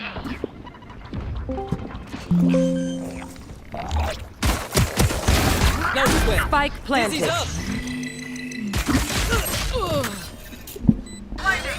Oh, one's behind. One enemy remaining.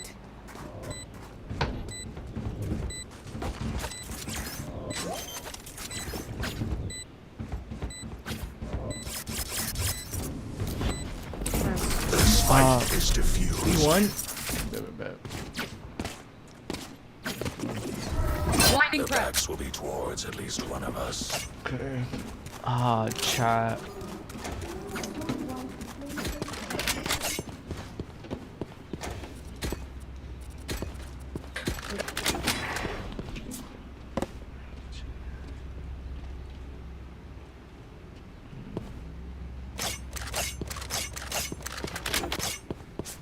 Let's make them dance.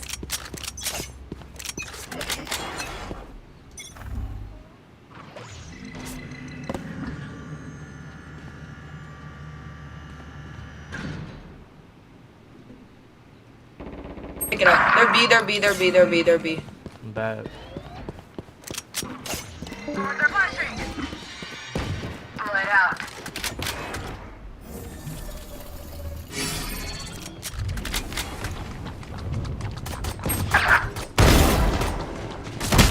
Vice is in the corner. Last player standing. little man. Spike planted. One enemy remaining. Heal up, heal up. Mosh pit. Nice.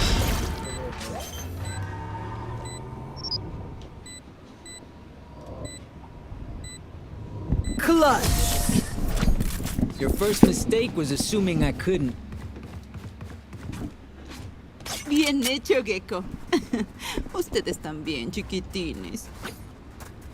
Can someone buy me, please? Appreciate it. Raze, can you go B this round? I'll go.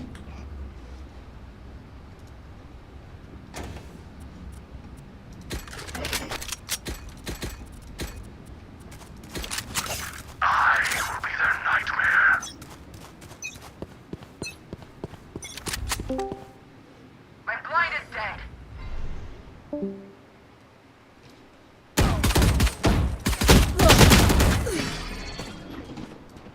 There. Left away. One activated. Somebody's there. There. Enemy spotted. Gecko's A. going to her spawn. Get him, man. Nice shot. Sixer down. Cállate. Thrash is ready. Saw you, Mosh. There. One enemy remaining. Spike down B.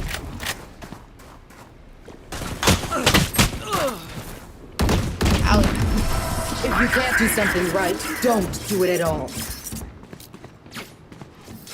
Whoa. Never had a doubt. Let's keep it going. My mom.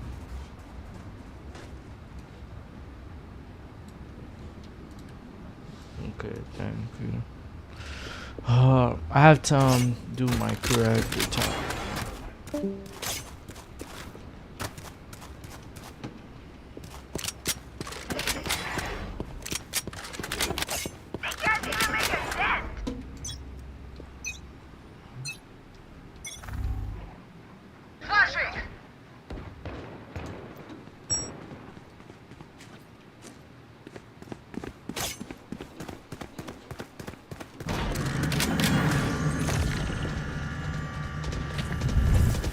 Blinded. Rip and tear. Thorns are live. Placing wall trap. Flashbang. My blind is dead. Get him.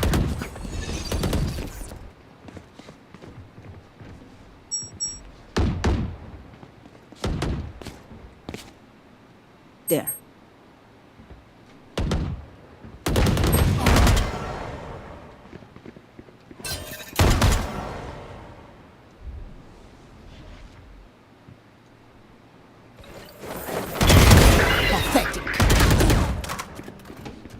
Okay, let me promote my server.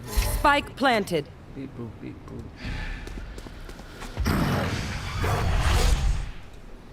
They planted A.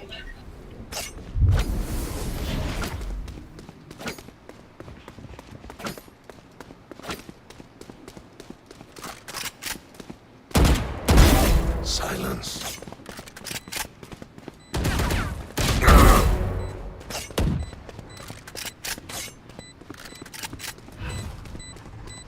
Shadows traveling. Last player standing. Lots of them. Nice try. Gear up. Stay safe. We're going back in.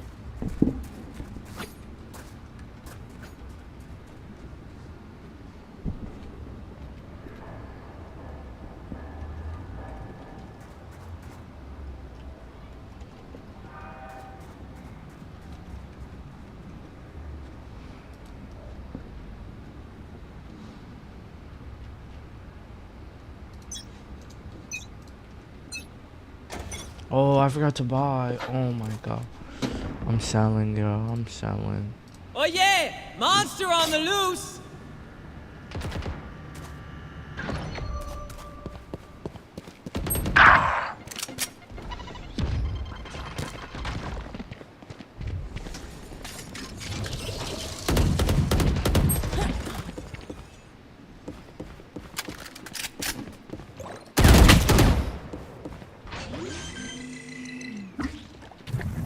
Cutting their vision. Spike planted. They will cower.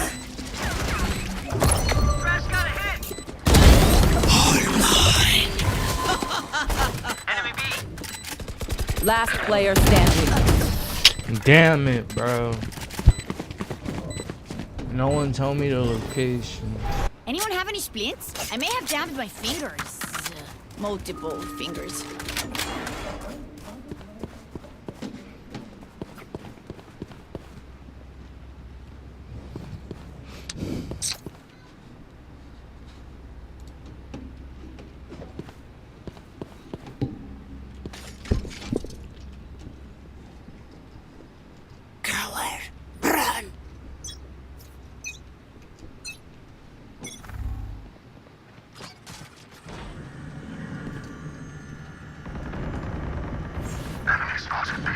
Spike down B.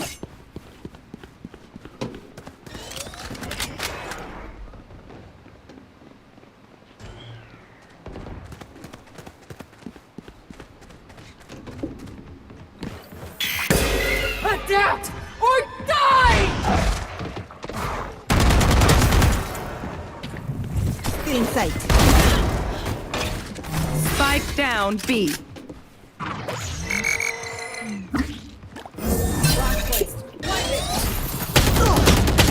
Yo, Vise. One enemy remaining. My fault, my fault. You good. Yo, they're One on the enemy spike, remaining. on spike. Gecko's hit 80.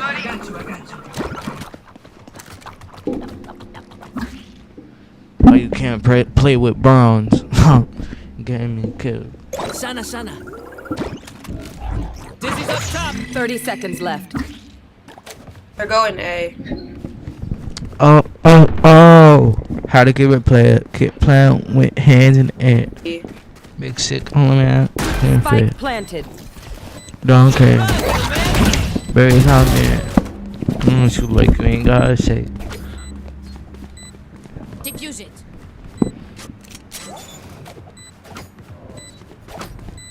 Appreciate it. I did shit. Beep. Enough of that.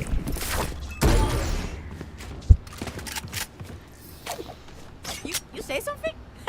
Sorry, ear's still ringing. I need a weapon. Need a drop.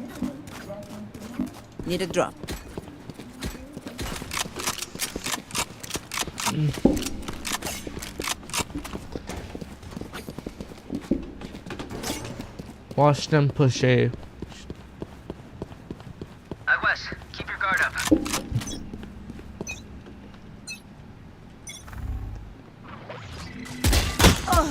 I headshot her 140. Yo, watch my body, please.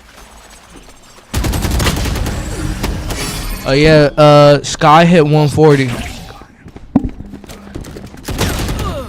Last player standing. Like damn, bro.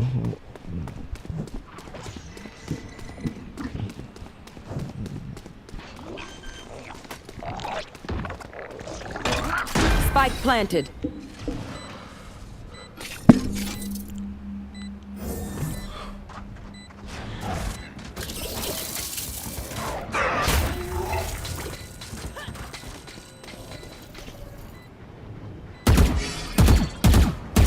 Yo, she's dead. Oh man, are you new to the game? Okay, I only have like 78 grenades left. Hopefully that's enough.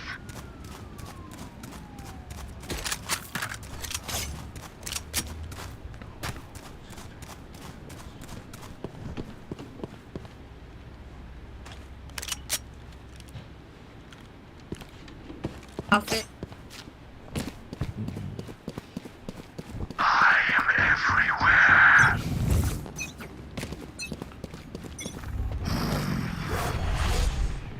Cutting the vision. There. Omen, why do you Spike go down back? mid. I was gonna take your gun.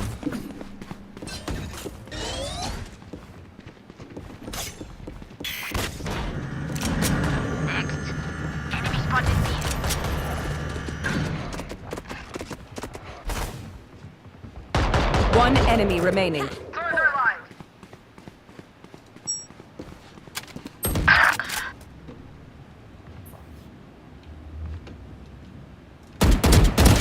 That wasn't a headshot. I hit him 80. He's in there, Gecko. He's probably gonna plant. No, you heard him. He's inside.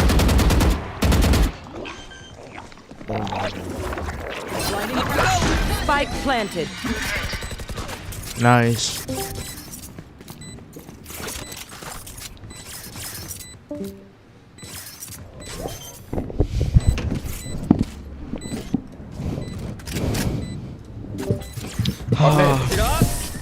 What the fuck is happening in here?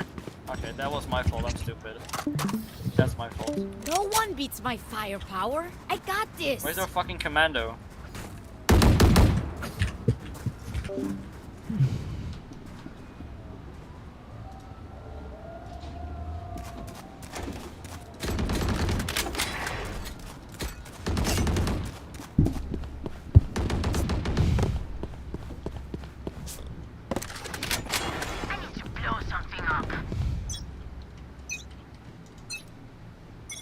Oh yeah! Monster on the loose! Swords activated.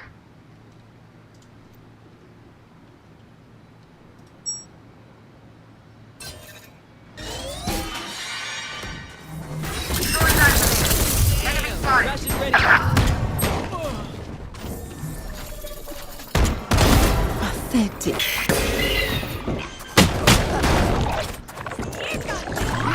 Spike I've planted. got your trail. Thrash isn't done with Last you! player standing. Hey!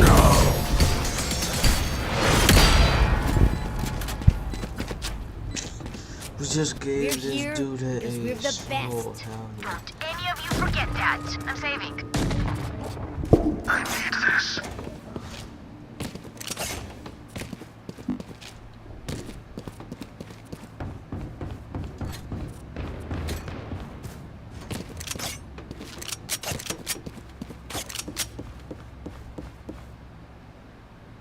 For you, hermanita. Yo, my mic working.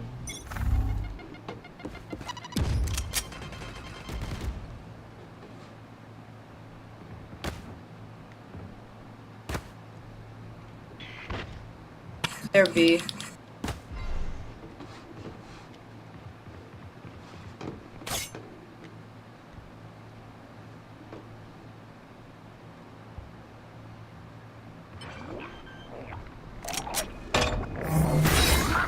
Spike planted. Gun here. Enemy B. One enemy remaining. Enemy spotted. Reloading.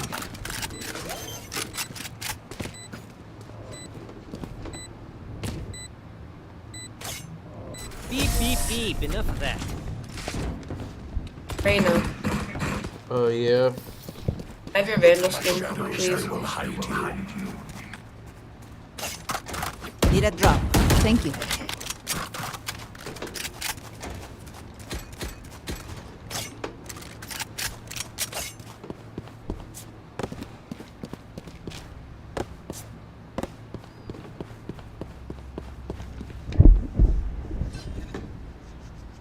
Let's make some chaos.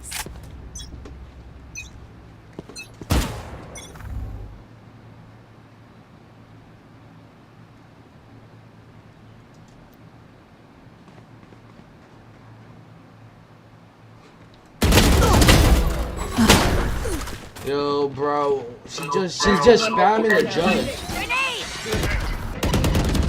Running up with a judge mid. Flash trap destroyed.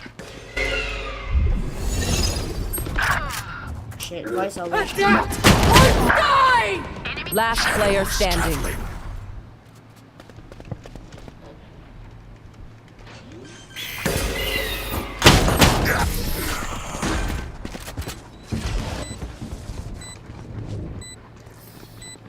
Last round before the switch. Spend everything. We keep nothing.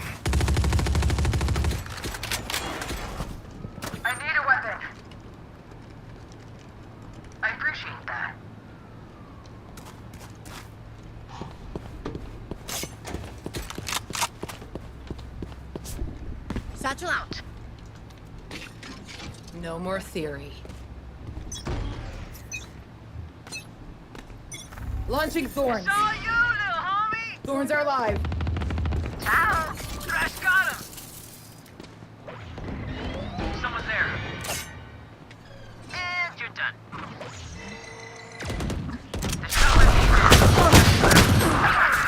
One on one. Thorns are live.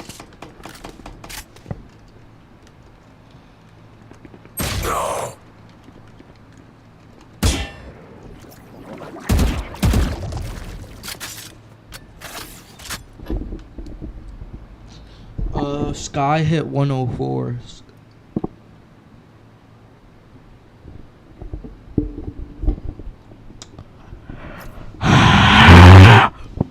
I've got your trail.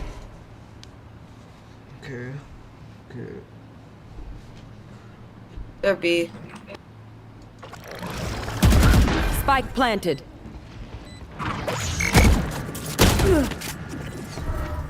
Flash placed. Blaster is Last player standing. Nice shot.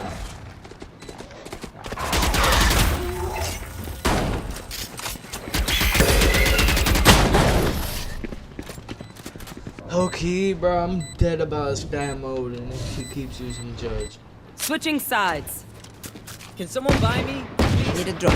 It's not just this world for me. It's mine. And I will kill to defend it. Can someone buy me, please?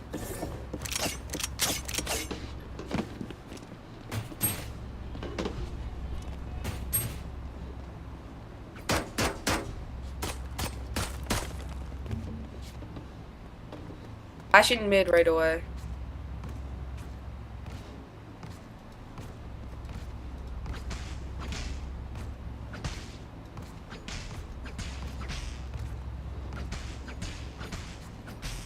I am the master of my fate. Flash placed. Flashing! Good hit. Cover going I think out. Ice was mid.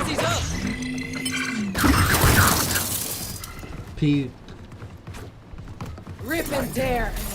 Wingman's Thorns gonna plant activated. spike. The wingman's down. There. Spike down B. There. Enemy spotted. Enemy spotted. Grenade! Last player standing. Flawless.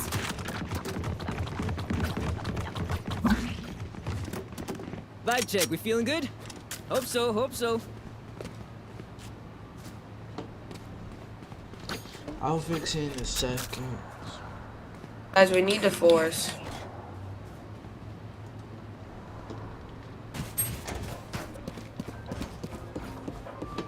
Spike's here. Someone pick up Spike.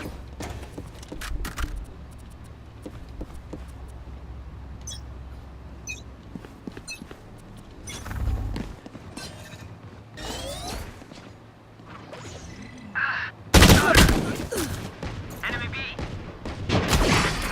Rip and tear. Sit down. Gotcha. Wingman's Gun here. planting.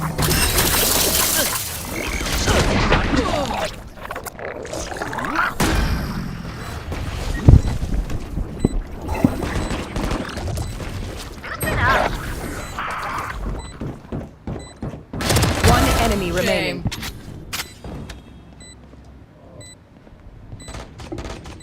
Enemy spotted. B.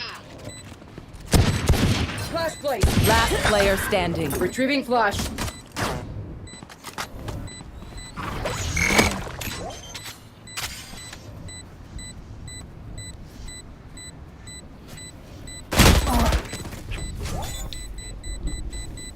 Nice run. Clutch.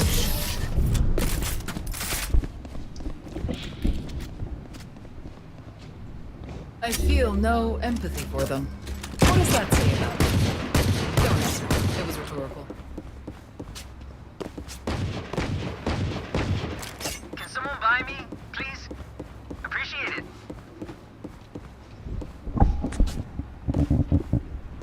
1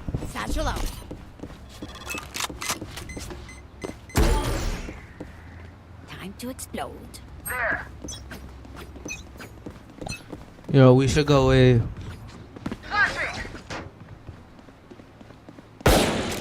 Reloading. Shadows traveling. Nice.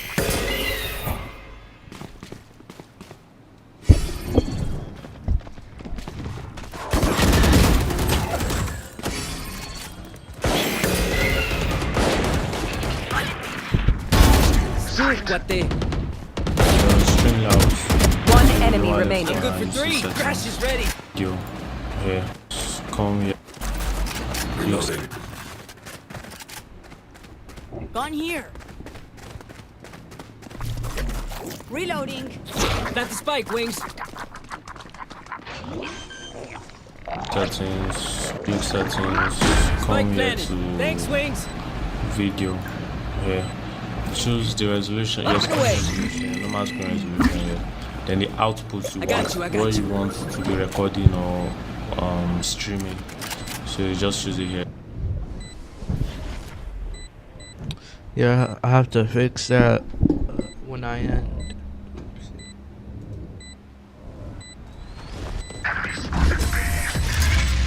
Satellite. My burden never ends.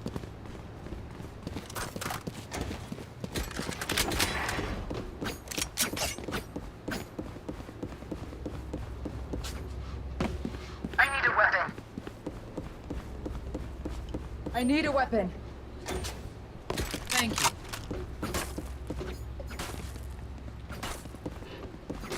Right then. Thank you, Omen. Kill them.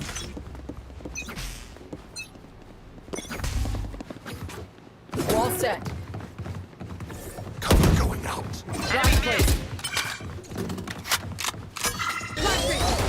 Bomb buddy out. There. Launching thorn. Wingman's gonna plant spike. Thorns are live. Rip and tear. Still inside. Spike stick. Thanks, little man.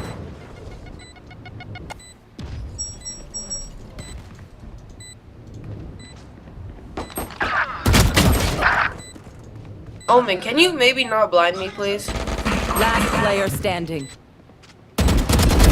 Boom. Satchel out.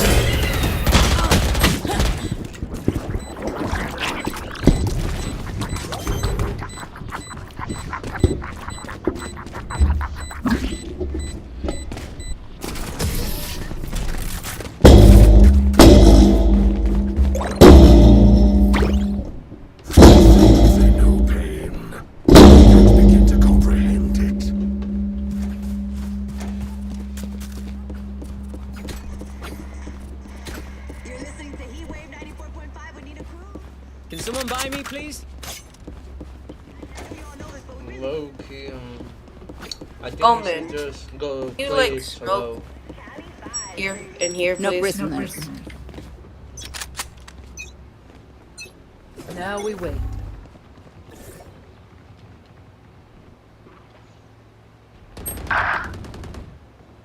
Do you guys know how to watch someone when they're getting the ult work?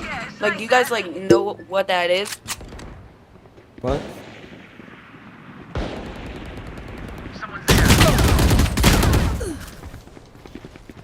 Wingman's planting.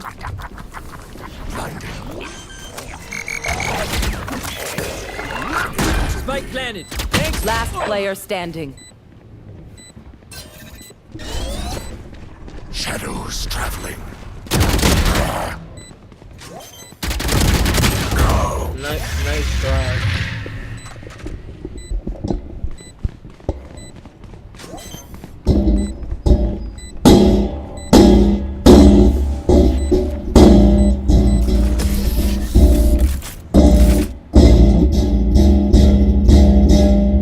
Ability, dedication, time. That's all we need. Can someone buy me, please?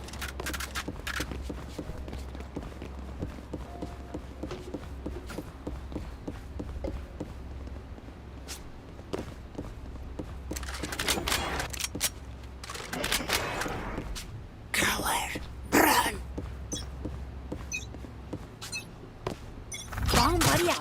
It's you and me. Shadows traveling. I've got your trail. No, bro.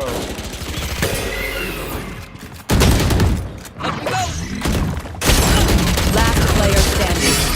Spike down B.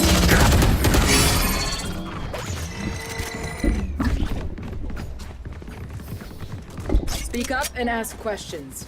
Assumptions will only get us in trouble. Can someone buy me, please? Appreciate it. I need a weapon.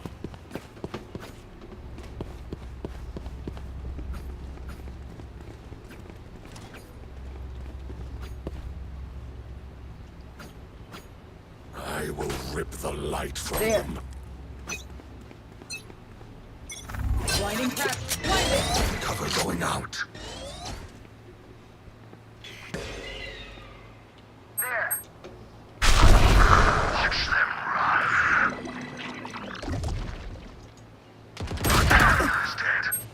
Spike down A. Launching thorns. Thorns activated.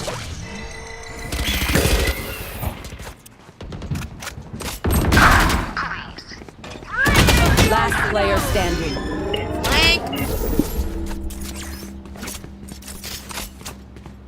Oh yeah! Monster on the loose! You had your fun. My turn.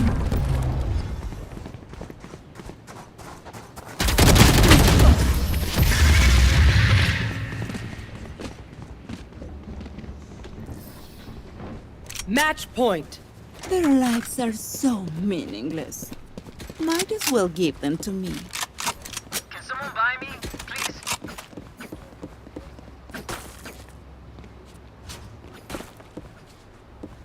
Right there.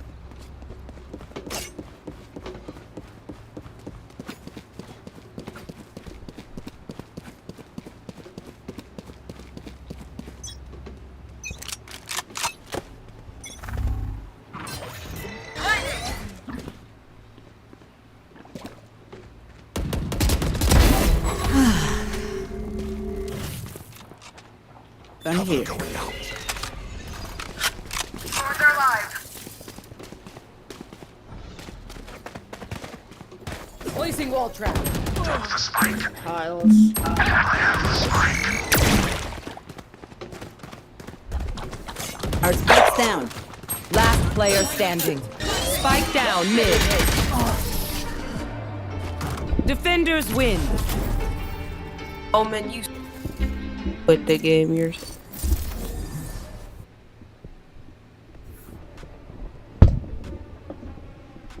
My guy crashed out.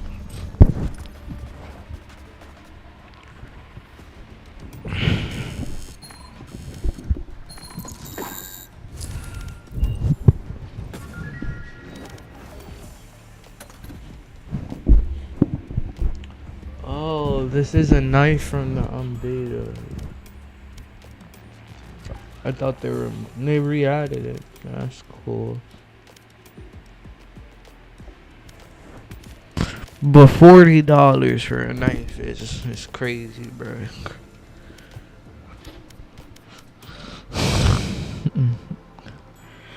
Not for me.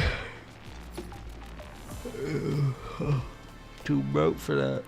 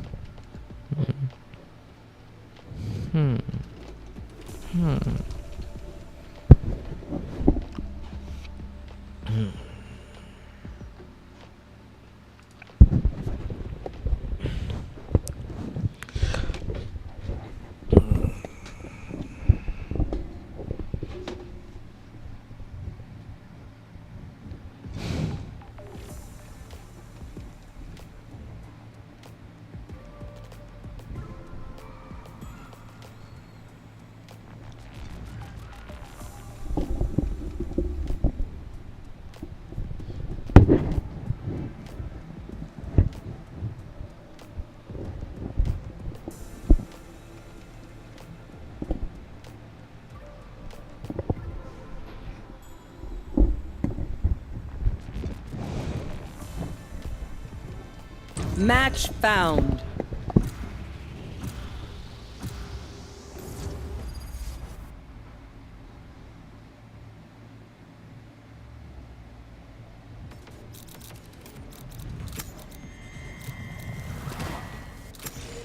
I'll fight anybody. I'll fight everybody.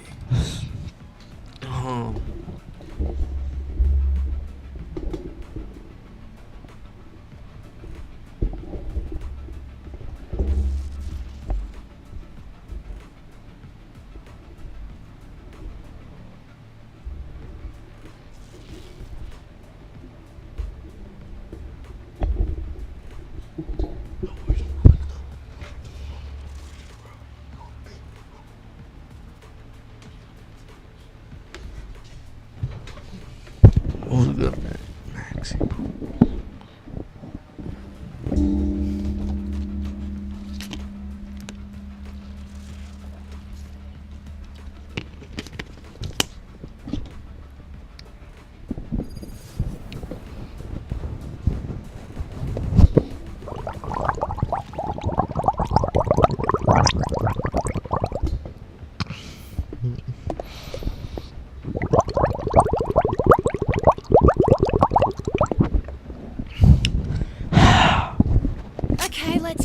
That was some firewall. Might take care of itself.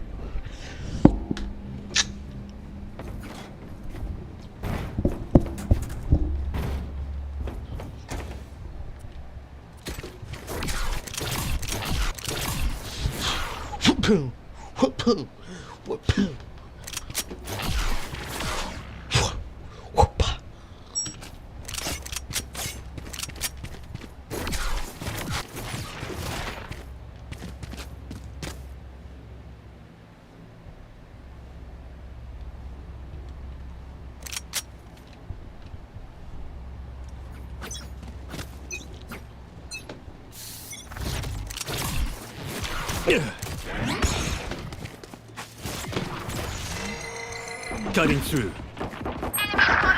Here. I headshot him. 78. Here.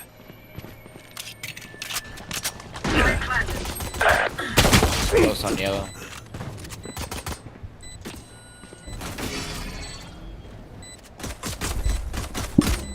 Last player standing. Rest.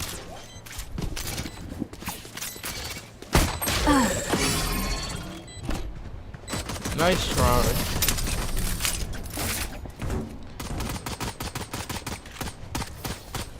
Don't stop fighting. You must keep going, even if you're the only one.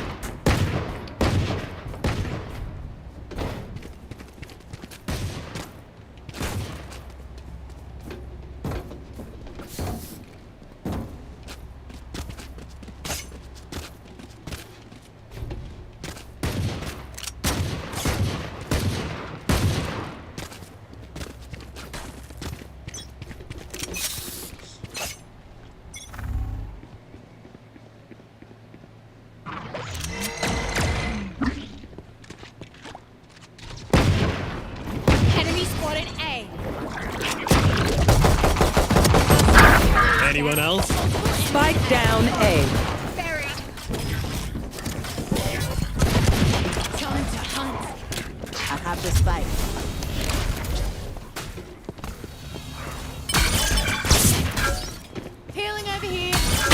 watch flank. Our spike is down. I got the Spike down A. Last player standing. That was a headshot. What the hell?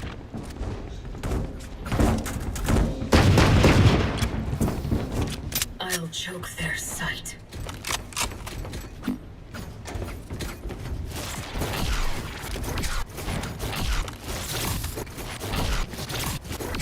There.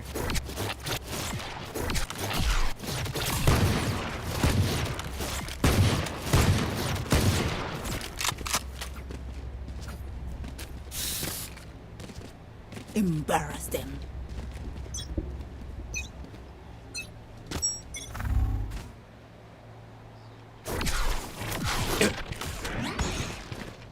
Here. Barrier here. Time to hunt.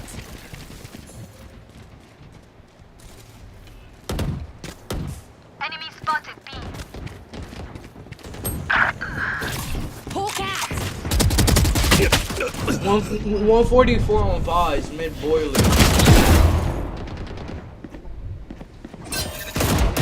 Yo, Vise is one hit, Sky. We turn to dust.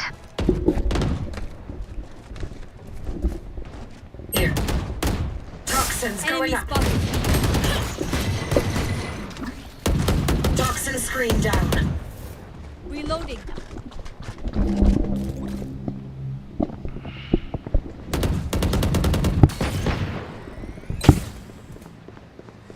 Last player standing.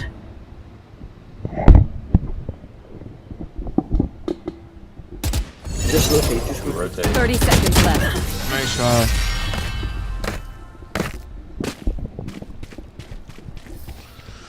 Sage, we're the perfect pair. You give life. I take it.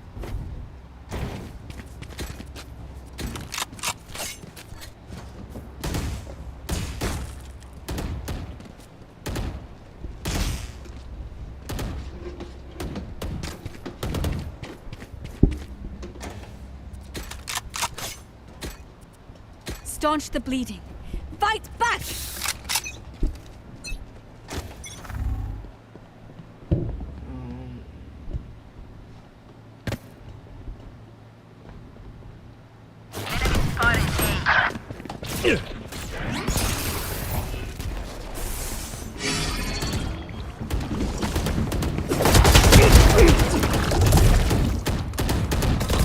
That says one. Yo, there's Omen's on top of screen again on my ping. Unavoidable.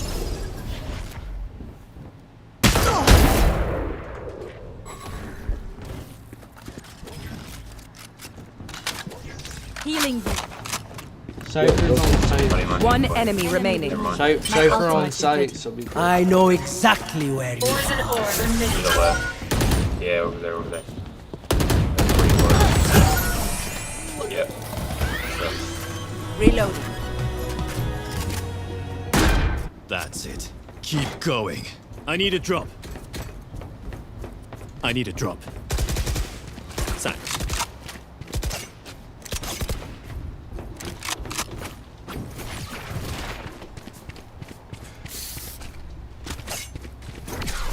I play for a pick here on this map. Play picks and push site. Wait for Gecko to use his flash here, maybe.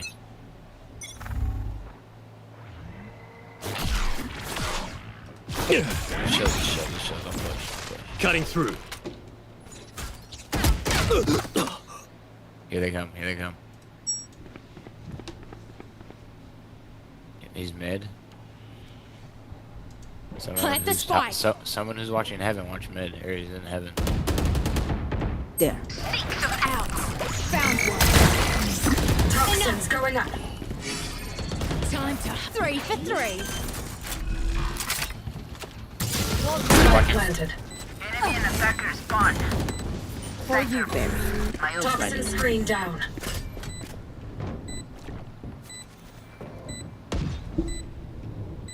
I think he's up top.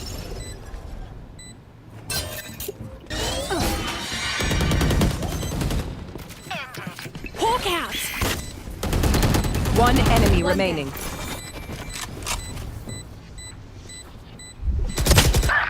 He's on spike. You'll see when the smokes go down. He'll get one. Actually, push him. Or use your thing.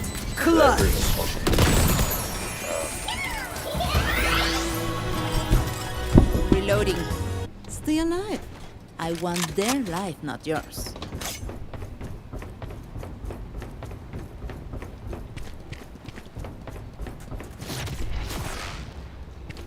Do we want to fake gay and go B this round? Yeah. Yeah, just one go away, I guess. I'ma flash mid and place my teleport to B. So You just trolled that last round so hard. I'm just gonna fake it. Reina's gonna be here, Sage. Time to jump.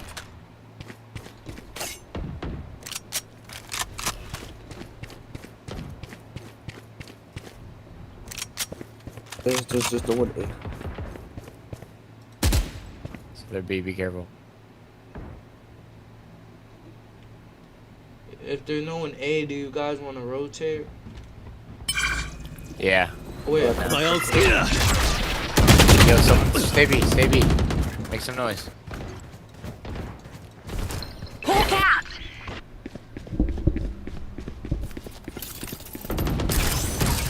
Blind. There's gonna be two more if you kill one.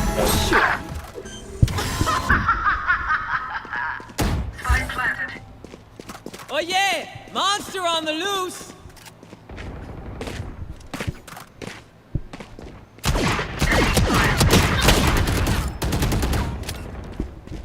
Cypher on flank, guys.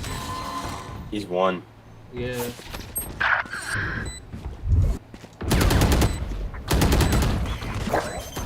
Last player standing. Nice try, nice try. You don't have time. Oh wait, you do. Just wait time, just wait. One enemy remaining. Nice. No, dude, they keep getting it, man. Oh wow, bro. Oh my god, so that got 3 in the bed. They're getting so lucky. Let's end this quickly.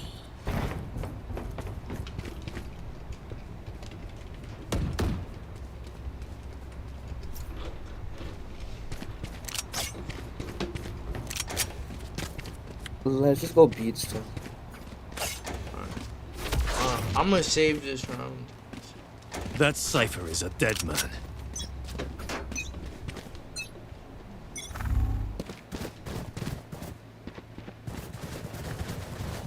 Time to hunt.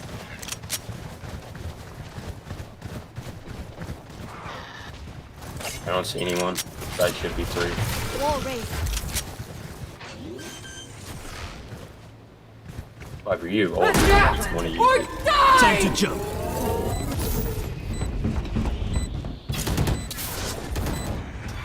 Don't get in my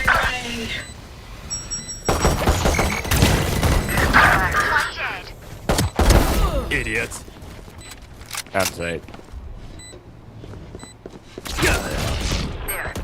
One enemy remaining.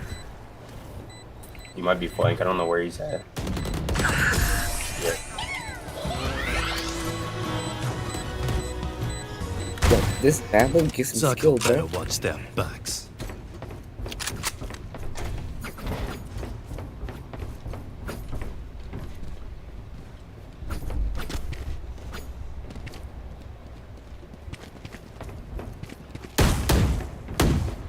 Reloading.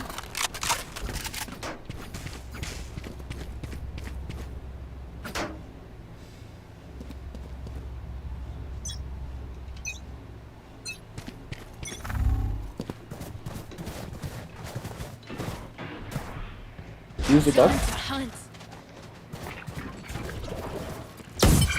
Cypher was there. Yeah. I said yellow.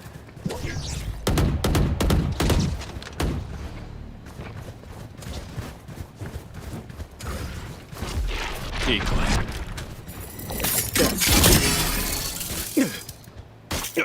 Here. Yo, no one watched the other. Yeah. Enemy spotted B. There's Reloading. two on flank, two on flank. See, found one.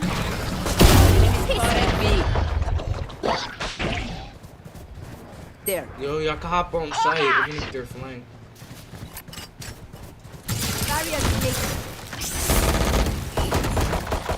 Enemies spot. One enemy remaining. That's done. They were not flying, bro. Damn, they rotated. They saw me and rotated through middle. I don't care if there are 5 of them or 50 of them. Let's go. I can buy someone.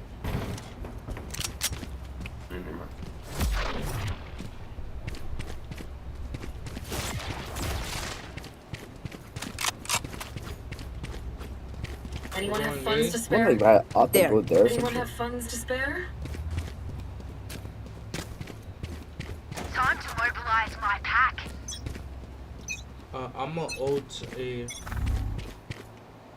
I'm gonna try to place my teleporter in a rafter.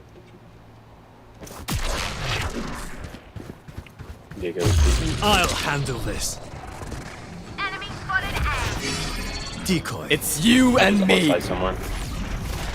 Cutting through. I'm back. No bomb. Oh, I have bomb. 80 on. Reload. Oh yeah! I think you have a res. Hey, cover him, cover him. Say res me if possible. Your duty is not over. Spike down A. I know exactly where you are. Last player standing. Both there, both of them, both of them. Remaining. Nice shot. Nice shot. That's by far a good kill. Time to stock back up.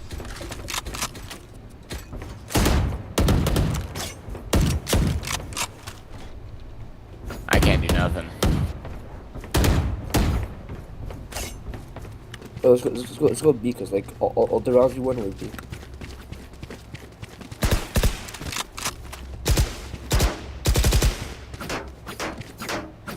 No prisoners. I'm gonna go from mid to B.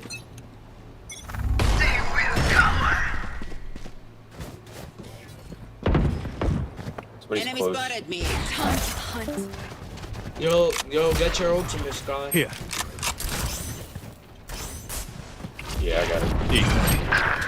There's 2 mid, about to do one. Seek them found. They might be flanked. There's another. Time to jump. One less. Reloading. Healing you. One enemy remaining. Alright, wait, where is he? Let me in. Oh my god, he's him. Plant the spike real quick. A. Nice. Oh, that's hard, bro. Another fight? Clean slate. Let's leave whatever happened in the past.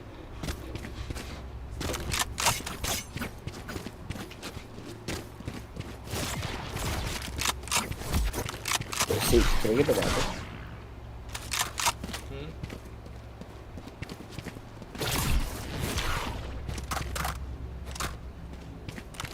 Jump them.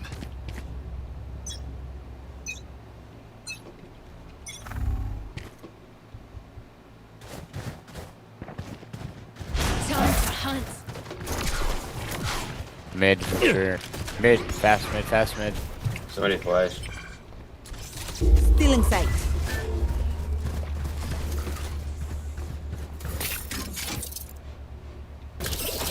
My ult's not ready. Decoy. You're all Here comes flank. the Go, list. go. Yeah, they're all flank. They're all flank. Stage, I can hold it. Cutting through. Enemy spotted B. For you. Reload.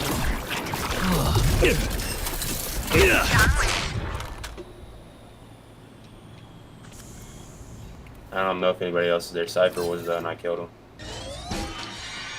You could. I'm gonna go through the flank. One enemy remaining.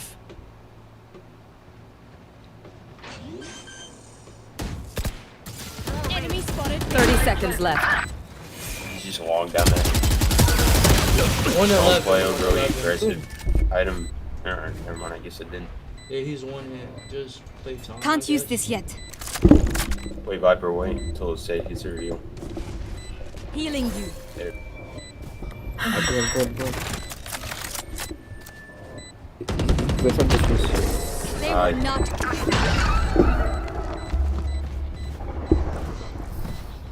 Last round in the half. Can't take anything. I can buy someone. Go for broke. Need a loan? Can someone get this?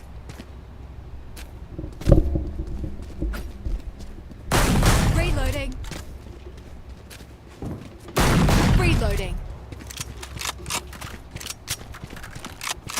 Don't give them ground.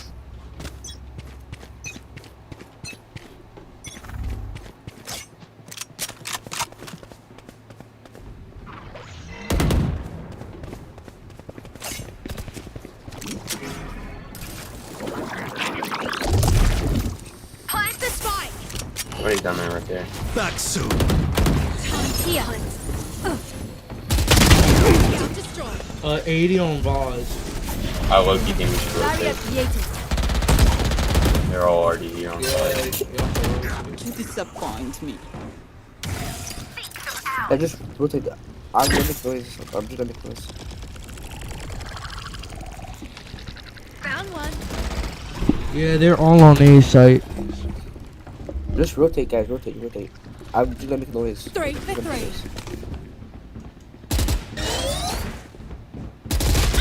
One's coming flank, Sage. One's coming flank.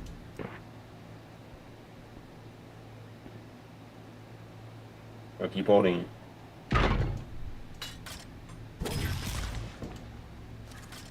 Like, just be quiet. Stop peeking stuff and try to bait the 30 rotate. seconds left. Make them think. Still inside. Enemy He spotted. has a stinger. You can flash him again. Cutting their vision.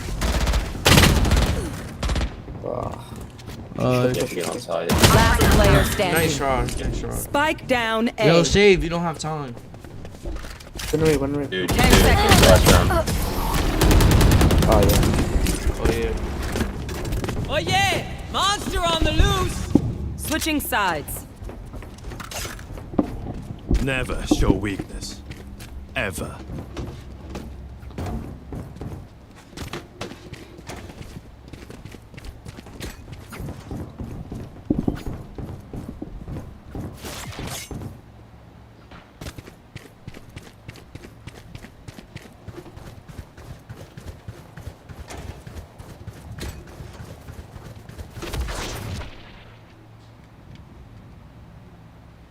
Decoy.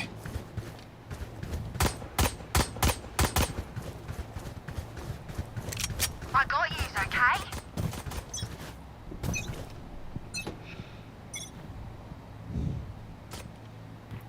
I saw there B.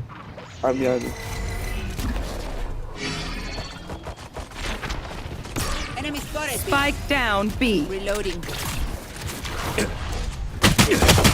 Up top on yellow. I just stopped peeking, bro. Are you fucking serious? Bro, you flashed me, bro. Oh, that's my bad. Last player Sorry, standing.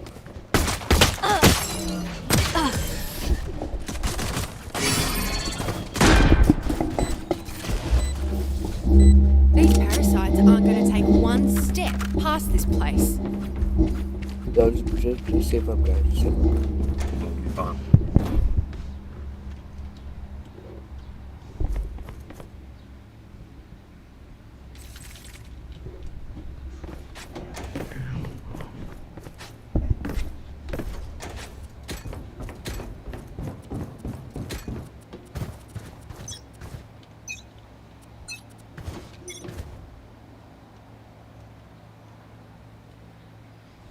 It's A.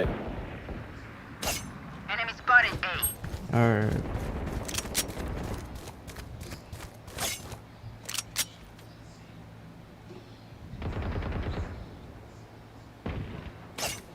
Enemy spotted A. Pushing up. Spike down A. Spike spotted A.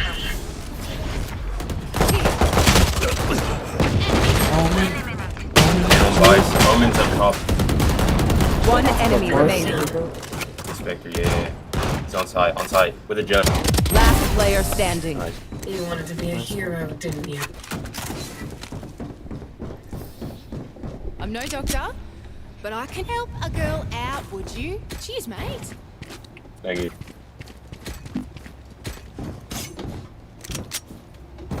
Help a girl out, would ya? Here, you can get that one instead.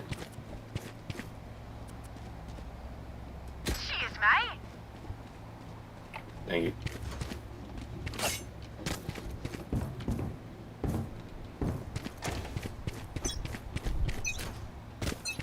I'm gonna go deep.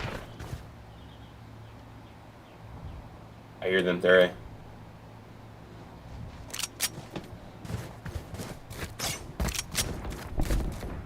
One's on top of those containers right now. Yo, you think they have Cypher watching flank? Bro, why are Enemy spotted A. Enemy spotted A. Hawk out. Decoy. You got Spike. Spike down A.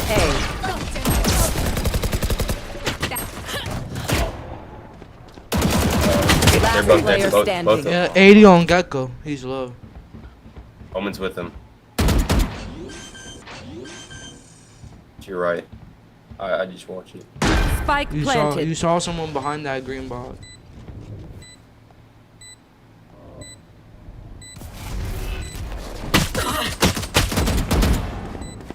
One enemy remaining. Reload. Reload. Do that once. I don't know if he's on side or not. To your right.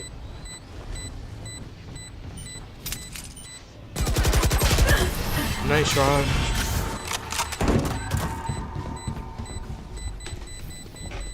I'll pick them apart. You clean up whatever's left. Need a drop. Thank you.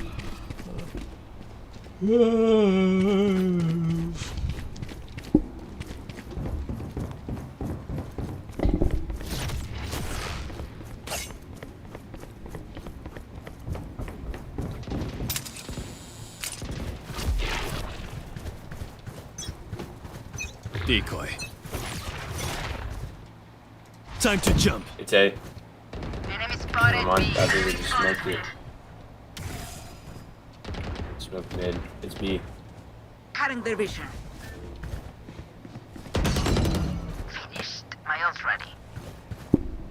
Enemy spotted B. There's two on site already, dude. Come on. Hawk out.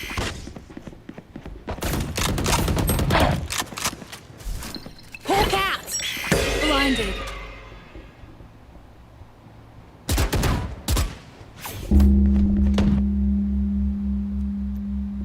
He's gonna run.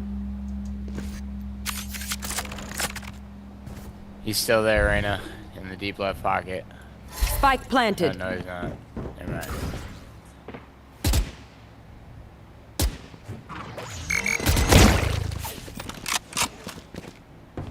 Here.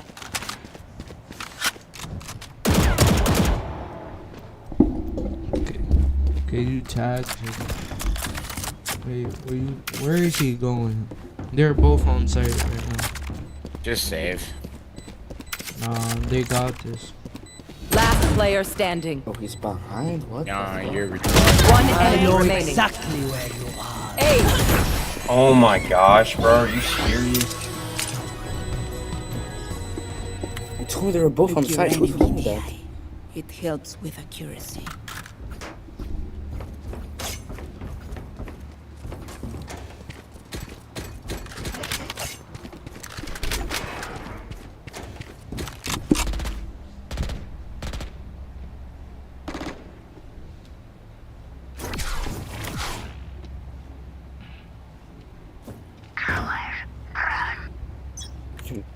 Can someone come B?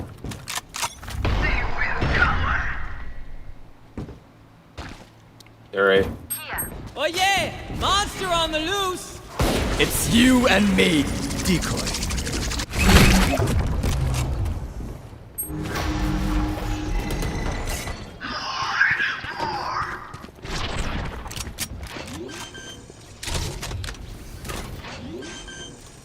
Yo, flank.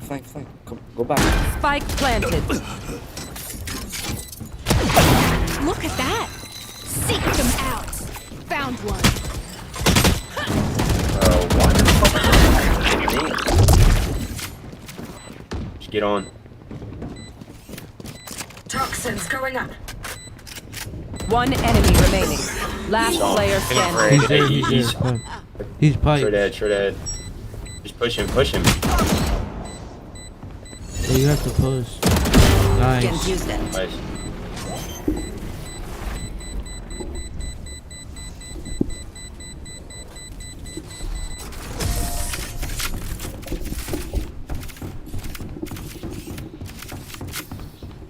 No one will remember them. Anyone have funds to spare?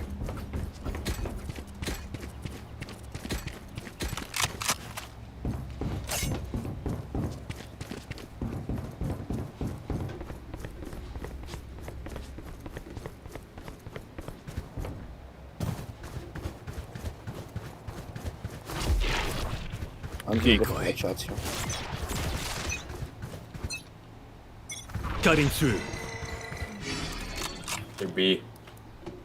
Okay, yeah. Yeah, there'd be. Vise is on back of yellow.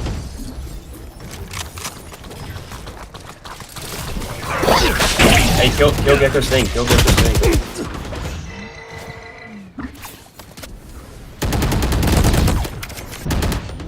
Satisfied. Spike planted.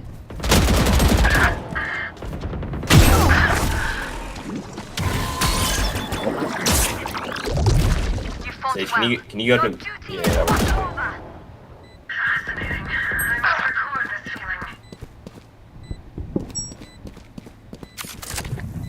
Still in sight. Last player standing.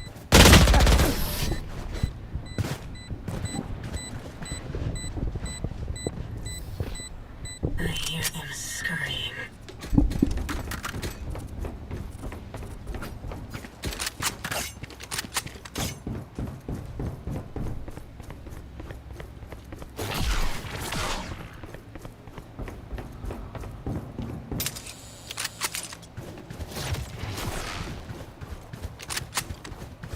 Walking guys. I'll cut through. Decoy. Cutting through. I think they're B again. Nothing mid. Enemy spotted A. There. Try to hold down the side.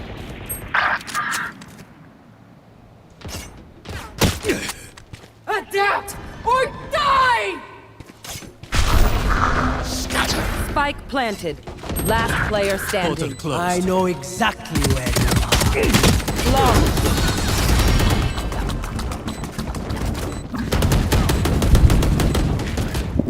Match point. Help a girl out, would you? Kill them. Need a drop. I need a drop. Oh, can I get your Vandal back?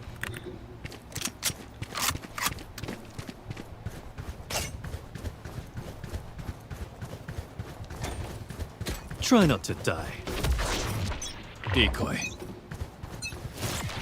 Time to jump.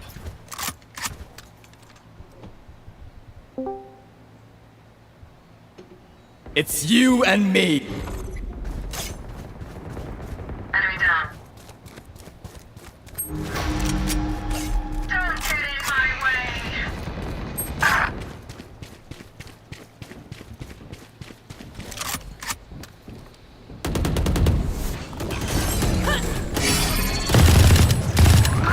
Spike planted. Last player standing. Attackers win. Damn. God damn.